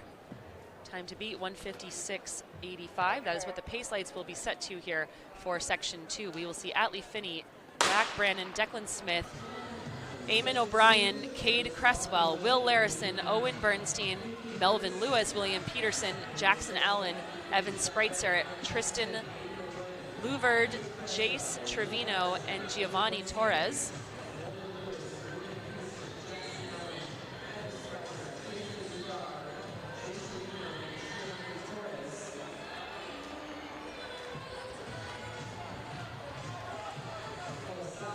That is going to be O'Brien of LaSalle Academy, opening things up in a very stiff 27.18. Just behind him, Cresswell of Indian Trail out of North Carolina in that bright pink kit. And then it is Brandon and Spreitzer running side by each. Great shot there of exactly how much organized chaos there is here at the track at New Balance Boston. Shout out to all of our officials and behind the scenes staff doing great work to keep things in order. As we go through the halfway mark there in 56.39, that is O'Brien continuing to hold on to top position, but now he is under contest. I believe that's Spreitzer now.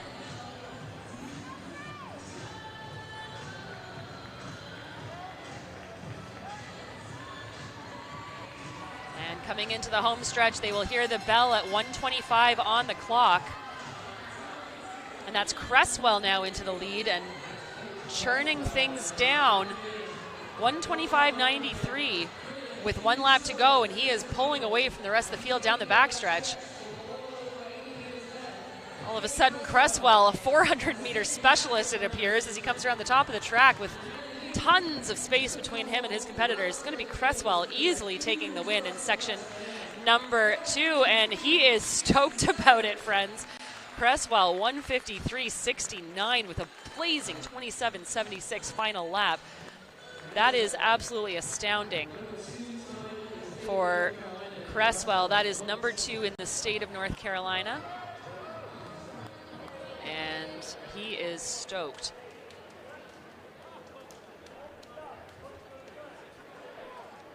$1:53.69.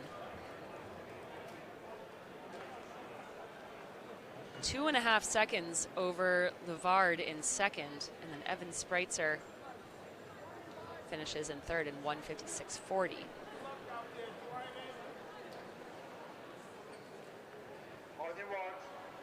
So we have 15 athletes set to take to the track for section number 3. They are Andres Acosta, Bryce Hickerson, Cooper Barr, Dean Constantine, Alan Sultan, Jack Gifford, Cole Kober, Matthew Twyman, Ethan Lapierre, Julius Jones, Noah Douglas, Jake Lominack, Ryan Lang, Matthew Littlehales, and Bryce Kenny.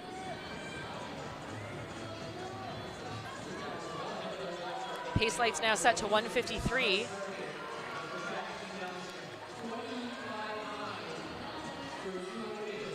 And another quick opening lap here, 25.94 for Acosta of West Orange. Acosta, the senior, running with absolute dominance here. He's already got several strides on the rest of the field. Just over 300 meters into this thing. Bryce Hickerson leading the chase pack, but Acosta continuing to extend his lead as he comes through the halfway mark in a very swift 53.64. It's nearly 3 seconds faster than the opening 400 meters for Cresswell in section 2. So these guys are not messing around. Acosta really going for it here at the track at New Balance Boston. Doing it the hard way by himself up front, but he maintains a huge margin of advantage here as he hears the bell. 29.70, so he ran 25.9, 27.7, 29.70. He is 1:23.34 at that last split. Now just having to work to stay ahead of the wave lights as they catch his heels. He's got 100 meters to go. But look at the late charge now. Cooper Barr, Dean Constantine, and Bryce Hickerson working hard to try to get ahead of our early leader. And they are going to catch him. huge close there and good patient running by, that ended up being Ethan Lapierre of Virginia, closing in 28.61 to take section 3 in 154.71. Dean Constantine of Brampton, Ontario, my hometown, finishes second in 154.89.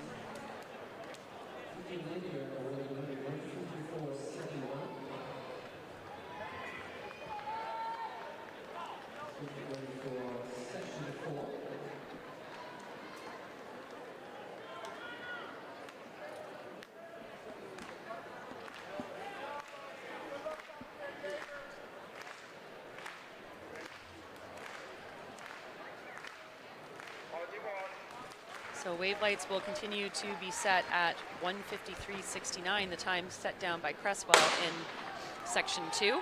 As we move on to section 4, it is Ethan Willis, Matt McCabe, Lucas Ballard, Brian Yeager, Ty Monroe, Even Gristle, Cecil Jenkins, Cole New, Miles Oliver, Riley Gallagly, Kane Lawler, Dylan Stoffler, Mateo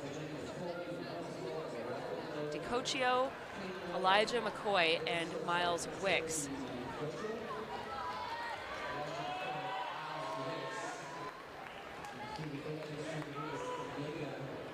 So that's Yeager of Pine Creek Track Club, opening up with a 27.67 first lap.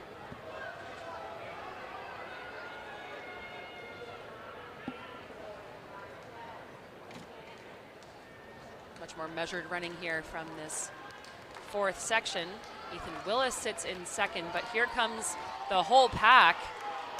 56.98 through the halfway mark, so still anyone's race, as that second lap was quite a bit slower. And Yeager now passed on the outside.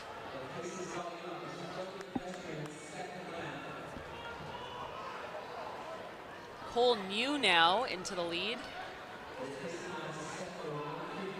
Again, they're just sitting off of the pace lights, sitting at 153. They'll hear the bell at 127 on the clock. And it is McCabe now, Matt McCabe of Marshfield Track Club, the senior, moving into the lead and starting to pull away. That's Ethan Willis of Indiana sitting in second and working hard to try to get up on the heels of our leader. And he will slingshot around the final turn. It's Willis fighting hard for the win. He's going to take this section. 156.20 unofficially for Ethan Willis with a 29 flat final lap.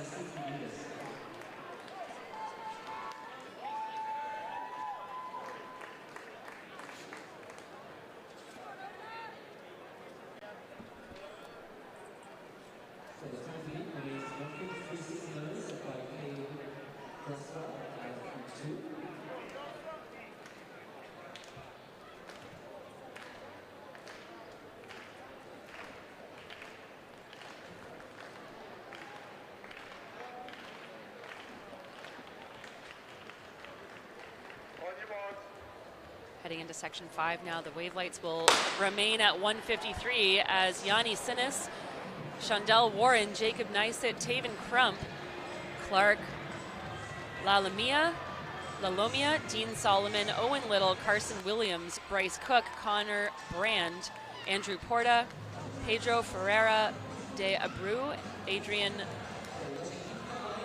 Steschelt, Brady Blacker, and Giovanni Lepitra take to the track.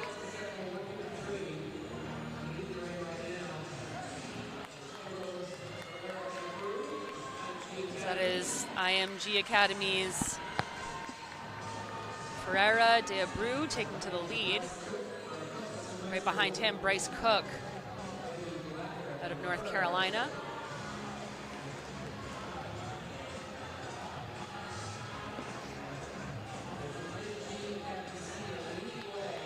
Continues to be IMG up in the front. They'll go through 57.08 at halfway, and that is the slowest 400-meter split so far.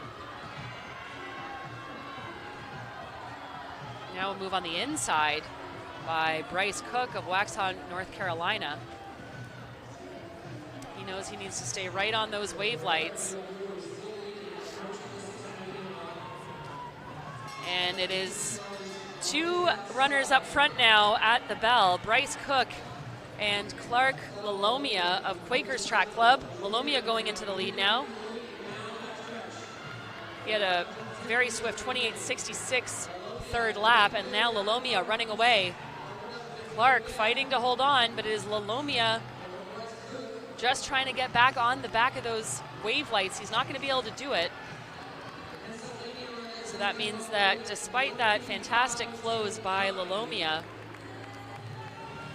of 28.79, he will not run the fastest time of the day thus far. That will remain 1:53.69.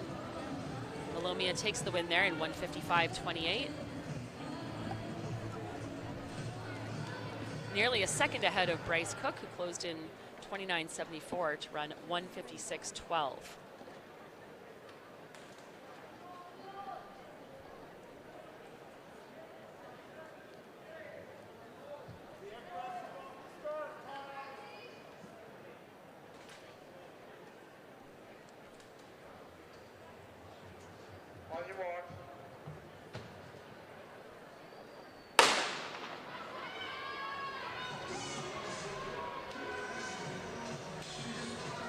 So into section 6 of 14 here of this championship boys 800 meter time finals. Kylie Thomas, Grant Stevens, Carter Flowers, Brand Blanchard, Lucas Cone, Thomas Ladowski, Sam Arquette, Donald Shimsky, Cole Fiegener, Preston Sangley, Cale Seymour, and that is Grant Stevens of Fort Washington to the early lead, 25.34 for that opening lap. Right behind him, Lucas Cohen.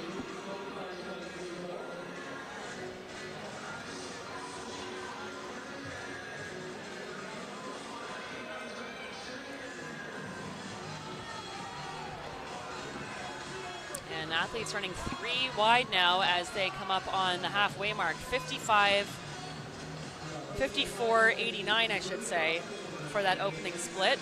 And that's the second fastest opening 400 of the group so far. Stevens maintains his lead.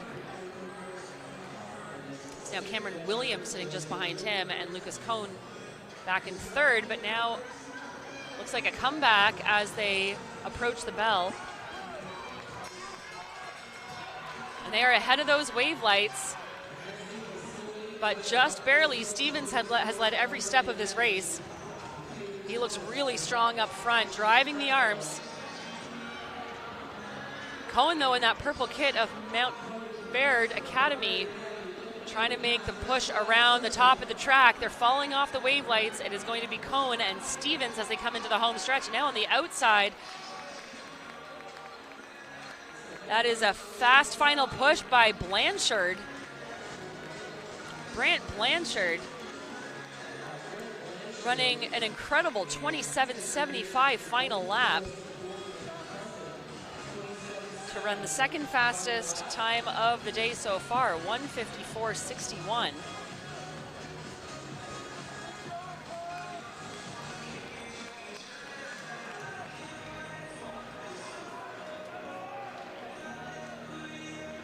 So Blanchard and Cohn run sub 1:55 in section 6. Fastest time of the day remains the 1:53.69, thrown down in heat 2 by Cade Cresswell. And that is what the pace lights will remain at as we move into section number 7.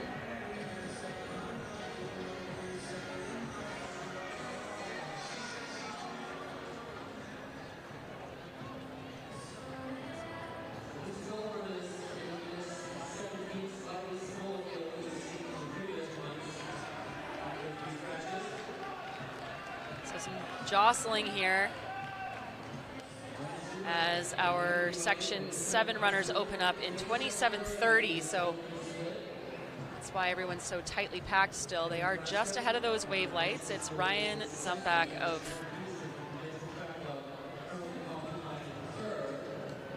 Ryan Zumbach in the lead, but he is being contested by Henry Frasca.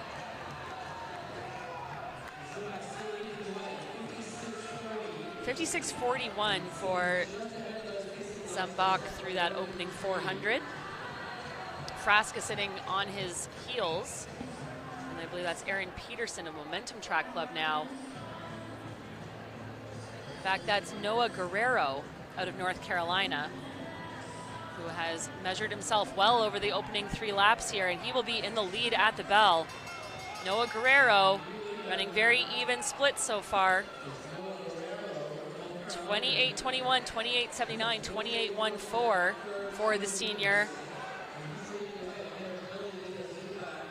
And he's still in contact with the wave lights, but now on the outside, that's going to be Gambati of Ohio, Ty Gambati, coming alive and chasing down those lights. He's going to be just off of the fastest time of the day, but not by much. 1:54.17 unofficially. So that is the second fastest time so far. He shakes his head. Maybe he thinks he might have just gone a little bit too late there. A very strong final lap by the senior out of Medina, Ohio.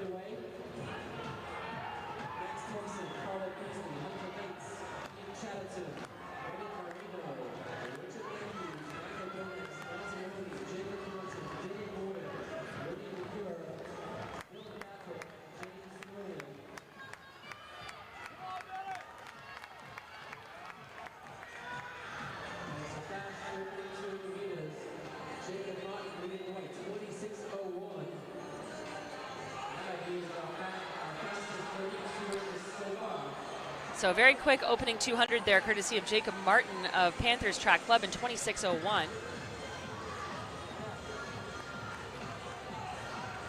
And to his inside, Richard Matthews of the Norristown Eagles. It will be Matthews into the lead at the halfway mark, 54:59. And to his outside, that is Martin Honnell out of Utah. Honnell now into the lead.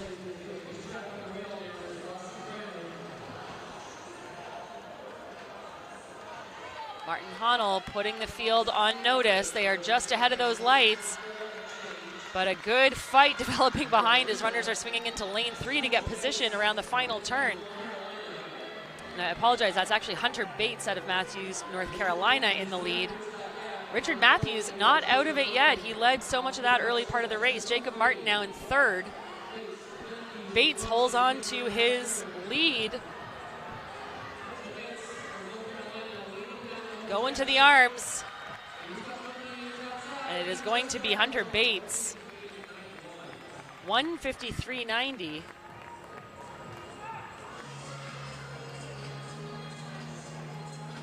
And that is a new number 3 in the state of North Carolina.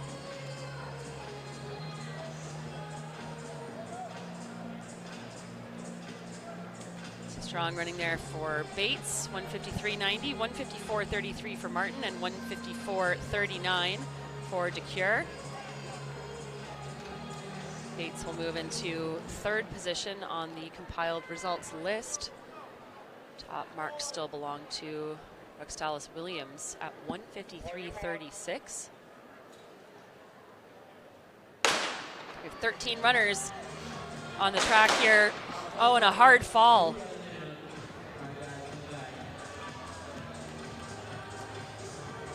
Just as I say 13 runners, that's a lot of athletes in an 800.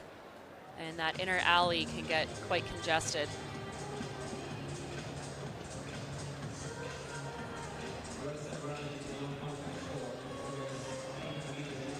Just a word with the officials to see if he's going to try this again. I believe that was Kenyon Bueller.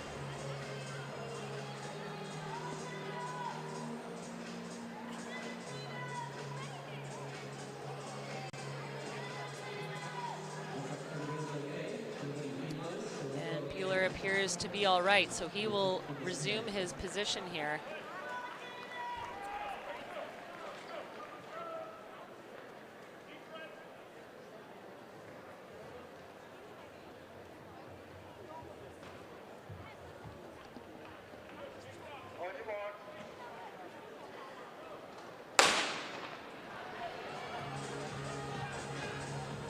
And a smoother start now on the second attempt.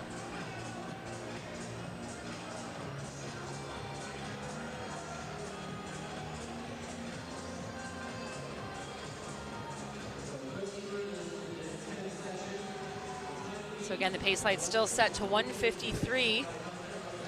1:53.36 the time to beat out of section 8, and up to the early lead, that is Zach Gunderson understanding the assignment and going out blazing fast. 27:08 for Track Legend Athletic Club senior Gunderson. Gunderson all business here. The pack chasing hard. They're still on the pace lights, but Gunderson well away here, 55 flat. So 27:08, 27:93. It is Harry Ormiston leading the chasers. Zach Gunderson doing well to maintain his advantage. Here comes Ormiston. Ormiston just ahead of those lights. Gunderson's lead has been eaten up now as they hit the bell. Can he hold on? 1:24.61 for Gunderson. Ormiston right on his heels, courtesy of a 28:35 third lap. Gunderson doing really well to maintain his lead, but here comes Ormiston around the final turn. Gunderson responds. Gunderson finding another gear now. Dropping behind those pace lights, and now a challenge. A late surge there, and a challenge, it looked like, by McKinley.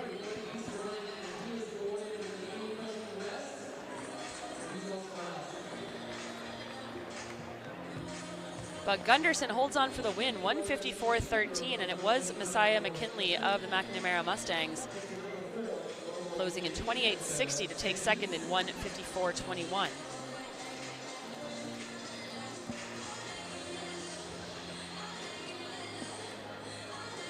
So a tight finish there between our top 4 athletes.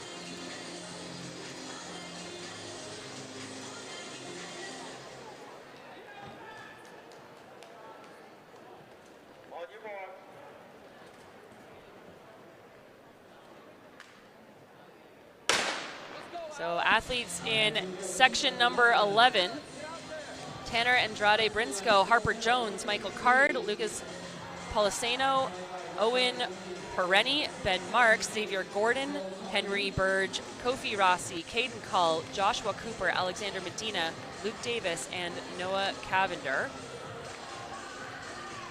Time to beat, 153.36. And all kinds of traffic at the completion of the first lap. It was Lucas Polisano of Council Rock North at 26.88.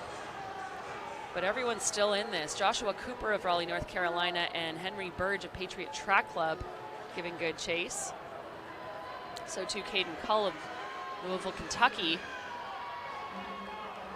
And a very bumpy race through the opening 400. That's going to be Joshua Cooper of Raleigh, North Carolina in 55.37. Just behind him, Owen Pereni out of Illinois. Smooth running up front by Cooper, just a sophomore. And he is continuing to pull away. That was a 28.19 third lap. Pereni trying to hunt him down, but Cooper looking uncatchable with 100 meters to go.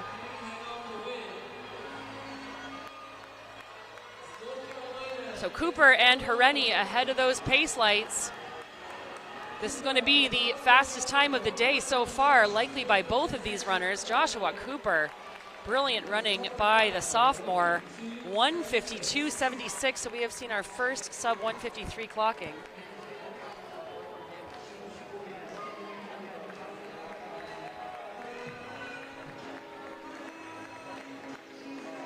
So really mature running there by the 10th grader, Cooper.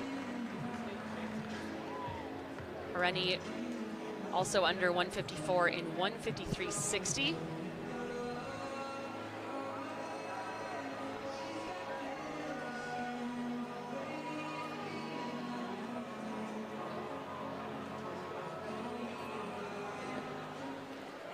We're getting closer and closer to our fastest section. We are into heat 12 of 14 of this championship boys 800.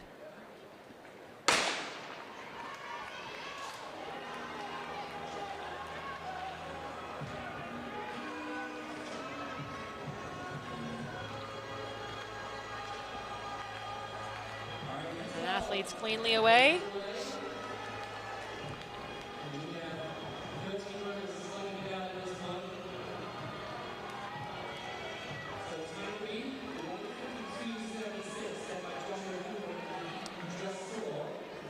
So leading things out here for Born to Run is Colby Huntress at 26.83 for that opening lap.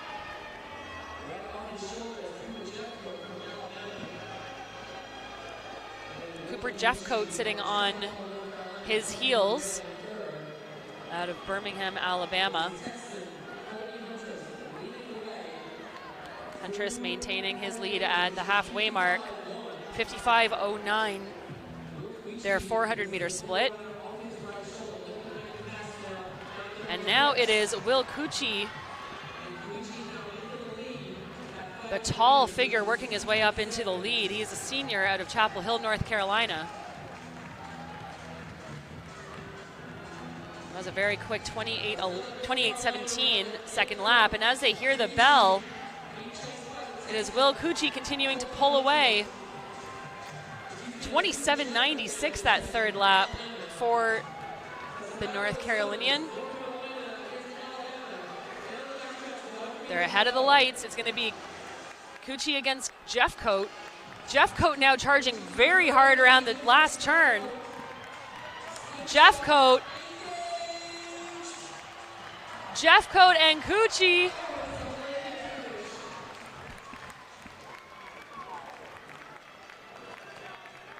And very tight to the line there. It is 151.41 for Cucci. He has been awarded the win by 1/100th of a second. Jeffcoat 151.42 with an incredible 27.81 final lap. So Will Cucci just holds on by a hair, and that is now the time to beat. 151.41, the fastest time of the day. As we now have two athletes under 152, I should say.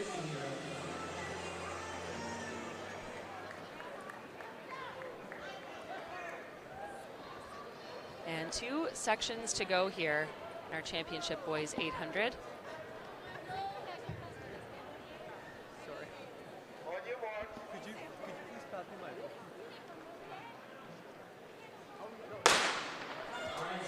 So wave lights are going to be set to 150 here for this penultimate section.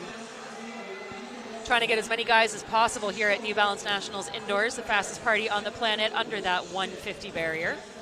So we have Ethan Walther, Ryan Daly, Tayshawn Wilson, Christopher Harris, Stefan Dodu, Wilson Schmidt, Jackson Fargerlin, Samuel Anderson, Wendell Childs, Joseph Garzio, McKay Wells, and Braden Lofquest. It is Tayshawn Wilson of North Track at 25.80 for that opening lap. Wilson there in that bright yellow kit, and just behind him is Wilson Schmidt and Wendell Childs.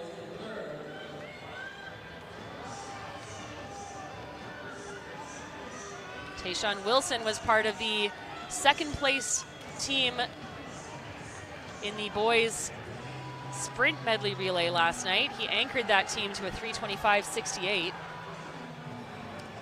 Holding on up front, but now he's looking to be passed on the inside, it looks like. In a Superman kit, that is Wendell Childs, running for Straight Smokin' Track Club. 53.39. Far and away the fastest split of the day. As they hear the bell, the pace lights back up on the heels of these runners now. So Childs maintains his lead, but just barely.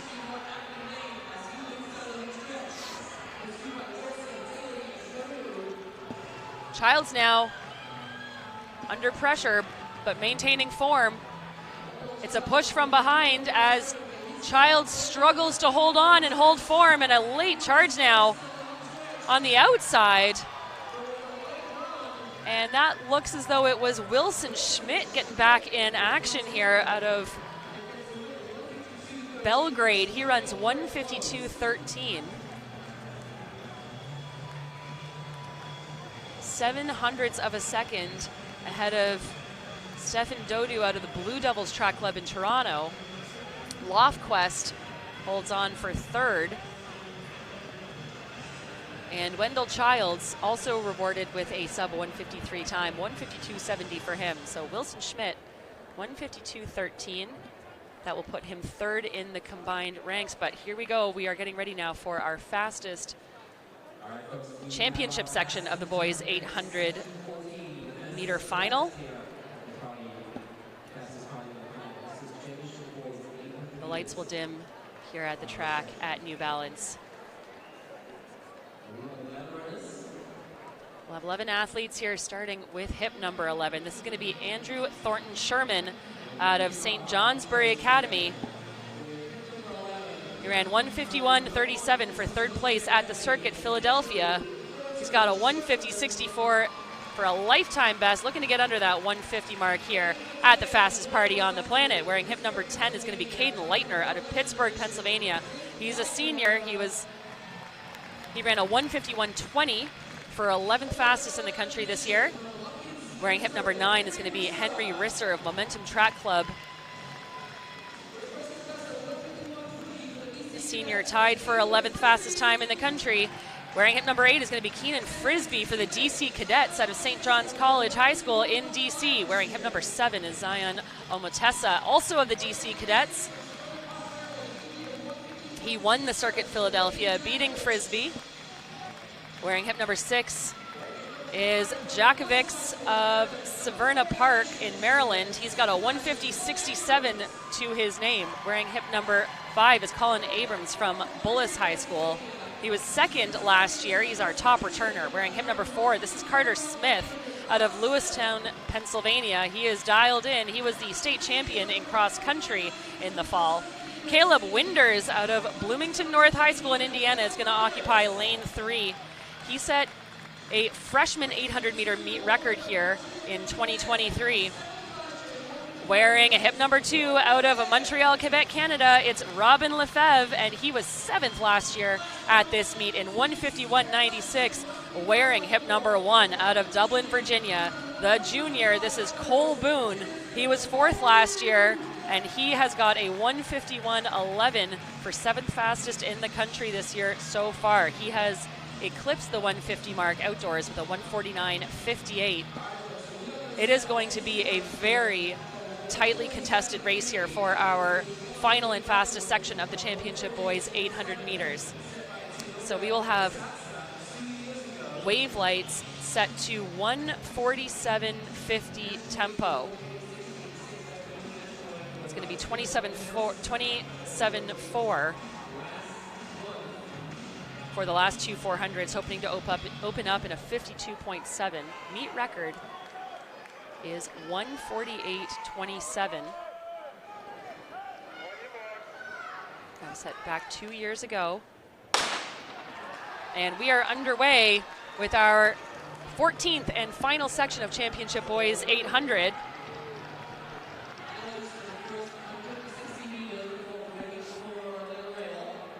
So again, staying in their alleys around 3/4 of the track. Look for this to go sub 150. Fastest time in the country this year, 146.86. Belonging to Cooper Lukenhaus. And it is Cole Boone wearing hip 1 with a 25.87 opening 200 meters. And Caleb Winders not letting him go. Virginia versus Indiana here. It is Boone and Winders, with Carter Smith working hard to get back into the conversation. And they are going to open up in an absolutely incredible first 400 of 51.57. Cole Boone running out of his mind here. Again, Boone 4th last year in this race, hoping to get himself back to the top of the podium. He's been beaten by other runners in this race this year, but he is running as if he is untouchable at the moment. Cole Boone is going to hear the bell, and there is no one in sight. This is absolutely incredible running. 1:18.31, 26.74 on that lap. Cole Boone with 20 meters over the rest of the field with less than 100 meters to go. Cole Boone has led every step of this race. He is starting to tie up. There's a fight coming behind him, but Boone has worked hard to get himself to the top of this pack, and he is going to be just ahead of those wave lights, coming in for the win here. 1:48.29. So that is 200ths of a second outside of the meet record. Missing it by a hair, but taking the win for a U.S. number 2 and doing it in dominant fashion. Boone rightfully looks absolutely thrilled with that performance. It is a new PR, it is an outright PR. His first time under 149, and he's going to win it by 1/3 of a second, 1:48.29 for the junior from Virginia. What a run. Should mention there that it was a strong finish by Robin Lefebvre, the Canadian, taking second in 1:48.63, and then Carter Smith held on for third. You see that fight between Lefebvre and Smith behind, but Cole Boone took charge of this race and never let it go. Great shot there with the fireworks going off to his inside, arms go up. Nice tip at the line there by Lefebvre, who did everything he could to get himself to the front, but he was not going to deny Boone the win. So, thrilling final race there on the boys' side. We're going to move now to our championship girls 800s. We will also have 14 sections of these, running like we did with the guys, slowest to fastest on time.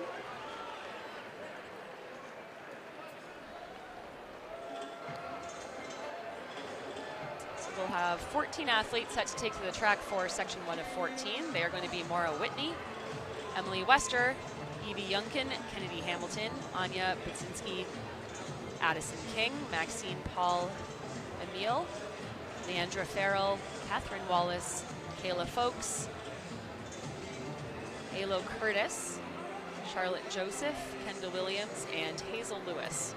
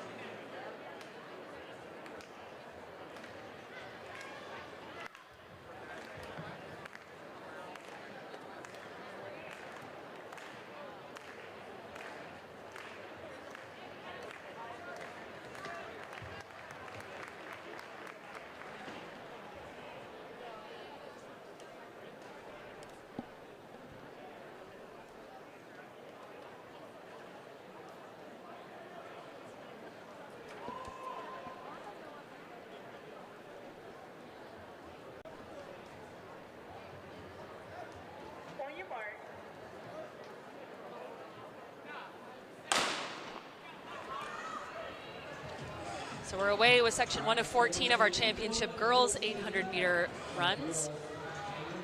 We have 2 non-starters, meaning there will be 12 athletes on the track for this opening section.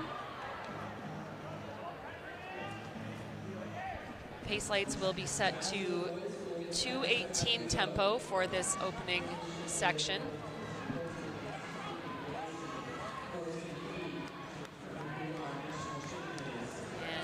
Tightly bunched at the cut-in there and through the first lap in 31.84. That's Kennedy Hamilton out of Mountain Brook Track Club. A slight advantage. Just behind her, Anya Budzinski of Andover Phillips Academy.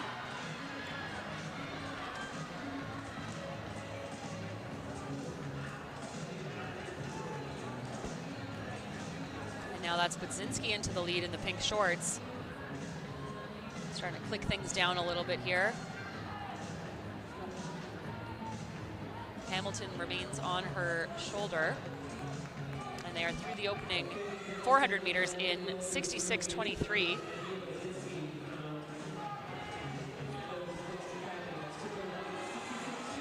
Budzinski and Hamilton now establishing some distance between them and the chasers.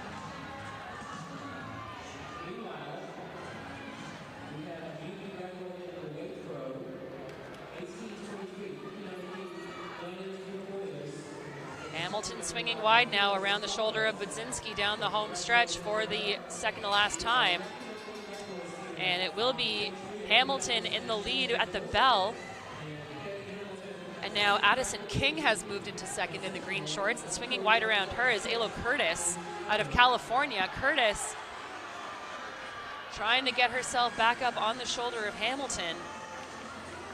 Hamilton doing well to maintain form here. Curtis looked to be closing a bit quicker than Hamilton, but Hamilton is dug deep, and it looks as though she's going to hold on here for the win in section number 1. Well ahead of those pace lights, 2:16.85 for Kennedy Hamilton, and she looks quite happy with that. Big, big run there for our section 1 winner. So a nice new lifetime best for Hamilton as she blows a kiss to the camera. She's already been in action this weekend anchoring her DMR team last night for Mountain Brook. So fantastic weekend's work there by Hamilton as we move on to section 2 of 14. 8 athletes under 220 in that opening timed final. So 2:16.84, the fastest time in the early stages here, and that is what the pace lights will be set to as we move into section number 2. Section number 2 is going to see Aubrey Sudel, Lauren Kloss, Abby Ringwood, Molly Harford, Charlotte Dunkel, Sophie Alexander, Lily Holman, Rua Franzman Simmert, Megan Rao, Tia Pagnotti, Emily Kate Longmire, Kira Hickley, Nyla Robinson, Aubrey Devers, and Ava Miller. And it is IMG Academy off to the early lead here with Nyla Robinson, just a sophomore, opening up in 32:10. She was part of that fantastic IMG team that took top marks, as well as setting a new meet record of 8:46.04 in the championship girls 4x800 meter relay.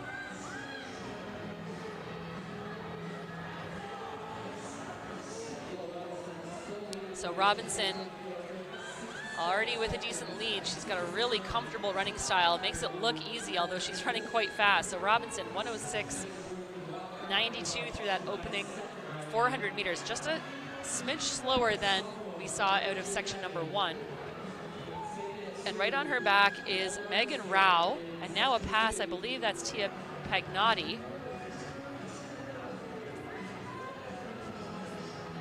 In fact, I believe that's actually Ringwood. Abby Ringwood, the senior from Auburn, New York.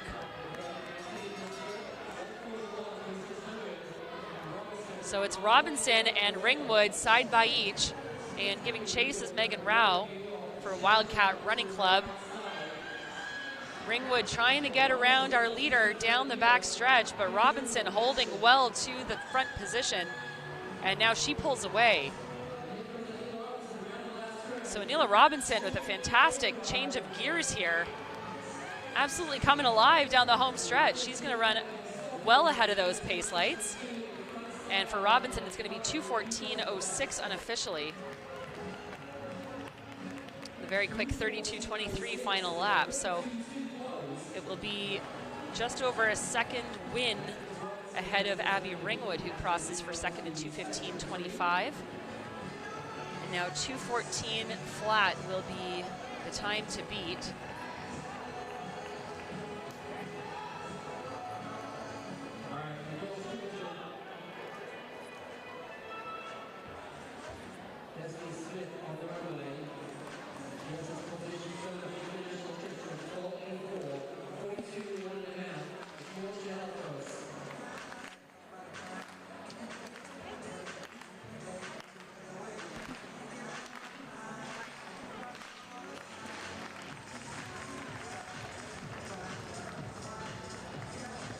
Set on track now for section 3 of 14. We will see Haley Mbella, Isabella Bolstad, Mackenzie Delisle, Kayla Feeney, Elena Zabel, Kieran Murray, Malaya Johnson, Maggie Abelli, Lily Overby, Caitlin Oshimura, Devin Jackson, Steele Summers, and Steele Summers listed twice here for two separate teams. Looks like we'll have 12 runners on track yet again.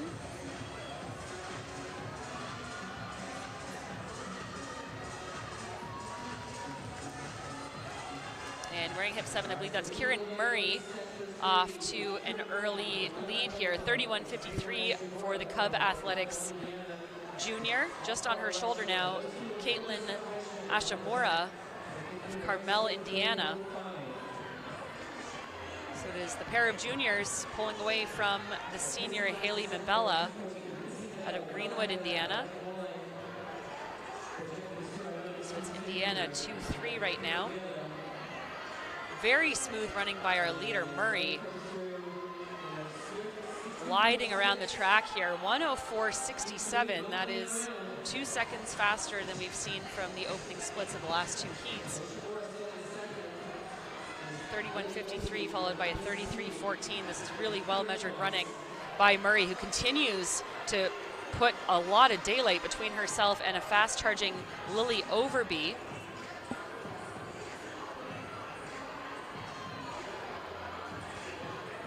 Really lovely running style up front by Murray, who is getting faster with every stride here. She will hit the bell in 1:39.03. Murray for Cub Athletics dominating this race. Lily Overby has moved into second, the sophomore, and now a pass on the outside. I believe that is Steele Summers coming around with a late charge, but she may have left it just too late in this race. Kieran Murray looking like she's feeling some fatigue for the first time. It's going to be a fast charge down the home stretch here, but Murray hears the support of the crowd and will hold on for the win. 2:14.00 officially for Kieran Murray. So that is a 2-second PR for Murray, and it is 0.06 of a second faster than we saw out of section 2. It was Malaya Johnson closing hard in 2:14.45.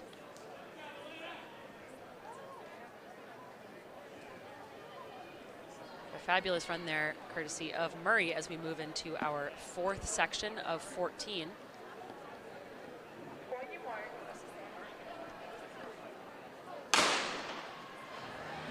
Section 4, we'll see Alyssa Pongratz, Madeline Kerr, Julia Zimniak, Juliana Graziano,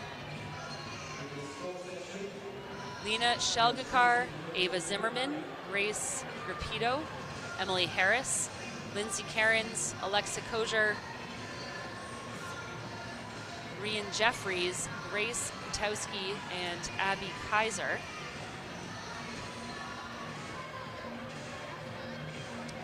And a battle for pole position here between Madeline Kerr on the outside and Lindsay Cairns on the inside in those green shorts. It is Cairns with the advantage running the shorter distance right now out of Charlotte Country Day School. Very quick 30.8 opening lap.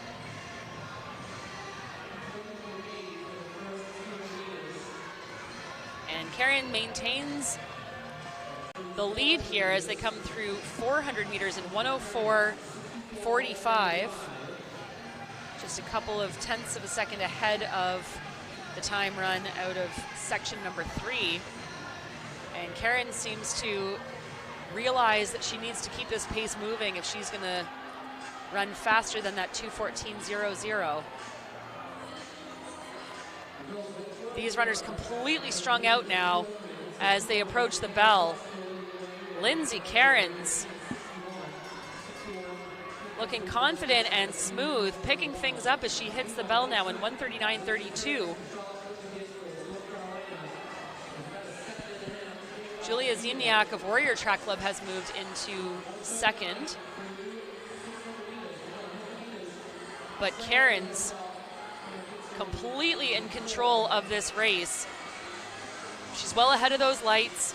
She's cruising away by herself. It's going to be a very fast final lap, and it's going to be a great time. It's just going to be over 2:10.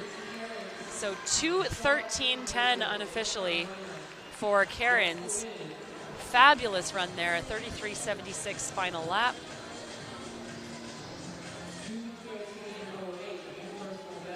So So that is a new PR for Karen's.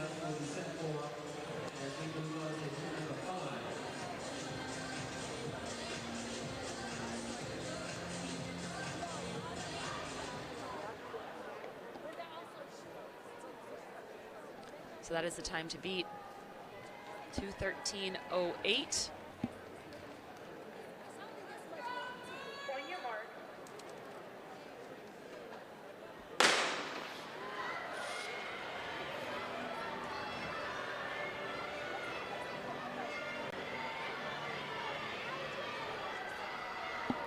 Moving on to section 5 of 14, we have Kate Littler, Caitlin Carr, Emma Watson, Ava Mahan, Lindia Bay, Addison Bisegli, Isabella Gravina Budis, Madison Bodwin, Sloan Dixon, Sydney Monroe, Caitlin Baguchi, and Daniela Hernandez.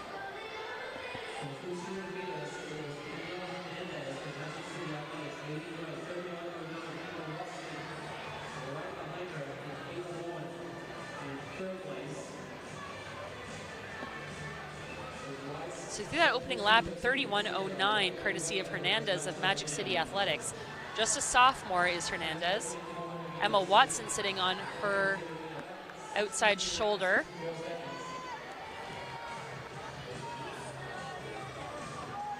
And now it is Watson to the lead. Through halfway there in 1:03.85. So that is the fastest 400 split of the day, courtesy of Watson. But there are 6 runners still very much in the mix here. That lead 6 have broken away from the rest of the pack, and it is going to be a cagey affair as they approach the bell. And now another lead change as that bell rings.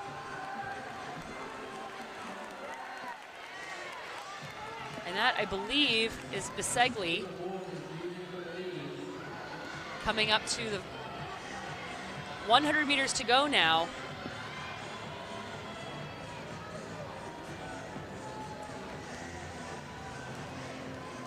It's been back and forth.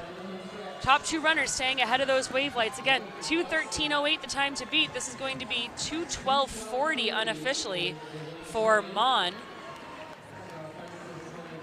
So the East Chapel Hill Wildcats exponent will take this section. She's a junior. Who's also part of the 4x800 meter championship team, anchoring her quartet. And 2:12.40 will now be the time to beat as we prepare ourselves for section number 6. Ava Mon takes top marks.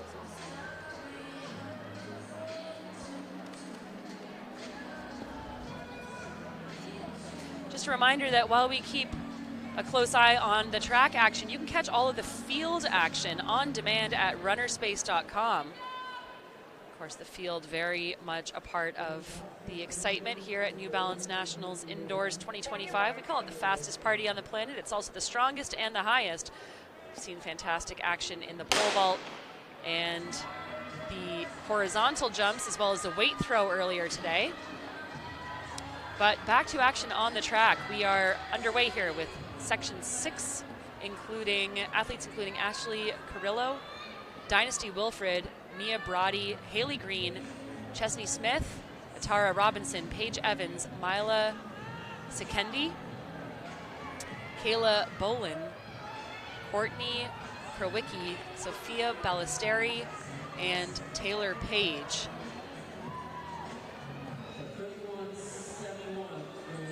And that's Ballesteri out of Jupiter, Florida to the early lead, 31.71 for her. Bolin of Massachusetts, just down the road in Wellesley, sits in second. So 4 athletes breaking away now.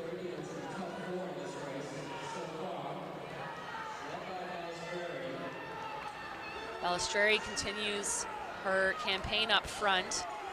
leading this quartet through that opening 400 in 106.02, so much more relaxed by way of pace than we've seen. In fact, that is one of the slower opening 400s.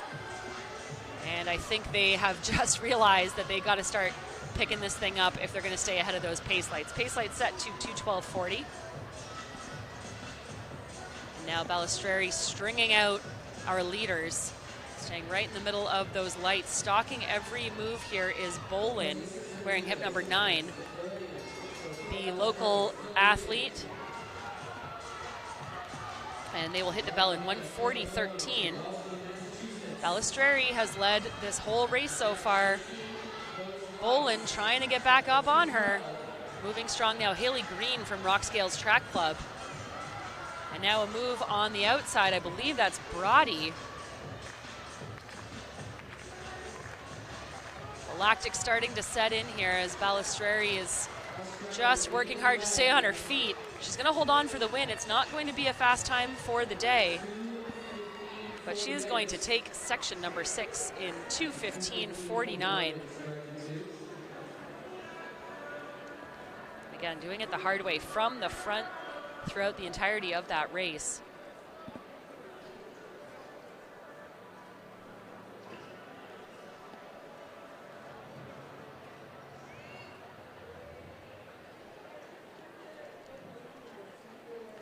So Balistreri 2:15.49, Bolin 2:16.51, and 2:16.61 for Haley Green, the top 3 performers in section 6.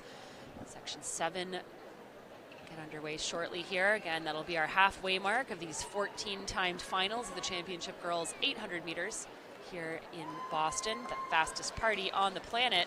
It's been a fantastic 2.5 days of action. As we move into our evening portion, we've got lots more excitement for you.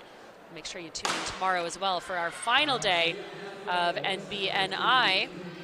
The gun goes off, and that means that the following athletes are making their way around the circuit. Elle Dawson, Kaylee Wallace, Brooke Shepard, Ella Abraham, Taylor Riley, Alexandra Jackson, Violet Wall, Sylvia Kashik, Maya Tanzella, Morella Vermani, Anna Kylish, Genevieve Cowan, and a couple of scratches mean that we have 12 runners on track. They are going to come around through the opening split in 30.97, courtesy of Brooke Shepard. That's a very fast opening lap.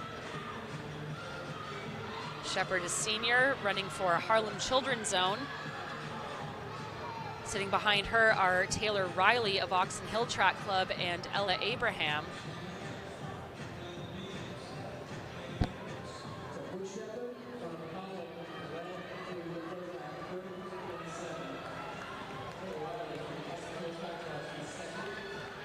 And they're almost 3 wide coming through that halfway mark. 104.86. So again, not an incredibly fast opening lap, or opening 2 laps here. Still sitting just ahead of those wave lights, which continue to be set at 2:12. But Brooke Shepard has now been overtaken by Abraham.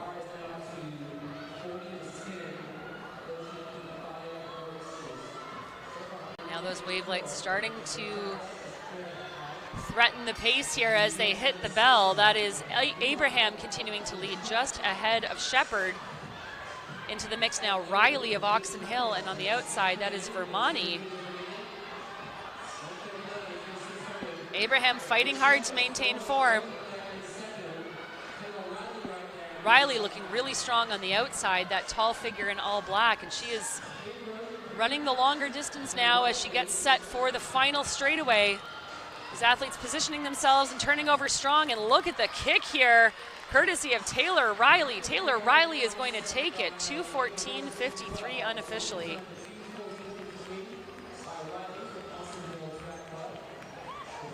So Riley, the senior from Oxon Hill Track Club, comes away with a Section 7 win, just edging out Abraham at 2:14.89.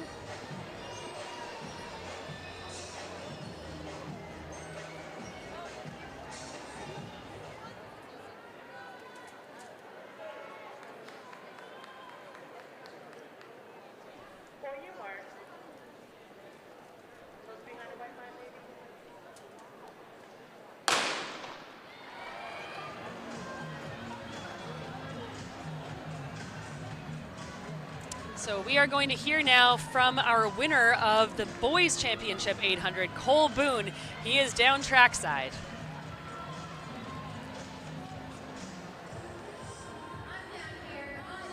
With Cole Boone, your 800-meter national champion. You've set a world record or a national record already this year. How does it feel to be national champion?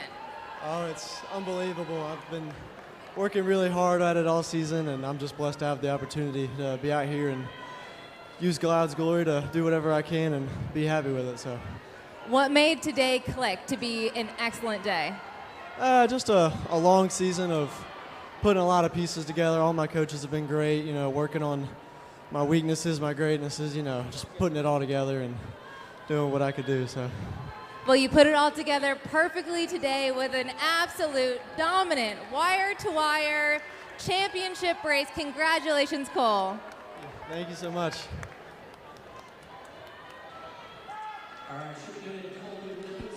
So an excited Cole Boone, I'm sure very tired as well, coming off of that new national champion title. He'll hold on to that for a while, but we are back in action with Section 8 of 14 here. It has been Layla Venick of Momentum Track Club taking charge of this race. They were through the halfway mark in 105.13. And our runners will now hit the bell at just a tick under 140. And is Venick continuing to lead the way here with Mancini just on her shoulder. Mancini in that blue kit working hard to get on the back of Venick. Venick, very consistent running, 31.8 opening lap and then 33.2, 33.8. And Venick just at the front of those lights. It's going to be awfully close. She's going to have to find another gear here if she wants to come home with the fastest time of the day thus far. She'll be just outside that mark. 2:12.75 for the senior.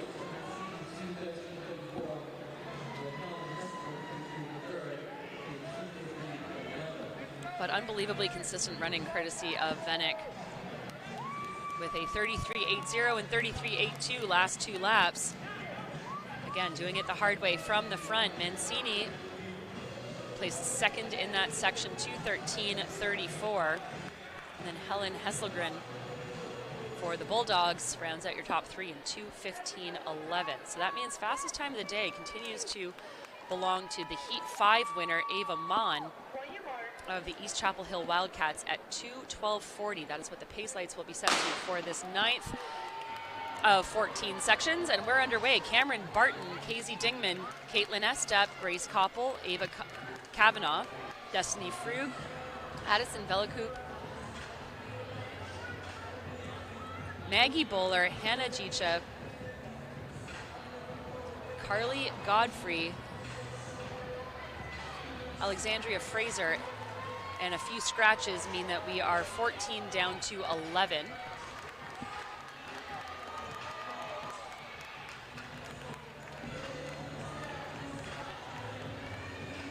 And to the early lead, that is Cameron Barton for the Baldwinsville Harriers, 31:22. So all of these runners really tightly packed because that is not a very fast opening lap compared to what we've seen. And as I say that, it looks like there's a change of both pace and leadership here. Oh, and a hard fall. Really hard fall there by, I believe, Barton, our early leader. It's the danger when these athletes get so congested on track. There's just too many bodies and too little space, and it is Destiny Fruge, actually, from Bullis who went down. She is back up and running, so glad to see that. Through the opening halfway split in 105.01, courtesy of Hannah Jicha of Strongsville, Ohio.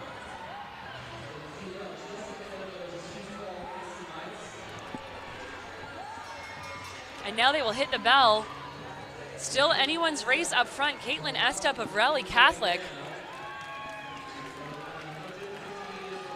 is currently in the lead. There you see our athlete who fell for Bullis. Glad to see her up and finishing this race. That is a valiant effort You come to New Balance Nationals and you want to take full advantage, but look at the strong running up front by Estep. Raleigh Catholic, she's just a 9th grader, so the freshman ahead of the pace lights and ahead of the rest of the field by a significant margin, and she is getting faster and faster with every stride. She is going to be the fastest runner of the day thus far, 2:11.71 unofficially, courtesy of a blazing 32:30 final lap. So mature running again, as we've seen so often in this meet by the freshmen. And strong kudos going out to Destiny Fruge of Bullis, coming across the line after falling hard, but making the most of her opportunity here in Boston.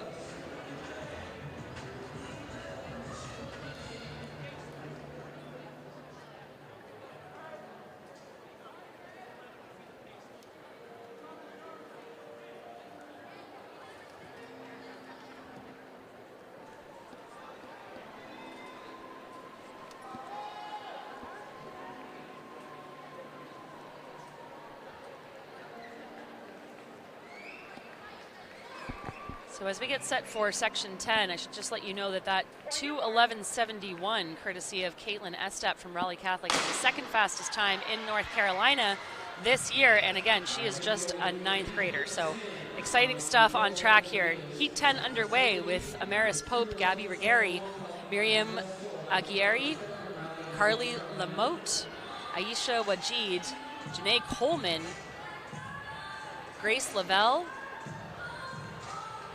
Faith Castro-Nuova, Sarah Roberts, Carter Torrance, Dagny Schiffler, Ava Savage, and Elle McMahon.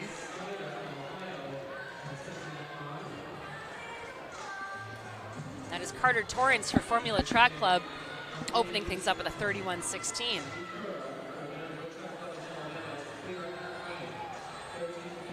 Aisha Wajid sits in second for Gov Track Club.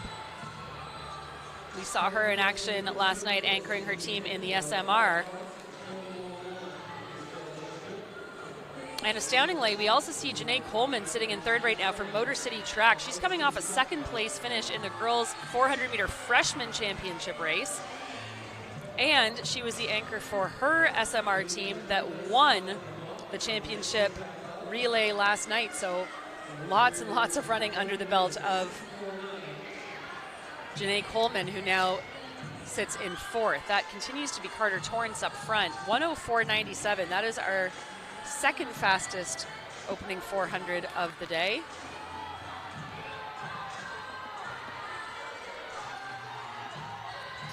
And they'll hit the bell. Torrance has led most of this race. She continues to do just that, 1:39.03 on the clock. She's being stalked by Aisha Wajid of Gov Track Club.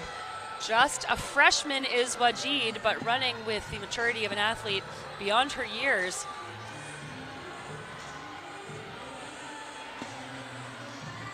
And Coleman just showing her speed endurance here. An astounding push by Coleman, keeping herself in contention, but it is going to be Carter Torrance just outside the fastest time of the day so far, 2:12.30 for Coleman, a 1/2 second advantage over Wajid.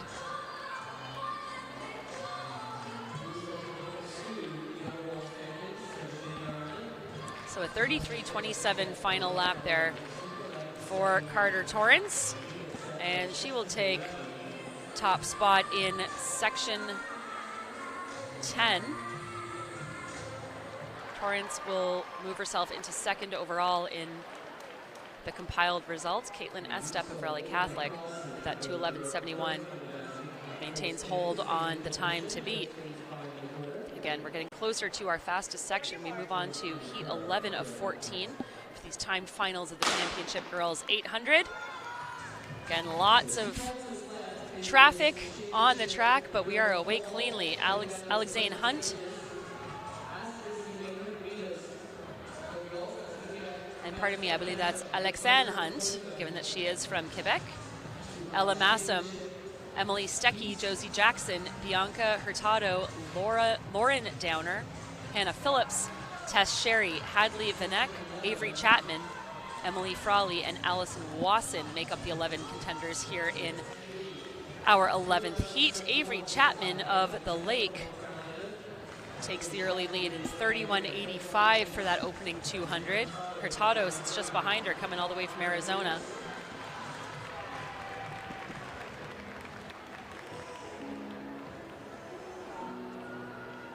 Chapman working hard to hold on to the pole position. They're just ahead of those pace lights, again, set to 2:11.71. And they're through 400 meters in 1:05.49. So they're going to have to do some work here if they're going to keep themselves ahead of the fastest time of the day. It remains Chapman, Hurtado, Downer, and Frawley with 300 meters to go.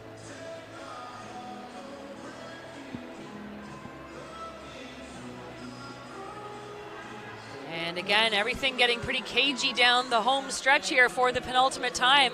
Every single runner still in contention here as they hit the bell in 1:40.37. So expect this last lap to go very swiftly. It is Emily Frawley of Newton Center Athletics into the lead now with those light blue shorts, and she is blazing away from the field.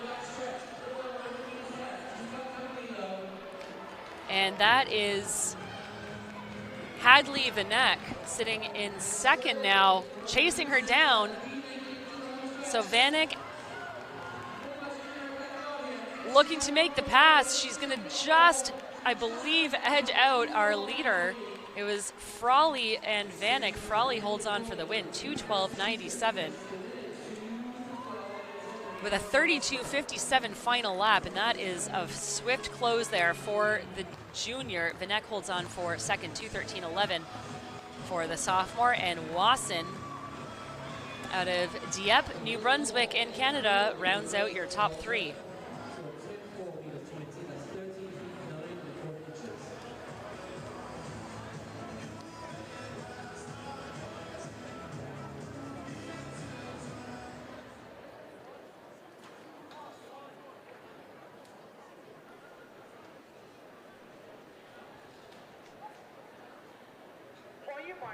So Frawley taking the win in that last section, 2:12.97, sits her 6th overall in the compiled results. 2:11.71, still the time to beat, and on track now in section 12 of 14. We will have Gwendolyn Neal, Macy Schreiner, Josie Hill, Aurora Bedelson Del Solar. She's had a busy weekend so far and a very successful one. Nasa Woods, Ava Morick out of Saugeen Track Club, Sydney Stevenson, Carolina Earhart, Elizabeth Titler, Larkin Johnson, Caitlin Reese, Layla Jordan, and Liv Sherry. And Ava Morick, the senior for Saugeen Track Club out of my neck of the woods up in Ontario, Canada, opens things up with the first sub-30 clocking of the day, 29.92 for Morick. She's had an incredibly successful campaign in the high school circuit in Ontario and in Canada. And she is on a mission here. Ava Morick absolutely running away with this. Saugeen's exponent doing a fantastic job of keeping about a 3-second lead over the rest of the field. And that was a blazing opening 400, 1 minute, 0.95, 69.5. 29.9, 31 flat. And this is looking to be, if things keep up this way, the fastest time of the day so far. Ava Morick is going to start feeling the effects of those swift opening laps, but she's going to hit the bell at 1:35.07. And the athlete from Ontario, Canada, trying to hold on here, but the charge is coming from behind. That's Macy Schreiner, Caitlin Reese, and Layla Jordan. And now, Aurora Bertelsen Del Solar of IMG Academy. She knows how to get the job done. She's had an unbelievable weekend so far, taking home top marks in the girls 4x8 championship race. She's going to take top marks here as well in 2:10.38. She was also part of the second place team in the DMR for IMG, and another big performance there for the junior. She is on fire right now. And we're getting ever closer to a sub 2:10 clocking here. Macy Schreiner finishes in second in 2:11.47. Layla Jordan 2:12.08.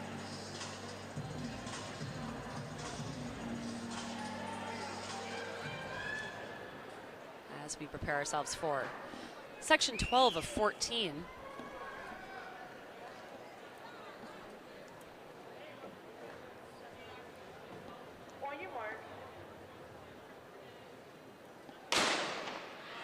So a very full section here in time final 14. We've got Alexandra O'Rourke, Amelia Kopchenko, Danielle Graham, Anna Bocchius, Sydney Kuhn, Caroline Beating, Mia Perez, Vivian Osfeld, Maya Markowska, Makita Berry, Hannah Gates, Annie Miller, Addison Moore, and Sasha Lamakina. And to the early lead there is Bacchus of Impulse Track Club. She was part of that fantastic quartet in the mid-distance relays last year, returning in fine form this year as well. Part of the third place team in that girls 4x800 meter championship earlier this weekend. She was their anchor. That was a 29.98 opening split for her. Mia Perez sitting behind her from Texas.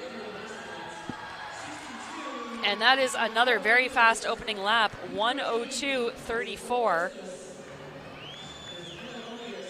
Remains Bacchius, Perez, and now Kopchenko into third. Danielle Graham of IMG sitting just behind them. Vivian Osfeld also in the conversation.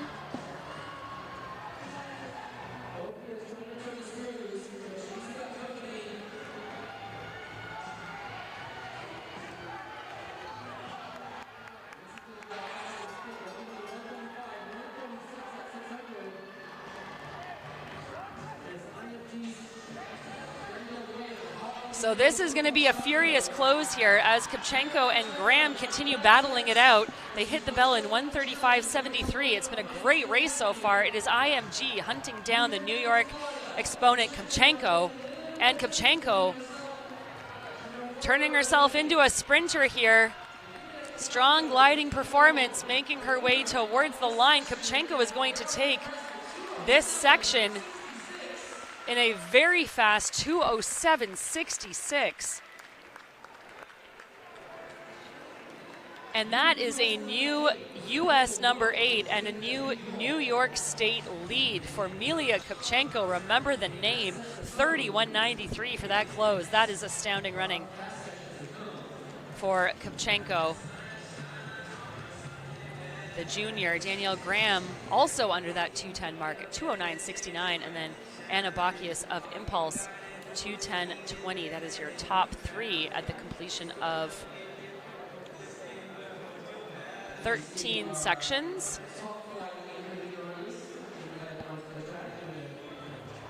So we ready ourselves now for, again, the fastest and most competitive section. So interestingly, this, again, it's always an exciting race, the Championship Girls 4x8 seeded section. There are going to be 11 competitors in this final. Those 11 competitors make up the top 11 times in the country this year. Every single one of those top 11 times in the nation are represented here at the track at New Balance. And we should mention for reference, 9 of those 11 times came from the circuit, New York City. So if you want to punch your ticket to New Balance Nationals indoors in the future, you better consider it the circuit, because all 9 of the top runners from that meet are going to be previewed and celebrated here today. So we are going to intro our lanes starting with hip number 11. This is Allison DeLisi of Penn Charter Track Club. She was 4th in this race last year in 2:07.90. She got an outdoor PB of 2:05.82. Wearing hip number 10 from Phantoms Track Club in New York, this is Sophia McInnes. She is headed to Villanova in the fall. Wearing hip number 9, the junior for the RFH Dogs Track Club, Reese Reynolds Malone. She's out of New Jersey. Wearing number 8, it is Oluwatosin Oluwaye out of Powder Springs, Georgia. Wearing hip number 7, this is Charlize Trinity McKenzie from Cedarburg, Wisconsin. She was the 2024 Outdoor State Champion. Wearing hip number 6, Gwen Hamilton is going to represent Penn Charter Track Club. She won her state championships in 2:07:38 last year. McKenna Herbst of Carlsbad, California is going to go in lane number 5. She's an Arkansas commit. Wearing hip number 4, we've seen her already anchoring the winning DMR team last night. This is Paige Shepard representing Union Catholic Track Club. Wearing hip number 3, Clemmy Lilly of RF Dogs Track Club out of Rumson, New Jersey. She was 5th last year in 2:09:02. She is headed to Stanford in the fall, and she is going to be joined in that esteemed program by the athlete wearing hip number 2. This is Olivia Sislak of Pennsylvania, the Haverford Township. And wearing hip number 1 with the fastest time in the country this year, an unbelievable 2:03:91. This is Emmy Ross of Michigan. She set that 2:03:95 fastest time in the nation from winning the circuit New York. That is the 8th fastest time in U.S. history. She was 7th in the 800 at New Balance Nationals Outdoors last year. She's improved steadily from there. She's headed to Michigan in the fall to be part of that stacked program. Coached in part by my fellow countryman, Kevin Sullivan. But before we move on to any of these collegiate experiences for these ladies, we're gonna watch them battle it out on this fast 200-meter circuit at the track at New Balance. We're gonna have pacing lights set to 2:03, and again, that is the national lead. 2:03:95, Emmy Ross, national lead. Meet record 2:03:85, set last year by Allison Ince. And we are underway. Again, 2:03, the pace light set to, and on the inside, it is a very, very fast start right out of the gate here.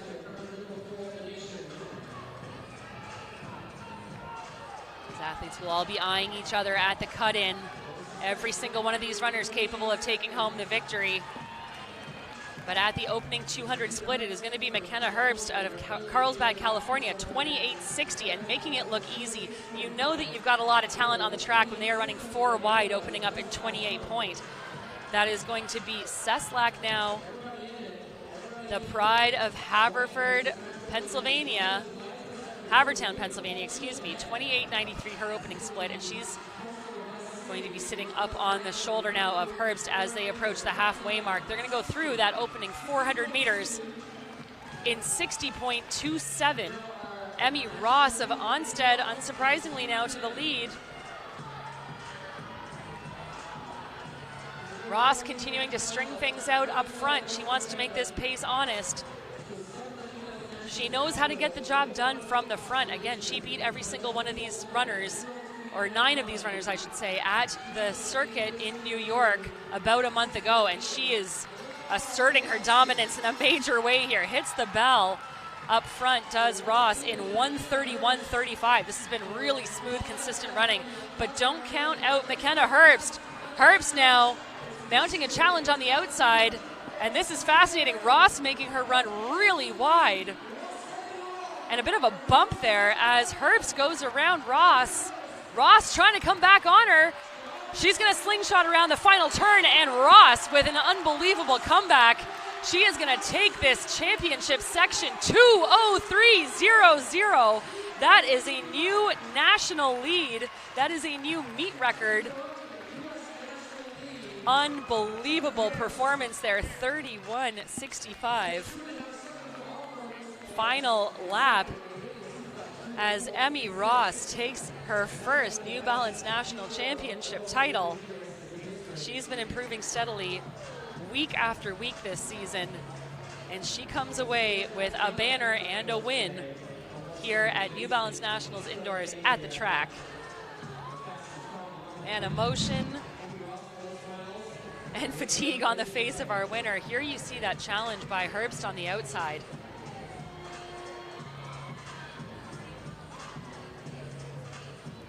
bit of a bump. But Ross does well to maintain composure and actually uses, I think, the momentum of that final turn to get herself back into the lead, showing that she can get it done any way possible. Fantastic run there by Herbst, 2:03.83. We should mention that time also under the previous meet record. So 2 runners bettering the time set last year by Allison Ince of Illinois. But in 2025, it is all Ross taking top marks. She is from Michigan. She's headed to Michigan. To be able to run with some incredible athletes, and it just feels really great. It was a race to the finish. What were you thinking in the last straightaway? Oh, I just was trying to kick so hard. All these athletes are so awesome, and we all deserve to be here. And everyone did so awesome, and it feels really great. What a field, what a race. What are you doing tonight to celebrate? Probably ice cream or cookies or something. What's your flavor? Oh, I don't know right now, to be honest. Everybody give Emery Ross a huge round of applause, national champion. So some well-deserved treats, I think, in the future of our winner, Emmy Ross. It's been a record-setting few days here at the track at New Balance Boston. So that will complete our championship 800s, as well as our individual events for the day. We're going to move on shortly to our championship seated section of boys 4x1 mile, followed by our girls, and then on to our 4x200 meter relay finals. We appreciate you tuning in to the coverage here on Runner Space of New Balance Nationals Indoors 2025. And again, if you are wanting to catch some field action, you can do that on demand by visiting runnerspace.com.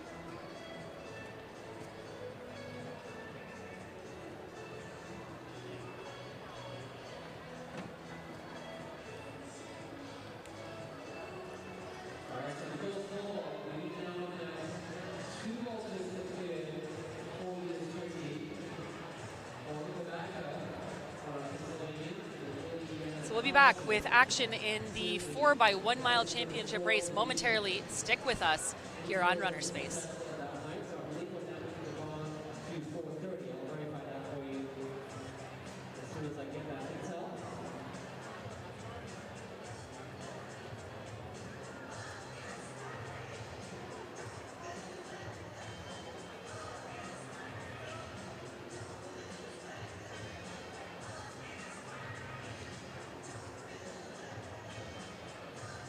So the E-bar is going to be 4:30, that's 14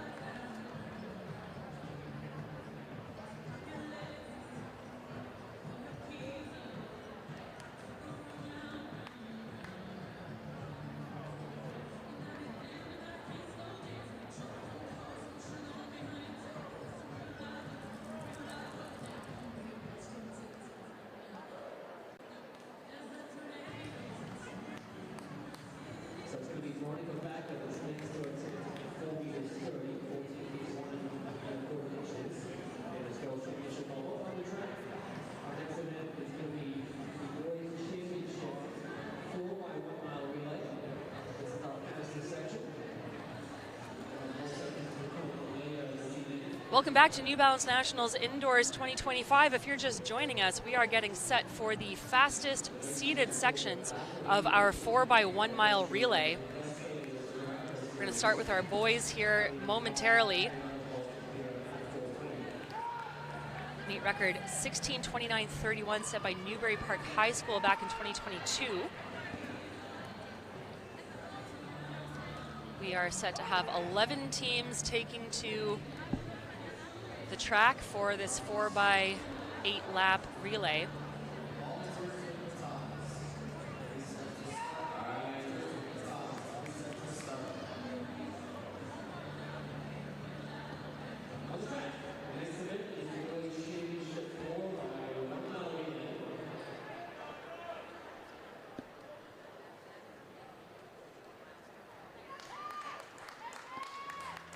So again, this is one of the favorite distance relay races. We've already seen the DMR last night, and here many of those athletes returning to represent their teams, their states, and of course their country at New Balance Nationals Indoors. We're going to start with our team wearing hip number 11. This is going to be the Capitals, and they are going to be comprised of Farfour, Kuss, Slowinski, and Wooten. Wearing hip 10 is going to be East Lyme with Leon, Faish, Carrier, and McCauley. Wearing hip number 9 is the Celtics. Wearing hip number 8 is going to be Rocket City. Wearing hip number 7 is Racing City. Wearing hip 6 is Nittany Valley Track Club. Wearing hip 5 is Bridgeland Track and Field and Cross Country. Wearing hip number 4 is Brothers Track Club. Now they've got two teams here. Their B team wearing hip number 4.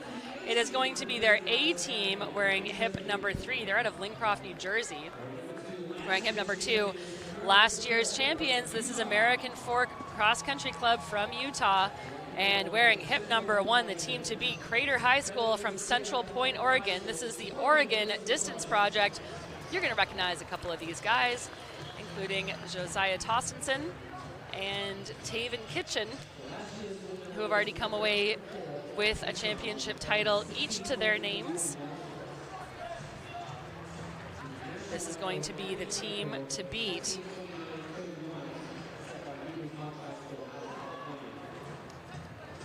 Crater coming all the way from Oregon to try to take home a relay team title in addition to the individual champion titles they've already picked up.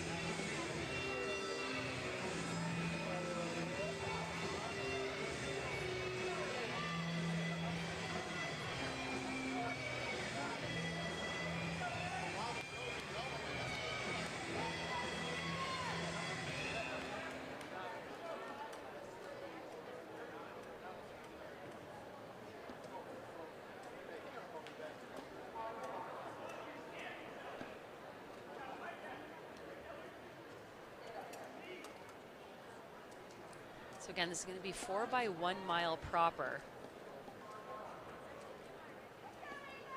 meaning a full 1,609 meters for each of these runners. Hence the reason that we're starting back from the finish line. And this is going to be seated to 16:45 for those pace lights.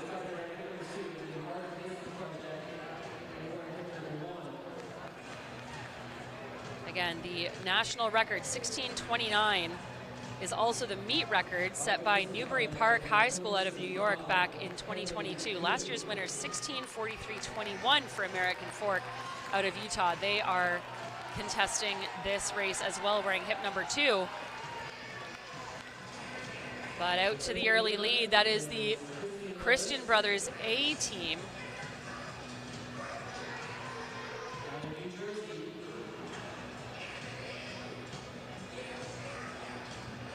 So the team out of New Jersey with 2 quartets on track here, does Christian Brothers. And they are sitting just behind that 16:45 pace light tempo.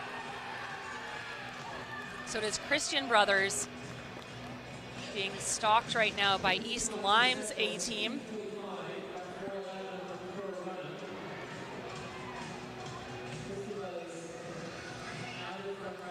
But again, the team to beat, Oregon Distance Project. And they're slotted back in the pack a little bit right now, as it is Christian Brothers, East Lyme, and Capitals sitting in 1, 2, 3 at the moment.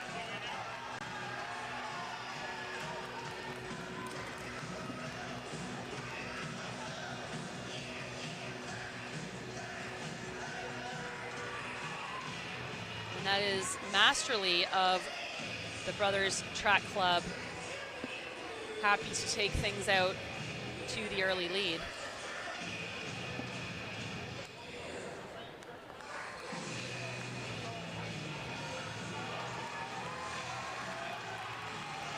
So Alex Masterly, 2:15 unofficially through the halfway mark of his leg. Masterly, the senior, and he's run 4:13.65, 1,600 so far this year. He's got a mile best of 4:21.78 to his name.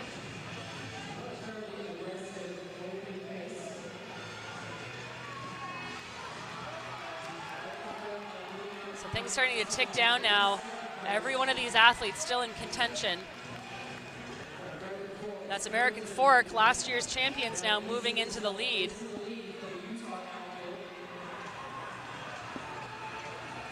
American Fork, the team comprised of Harrington, Plew, Evans, and Bement.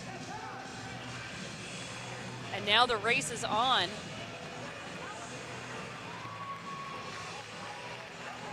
The team out of Utah working hard here. They're going to be about 3:20 on the clock as they hit 2 laps to go. That is Harrington to the lead for American Fork.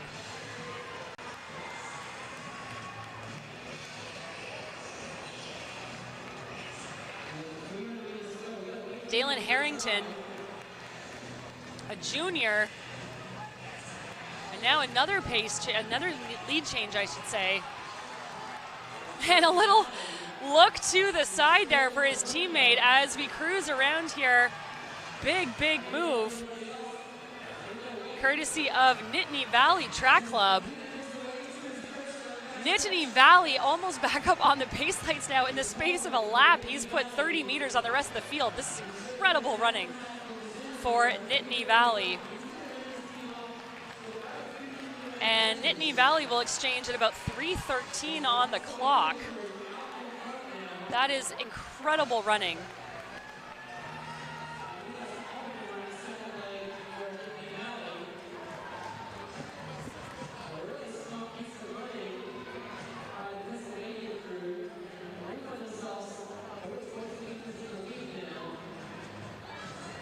So the other runners not even in picture there as Nittany Valley continues to extend their lead over the rest of the pack.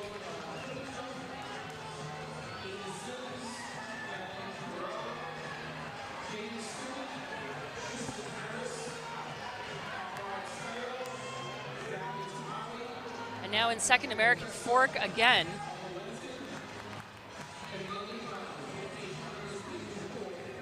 And American Fork looking to repeat that win from last year.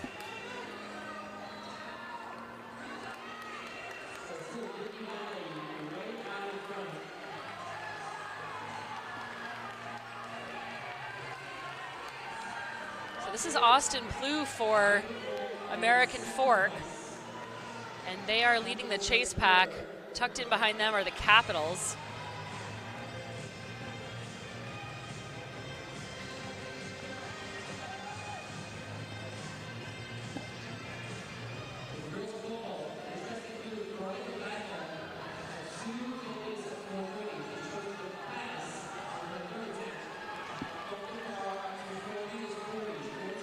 But this has been incredible running up front by Nittany Valley, who is, we believe, being led on their second leg here by Opperman. And now it is Christian Brothers back into the lead of the chase pack. That is Christian Brothers' A team.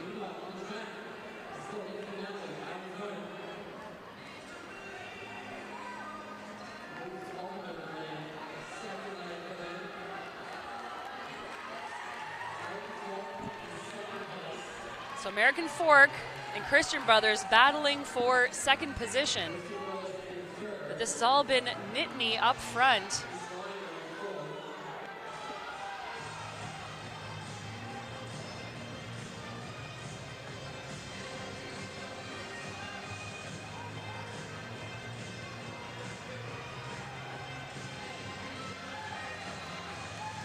So 3 laps remain now as Nittany hits the finish line.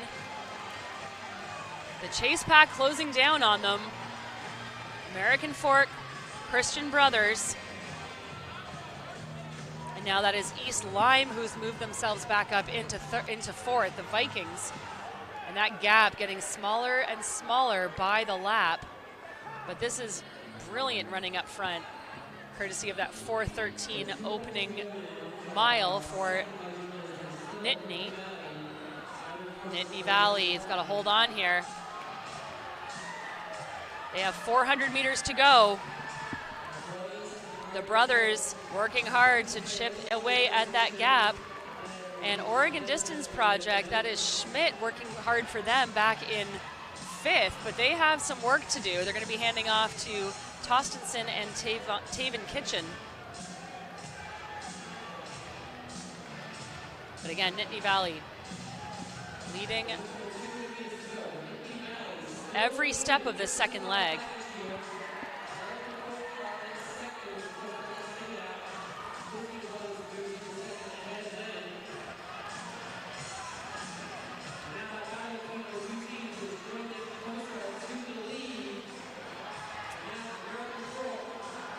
And now the race is on. There is a pass being made on the outside. American Fork, again, they know how to win. They did it last year, and they're going to be in the slight advantage as they hand off to their third leg runner. Christian Brothers just behind them.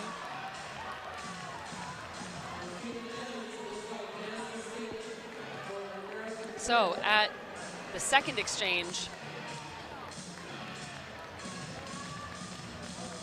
it is American Fork, Christian Brothers, 1-2.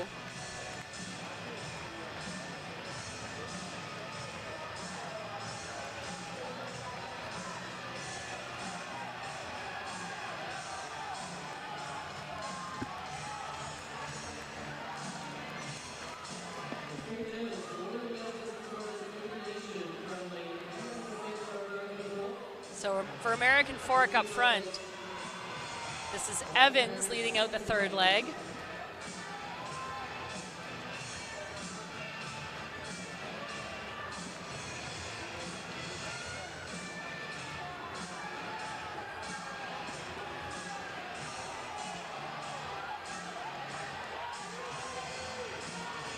But beware of the danger from behind, because right there on screen is Taven Kitchen. We saw him come away with a big win 2 nights ago in the 5,000 meter. He then went on to pace his teammate to a win in the 2 mile in the form of Josiah Tostenson. He is going to be the anchor leg here. Kitchen working away and passing runners with every stride. He has moved into 4th now, so we have this trio up front with American Fork out of Utah continuing to lead. Christian Brothers slotted just behind them. And then Bridgeland has put themselves into the conversation as well, but here comes Kitchen. You see him just rounding the back of the track there at top of screen. Kitchen brimming with ability and, of course, the motivation to get his team to a top position here.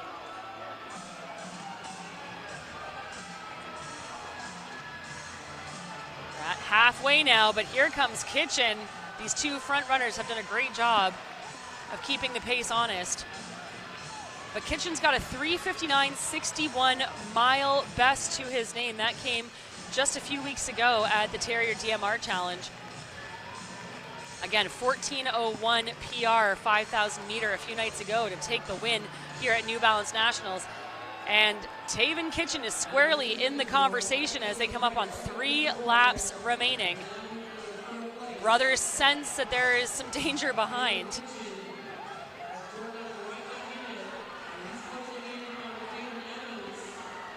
And he is going to overtake Caden Evans here. Joe Barrett doing a really good job up front for the brothers. He's headed to the University of North Carolina in the fall. Barrett, a 4:13.1600 best to his name.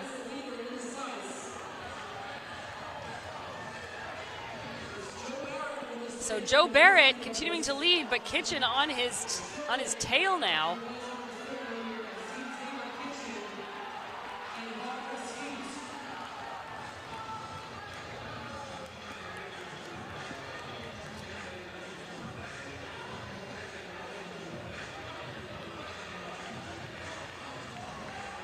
Kitchen has been so patient and so measured in his effort here as we enter the final lap for our 3rd runners.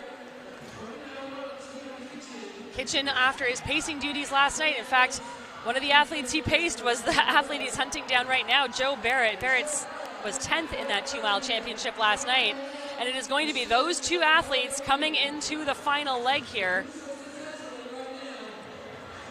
Barrett holding off Kitchen. It is going to be Christian Brothers against Crater from Central Point, Oregon. And 12:50 unofficially on the clock as the handoff is made.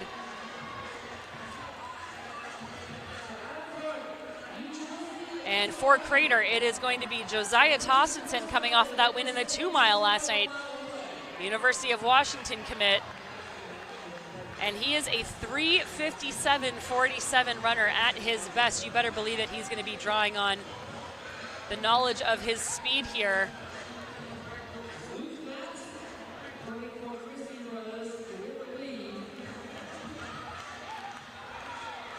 Luke Nat taking charge of things here for Christian Brothers. He is a junior.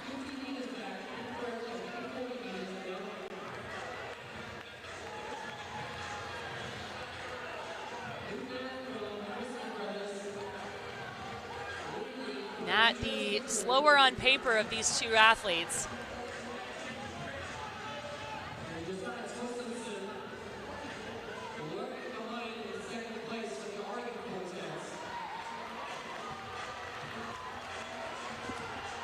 Both of these runners, lots of fatigue in their bodies from last night's 2-mile championship. Nat 14th. Tostenson, your winner. And Tostenson looking pretty comfortable, just sitting on the back of Nat there, covering his every stride. 5 laps remain in this boys championship 4x800 meter relay.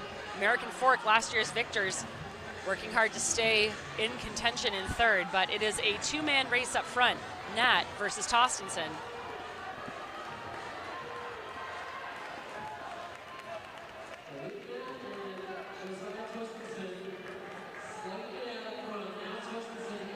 So we're coming up on the halfway mark, and for the first time, Tostenson happy to move to the lead.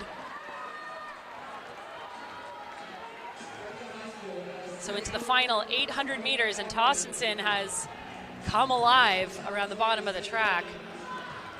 We knew it was only a matter of time. And he is looking to secure a second championship title for himself here this weekend and also for his team. Strong running by the opening 2 legs, but it has been Taven Kitchen and Josiah Tostenson doing most of the grunt work here with a 31-second lap there. 3 to go.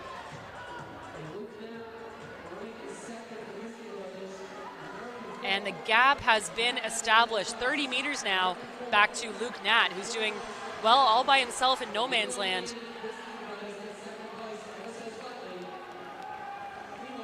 So it is Josiah Tostenson. That opening 400 split, 60 seconds on the button. So he is absolutely cruising through the back half of this race.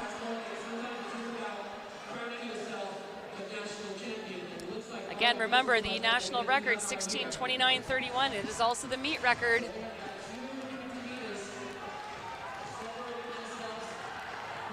And Josiah Tostenson for Crater for the American Distance Project is coming up on his bell lap. He has 1:30 on the clock. He's been running 4-minute flat pace for the last several laps. Luke Nat doing well for the brothers to maintain his position in second, but this is all Josiah Tostenson, courtesy of the Oregon Distance Project out of Central Point, Oregon. Their opening leg was Max Miracle, and a miracle indeed, as with emphatic fashion, Josiah Tostenson bats his way across the line to a huge new win. And you see what it means to this team. They take home a big, big victory here in the championship boys 4x1 mile relay. 16:59:08, just edging under that 17-minute barrier. Christian Brothers Track Club will take second place in 17:06. Hard fought second place there against American Fork Track Club in 17:07, but Oregon Distance Project putting in the work and getting it done.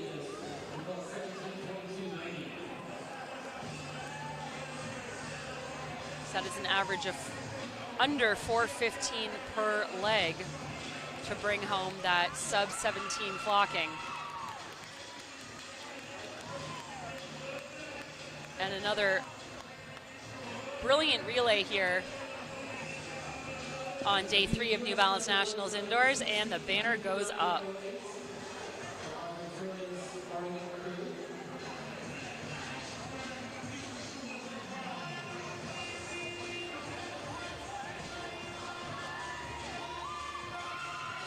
So again, a strong first couple of legs there, courtesy of Schmidt and Miracle. Taven Kitchen secured the lead position at that handoff. And Josiah Tostenson brings it home for Oregon Distance Project. They are your 2025 New Balance National Indoor Champions in the 4x1 mile in 16:59:08, a new U.S. #1.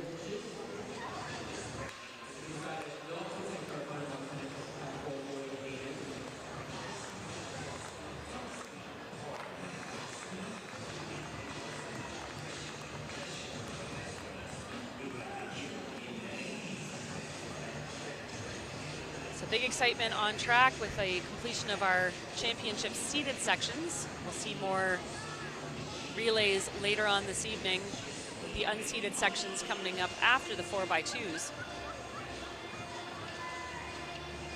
But before any of that gets underway, we've got our championship girls seeded 4x1 mile. Occupying hip 12, it's going to be the quartet from the Tub Gator team.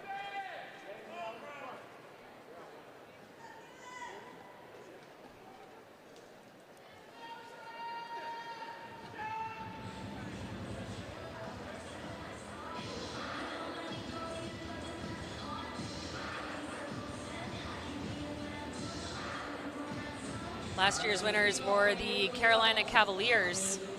Meet record 19:22.70 courtesy of them.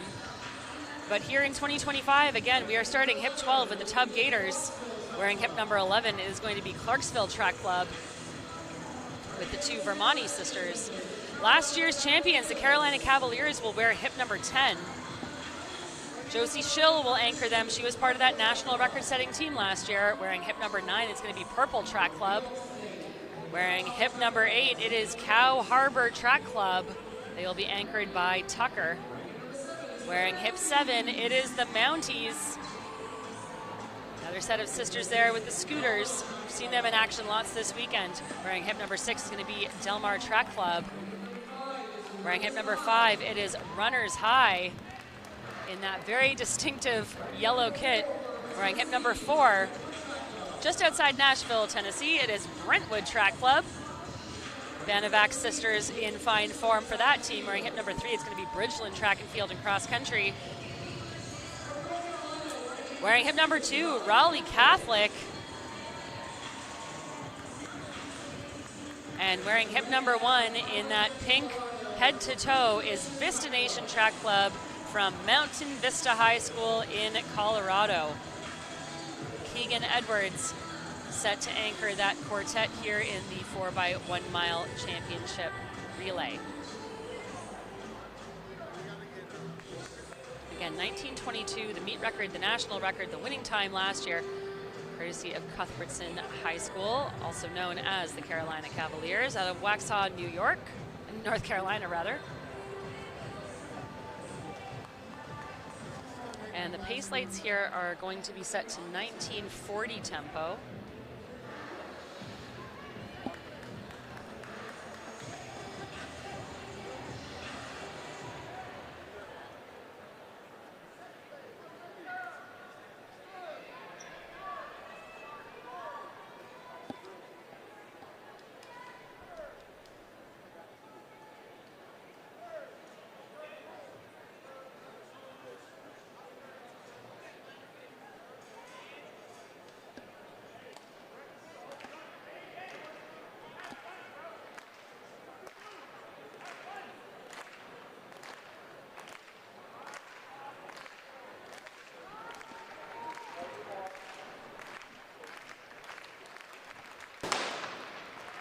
We're underway with our fastest and seeded section of the Championship Girls 4x1 mile relay.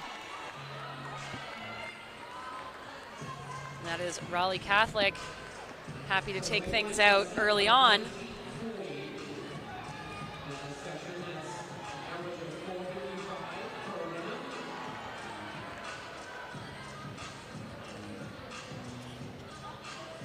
So the team from Cardinal Gibbons out of Raleigh, North Carolina.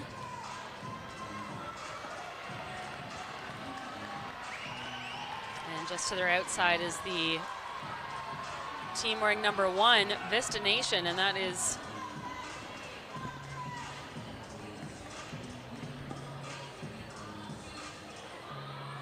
set to be Adams from Vista Nation and Hannah Ray Schaefer for Raleigh Catholic.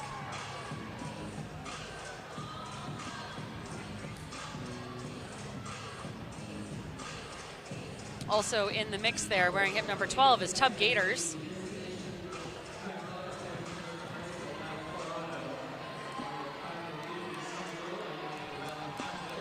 So about 78 seconds for that opening 400.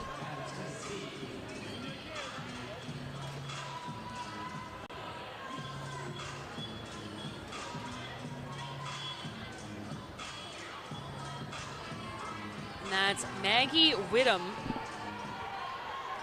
leading out the Raleigh quartet. She's a junior and she's got a 5:07.96 mile to her name this year. She ran that at the JDL Last Chance Invitational in North Carolina, just outside Wake Forest. And she is tucked right in the inside there, happy to run the shortest distance around the track, sitting in third right now. That's Brentwood Track Club.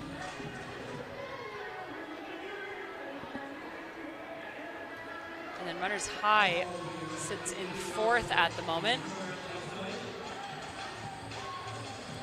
That's Rabovsky for Runners High taking things out.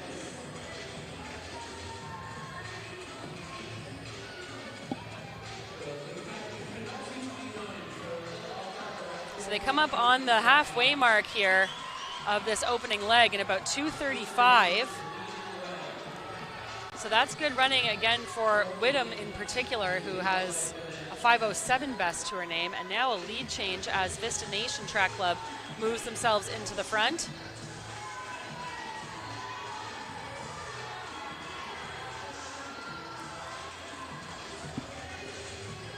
And yet another change as Brentwood now decides they want to control this race from the front. They've fallen off of those pace lights. Again, those lights set at 1940. Coming up with 3 laps to go here. And this is one of the Benevac sisters.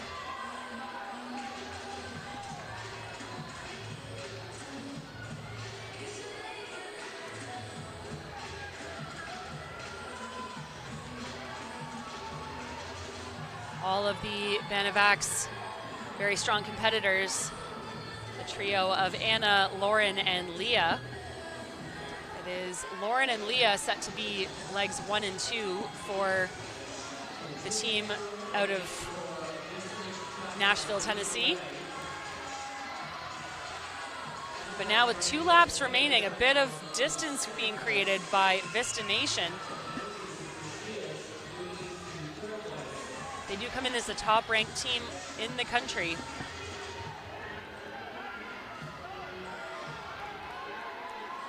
And a big push now down the backstretch with about 300 meters remaining. And that is the Mounties for the first time making themselves known.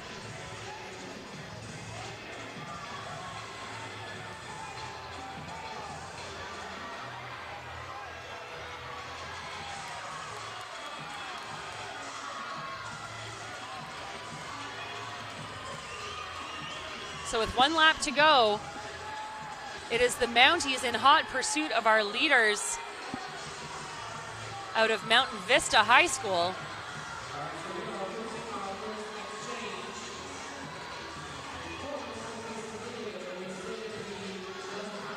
Mounties working hard to try to get back into the front position. That was a just under sub-5 clocking, 4:59 for that opening leg for both of our top runners.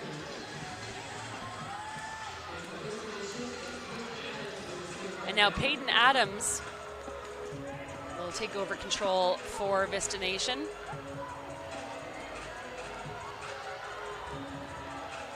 Peyton Adams headed to the University of California, Davis in the fall.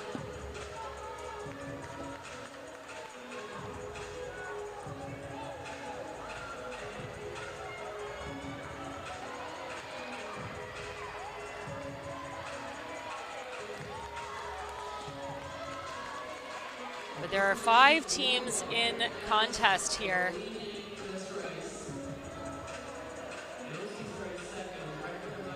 And I believe that's one of the Scooter sisters for the Mounties.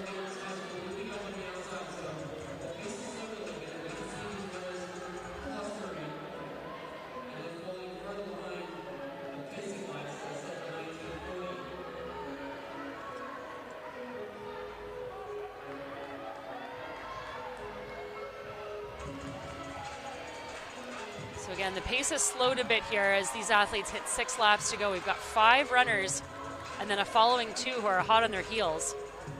Again, it was just under 5 minutes, a 4:59 opening split for Vista Nation and the Mounties, who had quite a bit of separation over the rest of the pack, but now everything has bunched back up and there are 7 teams easily in contention for this win.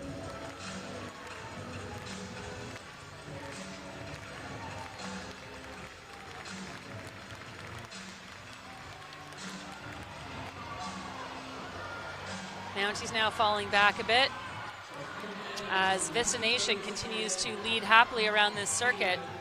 It is Raleigh Catholic with West running their second leg.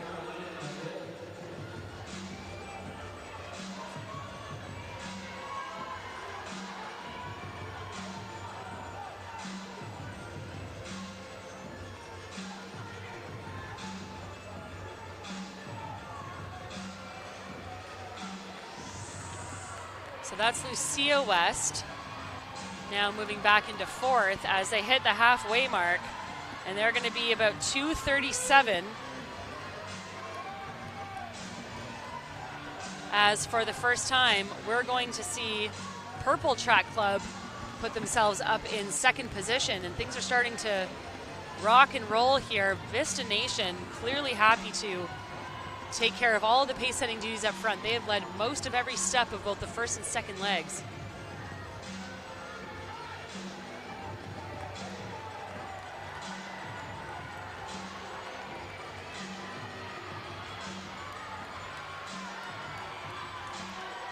So Peyton Adams, with 3 laps to go, doing the hard work up front.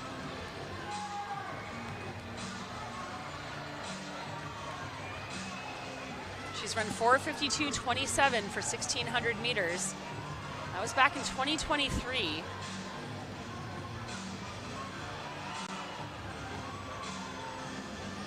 She's got a 4:53.61 from last year.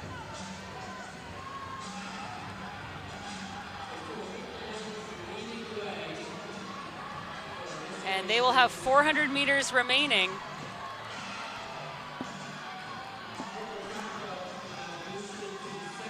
That's Natasha Dudek for Purple Track Club, working hard to keep up to our leader.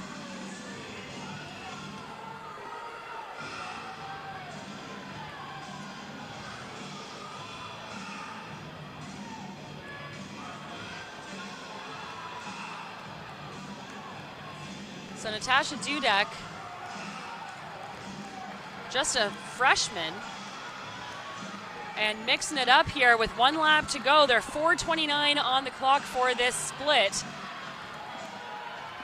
So it's Dudek and Adams, and then Hayes for Brentwood has dropped back.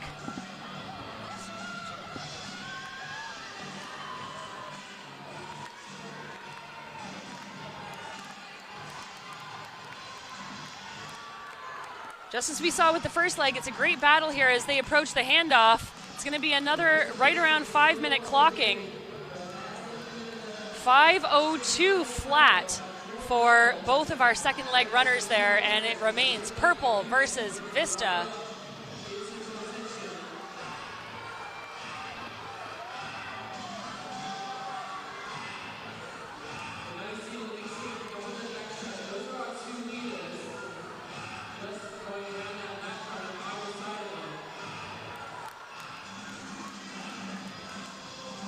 These two running neck and neck.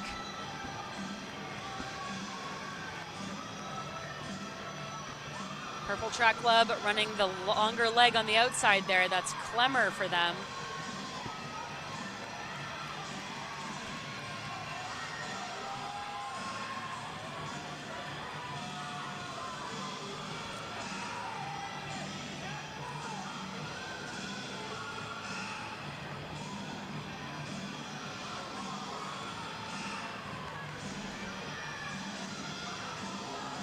Purple Track Club hails from Ann Arbor, Michigan.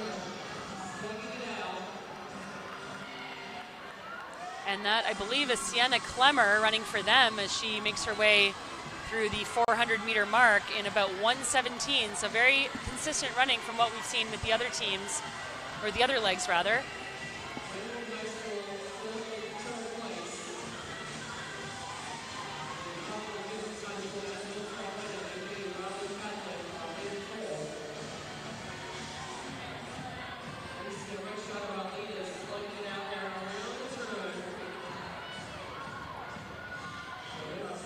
So it continues to be Clemmer chasing Brenna Jord for Vista Nation. Brenna Jord coming off a 5th place finish in the girls 5,000 meter championship 2 nights ago, running a very strong 17:32.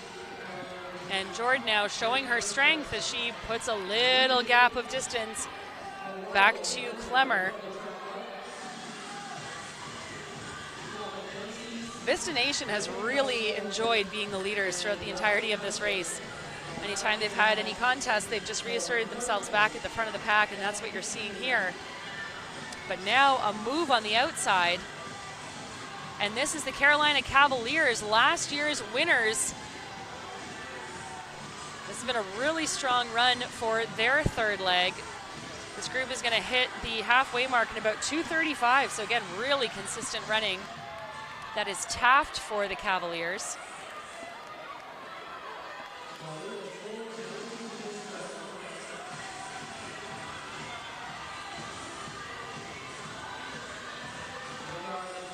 Cecilia Taft, she's a sophomore for the Cavaliers, and she is back on, just about on the heels of our leader, who continues to be Vista Nation. Again, a very brave run by Taft here. She's got a 5:20.08, 1600 best to her name from this indoor season.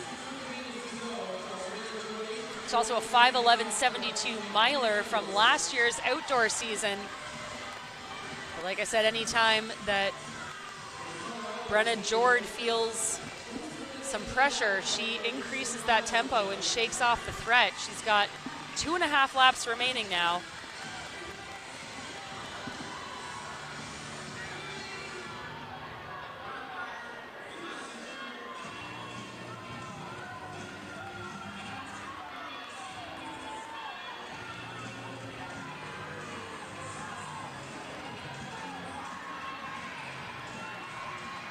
So 2 laps remain now for our ever-present leader, Brenna Jord.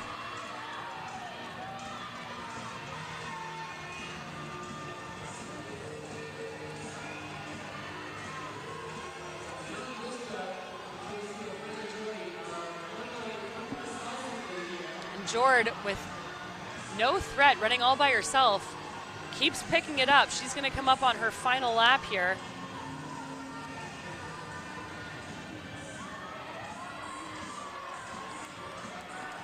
So Brenna Jord will hit the bell at 4:35 unofficially. Big push again now by the Mounties behind. That's been a really good run by the Mounties as they sit in second in that pink kit, and just off of right of screen there, wearing hip number 4, is Brentwood Track Club out of Tennessee.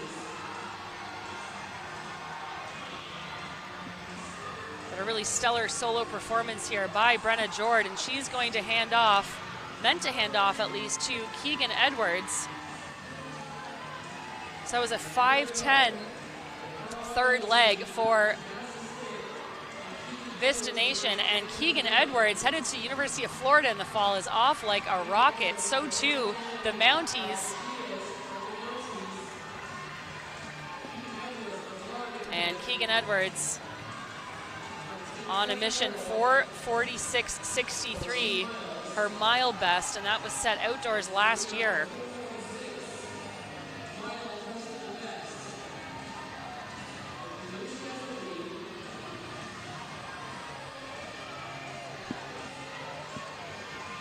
So a swift opening lap there for our leader, Vista Nation. And chasing well, I believe that's Eggers for the Mounties.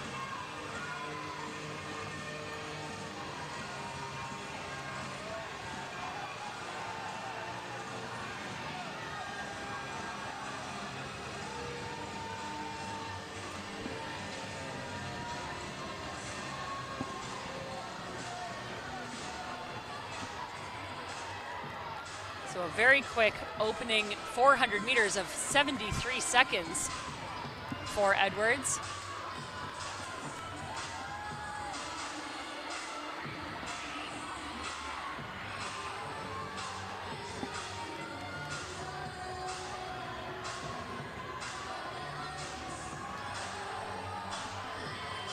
And as they've done with every other leg so far, they're just continuing to pull away from any danger behind them.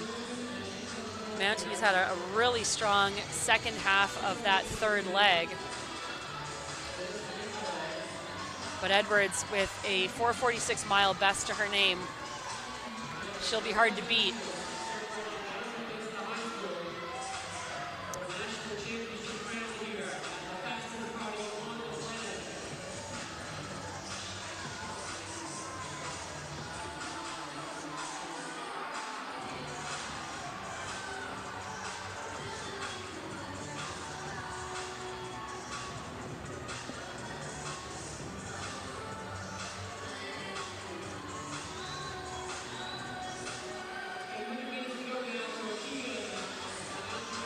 So it continues to be through the halfway mark, about 2:28. That is the fastest half-mile split of the day. It is Edwards over Lily Bashirs, who was 6th in the 5,000 meter championship a couple of nights ago.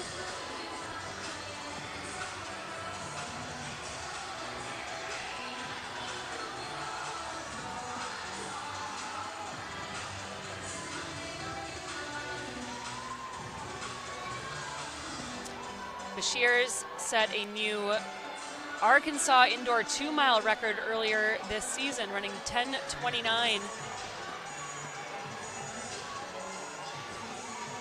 So she's giving good chase now. But it continues to be Edwards up front.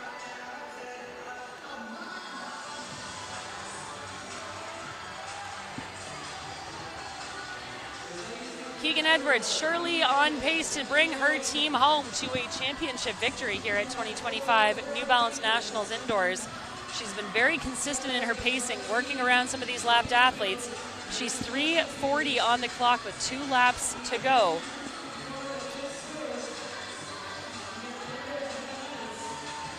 And she has continued to put a big gap back on the Mounties, but now into second.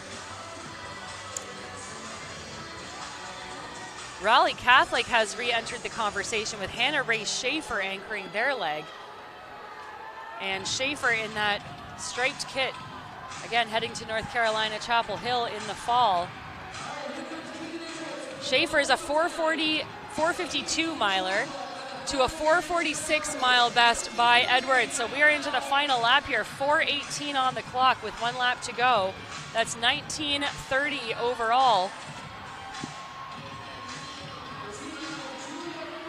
So it's going to be Vista Nation taking home the top marks here. It's been a great close by Raleigh Catholic in second. And the Mounties continue to sit in third, but up front, this is all Keegan Edwards. In a brilliant performance, Keegan Edwards is going to be under 5 minutes for her final leg here. 4:52 right now, and it's going to be Keegan Edwards at 4:54 for that last mile split, and she is going to bring home an exuberant team.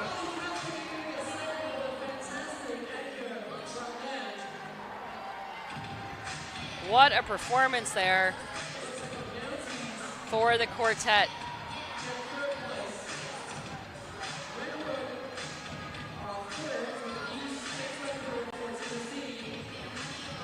So brilliant running. They were 4:59, 5:02, 5:10, and 4:54 for those 4 legs.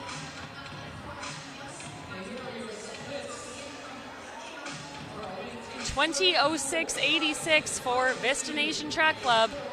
Raleigh Catholic comes across for second in 2015 and 2023 for the Mounties. And you can see exactly what this means to that team in pink. They are all smiles. All of these runners now, 3 days into this meet, have lots of running under them. But you can always rally for your team.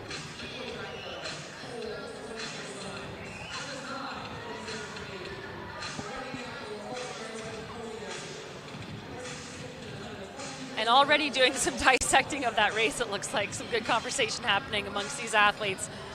But they should be very proud of what they put together as a unit and individually. It's been a brilliant performance by Vista Nation, who dominated every step of that race. Look at the closing speed there for Keegan Edwards. Like I said, coming across with a 4:54, almost solo final leg.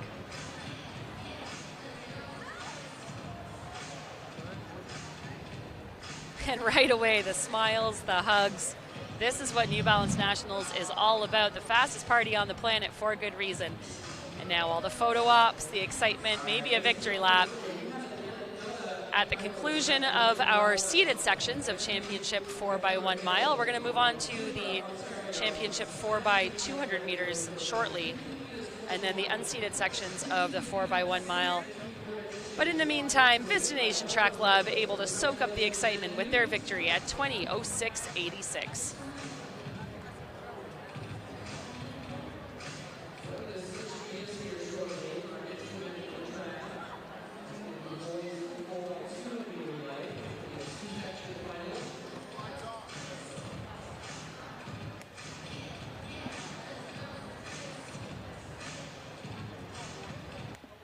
So again, stay with us. We'll be back with the championship finals for the boys and girls 4x200 meter relays in just a few minutes. Thanks for joining us here for coverage of New Balance Nationals Indoors 2025.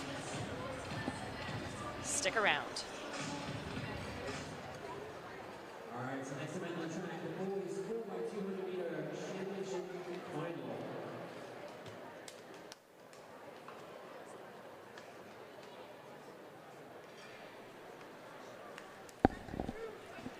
So right into action here for our intros of our championship 4x200 meter relays.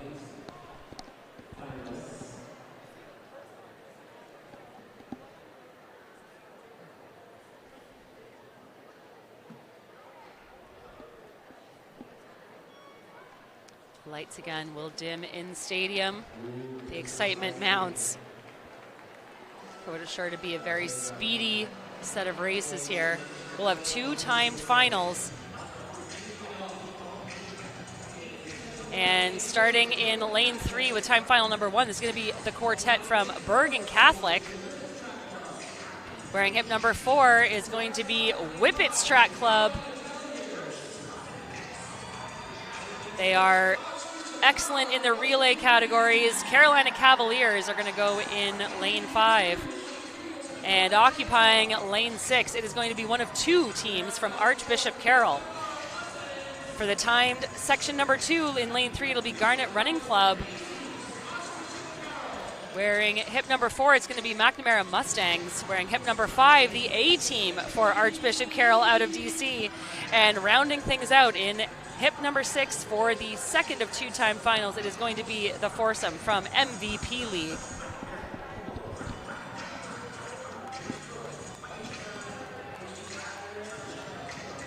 So again, this is the final. We had heats earlier for this 4x200.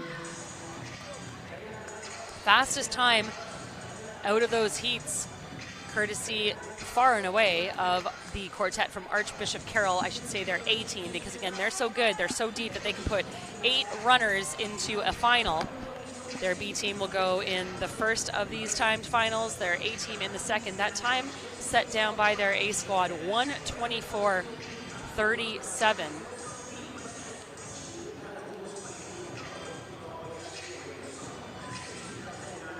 And the lights come back up here at the track at New Balance in Boston.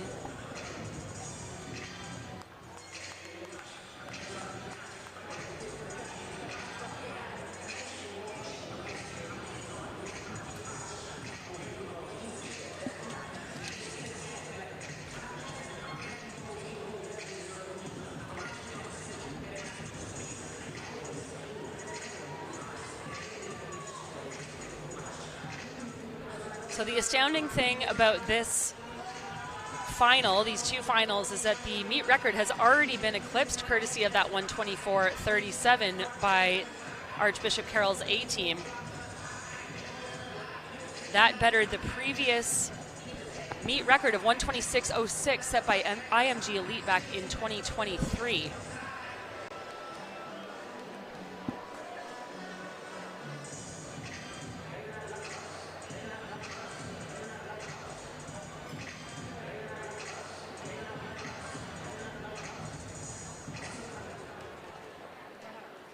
But again, before we get to that, we are going to have our first of 2 timed finals here. Championship boys 4x200. In lane 3, it'll be Bergen Catholic. Lane 4, Whippets Track Club. Carolina Cavaliers go in 5.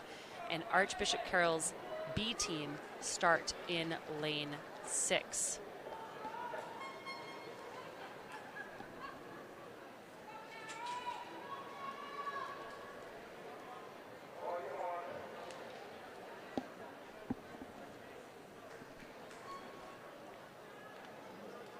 These teams within less than half a second separating them in the heats.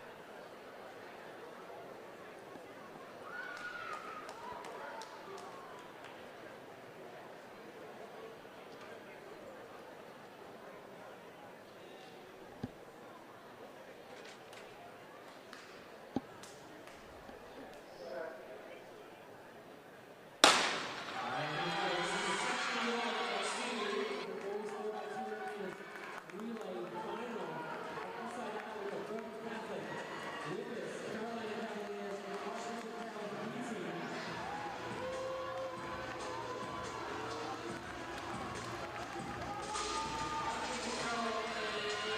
So very tightly packed there, and some poor exchanges as it appears that our Archbishop Carroll B team is out of it, not able to get a clean handoff there.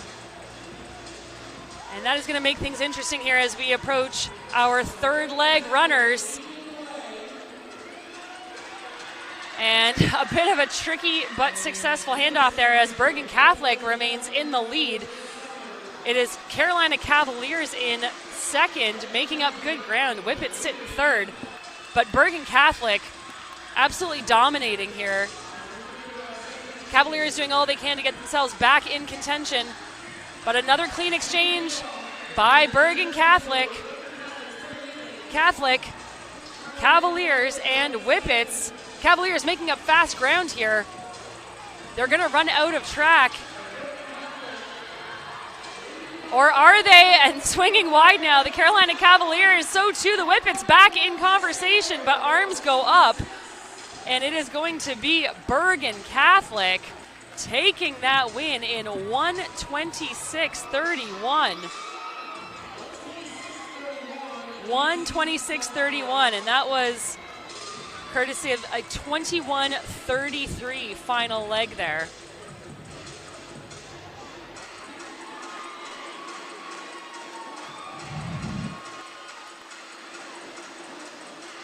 And this is that challenging handoff on the outside by Archbishop Carroll. I think it might have just been a lack of communication that did them in.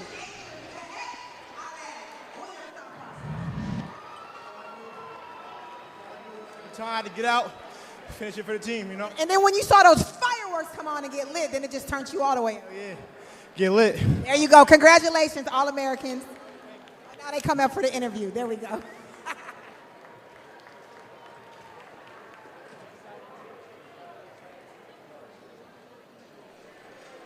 Well, an excited foursome there, courtesy of Bergen Catholic. That was Adrian Woodward anchoring their team. He set a new PR in the boys' freshman 400. You heard that right. He is still just a 9th grader and helped bring this team home to a championship victory. Now, this is where things get interesting. We are getting set for the second of these two-time finals, and that includes Archbishop Carroll's A team, who set a new meet record and national lead in their prelim.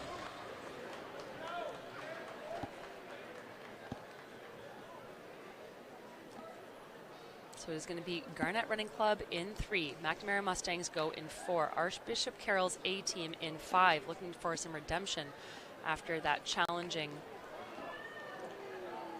experience with a handoff in Section 1. And MVP League will start in lane 6. The lineup set to be Amenra, Bridgman, Davis, and Odie Jordan bringing things home for Carroll.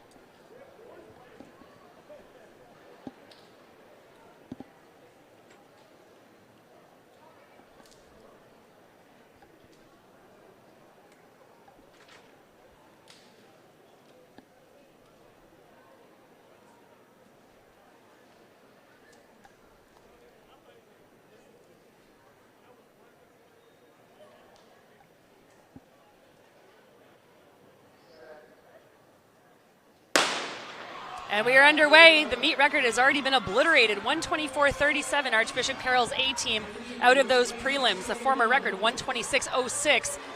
And Archbishop Carroll moving fast around the top of the track. All of these athletes are as we approach that first handoff. And hopefully this time it's a clean one, and it is. Unofficially 21-7 there for the opening leg. Archbishop Carroll in pole position at the cut-in. Garnett Running Club sitting in second, but now on the outside. That's MVP League contesting for the front. Archbishop Carroll running uncontested right now. This is meant to be Davis for them. Absolutely cruising away here. And we've lost another team. So 3 runners still in contention as we get to the handoff. The final exchange, Archbishop Carroll all by themselves. This is Odie Jordan showing exactly why they are the top of the pack. A 21:10 last leg. Bringing it around. Keep your eye on the clock. Again, 1:24:37, the time to beat. The fireworks go up. It's not going to be a meet record, but it's going to be a dominant victory here. 1:24:99.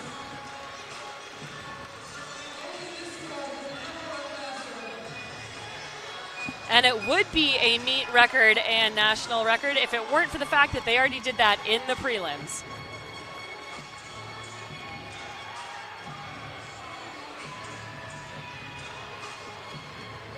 We're going to hear from this foursome in just a moment, courtesy of Miss Candace down on the track. But what a blowaway performance by Archbishop Carroll. How do you come back and give this incredible performance after setting a record yesterday? We just came back. We knew what we had to do. We knew we had to execute, so that's what we did. And you did that, and it looked like they had a little bit of change up, Mr. Jake O'Day Jordan. You ran the second leg. What's that all about? It's my home. Last year I was second leg the whole year. All right, so is Coach Vic going to be happy about those exchanges? Yeah, we executed our exchanges. We did good. All right, New Balance, give it up. These are your New Balance national champions right here, going to get themselves a varsity jacket. DJ, turn them up. Big energy and big love here for Archbishop Carroll's A-team, bringing it home in not another meet record because they set that in the prelims, but you see just a little bit of a stumble there at the handoff. It matters not when you run this fast. An incredible close there for Archbishop Carroll, bringing it home for a national champion win. I'm not too good. I'm from Canada, but I think it's 50 feet 6 inches. Well, 50 feet sounds way better than 15 meters, would you say? No, I don't think so. I think 15 still sounds better. All right, we'll take it either way you like. So today, coming in this sandbox, just playing, having a good time, you were able to execute and get a personal best. How does that feel today? It feels amazing. I've been working all year for this. Last year, I missed New Balance indoors by 2 centimeters. So winning this means a lot. Well, we will see you outdoors. Thank you so much. Congratulations. This is your national champion.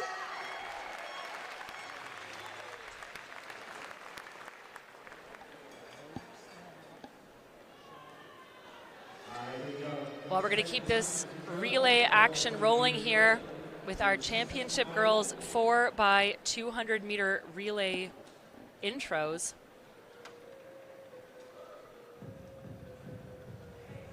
Again, we'll have 2 timed finals. The lights dim here at the track at New Balance in Boston, and we are going to lead things out with, again, a team that has 2 quartets in the finals. Bullis's B team is going to occupy hip 3 in the first of the 2 sections. Wearing hip number 4 is going to be MVP League. They'll be joined by the Dudley Panthers, wearing hip number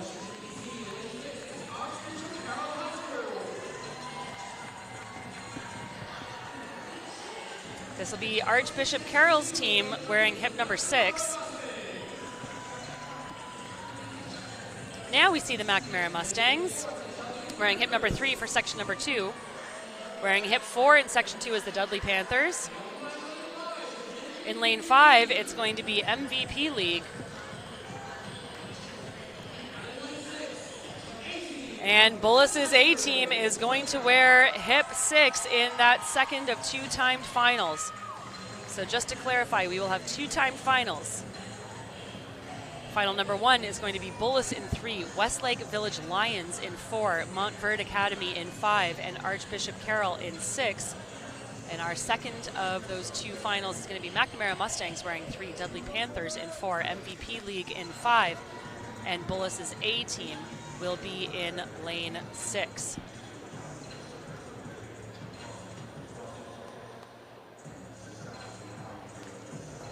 Bullis always dominant in these sprint relays. They hold the meet record at 1:35.62.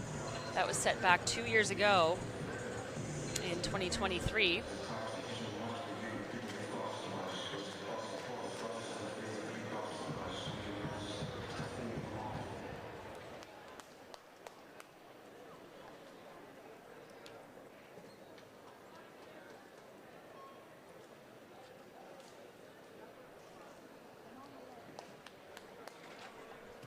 Bullis also took top marks last year in 135.84, winning handily by about 4 seconds over South Dade Express. So again, their A team going in the next of these two sections. Section 1 on track now. Bullis B, Westlake Village Lions, Montverde, Archbishop Carroll.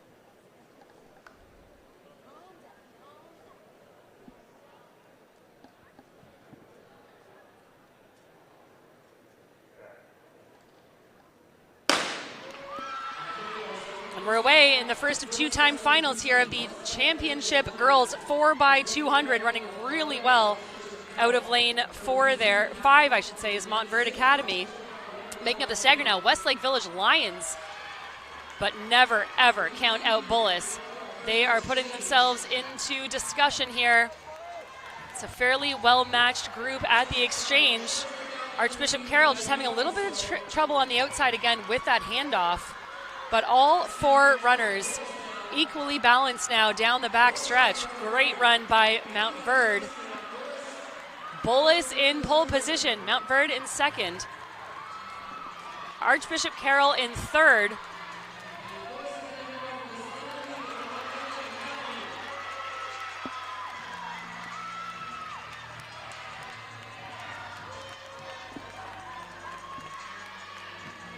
And now Bullis continuing to pull away. Bullis' third leg absolutely rocking and rolling around the top of this track. Archbishop Carroll trying to get back up on Montverde, but it is all Bullis as they approach the final handoff. An incredible split there by our third leg runner for Bullis, 24:39. And now it is Montverde in that purple kit trying to come back up on the heels of our leader, but Bullis holding on. It's a charge from Archbishop Carroll. It's Archbishop Carroll swinging wide around the back. Archbishop Carroll's gonna take it. Throws down the banner and comes away with a section win, 136.89, a 22-25 final leg there. That was absolutely sensational running, coming out of nowhere, taking the surprise win. Montverde, unbelievable split there. 22.55, almost unparalleled. That is the fastest split by far of any of these athletes.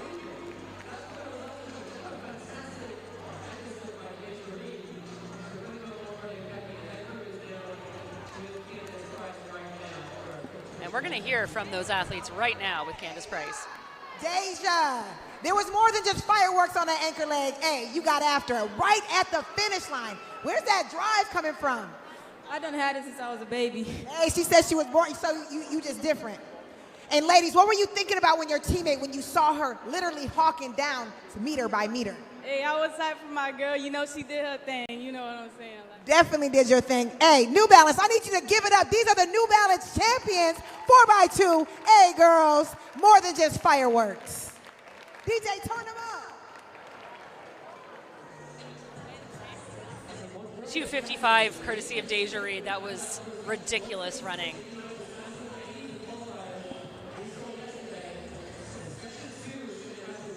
We already saw her in action in the girls 200-meter championship prelims, and of course the prelims for this 4x2, but wild time thrown down there by Deja Reed and the entire team for Montverde Academy. 1:36.89 now, the time to beat. But we have on track another thrilling race for you. McNamara Mustangs will go in 3. Dudley Panthers in 4, MVP League in 5, and then Bullis' A team will occupy lane 6. They have won the last several iterations of this championship. They hold the meet record at 135.62. They're gamers. They know how to turn up when it counts.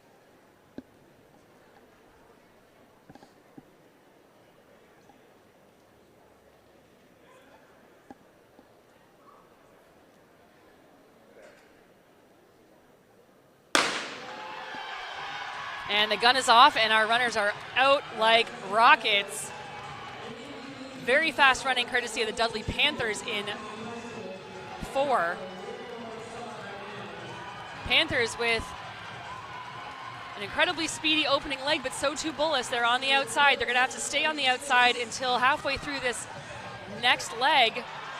Oh, and terrible handoff there for Bullis. I said they were gamers. They can usually get it done, but it is going to be the Panthers in the lead at the cut-in. But Bullis, look at the distance she is making up just over the course of this leg. Bullis squarely back in contention. Bullis on the outside. Dudley Panthers with the slight edge, but now a lot of contact through the middle of the track. This is MVP League trying to stay on their feet as Bullis cruises down the backstretch away from the Panthers and MVP. Bullis back up in the lead after completely coming to a stop. They're going to hit the final exchange with the advantage. MVP League coming back up on them as well. It's another shaky exchange, but they managed to stay on their feet this time and maintain some momentum. Bullis pulling away from MVP and the Panthers. MVP with a great final leg here, but surely they're not going to catch Bullis. Keep your eye on the clock. Again, that meet record, 1:35.62. And Bullis is going to take it. 1:35.67 unofficially, 1:35.69 confirmed. That is 0.07 of a second away from their own meet record. And flexing for the camera, why not when you're part of a team this smooth? Bullis is going to be your champions at New Balance Nationals Indoors 2025 in the girls 4x200 meter relay.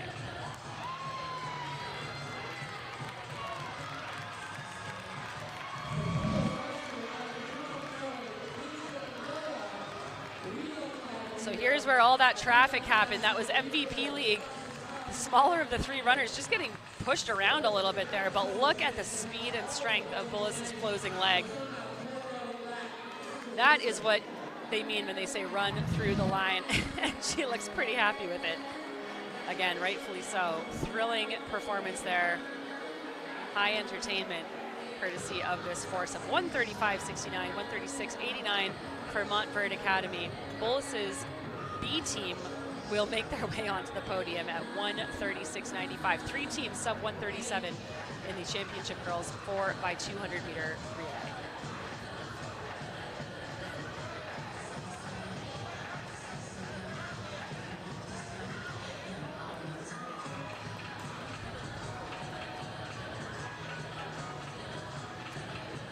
Well, the energy has been unrelentless here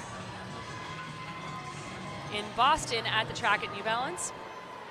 And we are going to close things out for the day with our unseeded section of the championship boys and girls 4x1 mile relay. We will have two heats of each.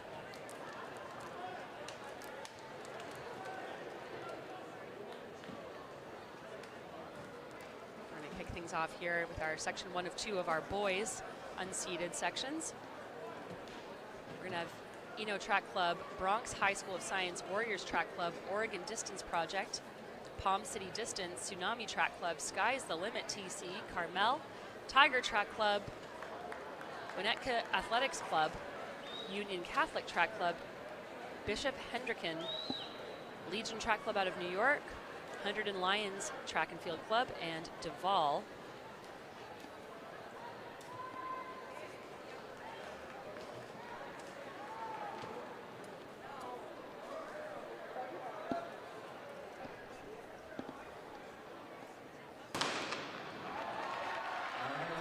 So we are away here.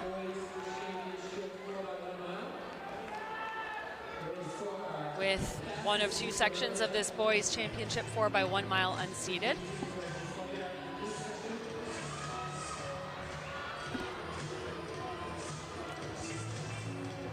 And that is the Warriors Track Club taking over early pace setting duties.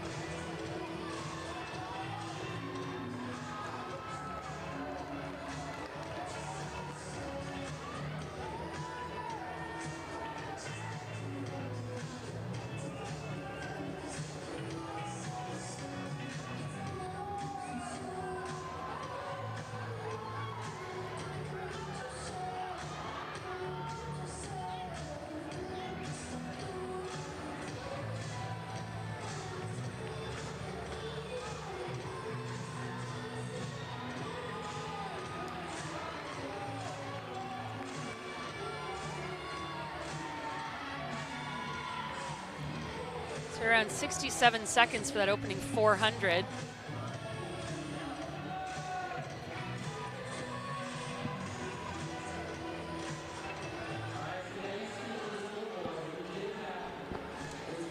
And we can bring you some news now from the 4x200 meter girls championship. It appears as though Bullis, their A team, has been disqualified, meaning that Montverde Academy is going to take the win in the overall team standing. So we had originally called Bullis as the winners. It is going to be Montverde Academy winning in 136.89. Bullis's B team will move up to second overall in 136.95, and the Dudley Panthers will round out that top 3 podium spot at 137.53.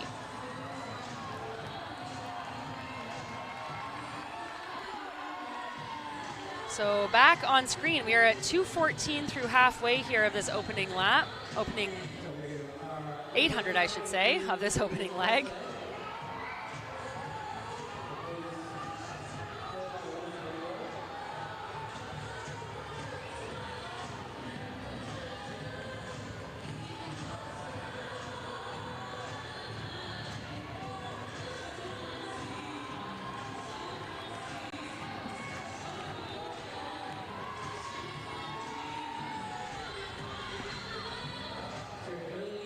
So now up into the lead with a change of leadership. That's Winnetka Athletic Club.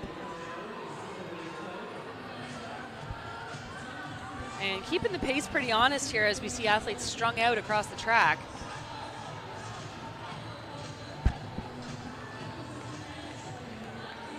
Warriors Track Club, who are your early leaders, now tucked into second.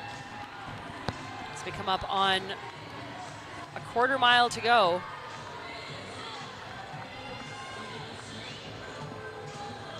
So that continues to be Winnetka leading out Warriors, and Palm City Distance is the team in blue making up that front trio.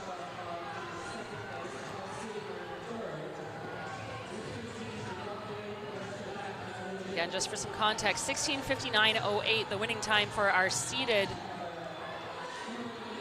4x1 mile boys championship race, meaning that each runner ran just under 4:15. We'll hit the bell here at 3:55 on the clock as Warriors move themselves back up into the lead. It's going to be a big final lap here for their anchor.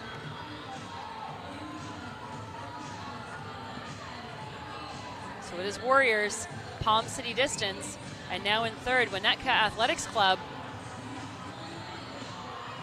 And we're going to get ready for the handoff here, 4:20 unofficially for that opening leg, courtesy of the Warriors.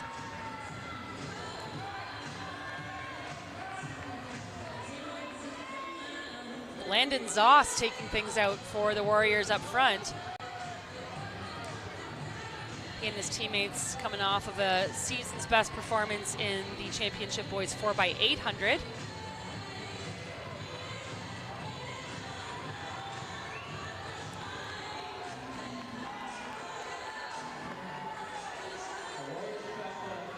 But again, the Warriors have not shaken the specter of their competitors here.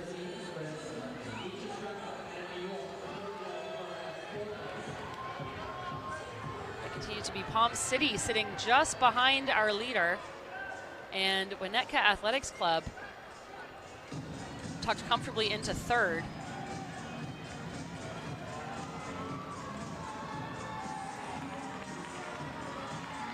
So this is about a 68-second opening quarter. And now it is Palm City Distance moving into the lead.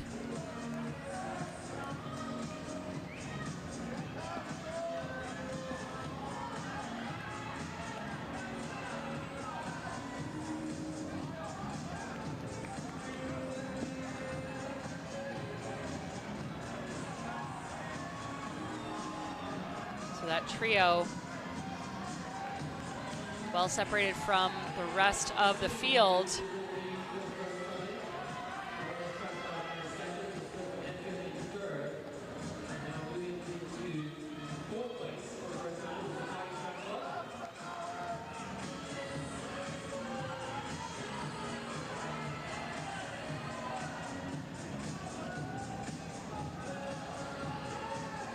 Really strong running up front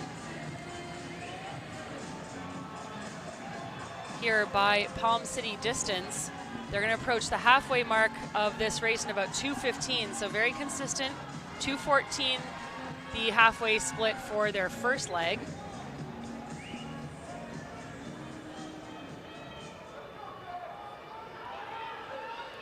Warriors continue to sit in second. Winnetka now fading a little bit.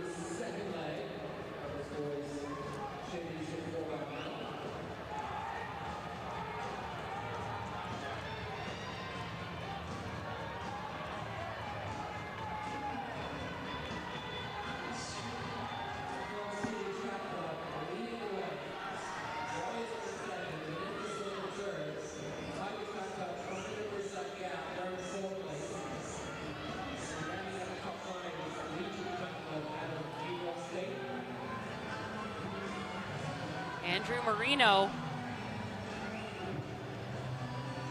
the senior, continuing to pace set for the rest of this field. Now Winnetka's gotten back on the train. So Marino doing good work up front. You can start to see him grimace there. The pace starting to catch up with him. We're going to see him in the boys' open 1 mile tomorrow as well. But Warriors right on the back of our leader Marino, and now the Warriors go around.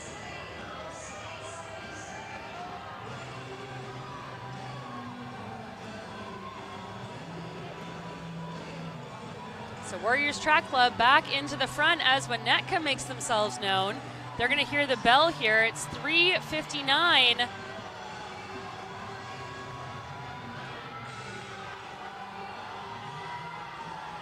So now Winnetka, courtesy of, I believe that's Kreiner up front.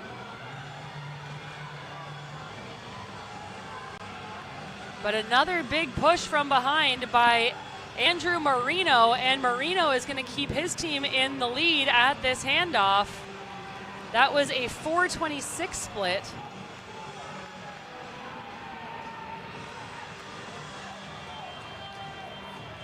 So it is Winnetka with a ever-increasing gap now over the Warriors. Over Palm City Distance, Warriors sit in third.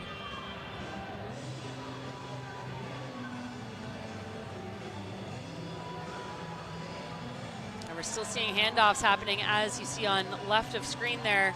And now full screen, it is Winnetka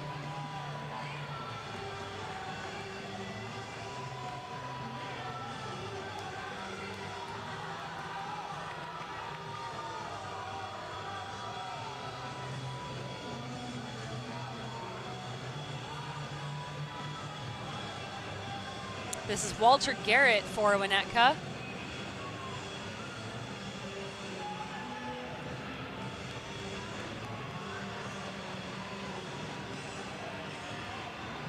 But just in the space of that last lap, Palm City has made themselves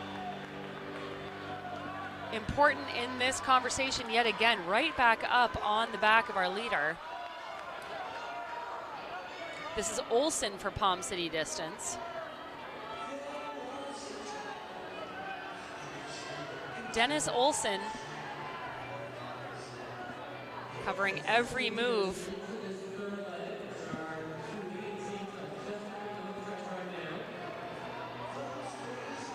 And behind them, the Warriors look to be just about caught. So it is Winnetka up front. It is Barrett leading Olsen.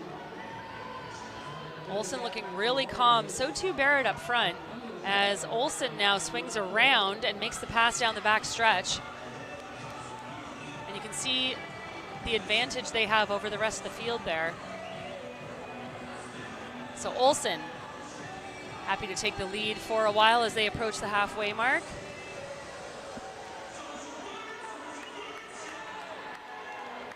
Olsen is going to bring them through right about 2:19 through that opening half mile. Garrett still on his shoulders. And then for the first time, it's Eno Track Club. You can see from the wide view there, Eno leading the chase pack. That's Gray setting the tempo for the Hunters. And it's 2 and 2. So Palm City distance, courtesy of Olsen, leads things out for Winnetka Athletic Club. We've got 3 laps to go and big moves now being made by Eno Track Club. So too Tiger Track Club getting themselves into good position. And in 5th place it is Warriors, fighting hard to stay relevant here.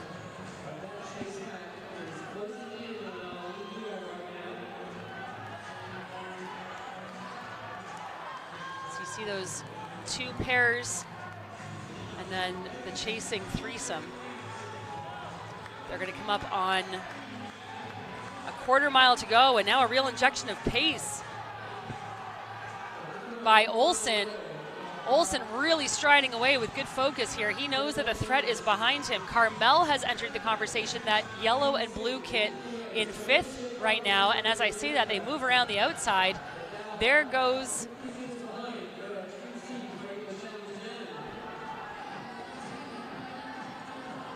the chase. And that gap has shrunk significantly as we approach the last lap of this leg. And just like that, Winnetka opens things up yet again. It's about 4:04.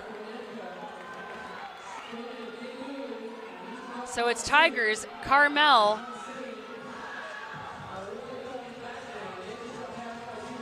Now Palm City has been eclipsed, and it is going to be Tigers and Carmel working hard up on our leaders. Huge push here by the Tigers. Tigers are going to have an astounding closing leg here.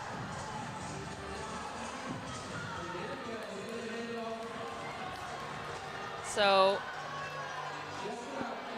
4:35 for Winnetka, but now it is the Tigers into the lead.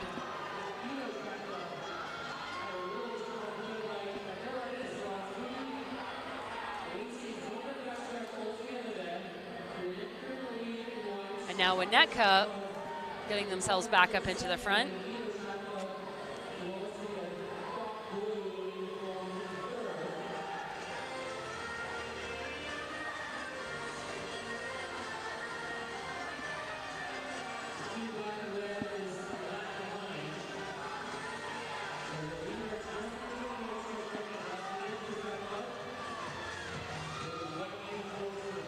So this is Benjamin Crane for Winnetka leading out their anchor.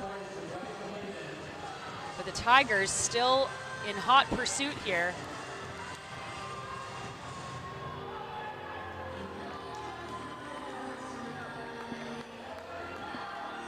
It's going to be about a 67-second opening quarter for Winnetka, courtesy of Benjamin Crane.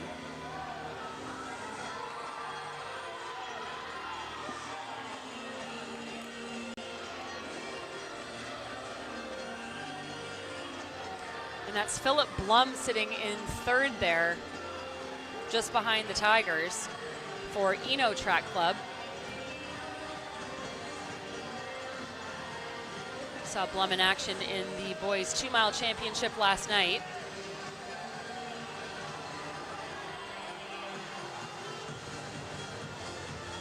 And then splitting the difference there for the Tigers, it's McPhail.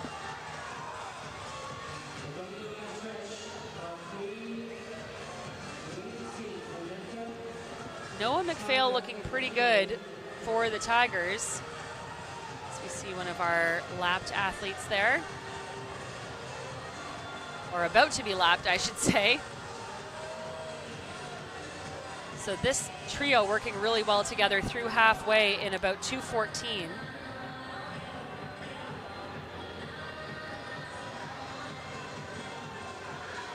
So it's Crane for Winnetka, McPhail for the Tigers, and Philip Blum for Eno.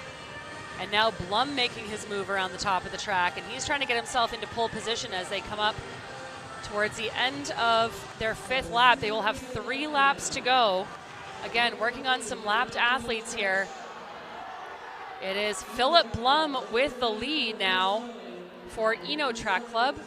Winnetka continues to sit in 2nd. McPhail looking really good for the Tigers in 3rd. And the response now as Winnetka tries to keep that elastic tight between himself and Eno, but it is stretching further and further with each stride. This is going to be a big run here.